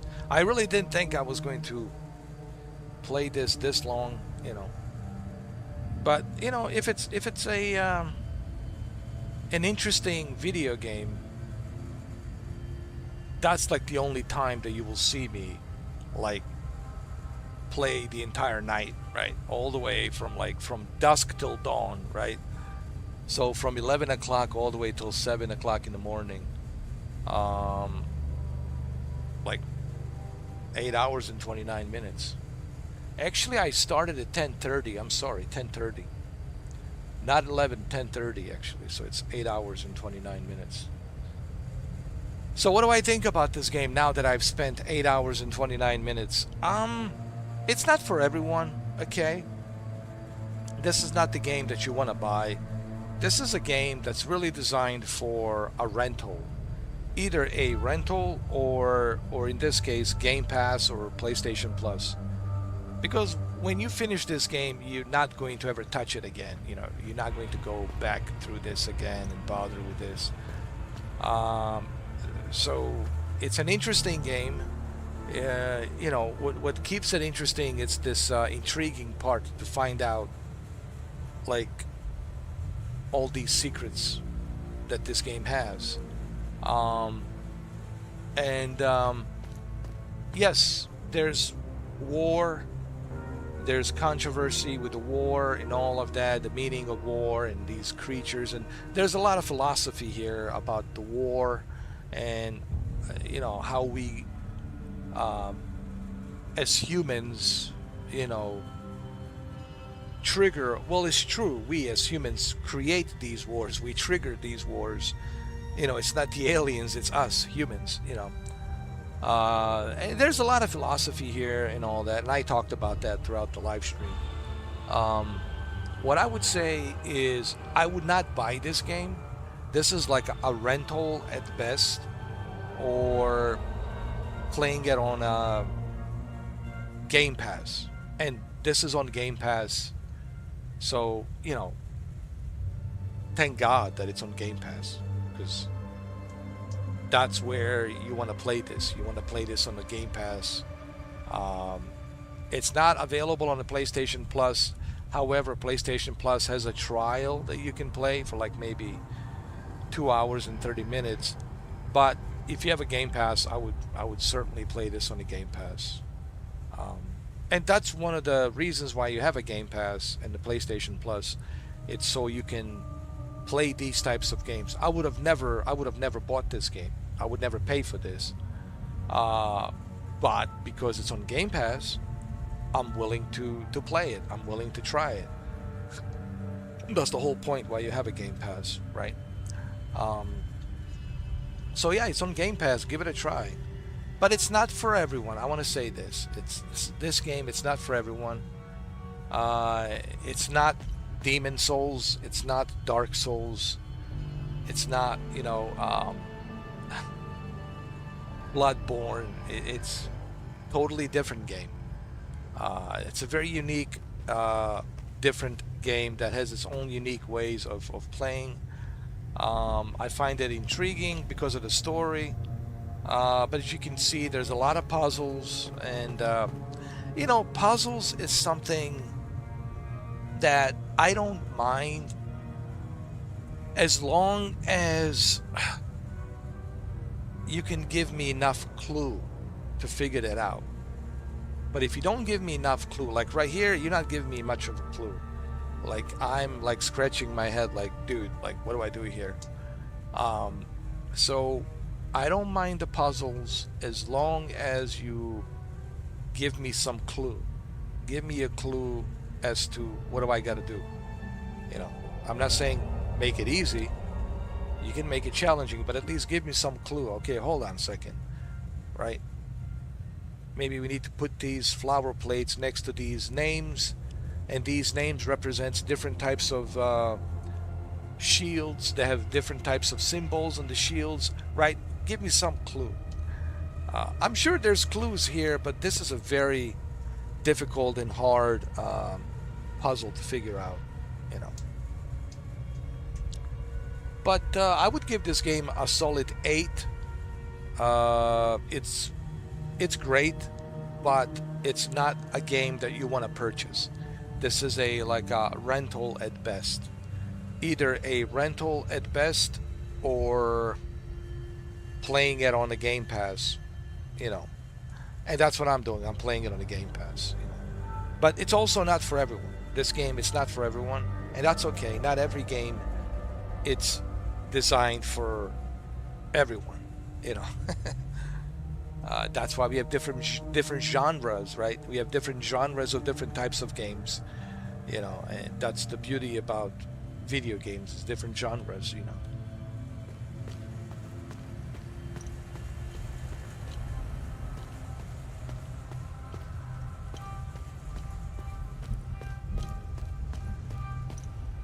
What kind of genre would I put this game? Adventure, mystery, action, adventure.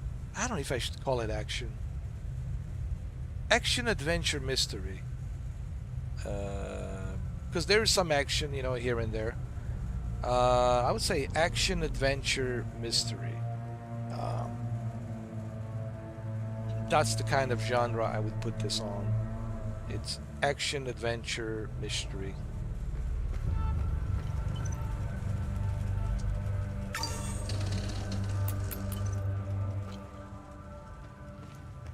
You know, like I said, there's a computer here, and I have to look at this computer and I have to figure out, you know, I have to study, bro, just to figure out what to do here. It is ridiculous.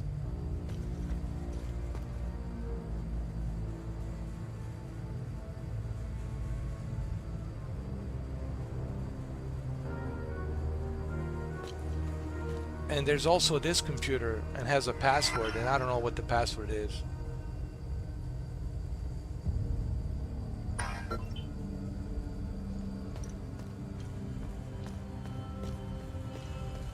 And there's this computer here. So this computer here, you have to read this and you have to try to figure out the meaning of all of this, you know.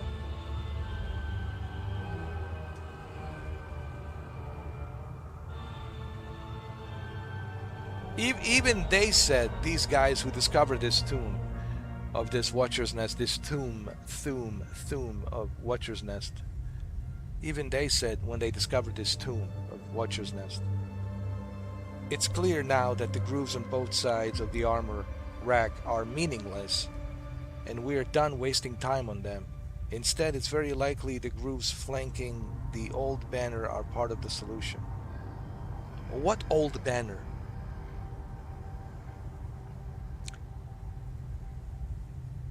Even these guys, when they discovered this tomb of Watcher's Nest, this is Vitali's personal notes, his father's notes. Even when his father discovered this tomb of Watcher's Nest, even he was confused.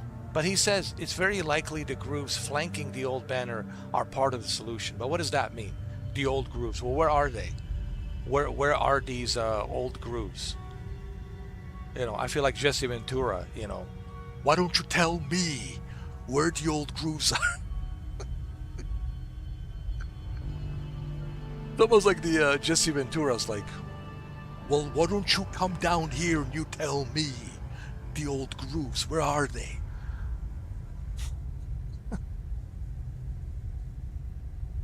Oh my God, he always does that thing with his head. I'll tell you what. I was a frogman. I was a Navy SEAL. I was a governor. And I was the Watcher's Nest. I discovered the Watcher's Nest.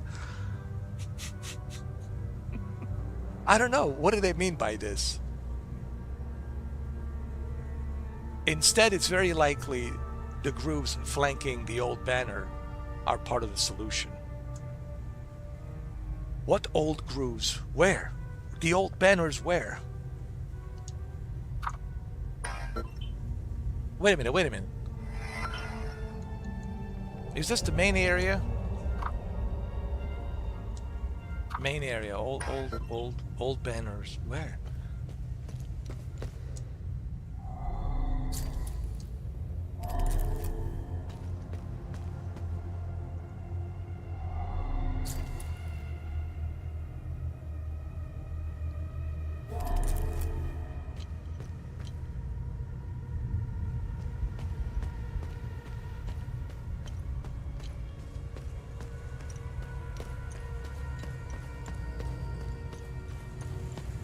I don't know. I mean, I can't figure this out.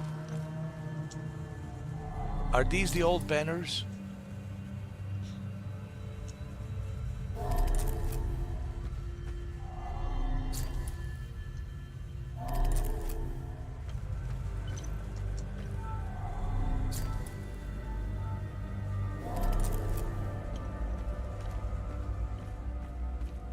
Yeah, but where do I find these flower plates, dude? That's another problem. Where do I find them? Where are they?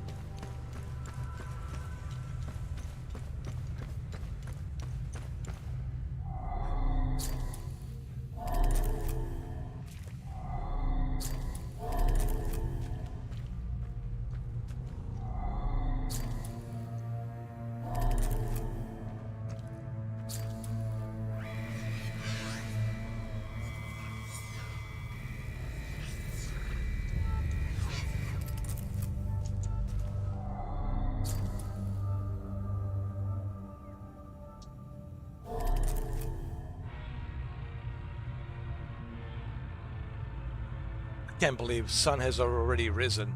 Sun has risen. The sun has risen. It's early in the morning. And I'm still playing this game. Yeah, I can't figure this out. I thought I could, but yeah, dude, I'll have to look this up online and figure this out. Dude, this is like...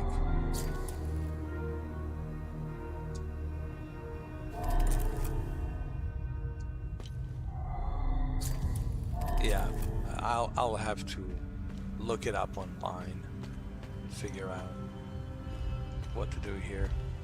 There's no way I'll be able to figure this out, especially after a long live stream of 8 hours and 41 minutes, man. It's almost 9 hours. You know, there's no way that my brain will be able to process this. I haven't even had my breakfast yet, you know. There's no way. Like I said, you know, it's an intriguing game. You know, it's not for everyone, okay? Not everyone is going to enjoy this game, and that's okay. But I think if you have a Game Pass, you should certainly check it out and see if you like it. You know, like I said, I find it intriguing. But I also understand that it's not for everyone, because people don't like this kind of stuff, you know,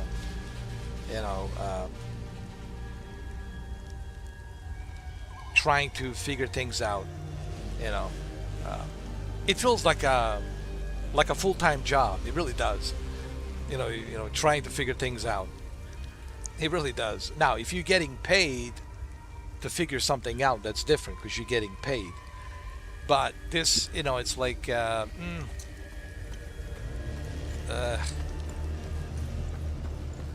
I understand this was done intentionally by developers. It was intentionally done like this. You know, it's that type of a game where developers intentionally have made this very hard for you to figure out. But you know what? When you go back to like 1980s, do you guys remember, man, we're going way back, dude, like the Atari games, even the Commodore 64 and Amiga A500 computers, they had these games where you have to, they're like a text adventures with some photos, you know, and there's a text and you have to make a decision. What do you want to do? You want to go left? You want to go right? And there's a lot of dialogue, text. It's like a text adventure games. And I remember playing those back in the days on Commodore 64, in the 80s, and Amiga A500. So that was pretty hard. That was like those text adventures were really difficult, man. So this kind of reminds me of that a little bit.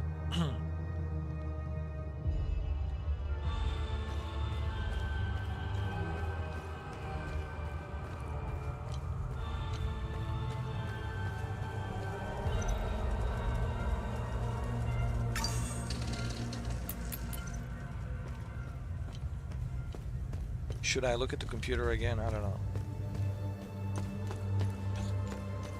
Should I stay? Should I go now? This game is driving me crazy. Should I stay or should I go now?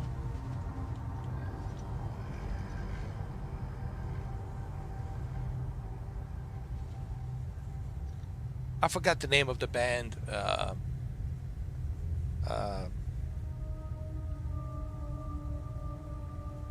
You guys know what I'm talking about. That song from the 80s. Should I stay or should I go now?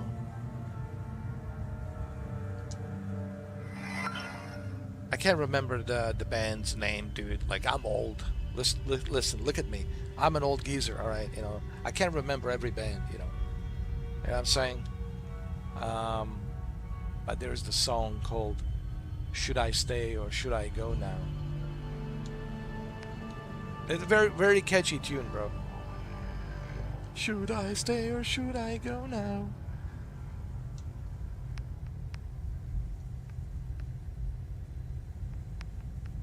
Metal shields. I don't know, dude. Like,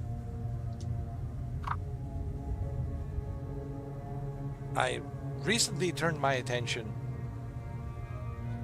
to the set of 3 flower-shaped grooves in the corridor. Each is overlooked by a large metallic IAGs bearing a strikingly well-preserved coat of arms. Okay, all right. What does that even mean? Of these, I can only recognize our own, that of the Vigil. Gildas assured me that he has seen the others before, and he will attempt to track down their provenance. He will record his finding on the whiteboard. Wait a minute.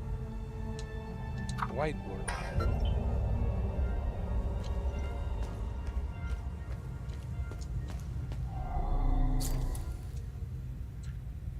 Vigil, full guard, Order of the Eye. Yeah, but where? Where?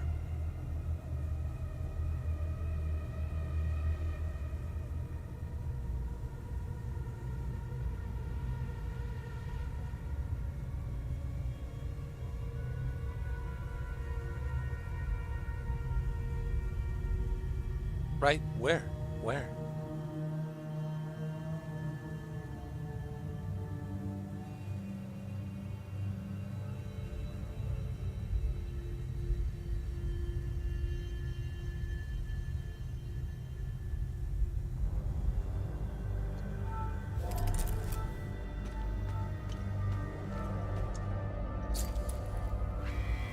Dio.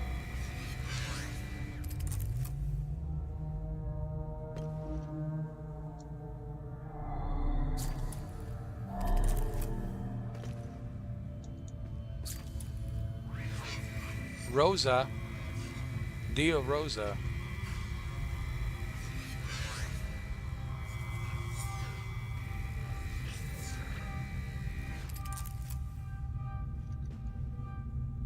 Whoa. What is this? Oh, just a flashlight. What am I missing here? What am I missing?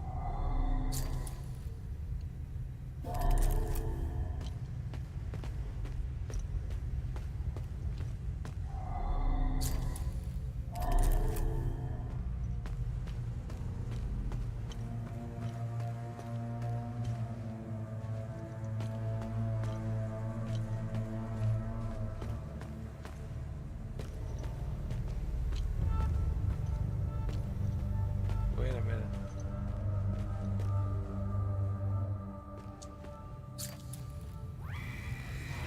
Alecto.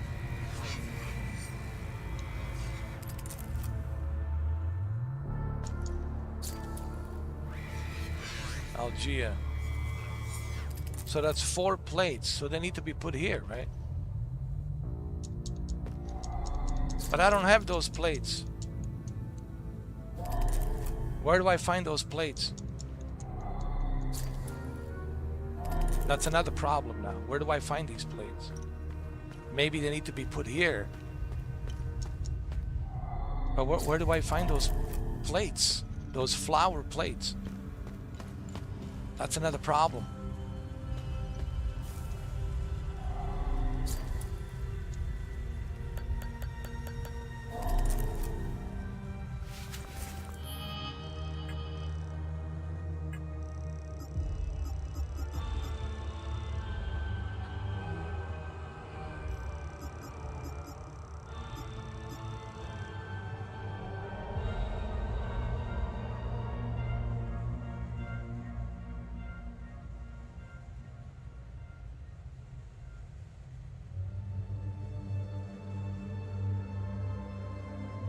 I feel like Indiana Jones. I really do.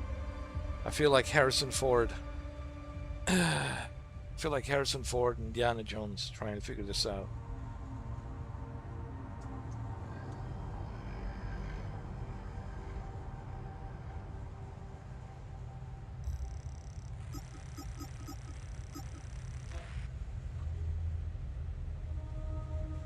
Brothers and sisters of the vigil, the journalist has arrived.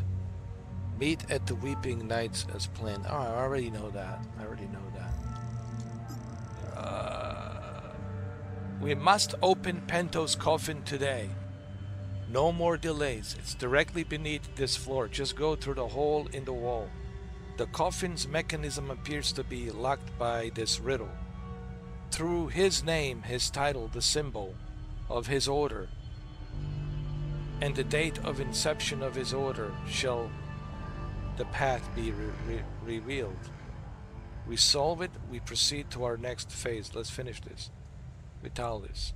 Yeah, okay, but in which order?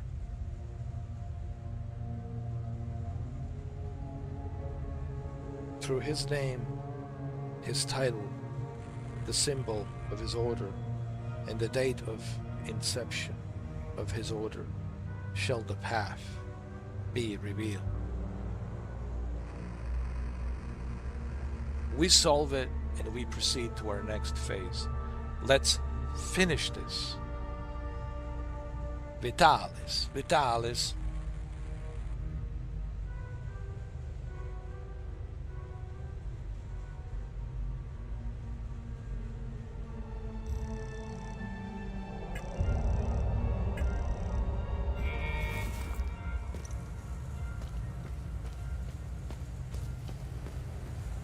But where do I find these plates? That's my issue right now, dude. Where do you find these flower plates? Yeah, I would love to try to put these plates on some of these symbols, you know, but where are they? You know what I'm saying?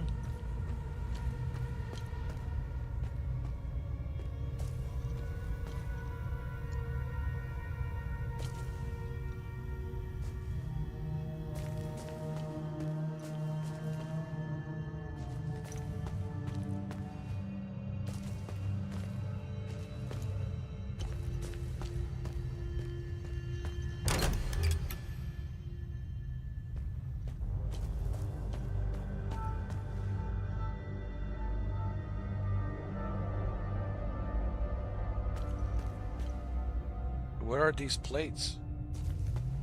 At least give me the plates.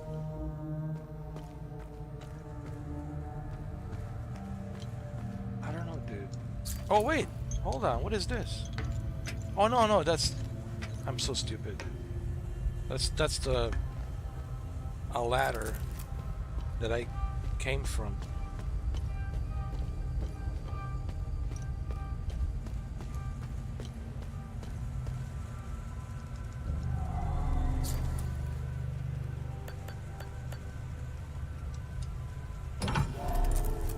Wait a minute, wait a minute. Wait, whoa, wait a minute. Did I just grab...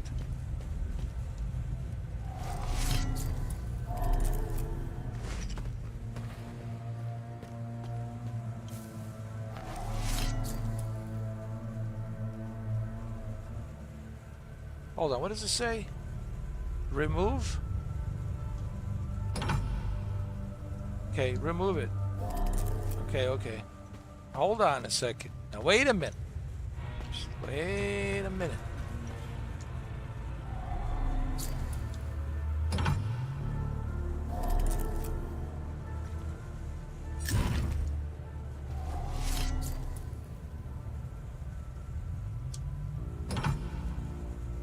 Okay. All right. I think we might be getting somewhere. Hold on. Hold on a second, everyone. Just hold on a second. Hold on a second. I think we might be getting somewhere. All right. All right.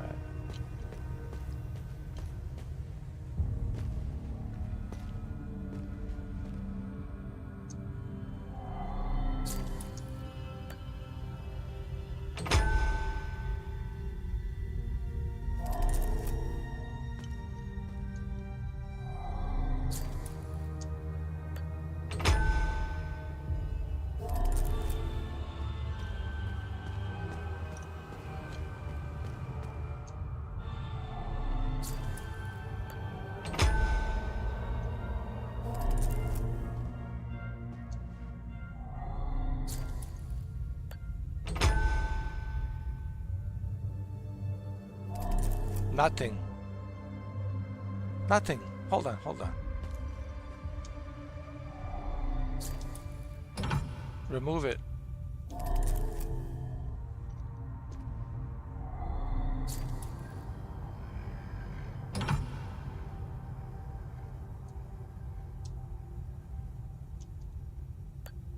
No, remove it, remove it.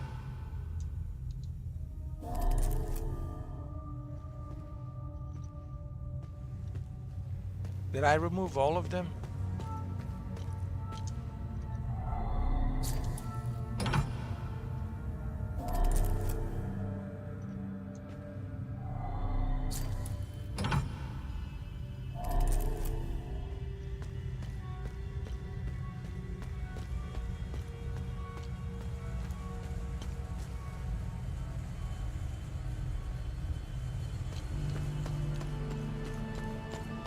Yeah, let's try this.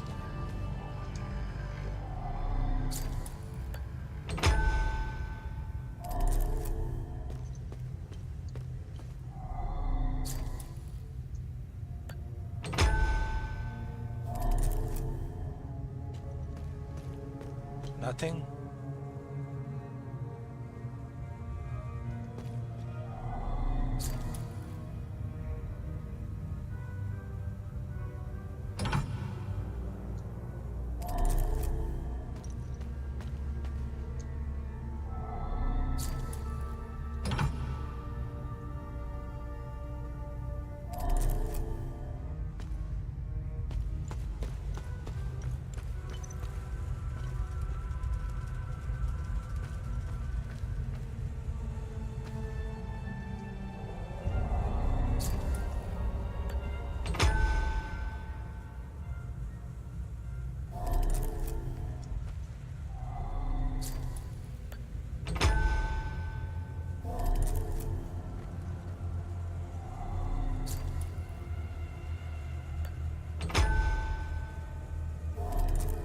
All right. And then, of course,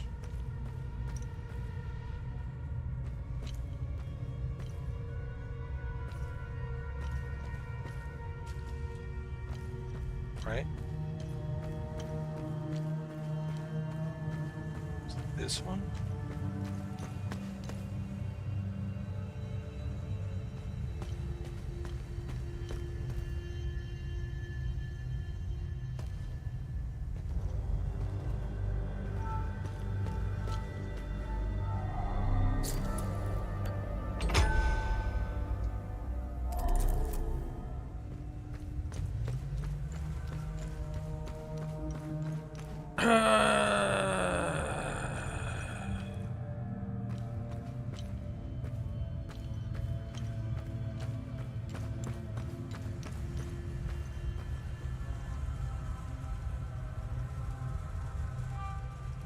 Let me go down.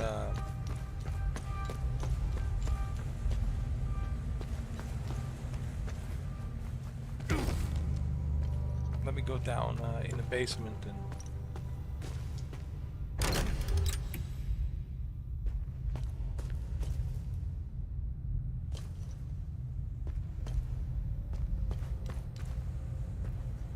Man, this really sucks. I told you, this is hard. Told you guys. I'll have to look this up.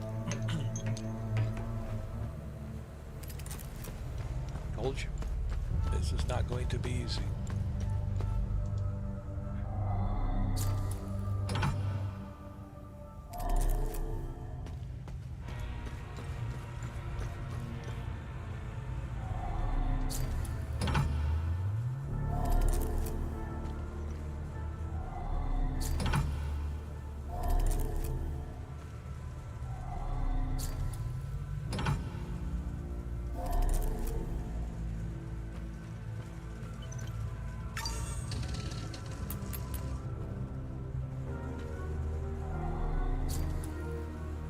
This will be very difficult to figure out. I have to study this. Well, actually, I'm not going to study this. I'm just going to look it up online or just go to YouTube and, you know, I'm sure there's videos on YouTube where they show you how to solve this puzzle. Because it's just, you know, I don't understand this.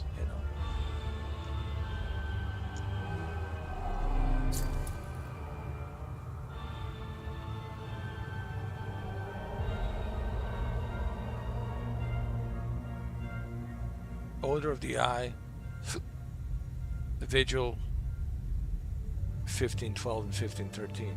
Is that what it is?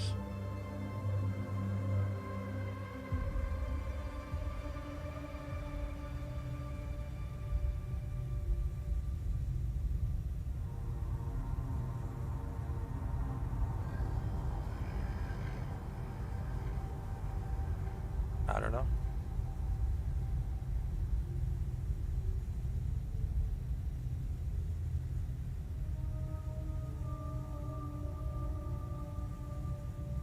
Wait a minute.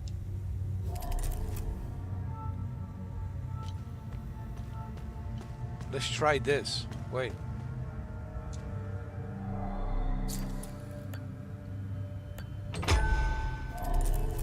And then let's try this. Wait.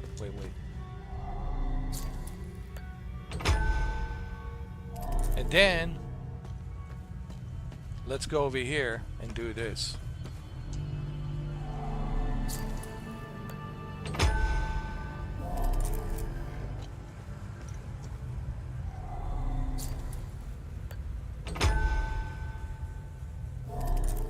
Nothing happened.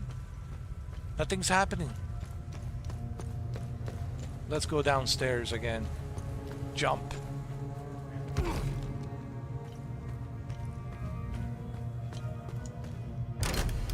Nothing happens.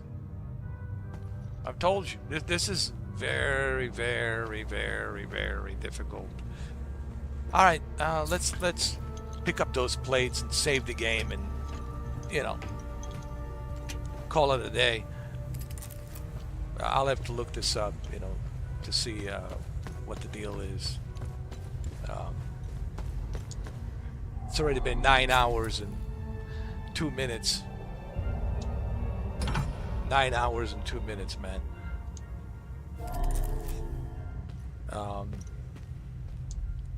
I certainly want to finish this game. I'm curious to find out what happens, you know, at the end, you know. But I'm not a huge fan of these puzzles. I'll be honest, you know. Like I said, I don't mind the puzzles as long as they are like easy to figure out. I mean like super easy. I mean like, well, that's not what I meant to say. What I meant to say, as long as they are I don't want to say easy. I'm not asking them to make it easy. I'm just saying as long as they are like make sense. Like if there's enough clue to make sense. Like give me some clues. So that way it makes sense. But this is just ridiculous. Like, I mean,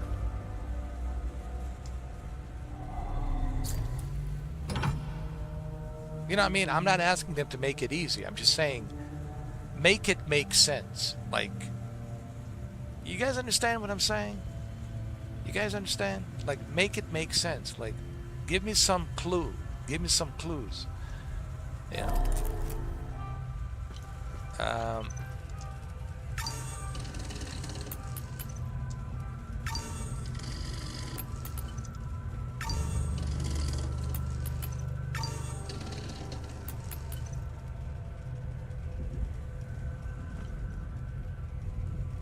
You know what I mean? You guys catch my drift? Make it make sense. Give me some clue. Give me some clues, you know? So there you have it, guys. After 9 hours and 4 minutes, or actually 9 hours and 5 minutes, it's been another long live stream. Hopefully this live stream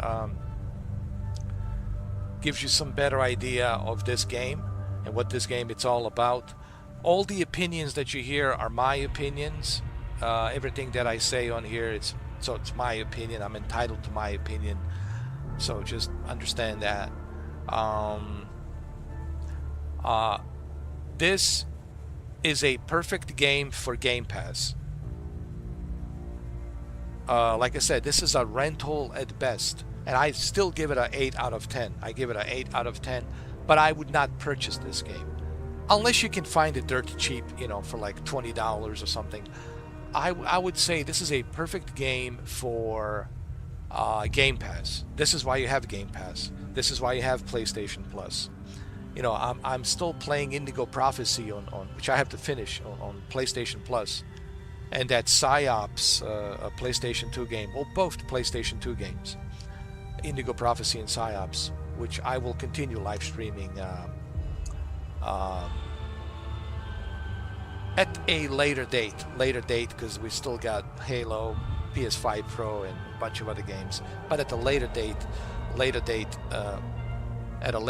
I will be finishing, you know, Indigo Prophecy and PsyOps, the Mind Game Conspiracy, and all that.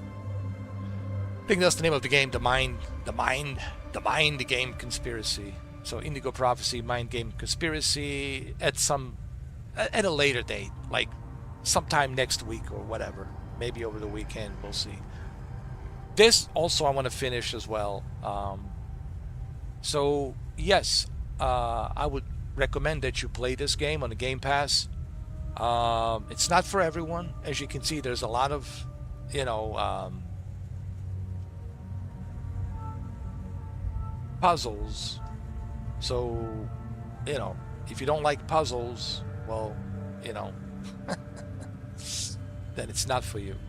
But it's on Game Pass. Give it a try, you know. That's the beauty of the Game Pass. You know.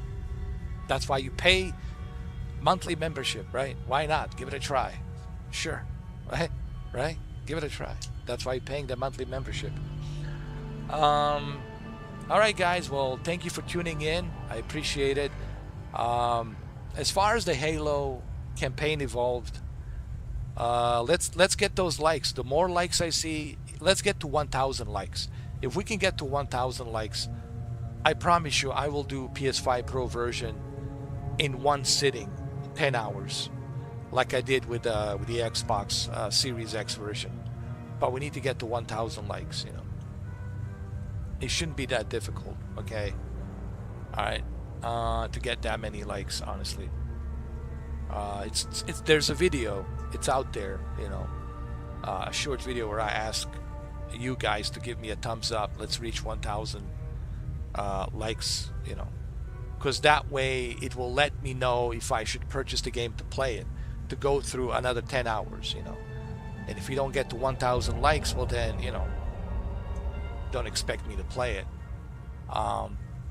So anyway, this is certainly something I wanna finish, but I also have Indigo Prophecy and that PsyOps, the Mind Game Conspiracy game as well. So there's plenty of games to play. There's also a firefighter game that I want to play, Firefighter Simulator, which will be more exciting than this, of course. There's also Firefighter Simulator. It's on PlayStation Plus. They recently Sony recently they added it. It's on PlayStation Plus, monthly free games. So that's something I want to play as well. Okay. All right, guys. Well, have a good morning. Happy Friday, and I will see you guys later. Happy Friday. And thank you for watching. I appreciate it. Thank you very much.